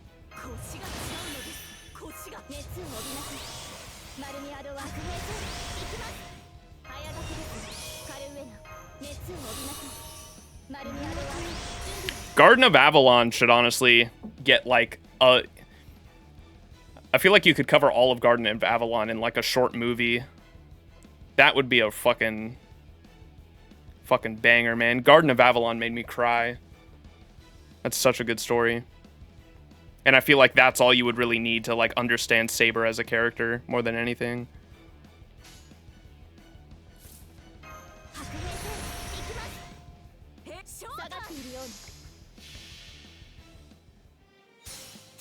It took me 6 months to finish the Fate route because it was either tedious or just boring. I think Nasu said too, and some fans I think got mad at him for this, but I think I remember an interview where he was saying that if they ever did do a Fate route, he would redo a lot of the things, or rewrite a lot of the things that happened in the Fate route, and some fans got mad at him for that.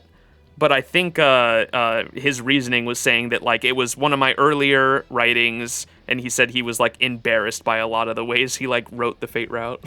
He was like, he wanted to, if they ever did something like that, he would probably rewrite the Fate route. But maybe if there's a Fate Stay Night, because didn't they, I think people have said that in the Tsukihime remake, they changed some things story-wise, and I bet if they remake Fate Stay Night, they'd probably do that as well. I bet they would probably change some of the story as well.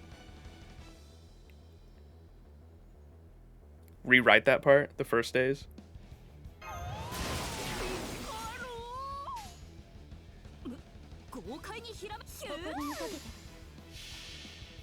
They toned down a lot of things in Tsukihime.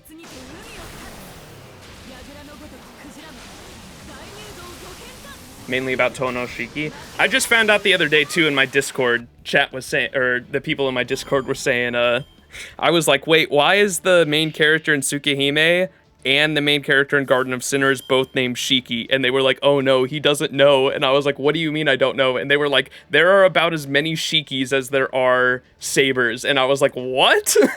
I was like, that fucking blew me away. I did not know that, but apparently there's a bunch of different fucking iterations of Shiki.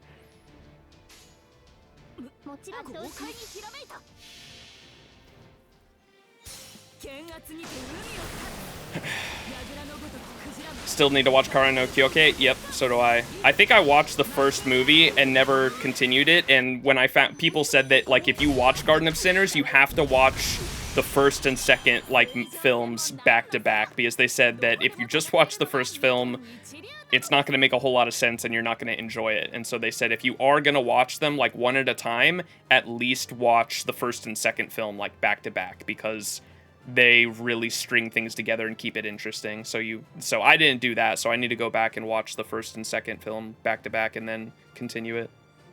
The movies are not ordered. Yeah, I know that. They're out of order, but the first film, contextually and how it ends too, is just not like satisfying, and like nothing really makes sense. But then the second film like gives context to what happens in the first film, essentially. I've never seen the second film, but that's what I was told. They were like, you probably dropped it because you didn't watch the second film. And they were saying, if you are going to watch one film at a time, make sure you watch the first and second film back to back, because things will make more sense from the first film, and it'll make it more interesting for you.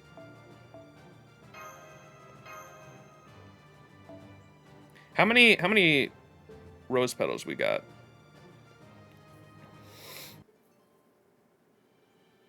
5,000. Oh my god, we are like a quarter of the way there to what I actually need. Let's open some of these.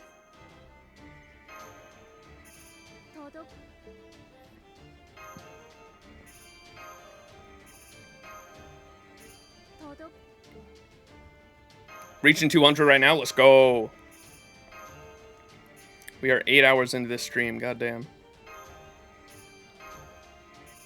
I saw someone with 400k rose petals. What the fuck?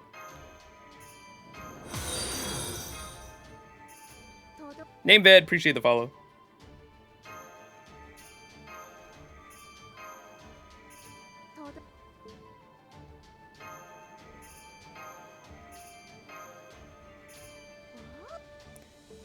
Kara no Kyoke is a bit harder to understand.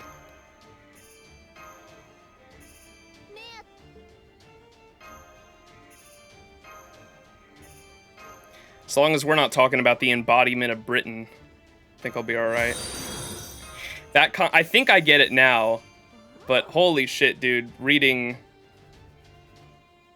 No spoilers in chat because I'm still in the middle of Lost Belt 6 currently, but when they started talking about, like, a person can be, like, the embodiment of, like, how a servant is, like, the embodiment of their legend, like, a character could also be the embodiment of the country of Britain, and I was like, what the fuck does that even mean? I was like, why have we not seen this before? But apparently it's supposed to make more sense later on, and I was like, alright, I'll just keep reading, I guess.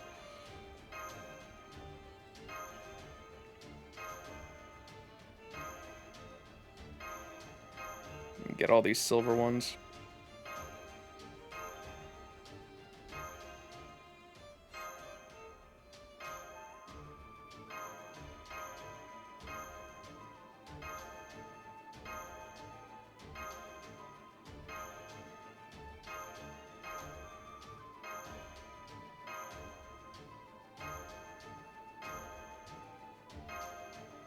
Let me play the rest of this while I'm waiting. Novel that you would recommend to Connor. Undertale. I'm kidding. God, Undertale. Oh, that was it. Let's go.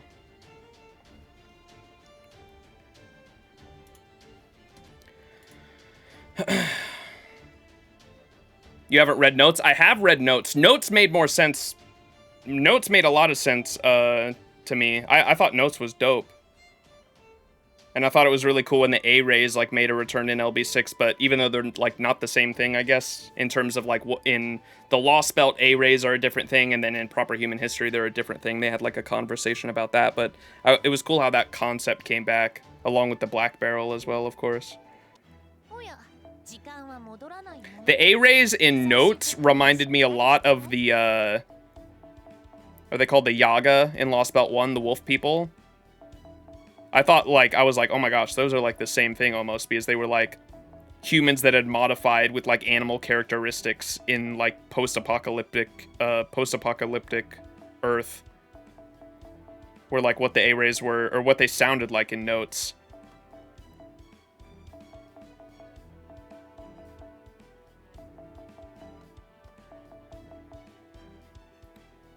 A-rays just a term for, like, next-generation humans? Gotcha. But in the Lost Belt, though, I think they were described as being, like, true fairies, essentially. Like, elementals, right? Is what they are in LB6, at least.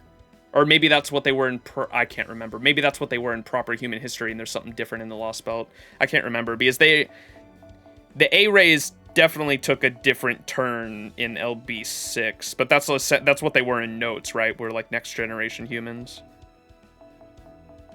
And that's what it's saying. It feels like that concept was used for, like, the Yaga in Lost Belt 1, right? The wolf people, because they were, like, humans that had evolved to survive the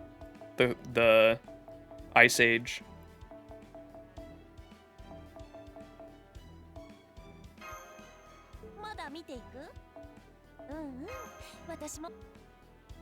Damn, dude, we have 10,000 mana prisms. That is way more than I had when I started this event.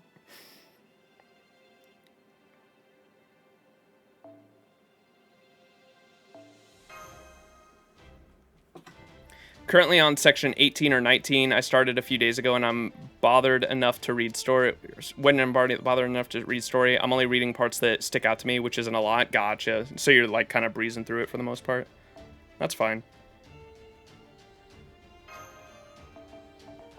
The story of Notes is quite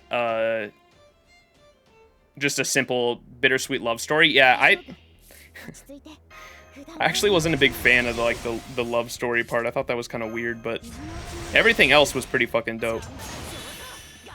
The big plot twist for me in Notes too, reading Notes, I didn't, when they were explaining what the types were, it kind of blew, or when they were explaining the types, I was like, okay, so these are, like, the personifications of, like, the planet's will, similar to, like, the 9 in, like, Destiny.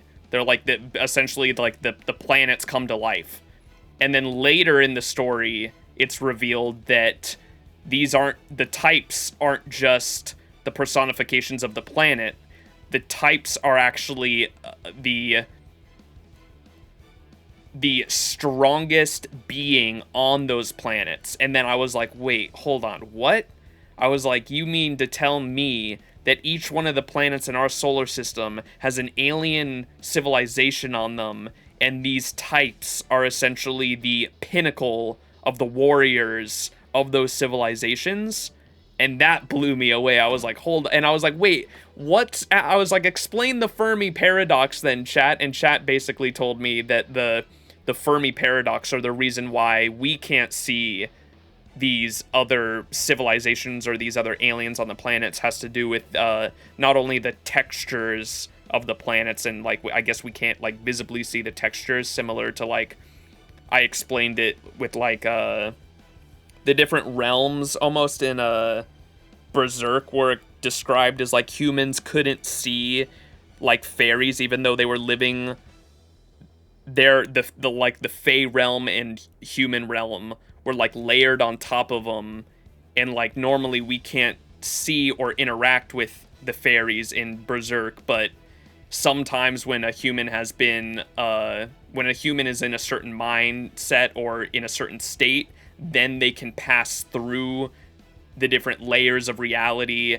and be in both the human dimension and like the Fey dimension at once in the same spot. It's fucking weird, but I was like, so it's basically like that, and that's why we can normally never see these other like alien races on the other planets or their civilizations, and they just look like dead planets. And then on top of that, I was like, I assume it also has to do with like in the story of FGO, they talked about how the because the era of man like came in and like got rid of mystery, and because we started trying to make sense of the world around us and that we looked to the stars. What did Holmes say in Lost Belt 5? He said, or at one point one character goes, we looked to the stars and no longer tried to see mystery and wonder, but instead looked to it to see a pattern or to see a riddle to be solved. And like that sort of started to end fairy tales and folklore as we knew it, because everything started to make sense and have a scientific answer to it. And that's why in Lost Belt 5, what's his name, Zeus himself feels specifically threatened by Holmes and immediately tries to take him out by making him dumber, right?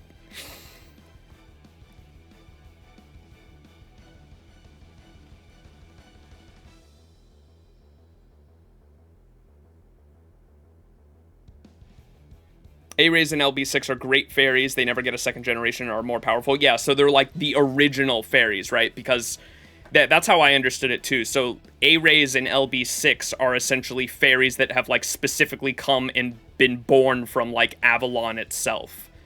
They are born from the planet. They're essentially elementals like Yume Ren. Yume Ren would essentially, in that context or with that description, she would fit the description of an A-Ray, right? Because she was born from the planet.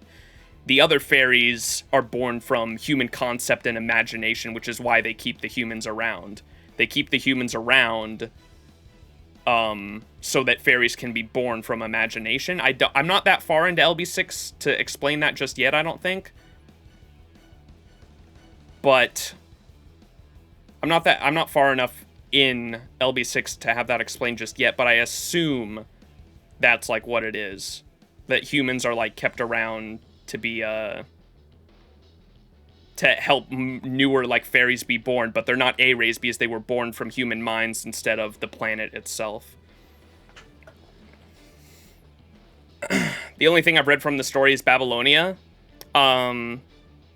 There's a lot of other good ones. Camelot was the first story that got me into FGO as a story or storyline, because I didn't really take any of the other shit that serious, but I did read it, but wasn't a fan of like anything until Camelot. Camelot's story and its plot twist are what sold me on FGO's story being really good.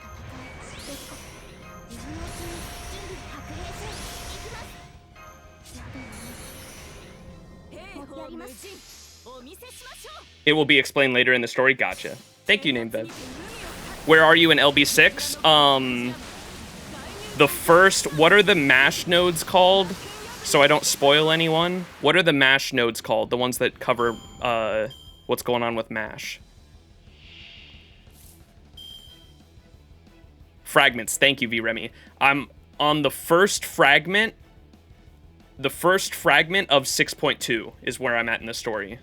And some crazy shit happens there, so I didn't want to say what happens. In case anyone's not caught up with the story. First fragment of 6.2 is where I'm at. So it's still pretty early on. We're at like node 12 or 13, something like that. Kind of confused about the planet having a soul. Are they different from the types? I believe so, yeah. The types themselves are not necessarily the planet. They're like the will of the types themselves. You can think of them as the ultimate. They're like the grand servant for the civilization that lives on the planet. So like if you had the strongest human ever, that would be like, you could think of that as like the type for Earth, essentially. Ultimate ones, yeah.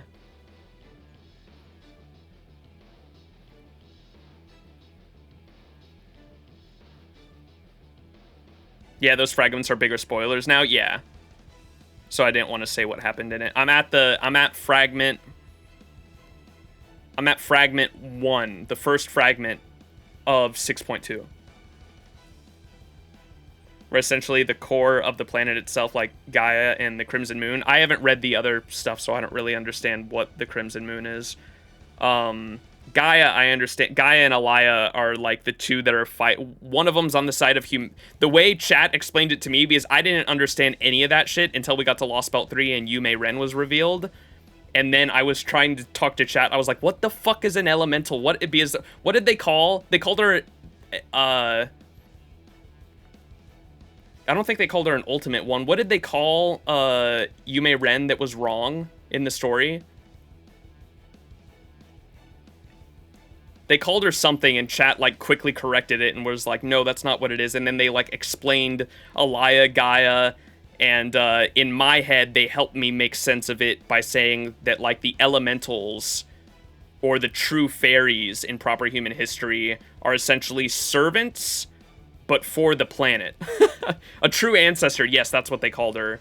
And I believe a true ancestor is supposed to be, they're like vampires, but they're like, they're really strong fucking vampires. They're like the OG vampires that have been around since like the fucking beginning of the planet or some shit. And they're Fae, right? They're supposed to be, they're like, quote unquote, they're not part of Gaia. Which one's humanity? Is humanity Gaia or Alaya? Is Gaia the planet?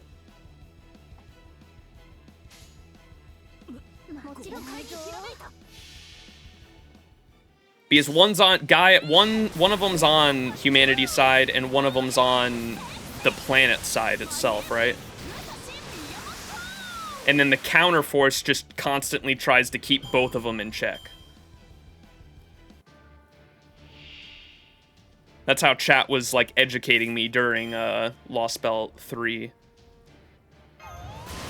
We had like a whole 30-minute tangent where I was getting so fucking confused, because at one point I was like, why can't we just... I was like, Gaia and Alaya kind of sound like dickheads. Why can't we just kill them? And chat was like, because if you killed them, you'd probably enact like all the other personifications of the other 8 planets in our solar system, and like all of them would come to Earth and just wipe us all out. And I was like, what? I was like, run that by me again? What the fuck are you talking about? I was like, okay, I'm in too deep. Let's just continue LB3. Gaia is the will of the Earth, and Alaya is the will of humanity, I think. Yeah, I always get them confused because they sound alike, Alaya and Gaia, so I don't know which one's which, but I know one of them is for Earth, and one of them is for humanity, and you can think of, in my head, I've always thought, since Lost Belt 3, I've thought as elementals and fairies as essentially, or true fairies anyway, which we can just call them elementals to not get them confused.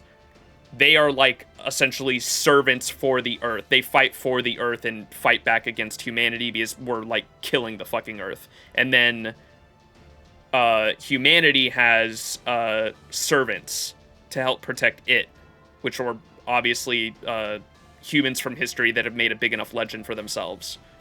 And then the counterforce, some in different type moonworks, I believe one can be stronger than the other too. In Fate, humanity is stronger, which is why we have servants and everything. Or maybe it's the other way around, and that's why we have servants to help us fight back. I'm not sure, but that's why it's not always completely evenly balanced, which is why in some works like Tsukihime, you see the elementals show up more often and are more powerful, and or the servant system might not even exist in that world because the elementals are way stronger. And then in the Fate timeline, or in the Fate works, the servant system is in place instead, and so that's why we have servants in one and the other, right? Alaya is the Earth's antivirus, sort of. Apparently type Ort is also a thing. That's what I think they said at the end of Lost Belt 5, I think, right? They mentioned Ort at the end of Lost Belt 5, and how Ort was an ultimate one, and I assume they were talking, I think they specifically said they were talking about the Ort Cloud, which is the entire, like, the Oort cloud is like an entire, like, asteroid field, or it's just the furthest you can get outside, the furthest you can get from our solar system while still being, like, inside of it, technically, like, is the Oort cloud. The Oort cloud is just a bunch of debris that is still in our, technically in our solar system, but is at the very outer edges, is where the Oort cloud is, right? The antivirus would deploy measures to keep mankind safe, aka servants. Yeah. And then it vice versa for elementals for the planet, right? That's why I said I think of elementals, like Yume Ren, as essentially servants but for the planet, right? Best way to remember which is that Gaia is the primordial goddess of Earth in Greek mythology. I thought that for a while because I thought Gaia was the one that fought for Earth, and then I think chat corrected me, but they probably got it mixed up themselves. Because that's how I did remember it for a while. I said Gaia is the one for Earth, and Alaya would be the one for humanity, and then chat corrected me and said I was wrong, and I was like, what? But Gaia makes more sense for Earth, though. I haven't even been up for an hour, and I already feel brain dead. So True Ancestor is basically the offspring of the Crimson Moon. It made a deal to allow him to live on the Earth in exchange for protection against human corruption, and that's what Tsukihime is all about, right? I don't even want to go down that rabbit hole right now because a lot of it I think is going to go over my head. I just need to read Tsukihime, which I will sometime early next year when it comes to NA and is finally localized. Yay! True Ancestors based in his image were created as a natural protective system for Earth and were set to return to its natural state. There's more to Earth than just mankind. Yeah, that's when the layers and the textures come in, right?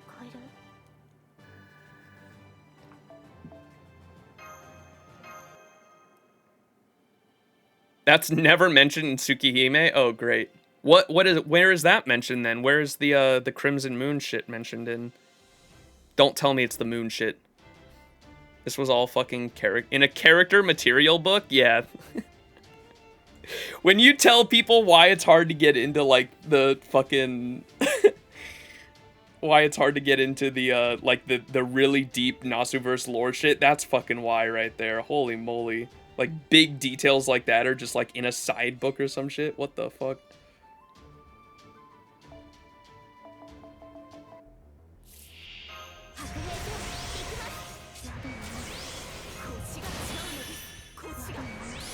There's also Fate Samurai Remnant coming up soon. I'm pretty hyped for that. Very excited for that as well. I love how he goes into full detail with them. He should in, like, the main stuff, though, no? Like, fuck, I would love if, like, big details like that were revealed in, like, the actual, like, main storylines where it's relevant. It'd probably be pretty big deal. I mean, it's like the same thing with, like, Fate and, like, I guess the earlier Holy Grail Wars. Like, oh my god, dude. I would love if Nasu would go back and, like, write, like, what went down in some of the earlier Holy Grail Wars. I know that Fate Stay Night kind of covers a little bit, or it like, fully covers what happened in the first Holy Grail War and how that went down.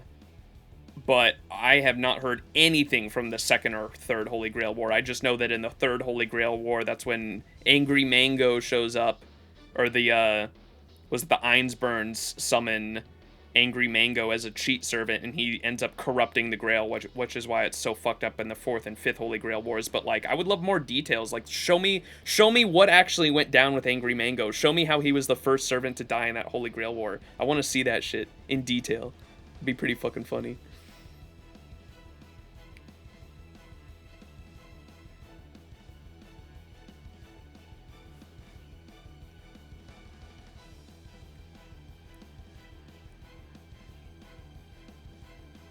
I need to sleep for another 15 hours before I start understanding all of this at once. Texture is a reverse side, also a texture, because I heard something about that. Yeah, the I don't know if I still have the screenshot.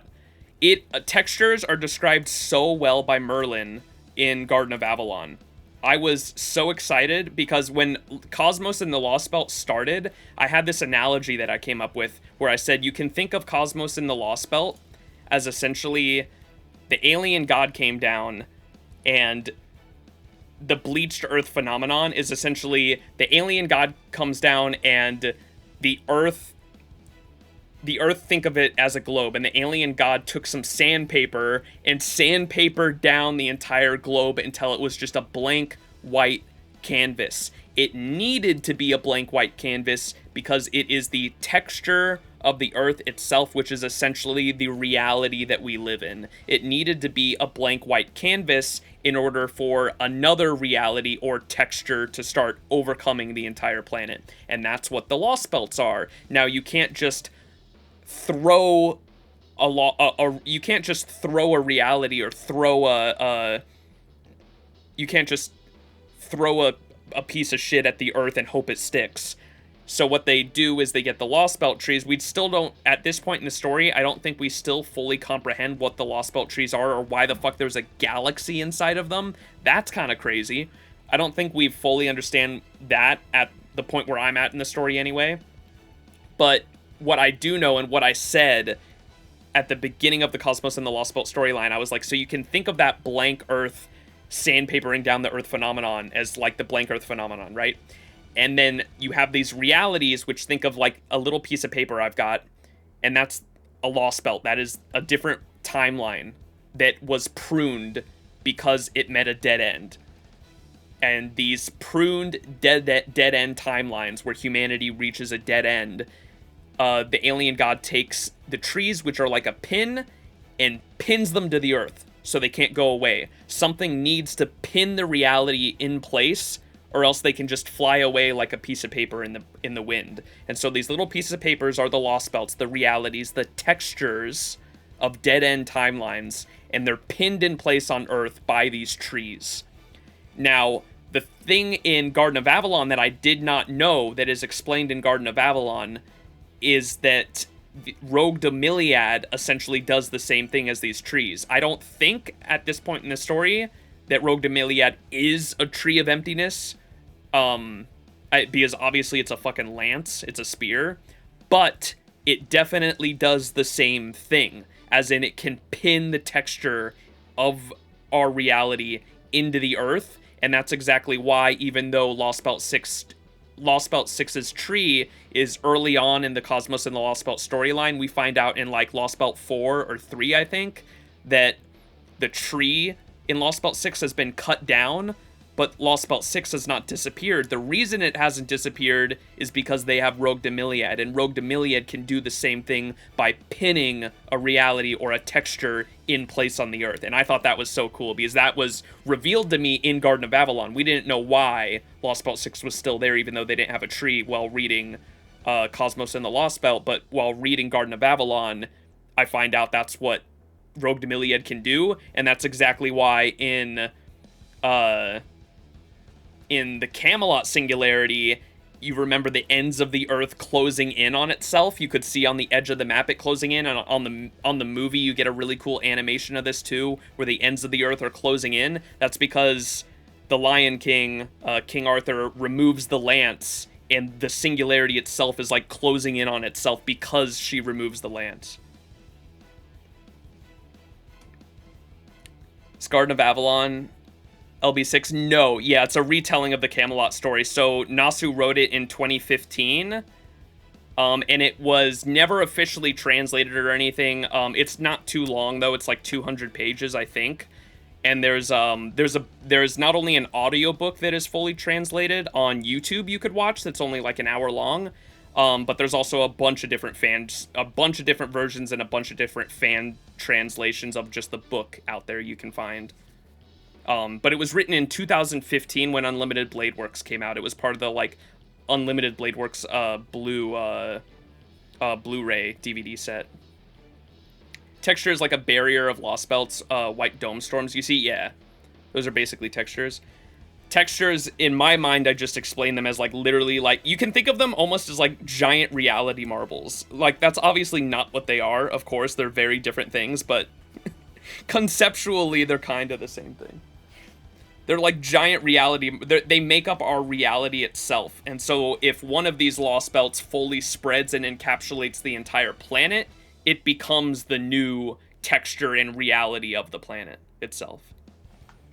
It's a retelling of the Camelot story. I thought it was like the life of OG Artoria. It is. That's the same thing. So the Camelot story is the rise and fall of King Arthur.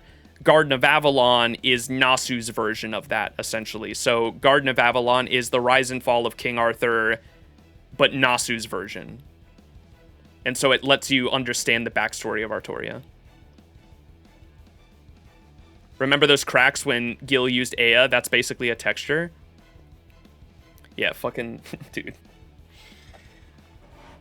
Ea itself is so fucking crazy, too, because, like, the reason why there's three different spinning parts of Ea's sword is because it's supposed to... What is it supposed to reference? It's supposed to...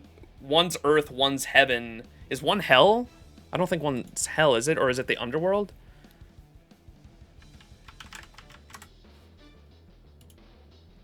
I know they all represent something different.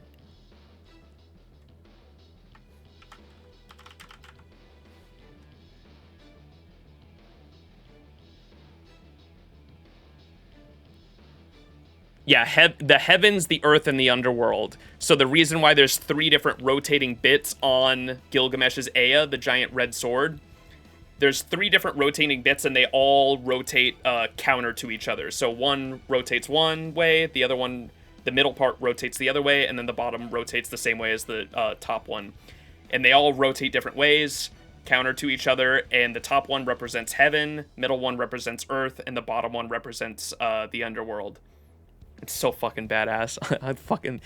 Ea itself, I still don't fully comprehend, like, what the fuck that thing is. I know it was, like, the first ever sword. It was the sword before swords were a concept. I understand that, but, like, what the fuck happens when he uses that? Because, like, when I watched Babylonia and I saw him use it against Tiamat, I thought he was, like, because he Enuma Elish is the mythology of Mesopotamia / Babylonia or whatever, right? And so I assumed when he used it on Tiamat, he was like literally rewriting her fucking existence itself. Like when he used that shit, I was like, what the fuck did he just do?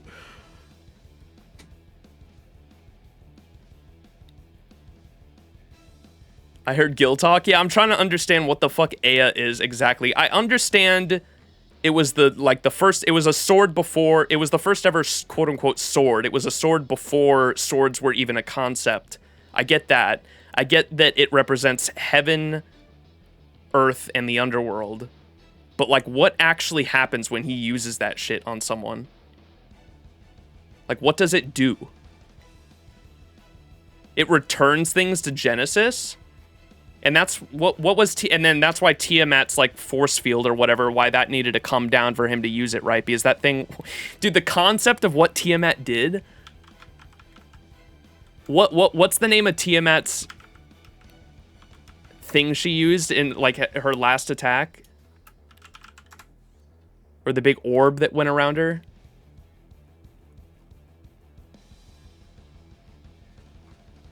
Tiamat's such a fucking cool antagonist in Babylon. Tiamat was so good that it made every beast after her look bad for me. Like, I was so disappointed with... People are going to hate me for this, but I was so disappointed with all the beasts we've had so far because Tiamat was so fucking good. Like... Tiamat was such a fucking good antagonist, and she, like, the lengths we had to go to actually defeat her are why I was, like, disappointed with all the beasts that came after, except for Gaetia was obviously the reason for all of part 1, so I give that one a pass. But all the beasts that have come after since then were disappointing to me just because of how fucking hyped Tiamat was. Negagenesis. Yes, that's what it was. Negagenesis. The concept of that shit. Here, look at this shit. Let me... Negagenesis.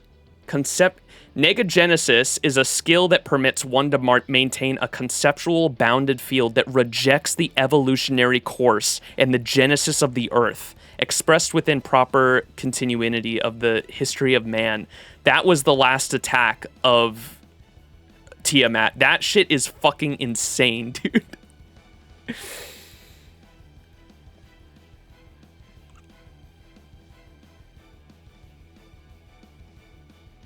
Yeah, Foe's Sacrifice was really cool. I was all right with that. Like, all the beasts that show up in part 1 were cool to me, which was Foe, Beast 4,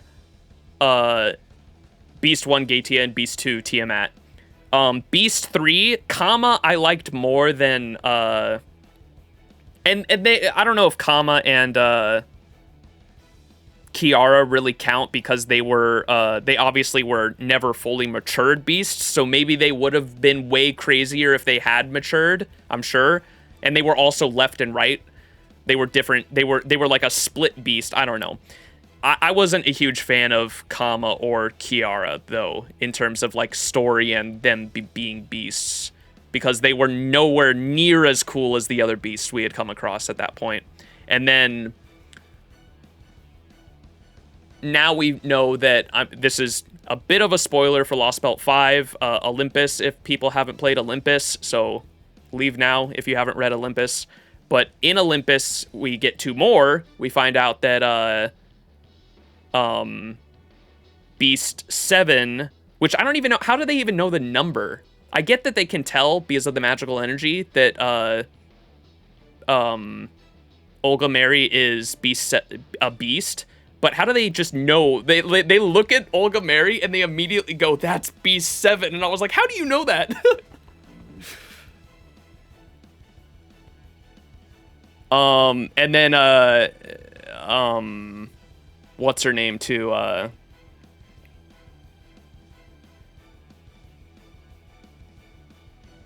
Koyanskaya. I don't know why I couldn't think of her name there. Koyanskaya as well. Actually, Koyanskaya was pretty cool. Her boss fight was really cool.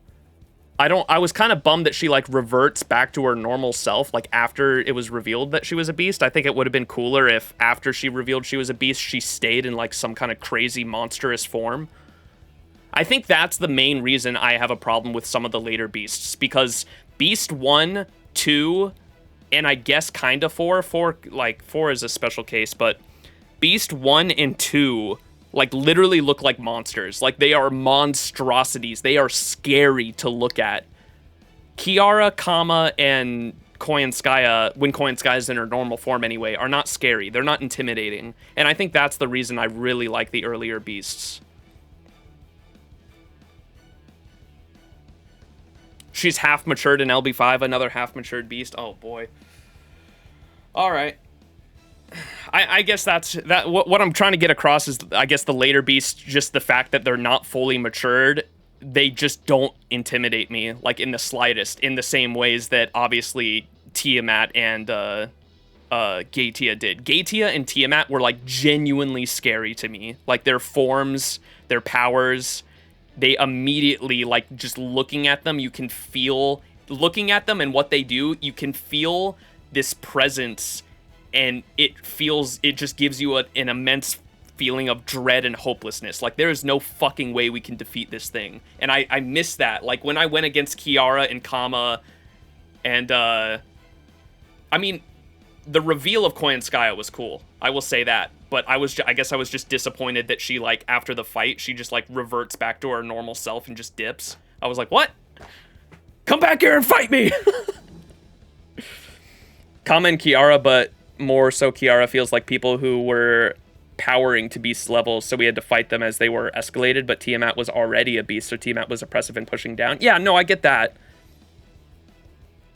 I'm saying I just don't... I guess I was just saying that I don't even know why they made them a beast in general, I guess. I don't know.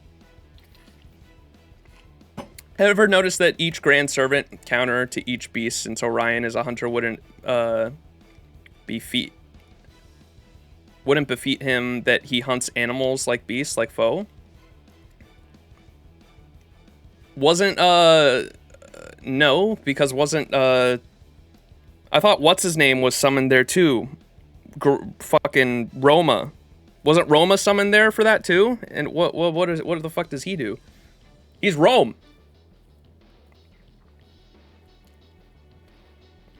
Grands don't really beasts, they just keep them away.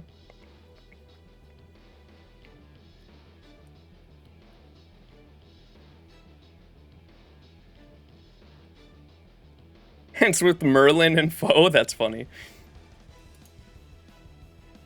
There was something, you know what's cool? I noticed in Garden of Avalon, at the very end of Garden of Avalon, that's when Merlin kicks Foe out of the tower. Because I knew that was coming at some point, because that's revealed in Babylonia that the reason Foe hates Merlin is because Merlin kicked him out of the tower, right? The words Merlin say, I don't know how many people have picked up on this because they're completely separate fate works, but Nasu's writing, this is why I fucking love Nasu's writing, man. Nasu's writing for the end of Garden of Avalon. Merlin says to Foe, go now, and I can't remember what he says specifically. He says something like, go now and see great things, or I'm sure you will see great things. He tells Foe to go out there and explore the world and see great things, is what he tells Foe. And the words Foe says to Mash in Solomon, when Foe revives Mash, he says... thank you, or what were the exact words? I will find it. Hang on. Because it's so fucking good. Because it's a callback to that. And I thought, when I realized that, it kind of like blew my mind.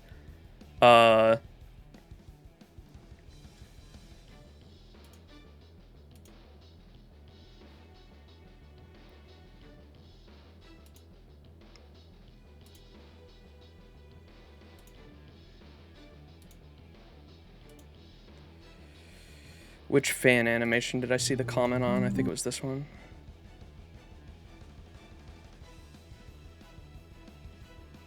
Foe says to Mash, congratulations to you, wonderful people of Chaldea. You have defeated Beast 4 without so much as a single blow. Says, thank you, Mash Kirillite. I definitely saw wonderful things. And it's a callback to what fucking Merlin tells Foe when he kicks him out of the tower, and I was like, oh, dude, that's so fucking good. I did truly see beautiful things, yeah, and it's a callback to fucking Merlin when he kicked him out of the tower. So fucking good. Grand Servants are not just one servant, they are the peak of the counterforce. Yeah, I understand what Grand Servants are.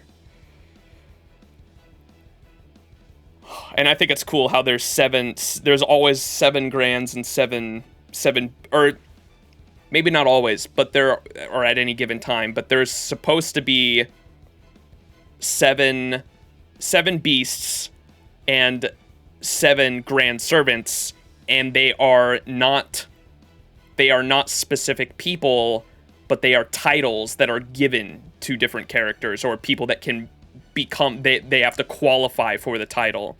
And so beasts can be people that love humanity so much in an evil way that eventually makes them powerful enough to be classified as a beast, And then same thing with Grands. Grands are only a specific class, but they are so powerful and they can fit, like I guess y'all were saying, that they can be a specific, they have to meet the qualifications to go against a certain beast, and that gives them the qualification of a Grand Servant, which is cool. And that's why they can change at any given time.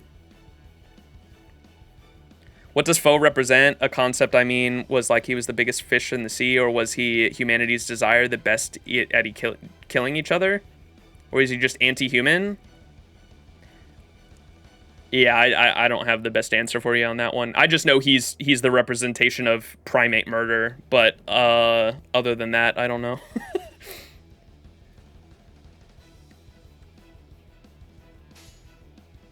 They haven't really gone into Beast 4, like, at all, for the most part, in FGO. We just know that he's primate murder, and that's about it.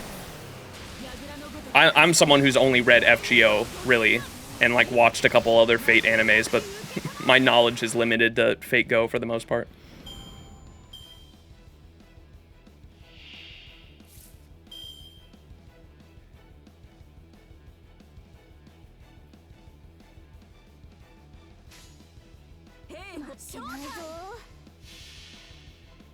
They haven't gone there in any media? Yeah. I know a lot of people thought for a while that they were the 7 original sins, and some of them fit, but some of them don't. I don't think primate murder was one of the 7 original sins, was it? What are the 7 original sins? 7 deadly sins. Can you believe it?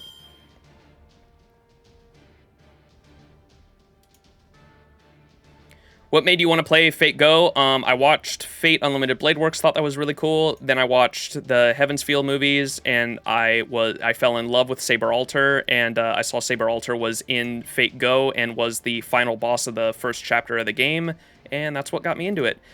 Saber Alter is also the reason I spent like the first year spending all of my Saint Quartz I acquired in the game on the story banner. And I eventually NP5'd OG Artoria before I even got a single Saber Alter. So that'll tell you how great my luck is with the story banner.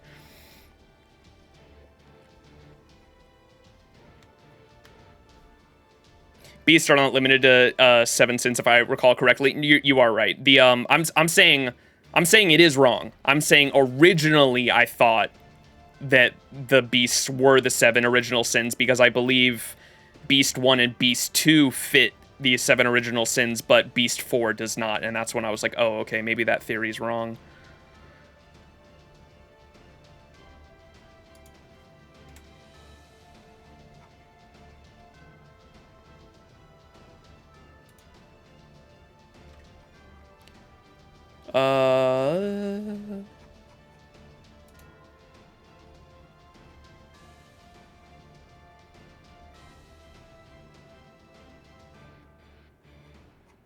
Where the fuck is it? Maybe I should go to images. I'm just getting giant fucking paragraphs. I just want to see. Oh, is this it?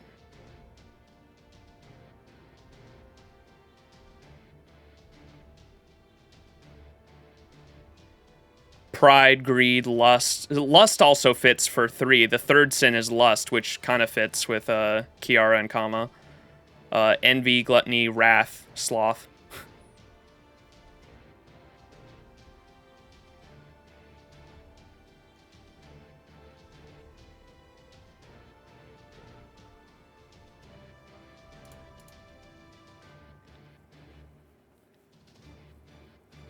Maxi, poor child. Gudako gotcha beast when? True, dude. Oh my god, that'd be hilarious. And you know we have to have an Artoria beast at some point, because Artoria has to be in every class, chat. Takeuchi is gonna go crazy when that happens, bro. Just you wait.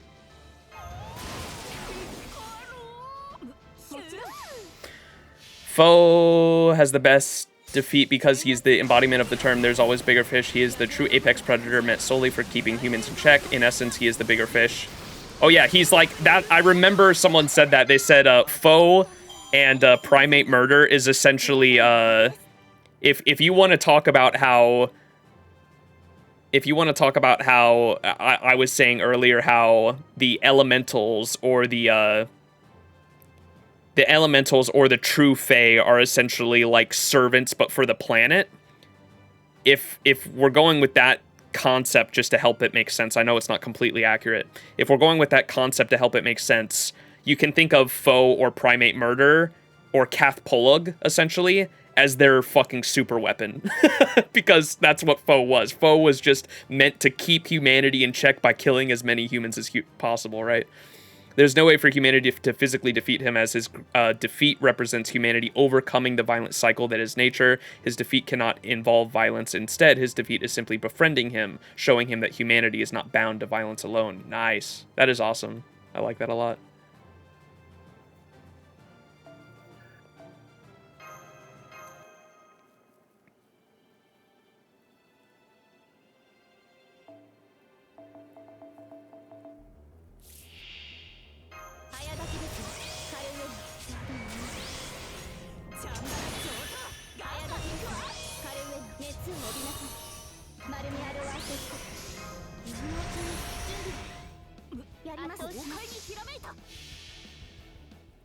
So Merlin actually did his job correctly. Let's go, Merlin. No wonder he also hates him. Fucking foe nibbling on his ankles.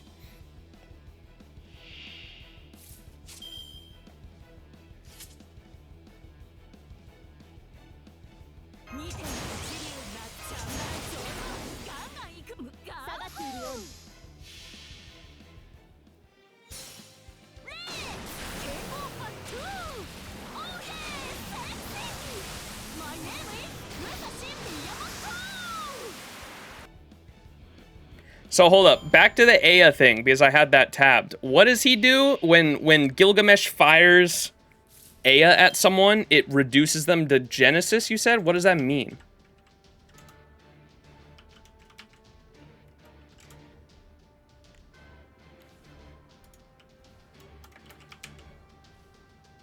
Genesis definition, the origin or mode of formation of something. So, like atoms?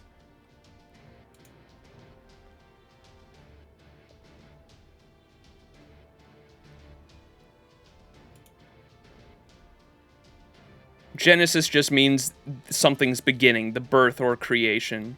So what happens to them themselves? Do they just revert to atoms or what? Are you done with LB6? No. I'm still super behind on LB6. Just reached 200 boxes. I'll save the rest of my apples for the summer event. Good luck on your farm on this last day of Nerofest. Hey, thanks so much, Pendragon. Appreciate it. Performing the miracle of Genesis, something that reveals creation, the beginning of everything. The attack opens an abyss capable of crushing anything. The center of the storm is not calm, but rather a hole to hell itself that returns all matter that enters its realm to nothingness from which it originated. So, am I wrong in saying atoms, or is it even further than that, talking about like whatever was before the beginning of the universe? The wind pressure creates a vacuum that takes all things with form, the land, the atmosphere, and the sky into the whirling void, which is why the sword represents heaven, earth, and the underworld, right? Whatever nothing is. Oh, okay. So, Musashi, right? Musashi would understand it. That's just part of what the wiki says. That's crazy.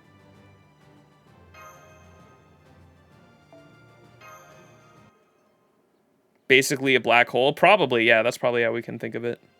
Whatever the fuck is in a black hole, we don't know. There's another weapon similar to Aya. It's the weapon of Ado Edem / Emperor. What is the... I don't know who that is. What is the... Oh god, what was I gonna say? Fuck, I forgot. I was also going to ask about Enkidu. Why is Enkidu also Enuma Elish? I mean, it's because they're both part of the story, right? I think Enkidu and Gilgamesh are like... Are they? I don't even think... Is Gilgamesh even in Enuma Elish? the epic? I don't think because he's part of the Epic of Gilgamesh, which is separate from Enuma Elish. Edo Edom is notes? Oh, that's what I was gonna ask. I know that fucking what's his name? Kaleidoscope Man. The fuck is his name? What's Kaleidoscope Man's name? The canon event guy. Zelrech, yeah. Where's the story of how Zelrech achieved the root or whatever? John K. Scope. Where's the story on that? Because I know he reached the root, but like what works is that a part of? Because I thought it was originally notes, because everyone refers to notes as like what helps you understand a lot of shit in the Nasuverse, and I thought in notes they were gonna mention Zelrech and they never did. It doesn't exist? What? How do people know he reached the root then? Where was that mentioned? Where is it mentioned that he reached the root? I would have assumed Heavensfeel because of the Holy Grail War, the first Holy Grail War. Enuma Elish is translated to one of the ones of high that's all I know about, huh? His magic kaleidoscope is the proof. No, I get that. Like where? How do I say this? Like where do I want? If I want to learn more about Zelrech, what fate medium do I have to consume to understand more about him? I guess that's what I was trying to say. Source, trust me, bro. That's what I'm saying. Like,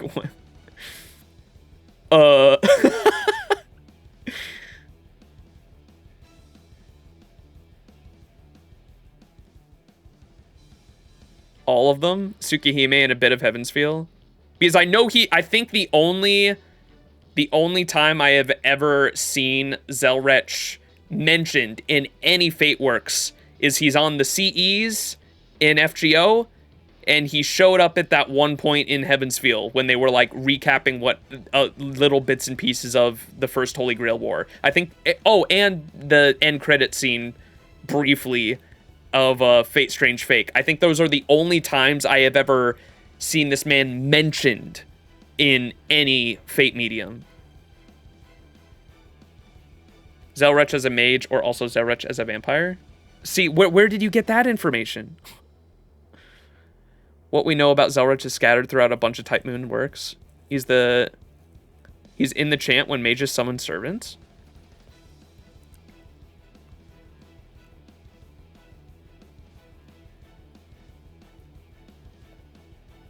So I guess Tsukihime will help me learn a bit more. What do you think of Voyager? I like him if only I have him. Voyager's cool. He's a good quick looper. So in some time he fought Type Moon, aka Crimson Moon. Yeah, that's what where do we learn about that? I'm assuming Tsukihime then? That people have told me that before. They're like, yeah, Zelrech is crazy. He fought a type and won. And I was like, okay, where are you getting that information? I read on wikis that he's talked to Ark.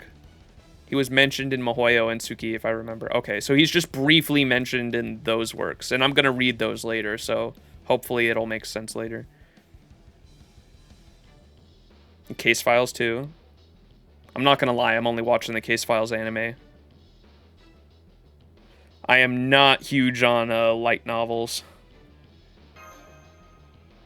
I think they have a manga too, but I'm really bad at reading manga as well. I'm still like fucking over 100 chapters behind on Berserk, and I started reading that shit years ago.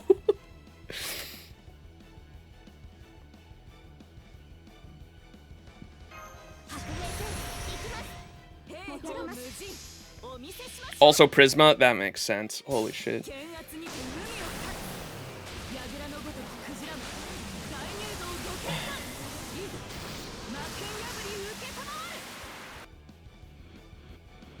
Fate World, he's immortal in some way.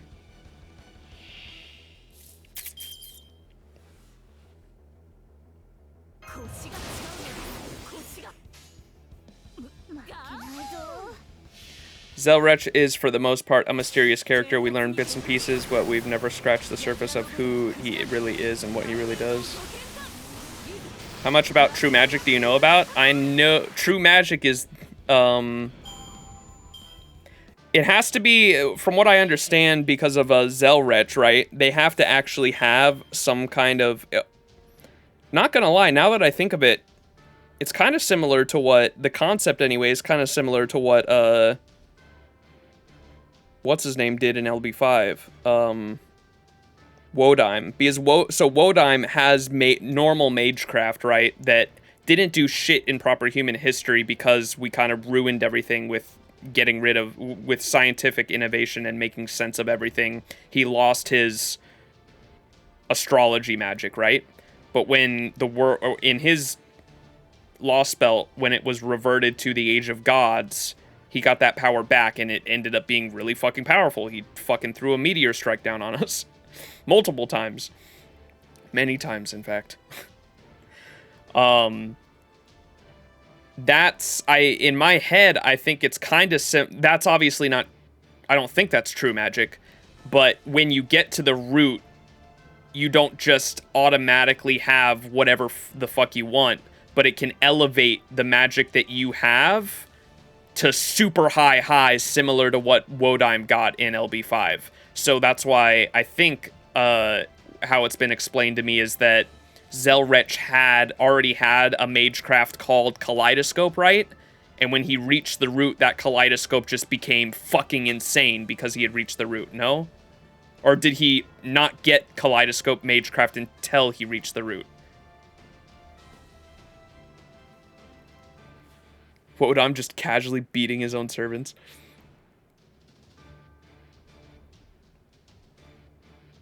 It's performing an actual miracle, but yeah, because it's true magic, because like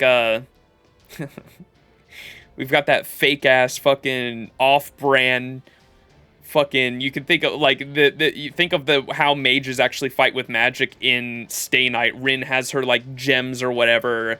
Ilya has her like silk magic. That's not how you would traditionally think of magic in fantasy. When they reach the root and they get to true magic, it is like legitimate, like actual casting spells out of your fucking hands magic.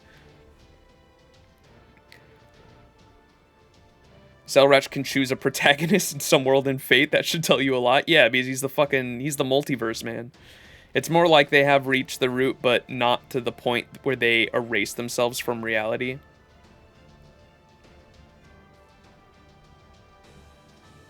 Oh, he didn't have any kind of Kaleidoscope magecraft at all until he reached the root. So Kaleidoscope didn't exist before he reached the root.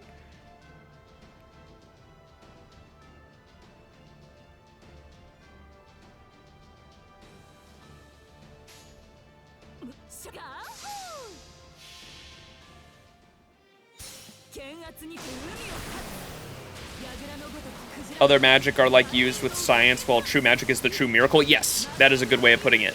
And it's important, I think, to split them between magecraft and magic. They're two separate things, right? If I'm not mistaken. Magecraft is like science magic, essentially. That's why they use things like, it's almost like alchemy in oh my god, what is that fucking anime called? What is the anime called where they like fucking use alchemy and like have a FMA? Yes, Full Metal Alchemist.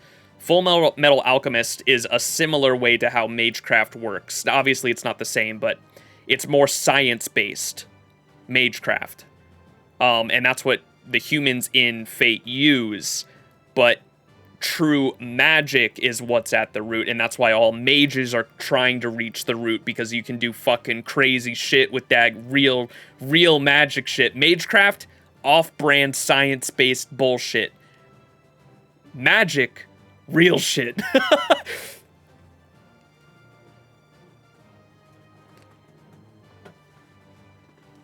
The real gourmet shit. Magecraft is science magic, while magic is magic. Yeah. Yeah.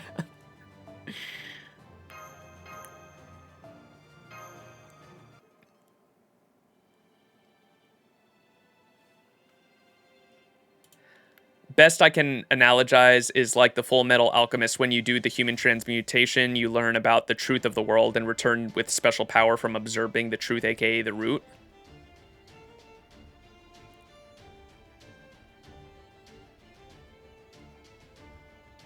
Now, Zelrech was one of Solomon's pupils. And Solomon's the king of mages. Yeah, that's pretty important.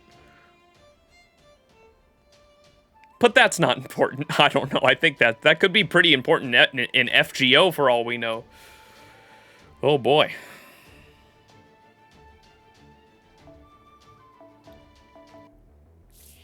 The K-Scope Man. It's a canon event. Zelrech. The way I think of, have y'all seen the new Spider-Verse movie? Who is the guy that's like in charge of the multiverse? The vampire guy? Oh my god, he's a vampire too. Oh my god, that makes it so much better. Who's the guy in the Spider-Verse movies that's like in charge of the multiverse? The Spider-Man guy that's a vampire. The vampire Spider-Man. What's that guy's name? That makes it, I just realized he's a vampire too. That makes it so much better. And before we fight Zelrech at the end of the Lost Belt, that would be crazy. And the whole reason he wasn't helping us was because he knew this was a canon event. Oh no, I've ruined it. Miguel, yes.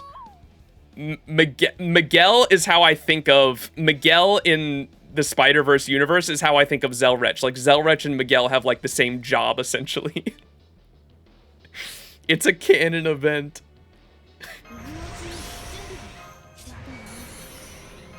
It's so fucking funny. And they're both vampires, right? That's so fucking funny. He didn't get wiped with Earth since he's on Earth. Yeah, he's still watching us. That's what I'm saying. And he didn't help us, right? He didn't help us, and he's like peering into all the different realities, right?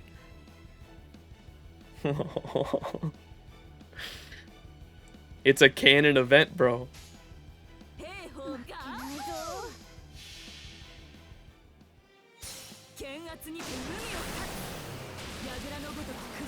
And the lollies in the Iliaverse. That pervert old man. What is, what are the guys in the, what fate, is it Melty Blood that covers the, what were the guy, oh my gosh, what is the Wandering Sea? Who are the guys that are behind the doors at the Wandering Sea that Sion mentioned? Because when she mentioned that and just like briefly talked about like, yeah, these guys are, the guys behind those doors over there are working on like how to solve like the multiverse. And the Atlas Institute, when she just briefly mentioned that and never brought it up again, I was like, wait, hold up, go back. What did you just say? You telling me there's a bunch of mages back behind those doors at the Wandering Sea that are just sort of like chilling and fixing their own multiverse just fucking problem that like we are right now, but they're just like soloing the problem themselves behind those doors? Who are those guys? We need them to get out. Fuck, I mean, I guess they're busy with their own shit, but I want to meet those guys.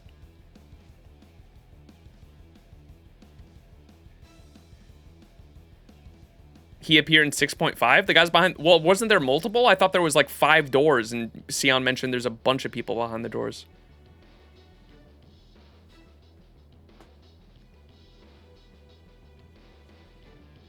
Don't talk about future stuff, guys. If we can. Remember that me and many other players here are NA only. We only read NA shit. We are... The way I look about spoilers when it comes to JP stuff is we only talk about units for the most part. We talk about units and their gameplay viability, but like nothing else when it comes to story. And that's how we deal with it in my community. And so it's not just protecting me, but also like the other people in chat. So make sure that we're not talking about future JP story related stuff.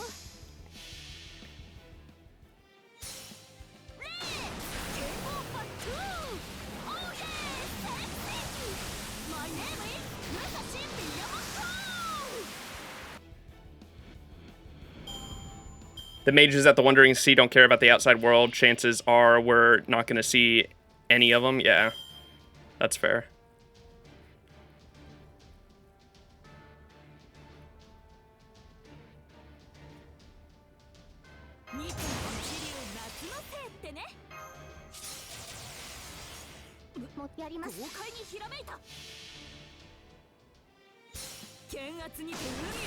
Do you have the statues for... Dude, I have no fucking statues, like, at all.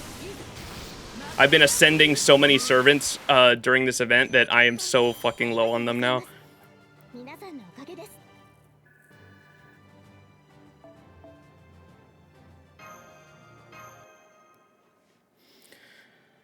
Oh, chat, I don't know how much more I can go.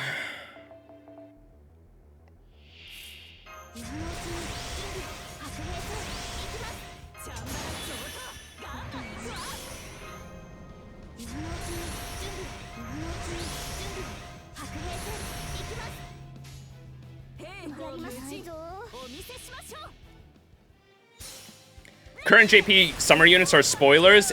As long as we're talking about the unit from a gameplay perspective, it's fine. That's my rule.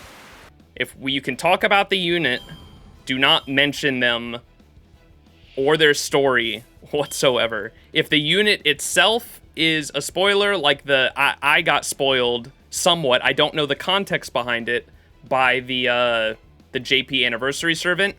I've seen it.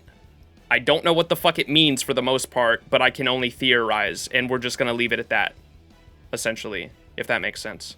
So I can't avoid, because I am on social media, I'm on YouTube, I see the thumbnails, I see pictures, there's no way for me to fucking avoid it, essentially, unless I just don't use YouTube or social media at all. And so with that in mind, the rule is just in chat and in my Discord and in my community, you can talk about the servants from a gameplay perspective. Do not talk about their story, their lore, or anything else that could be spoilerish. You can definitely talk about their gameplay perspective and how they do in-game due to us wanting to save up for them in the future because we know they're coming in the future. If it's a really good servant, if it's a really good unit, you obviously want to talk about them and say, hey, this is a really good servant that you should save up for because of X, X, X, and Y. That's fine, obviously.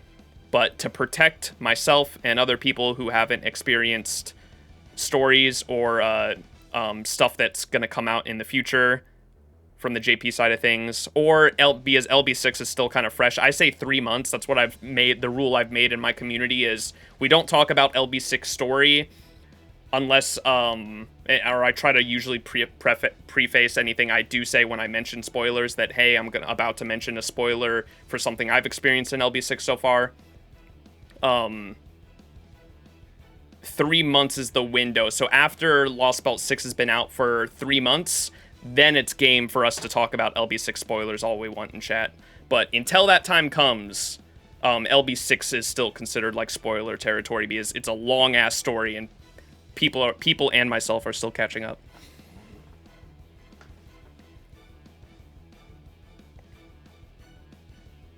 I feel like it's getting more and more dangerous to look at new JP servants. It's always been, I mean, it's always been that way. I feel like JP has always had a rule of like 2 years with the summer servants, and like this is the 2-year mark. Like they usually don't make summer servants until they've been out in the story for like 2 years. So, I mean, I was fine with it. I guess I was specifically with the... specifically with how they kind of handled and how the anniversary servant looks. That's like the only problem I really had with it because I can only theorize and make connections. Please, no one say anything about it in chat. But, yeah, the anniversary servant is kind of a spoiler for LB6 for me, unfortunately.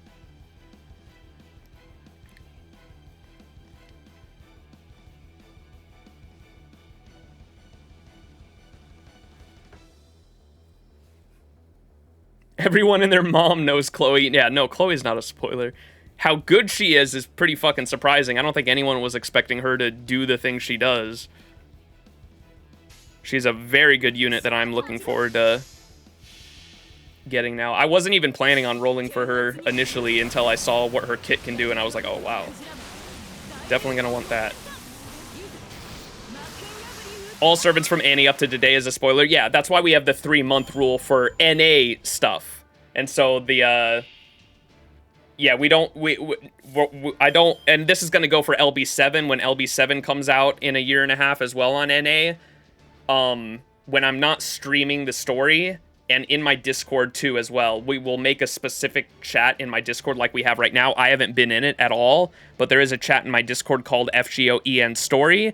That is specifically for you to talk spoilers for any story on FGO NA that is released and in-game now. So if you want to talk LB6 in my Discord, there's a specific chat to do it in. I have not looked at it at all, so you could probably make fun of me in there and say, hey, Max sucks, and I wouldn't see it until I finish LB6 and go in there. Because I have not been in there once yet. But the... hopefully, because I was, for those who don't know, when LB6 came out, I was still catching up on Lost Belt 5. That's why I'm so late to the game. And then also my buddy went into the hospital, so I stopped streaming for like 2 weeks. But I'm catching up now. Hopefully I'll be done before the end of August. That's the plan. And for LB7, I will be playing it at launch, thankfully.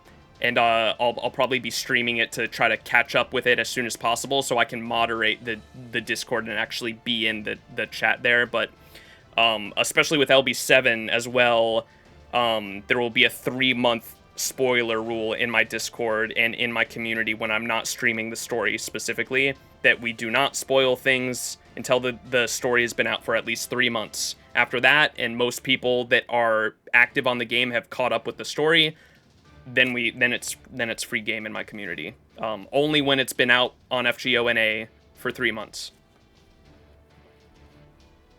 I'm on 5.5 right now, so yeah, exactly. So we're waiting essentially until the 3-month mark, and then it's going to be free game in my community, which will be, when did it come out?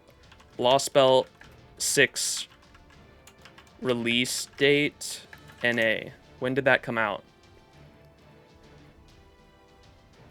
It was sometime in June, right?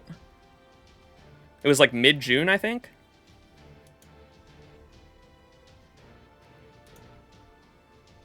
So mid-June, mid-July. It'll be like mid-September. Mid-September, I think it'll be free game for anyone to talk about LB6 spoilers in my community. Been 2 months? Yeah, so it'll be mid-September.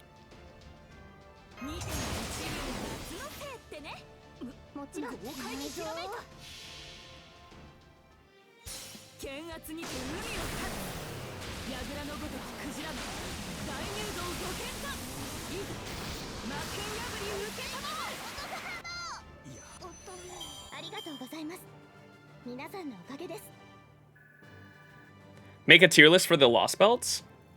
We could do that. That'd be fun. I'm gonna be honest, everyone was hyping up. I haven't read it all, obviously, at all. I haven't even gotten to the meat and potatoes of LB6 yet, but I still... The two things that have been, like, semi-spoiled for me, I guess, are the LB6, or the LB6, the big fluff I've been spoiled by. I still don't know what the fuck it is. I just know it's a thing, the big fluff. I have no idea what it is. I just know it's a big boss fight in LB6 at some point because the thumbnails are literally fucking everywhere. It's impossible to avoid it. I don't know the context behind it. I don't know what the fuck it is, but I know because of thumbnails I've been spoiled fucking everywhere by the big fluff, even before LB6 came out on NA, because it was just everywhere when LB6 launched. It's a Poro from League of Legends, true. The second thing was a more recent spoiler that I'm kind of pissed about, was the JP anniversary servant. I don't know exactly what the spoiler is, but I can make connections, right? And I'm pretty bummed about that, but other than those two things, I haven't been spoiled on. Oh, and then I guess Oberon's third ascension. The whole reason I've been sussing Oberon the entire Lost Belt 6 story is because I've seen his third ascension stage. I don't know anything else, but I've seen his third ascension. So there's nothing I can do about that.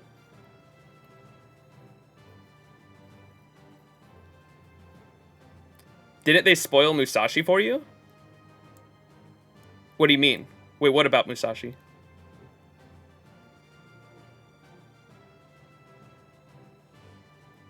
The data loss thing was actually a surprise to me. I didn't know that happened. In Olympus? No. I did. Well, I knew... I had a pretty good feeling that Musashi was going to go out at some point, but I definitely didn't know about the data loss thing. That was a surprise to me. When chat told me to go to the Spirit Origin list and look for Musashi after that, and I couldn't find her, and then it was like data loss for both her and the summer version. That I didn't know about. So not been spoiled so much, I see. Yeah, so I guess there's 3 things now. It's Oberon's third ascension. I don't have any context on these things, so let's keep... Don't spoil me, please. But I know about the big fluff. I know about Oberon's third ascension and obviously his class, the Pretender class. There's not much I can do about that. And then now I've seen JP's Anniversary Servant, the recent one. And that one, that one's kind of wishy-washy. I can't really make too many connections there, but I can guess. And it's kind of meh because I feel like that if it's what I think it is, it's probably a pretty big spoiler that I wish I didn't know, but oh well. Other than that, I don't know anything else. I still don't know anything about the Tam Lin. That definitely hasn't been spoiled for me. I know that the Tam Lin are all like Fae themselves, but I don't know why they were given like Knights of the Round Table like names and all that, and why they I think, no one tell me, but I think at the moment, from what I've seen, like, and this is just me speculating on the units because I've seen them, I think Bargist is like a bear or some shit. Tristan is obviously like some kind of vampire, and then Lancelot is obviously a dragon because I've been using her to farm this event. Why they are those things and they're also like humanoids that are the Knights of the Round Table, I don't know why. That I'm completely spoiler free on in terms of story anyway. So I'm excited to find out more about them.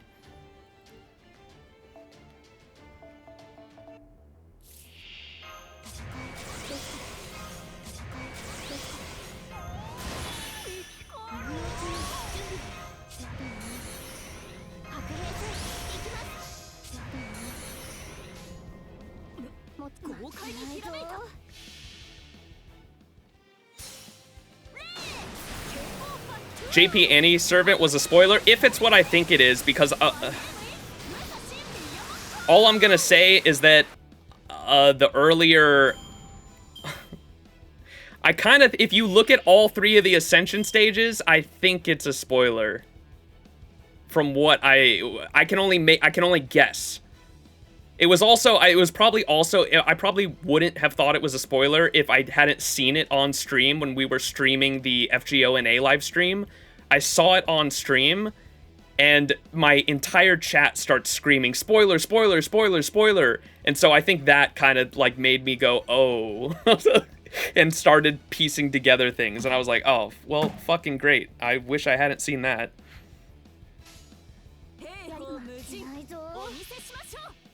Bargist isn't a bear, she's a very good girl. Okay. Death by Snoo Snoo.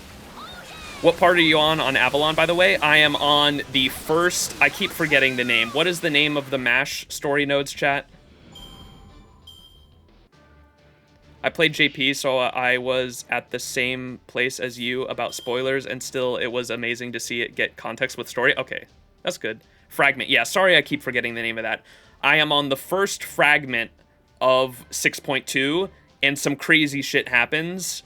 That I wasn't expecting. That was pretty cool. No one say it in chat because there's some people in chat that aren't caught up. But the first fragment of 6.2 is where I'm at. And we ended last stream there. We'll start back up Lost Belt 6 later this week.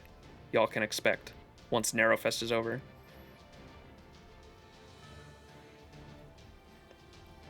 So we can't say anything about Avalon. Got it. Yeah, pretty much. I still don't know what Avalon LaFay is, essentially. Well, I remember they were... Or I shouldn't speculate in chat because I know there's some people that aren't caught up, but... I'll do all my speculation later.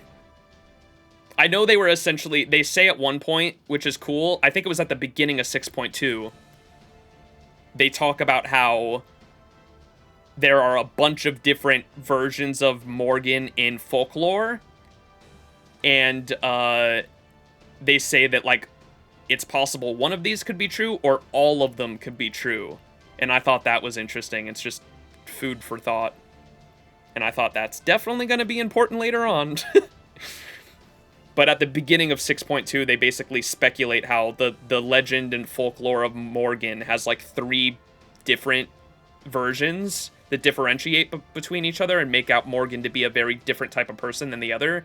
And they basically, Holmes and the people at the Shadow Border basically speculate that one of these could be true, or all of them could be true. Who knows? Fortunately, Max doesn't know French. That's the point where everything gets really interesting. That's why I was mad that you stopped there. Oh, it was a good cliffhanger spot, right? I knew it would be a good cliffhanger spot.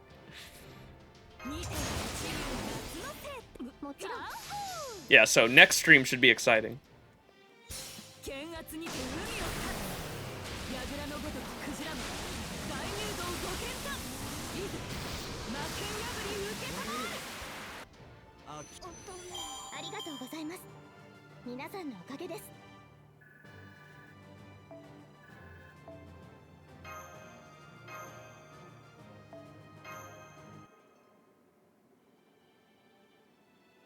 So I was mentioning Ado Adem. Yeah, who is that? I don't know who that is.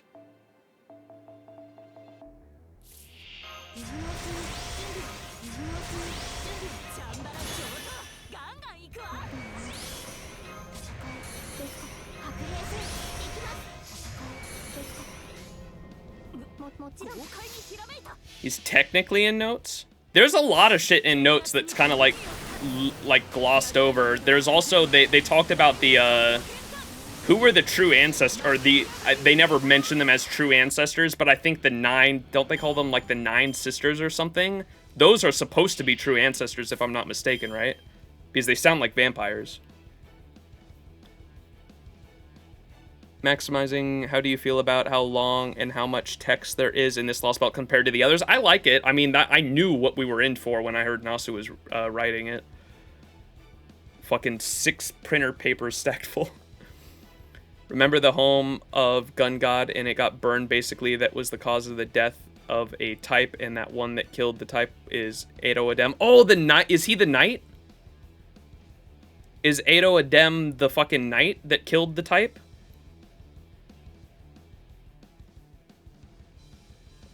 Yeah, the knight. Yeah, he was badass. And the, I also found out, I thought it was cool when I saw the concept art for the knight, and his big fucking, like, lance, or, like, the double-sided lance that he has is actually, or the, whatever the fuck it was like his metal, the metal, like, nanites that are, like, in his body, like, form it or some shit. It was a crazy concept. That is, or it's referenced in, MHXX's Noble Phantasm, because she's sort of like a mecha, she, like, literally is a notes reference, because she pulls out the lance and her NP is literally that concept art, and I thought that was so cool. The / Emperor. Okay, that makes a lot more sense now.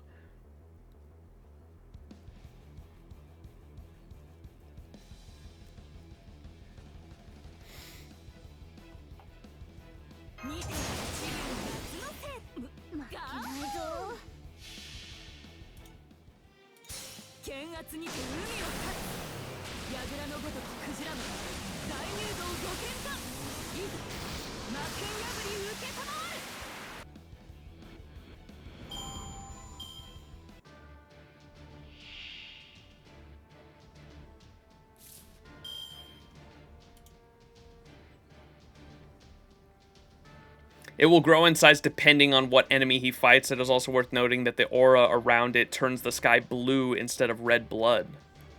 What the fuck? Similar to the fucking... I mean, don't spoil anything for me, but I assume that might be similar to, like, Morgan's, like, water mirror or whatever? Interesting.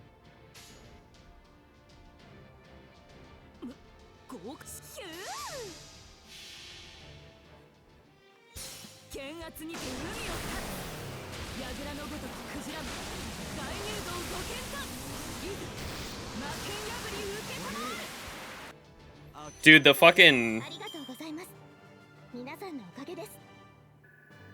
The CG for that shit was so fucking cool.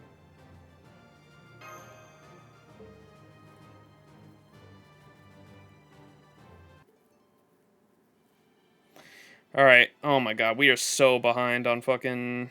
I don't know if I can go all the way, chat. We got sidetracked talking about lore. I kind of want to fucking head to bed. Let's go to 2,000 rose petals, and I'll turn in after that. I'll probably... We still got a day left. Or is it 9 p.m. tonight?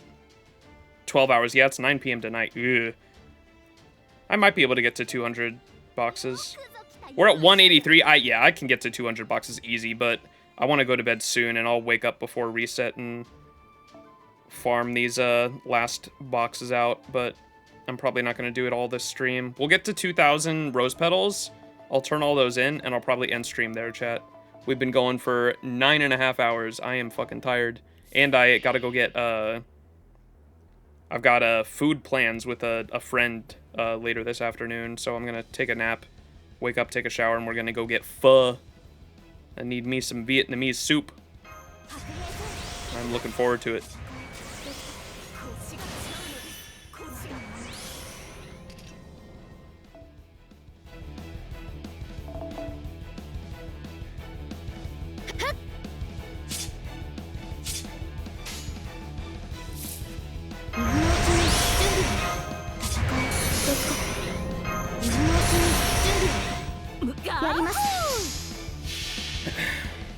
Some theorize that Aya and / Emperor, while Aya reverts back to Genesis / Emperor reverts back to normal, aka modern era.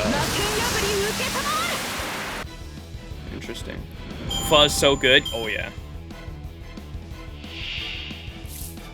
Oh yeah, it is. I do love me some pho.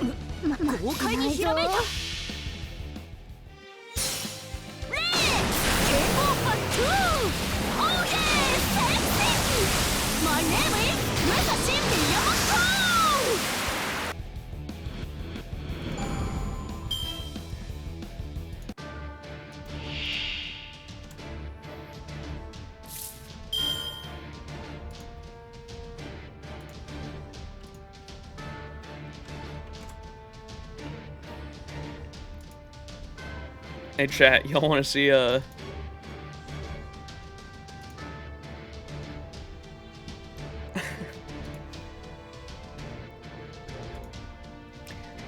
Chat, what if the Irish servants in Fate actually had Irish accents? Oh god, it's desperate. God, the mountains is brave and close now, right enough. Oh god, it's wild time of the snow, all right. It doesn't put you off from going to school. Well, the mother says we had to go anyway. We hadn't much a choice in the matter, but sure. It's a cold journey to school this morning. Oh god, you wouldn't belong getting frostbite. And these new socks that I got as well. You see, I had to turn the hill just up to my, what do I say? I had to turn the hill up to my foot there, just so the sock would go longer. The mother got me these trainer sock things there. Oh god, you wouldn't give along getting the ankles frostbite off you. And you don't mind walking to school in the snow? Are you used to it up this part of the world? Walking to Derry. Well, are you used to the snow up this part of the world? Well, there'll be a good wee bit of snow, you know. There's a wild bit of snow there. When the Christmases ago there. Oh no. What do you make of it today? Oh well, it's not just as bad as it was back then, but sure. No, it'll be all right. But it's not a great day though, right enough. It's sort of a day for the house now, right enough. That's so good, dude. Oh.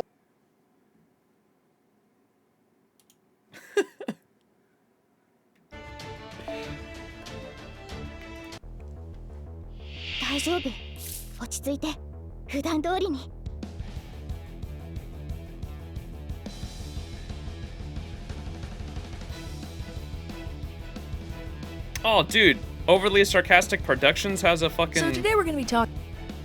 video on Coup? I didn't know that.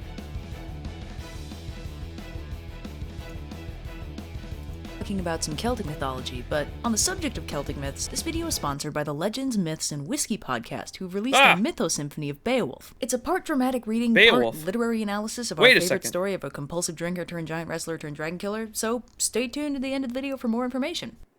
Why isn't Celtic mythology well known? I mean, Scotland and Ireland are like right next to England, and God knows England couldn't help but get their culture all up and everywhere, but for some reason, despite the cultural proximity, Celtic mythology really isn't all that widespread. Well, here's the thing. In the 5th century, Christianity steamrolled into Ireland and Scotland and proceeded to royally screw up all the local lore. Scottish goddesses got revamped as simple magical warriors or hags, while the poor Tuatha De Danann went from being Irish gods to being ancient human kings, queens, or in the fancier cases, fallen angels. Because Christianity has this thing about worshipping other gods, the local deities had to be reimagined into something that wasn't gods, but they had to do it in a way that wouldn't totally piss off the locals, and as a consequence, the mythology ended up being flattened into quasi-historical folklore about ancient kings or queens who just happened to have fabulous godlike power. The reason why Celtic mythology isn't well known is because the 5th century missionary efforts to Ireland and Scotland did their absolute damnedest to pretend it wasn't a mythology, and because they're the ones that wrote that stuff down, their version is what we have to go on. This makes the anthropologist in my heart. Did you see the Memorial movie? Yes, we watched it on the live stream. If yes,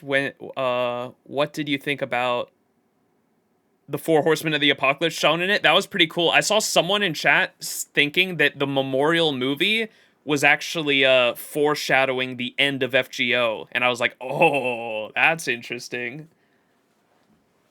Because there is a moment in there too where like the hand, I think it's either praying or there's a hand that reaches out to Galahad too. And I was like, that's interesting. And then the end of it shows like humanity just getting like fucking nuked and destroyed. And people were in chat were theorizing that it's possible that like the foreign god and like wiping humanity and trying to start another timeline could be trying to like prevent us from like killing ourselves because humans be humans. I thought it was an interesting theory. Obviously, it's like a half-baked theory. I'm not saying it's 100% going to happen. I just thought it was interesting as all. Very sad. But the good part about this is that because the missionary efforts focused on writing all their stuff down, most of the stories actually survived to the modern day, albeit stripped of context. And little bits of the mythology managed to survive almost completely unaltered because they weren't about gods. They were about extraordinary people from the get-go. As a result, the Christianization efforts didn't squash or rewrite their stories because they weren't doing that no gods before me thing. The most notable of these cases is the tale of a magnificent human disaster by the moniker of Cuchulainn. Now, Cuchulainn has a metric butt-ton of stories, and to be honest, it's not totally accurate to say he wasn't a god, because several scholars on the subject agree he's probably an incarnation of the warrior king Lu, a member of the Tuatha De Danann and god of all things protagonisty. Further confusing matters, Lu is also his father. Practically speaking, Cuchulainn being an incarnation of a god never factors into the story, so we're free to pretend like this lineage makes even a modicum of sense. So Cuchulainn starts his life with a story that has too many versions to be consistent, but it boils down to special baby conceived 3 times, dad is probably Lu. As a kid, he gets up to all kinds of adorable shenanigans, including murdering Culainn the Smith's guard dog and offering to guard his house to make up for it, earning him the name Cuchulainn, which literally translates to Hound of Culainn, because see, he's basically a substitute guard dog. That's where him being a dog comes from. I didn't know that. That's funny. 3 times, dad is probably Lu. As a kid, he gets up to all kinds of adorable shenanigans, including murdering Culainn the Smith's guard dog and offering to guard his house to make up for it, earning him the name Cuchulainn, which literally translates to Hound of Culainn, because that's so cool. I didn't know that. See, he's basically... You want Ife as a servant in FGO somehow? Who's that? I do not know this person. I do not know their legend.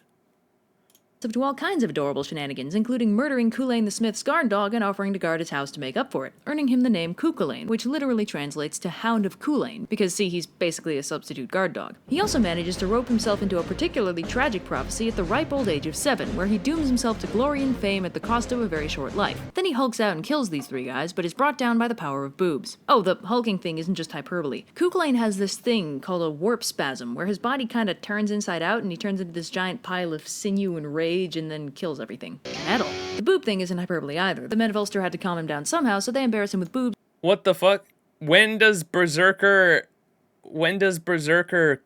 Oh wait, we have a Berserker coup. Fuck. I was gonna say, when's Berserker coup come out? Why is the most replayed part in this video the boobs part, god damn it? Of course it is. His body kind of turns inside out and he turns into this giant pile of sinew and rage and yeah, I was about to say, when do we get coup Berserker? Oh wait, we have one.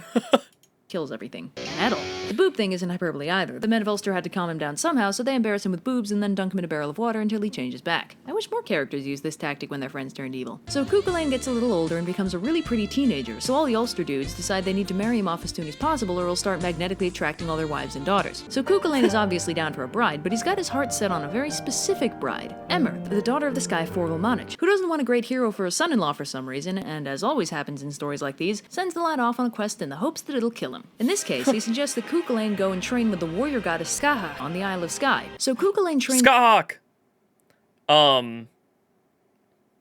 This is already starting to sound like, almost like the story of Hercules, but just fucking Celtic. with Skahak, an impossibly badass warrior woman who teaches him how to use this absolutely terrifying spear called the Gae Bolga, which you stab someone with and then it snaps out the— Is that how you pronounce that?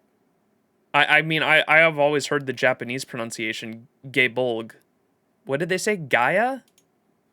Absolutely terrifying spear called the Gae Bolga, which— Gaia Bolga. What? You can hear, I love how she cut it, she had to fucking cut it to pronounce it too. Listen, you can hear the audio, she cut it out and then had to like redo the pronunciation. Cuchulainn trains with Skahak, an impossibly badass warrior woman who teaches him how to use this absolutely terrifying spear called the Gae Bolga, which you— She had to cut it and fucking redo the pronunciation. Gaia Bolga? What the fuck? I'm calling it Gebolg still.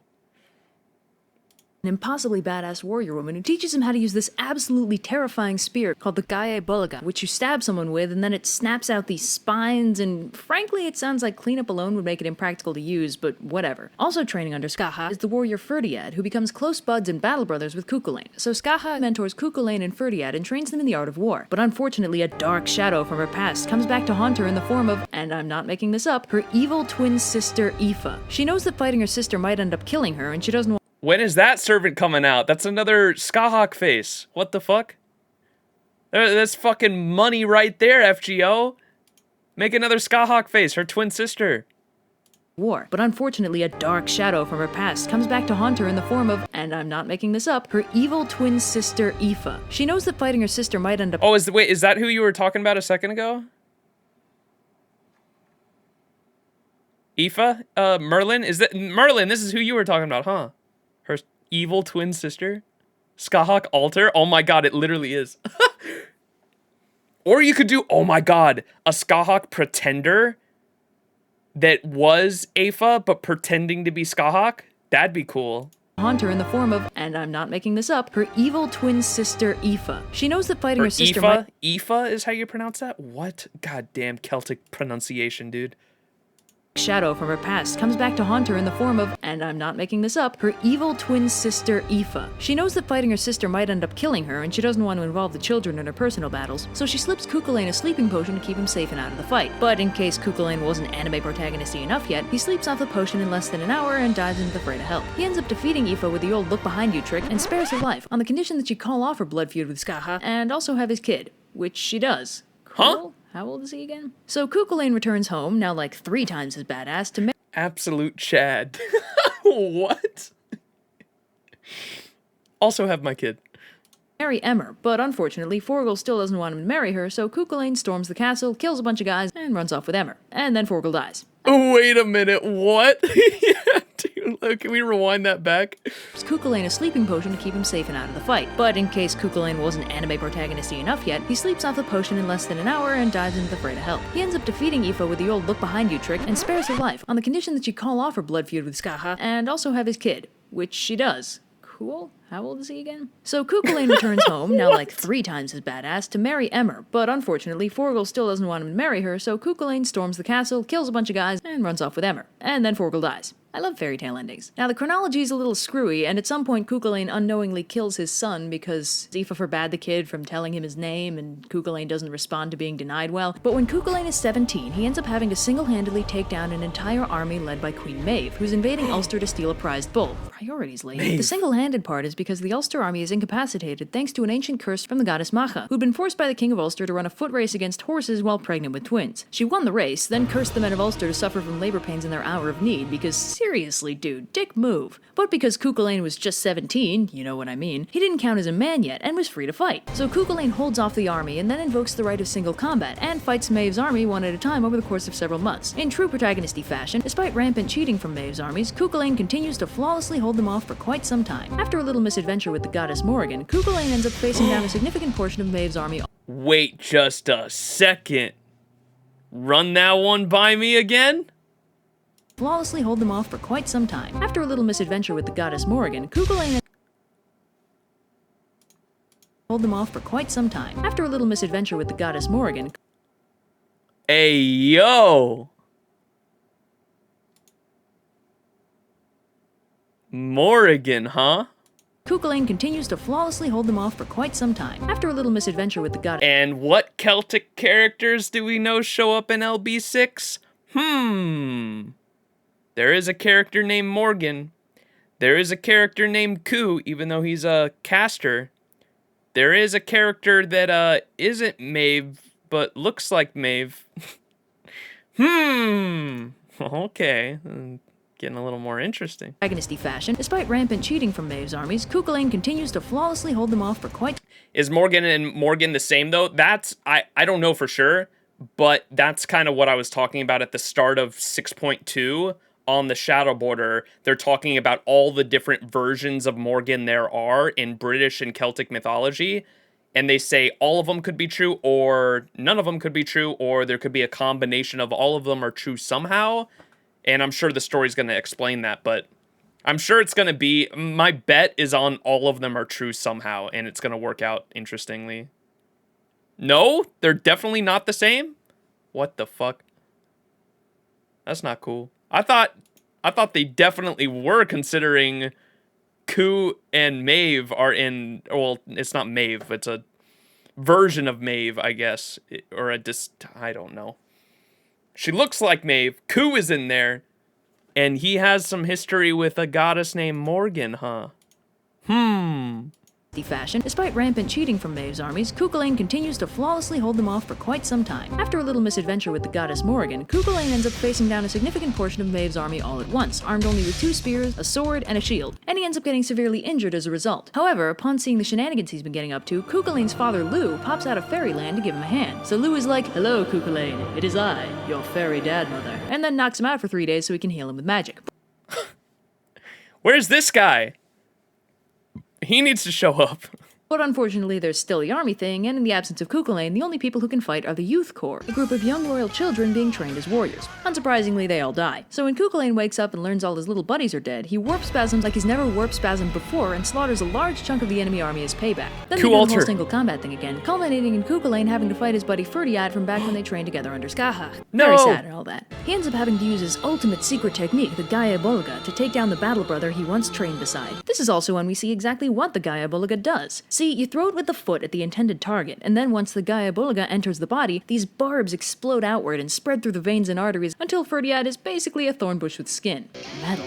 So yeah, Ferdiad dies, and the men of Ulster get over their collective labor pains and actually start contributing to the battle. Now in some versions, this is where Cuchulainn dies of injuries sustained fighting his battle brother. In another version of his death story, Queen Maeve conspires with this guy Lugaid to have Cuchulainn killed. First they need to break his guys on not eating dog meat, which weakens him spiritually. Then Lugaid uses these 3 magical spears to kill first his charioteer, then his horse, and then him. Cuchulainn, however, doesn't go down. Is it because he's known as a guard dog, so he refuses to eat dog meat? That's so fucking funny. Queen Maeve conspires with this guy Lugaid to have Cuchulainn killed. First they need to break his guys on not eating dog meat, which weakens him spiritually. Then Lugaid uses these 3 magical spears to kill first his charioteer, then his horse, and then him. Cuchulainn, however, doesn't go down easily, and ties himself to a standing stone so that he can face his enemies on his own 2 feet, even after death. In this case, his enemies don't believe that he's dead until a raven lands on his shoulder, at which point Lugaid goes to cut off his head, at which point Cuchulainn explodes with holy light and his sword falls down, chopping off Lugaid's hand, because even in death, Cuchulainn will ruin your day.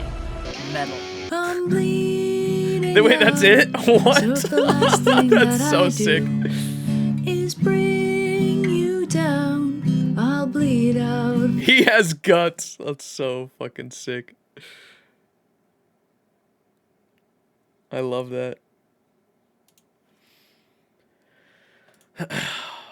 What other ones do they have? Finn McCool. This video's been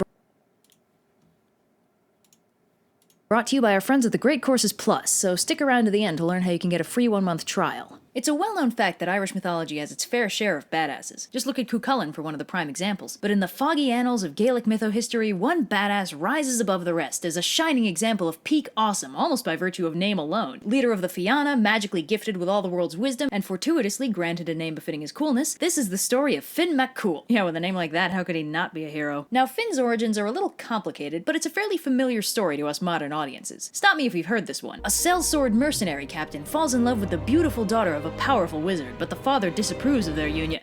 Okay, I didn't mean actually stop me. Yeah, Cool, leader of the Fianna, which is a ragtag band of warriors, falls in love with Muireann, daughter of Tig. But Tig, himself a powerful druid, knows, through some mystic whatever, that Cool will bring about his downfall, so when Cool comes calling from Muireann's hand, Tig turns him away. The story's unclear on Muireann's thoughts on the matter, but long story short, Cool kidnaps her and sparks all-out war between the Fianna and the High King, who Tig had asked for help. Cool is killed in the battle by this guy Gul MacMorna, but Muireann is already pregnant with Cool's son, and Tig rejects her as a result and orders her to be burned. Luckily for everyone involved, the High King isn't a total dick and puts Muireann under his protection. Muireann gives birth to a son, who she gives to his aunt, the druidess Bomel, and her companion, the warrior woman Leah Lucra. So the kid, whose given name is Demne, grows up with fighter mom and druid mom, who teach him the ways of fighting and druiding. And before you ask, every source I found was very non-specific about the nature of Bomel and Leah's relationship, so interpret it however you want. So Demne is raised in secret, mostly because a metric boatload of warriors are waiting to gain mad prestige by murdering the son of the famous Cool. But after a childhood of wacky shenanigans, he starts enlisting under various kings, who all end up figuring out his true identity because only the son of the legendary Cool could be so all-around badass. Also, somewhere along the line, people start calling him Finn, which just means light-haired. Some version of the myth say the nickname got started when his hair turned prematurely white, while in others it's just because he didn't tell people his name, so they started calling him Blondie. Anyway, eventually, Finn runs into this dude Finnegas, a druid and poet who spent 7 years trying to catch the hilariously named Salmon of Wisdom, in the hopes that it will grant him the aforementioned wisdom. Coincidentally, the moment Finn shows up, he manages to catch it, and orders Finn to watch the salmon while it cooks, but not to eat any of it while Finnegas runs off and does something somewhere else. But while Finn is tending the salmon, he accidentally burns his thumb on the grease and sticks it in his mouth to cool. And seeing as this counts as consumption of some of the salmon, this immediately grants him the infinite wisdom of the Salmon of Wisdom. Finnegas returns, notices Finn looking a little smarter than before, and realizing what happened, lets Finn eat the rest of the salmon too. This grants Finn all the world's wisdom, but at a price. He can only access it by sucking his thumb.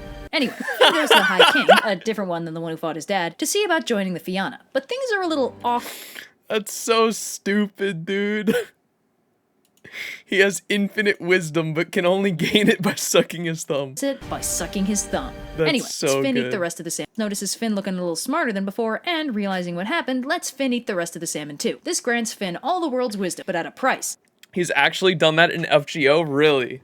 I definitely don't recall, but that's fucking awesome. I love that so much. He can only access it by sucking his thumb. Anyway, Finn goes to the High King, a different one than the one who fought his dad, to see about joining the Fianna. But things are a little awkward because the current leader of the Fianna is Gul, the man who killed Cool way back when. So obviously nobody's too keen on having his son join the party. But fortunately, Finn is given a chance to prove himself. See, for the past 23 years, every Samhain, this asshole fairy prince, Aelin Macmidna, would put everyone to sleep with his music and then burn the roof of the High King's stronghold. Finn promises the High King that he'll defeat Aelin, and in doing so prove that he deserves to lead the Fianna. Luckily, Finn happens to have inherited a crane skin bag of magical weapons from Cool, and uses a magic red-hot spear to stay awake during the magical serenade by stabbing himself in the face. Metal. Then, after a suitably epic fight, Finn kills Aelin and earns the respect of the High King and the Fianna. Gul willingly steps down, and Finn becomes the leader of the Fianna.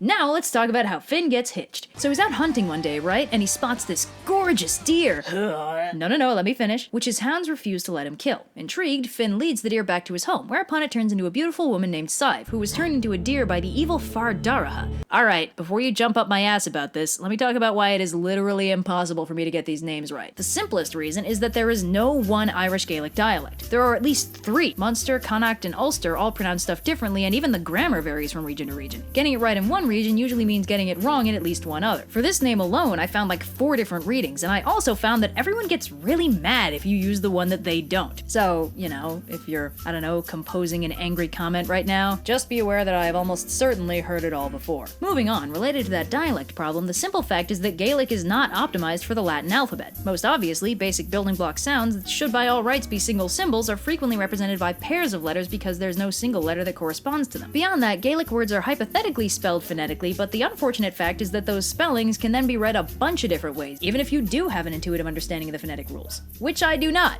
Because I am bad at this. So yeah, alright. Anyway, Far Daraha, who is a member of the Tuatha De Danann, the pre-Christian gods of Ireland, turns Sive into a deer, and Finn's house somehow turns her back. So Finn and Sive get married, and Sive ends up pregnant. But one day, while Finn is out doing his Fianna thing, Sive is lured out of the house by what turns out to be Far Daraha, who turns her into a deer again. Finn returns home to find the house empty, and searches the woods for Sive to no avail. But 7 years later, Finn finds a young boy wandering in the woods, spots a resemblance to his missing wife, and realizes that this kid is his son. So he names him Oisin and starts raising him. Oisin becomes one of the raddest dudes in the Fianna, and is an all-around cool guy. Now, as a culture hero, Finn has a ton of miscellaneous myths about himself, but we've basically covered all the major bases. But before I wrap this up, let's take a hot minute and talk about a literary motif most commonly associated with King Arthur, but also rather famously applies here, the King in the Mountain. In this motif, some great hero, rather than dying, instead bunkers down for a prolonged nap in some local geographical feature, only to awaken in their homeland's greatest time of need or when some other conditions are met. For example, Merlin is supposedly sealed in an oak tree, Charlemagne is said to be in the Untersberg, the Golem of Prague is supposed to be in the attic of the Old New Synagogue, and Vanamoinen, the hero of the Kalevala, just kind of...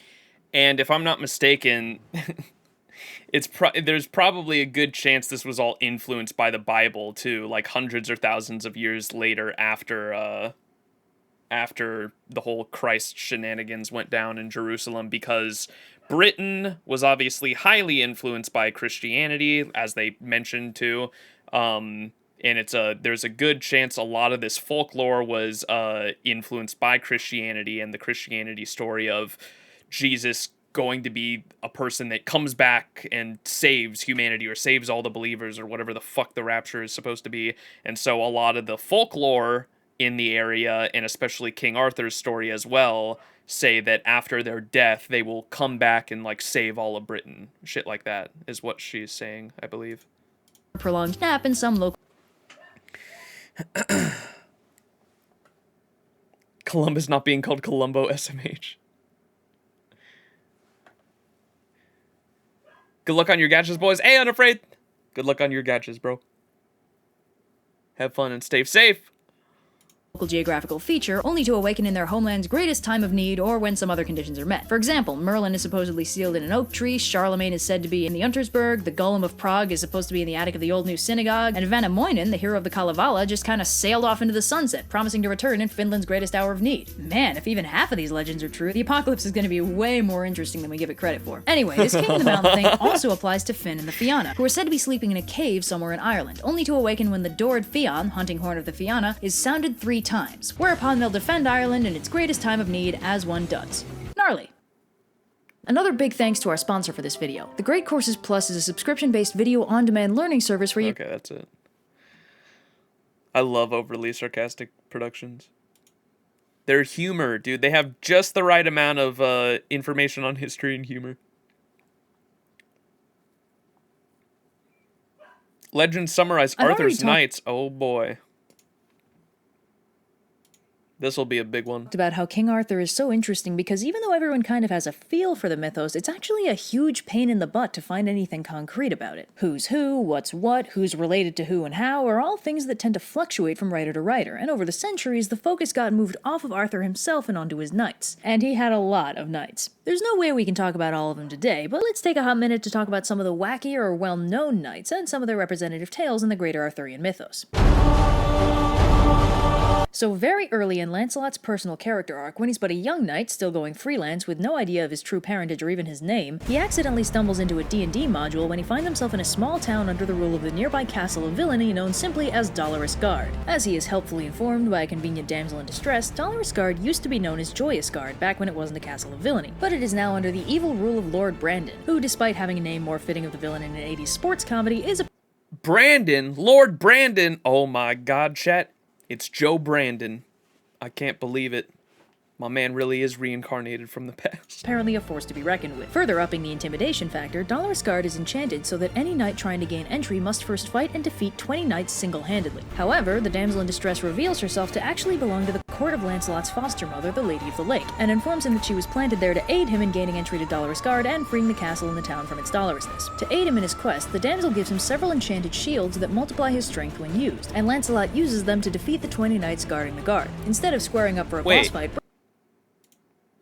he was planted there to aid him in gaining entry to Dolorous Guard and freeing the castle and the town from its dolorousness. To aid him in his quest, the damsel gives him several enchanted shields that multiply his strength when used, and multiple enchanted shields. Is that what's on Fairy Knight Lancelot's sides? Like how she has like 2 giant hands that have like knives that fucking flick out of them? Are those supposed to be like the big shields? That'd be cool.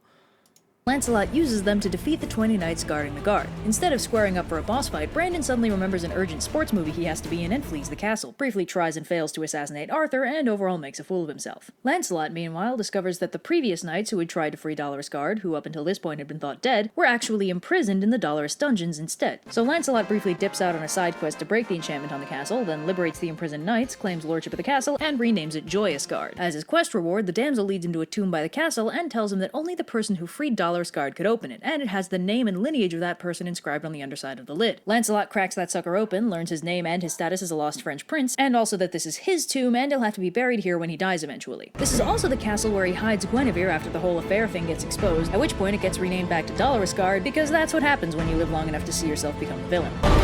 No! We talked briefly about Parzival/Percival back in the original Arthur video. He was the OG Grail Knight before Galahad was introduced to the mythos and had a large number of adventures on his way to find the Grail and heal. Briefly about Parzival/Percival. Oh, Percival. He's in LB6. Back in the original Arthur video. He was the OG Grail Knight before Galahad was introduced to the mythos and had a large number of adventures on his way to find the Grail and heal. Yeah, if I'm not mistaken, Percival was, there were only 2 knights that even ever saw the Holy Grail in Arthur's crusade to find the Holy Grail. The first one was Percival, but he never actually obtained it. He saw it, but never obtained it. I don't know the details there. And then the second person was Galahad, who took it and upon holding the Grail, like, ascends to heaven or something like that, which is very important. It has to be in FGO's storyline, considering Galahad is the servant inside of MASH, and Galahad also doesn't want to help us in the Cosmos and the Lost Belt storyline. The whole storyline there between what truly happened in the FGO or in the Fate proper human history when he received the Holy Grail is definitely going to be important later on in the FGO storyline. Heal the Fisher King. This particular story begins when Parzival is embroiled in the Grail quest, and he stumbles upon a mysterious knight named Ferrophis leading 25 Moorish and Saracen armies. Ferrophis is an African prince from the fictional kingdom of Zazamang, and he's basically doing the generic knightly thing of questing around for honor and glory. He's hoping to bring glory specifically to his queen Secondile, who gifted him with some swanky decked out armor and an asbestos shield of all things. Anyway, questing knights apparently work by Pokemon rules, because as soon as Parzival and Ferrophis make eye contact, they immediately square up to duel. So Parzival and Ferrophis joust for a bit, and then they get off their horses and start smacking each other. Pokemon rules, as soon as they make eye contact, they start dueling. They're around with their swords, and they're pretty much evenly matched, with Ferrophis being maybe just a little bit stronger than Parzival. But just when it looks like Parzival might lose, he remembers his lovely, unpronounceable wife, Condwiramer, and gets a major boost from the power of love. Parzival breaks his sword over Ferrophis' head before dramatically collapsing, but lucky for Parzival, Ferrophis is honorable to a fault and refuses to battle an unarmed opponent. So they call the duel off and chill for a while, and when they start talking about their family lines, it turns out they're actually half-brothers, their father being the wandering knight Gameret. So that's cool. When they take off the helmets, it turns out they look really similar, with one major difference. Ferrophis is biracial, but apparently the author of the poem didn't quite understand what that means, so Ferrophis has black and white skin. Vitiligo, maybe? Anyway, Ferrophis joins Parzival on the Grail quest, briefly wows the court of King Arthur with his swanky crystal-covered armor, and eventually converts to Christianity because his status as a pagan worshipper of Jupiter meant he couldn't actually see the Grail, which kinda bummed him out. I've mentioned how Arthur kind of got eclipsed in his own mythos due to the sheer volume of quirky knights and quests writers could focus on instead, but that doesn't mean he was irrelevant by any means. For instance, one knight makes his memorable entrance to the mythos by conquering a huge chunk of land, 30 kingdoms to be precise, and actually threatening Arthur's status as king through sheer military might. The knight, whose name is Galahad, is called the Uncrowned King because he refuses to accept a crown until he conquers Arthur's kingdom, which in this story is called Logres. He is also, by all accounts, an actually good king and is fairly well liked by his subjects, which is neat. Wait a second, dude. What did you say that name was again? By conquering a huge chunk of land, 30 kingdoms to be precise, and actually threatening Arthur's status as king through sheer military might. The knight, whose name is Galahad, status as king through sheer military might. The knight, whose name is Galahad, military might. The knight, whose name is Galahad, is called the Galahad? Dude, come on, man. Holy shit. crowned king because he refuses to accept a crown until he conquers Arthur's kingdom, which in this story is called Logres. He is also, by all accounts, an actually good king and is fairly well liked by his subjects, which is neat and also not good for Arthur. Now, Galahad is menacing. His mother was a giantess, and it shows. He's huge and intimidating and is having no problem overpowering Arthur's forces at every turn. But he's also utterly smitten with Lancelot, and after being dazzled by Lancelot's impressive battlefield prowess, he actually surrenders in exchange for becoming Lancelot's friend. Oh, is that why Lancelot's son is Galahad, right? Because that's why the Mash and Lancelot have that whole dynamic? Oh, okay, maybe it's not as significant as I thought it was. Presence or absence of big rainbow air quotes around that friend is a matter of furious academic debate. Regardless of whether or not Lancelot and Galahad have more bro or more ro in their bromance, they are very close, join the round table at the same time, and Galahad actually helps set up Lancelot and Guinevere together. Which, you know, wasn't the best thing for Camelot in the long run, but, you know, points for the bro move, I guess. Wait, Galahad they never talk about... Oh, wait. Got largely written out of the mythos in the 15th century when Thomas Malory basically left him out of his rewrites, but he does make a cameo in Malory's Le Morte d'Arthur during the wacky exploits of Sir Dinadan, a knight predominantly known for being neither a lover nor a fighter, who thinks court... Okay, I was going to make the comparison between this guy and Galahad because Galahad, but if he was friends with Lancelot, maybe Lancelot just named his first son after his good friend Galahad and named him Galahad. But I was going to say, if this is a legend I've never heard about and Galahad was a knight that wanted to conquer King Arthur's kingdom, that could be fucking super important later on. Similar names happen a lot in mythos. Damn. I know. Well, yeah, there were like 3 different ones for a Morgan in the fucking... There's the queen... There's the fucking Morgan, Arthur's sister. There's the Fae Morgan. There's Morgana. There's like all the... Yeah, they're pretty frequent. Crown until he conquers Arthur's kingdom, which in this story is called Logres. He's also, by all accounts, which, you know, wasn't the best thing for Camelot in the long run, but, you know, points for the bro move. I had only heard of Galahad named previously as a card fight Vanguard card. Look up their vid on Thor's adventure with Loki, where they meet is totally unrelated. Where they meet a totally unrelated Loki? What? That's mad funny. I guess. Galahad got largely written out of the mythos in the 15th century when Thomas Malory basically left him out of his rewrites, but he does make a cameo in Malory's Le Morte d'Arthur during the wacky exploits of Sir Dinadan, a knight predominantly known for being neither a lover nor a fighter, who thinks courtly love is dumb, fighting for sport is lame, and it's much more entertaining to prank his fellow knights at the table round and be an overall swell guy with a great sense of humor. During a friendly tournament that Dinadan is doing really well in, much to everyone's consternation, Dinadan pokes fun of the ever-serious Galahad by comparing him to a wolf and suggesting he eat a huge fish in order to prove he isn't actually a wolf, because apparently both wolves and Galahad are well known for their hatred of fish. You probably had to be there for the joke to actually be funny. It's possible Lancelot takes this joke badly, because in their next duel, Lancelot disguises himself, apparently very convincingly, as a girl, unhorses Dinadan while on foot, stuffs him in a dress, and parades him around the banquet hall, which everyone thinks is hilarious, especially Dinadan. It's a weird day. Side note, in just about every modern interpretation, Dinadan has at least one really funny line, which is a testament to how well his comic character has held up over the centuries. You probably walked across the channel. Sir Gawain is probably the most boring of Arthur's well-known knights. What is there to say about Gawain? He's not as strong as Lancelot, not as good as Galahad, not as evil as Mordred, just kind of not much of anything, really. He's generically chivalrous, but not about Gawain. He's not as strong as Lancelot, not as good as Galahad, not as evil as Mordred, just kind of... I love the music that... Oh... What is there to say about Gawain? He's not as strong as Lancelot, not as good as Galahad, not as evil as Mordred, just... Look at the fucking sprite, dude, they do for it. That's so cute. Not as evil as... Mordred going... as Mordred, just kind of not much of anything, really. He's generically chivalrous, but not a paragon of virtue, and he spends most of his time not quite living up to the ideals put forward by Arthur. PTSD to Camelot fucking singularity.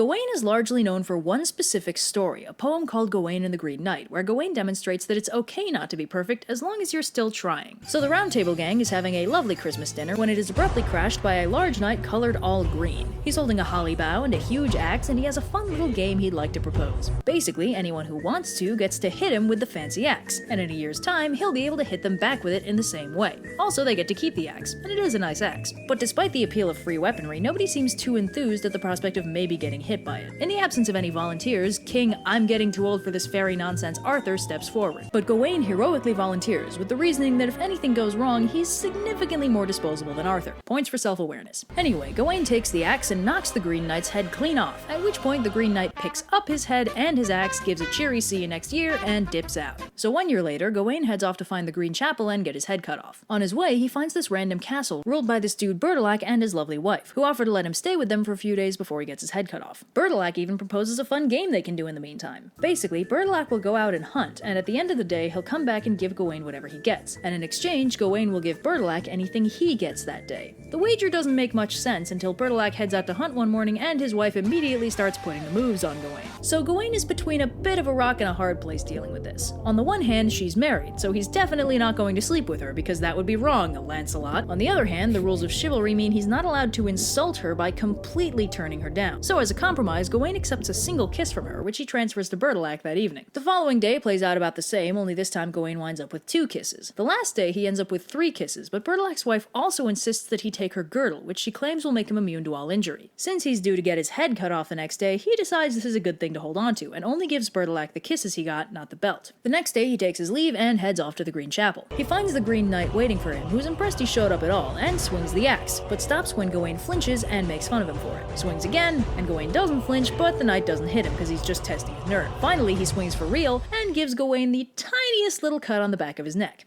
Ah, bummer, looks like he couldn't swing right. Good game though. If you're as confused as Gawain is, the Green Knight reveals that he and Bertilac are the same, and this whole thing was a ploy by Morgan Le Fay, who had hoped that the initial party crashing would make Guinevere die of shock. The rest of the story was basically the Green Knight testing Gawain's nobility, and even though Gawain is ashamed of himself for hiding the girdle and flinching at the strike, the Green Knight tells him not to be, and that he doesn't lose any points for being human. They part on good terms, and Gawain returns home, secure in the knowledge that he isn't perfect, but he's trying, and that's what really counts. Also, he kinda goes off on a rage-fueled vendetta after Lancelot kills his brothers while escaping with Guinevere, then he drags Arthur into a war with Lancelot, leaving the throne abandoned for Mordred to seize control, gets fatally wounded, and forgives Lancelot on his deathbed while begging him to return and help overthrow Mordred. So maybe the moral of Gawain's life is that you don't have to be perfect, but try not to screw up quite so spectacularly.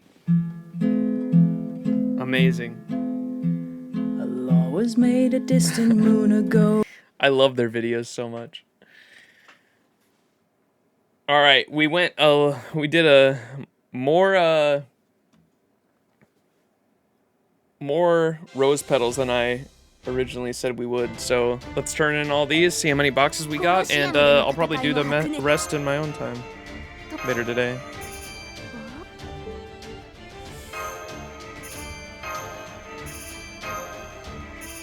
God damn, we've been live for 10 hours, man.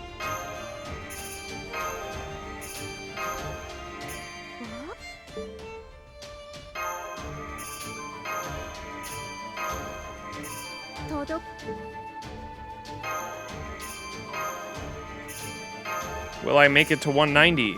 I think I will. Yes, I will. Wait, maybe? Yeah.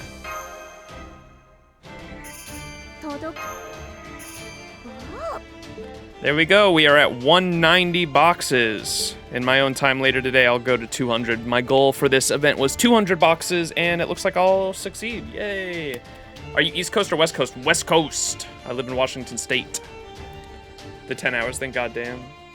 I'm wondering how bad it is. It is 9:30 a.m. currently. Yeah, we did good. We done did good. Did the thing. All right, who can we host? Who is live in Fate Grand Order? Reincar!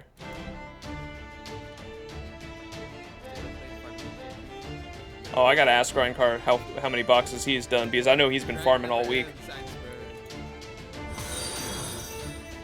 9:30 a.m. started at 11:30 PST. How are you not passing out midstream? Because I work a PM shift, so this is already my sleep schedule normally anyway. Like, I usually go to work like late afternoon and get home early morning and then like stream for a few hours in the morning. So my sleep schedule, like, this is my sleep schedule essentially. I'm getting tired now because normally I go to sleep around this time, but yeah, that's the whole reason. All right, we're gonna raid Reincar, everyone. Go check him out, show him some love, and I'm gonna get some sleep. I'll be streaming later tonight around the same time probably, but we're not gonna be doing FGO. We'll be doing some Remnant from the Ashes. I'm gonna finish up that game, do the DLC, and then sometime next week we will be streaming more Lost Belt 6, which will be fun. Bye, Ved. Bye, Black Angel Rose. Peace, everybody. Love y'all. And I will catch y'all in the next stream. Bye. Clean up whatever remains.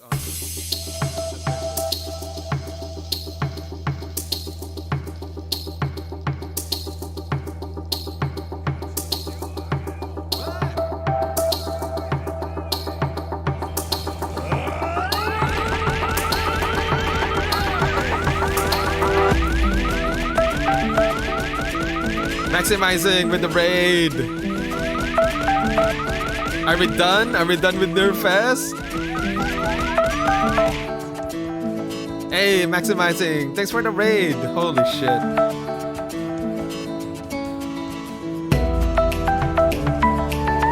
What's the final count? What's the final count? How many CE drops? How many boxes did you manage to reach?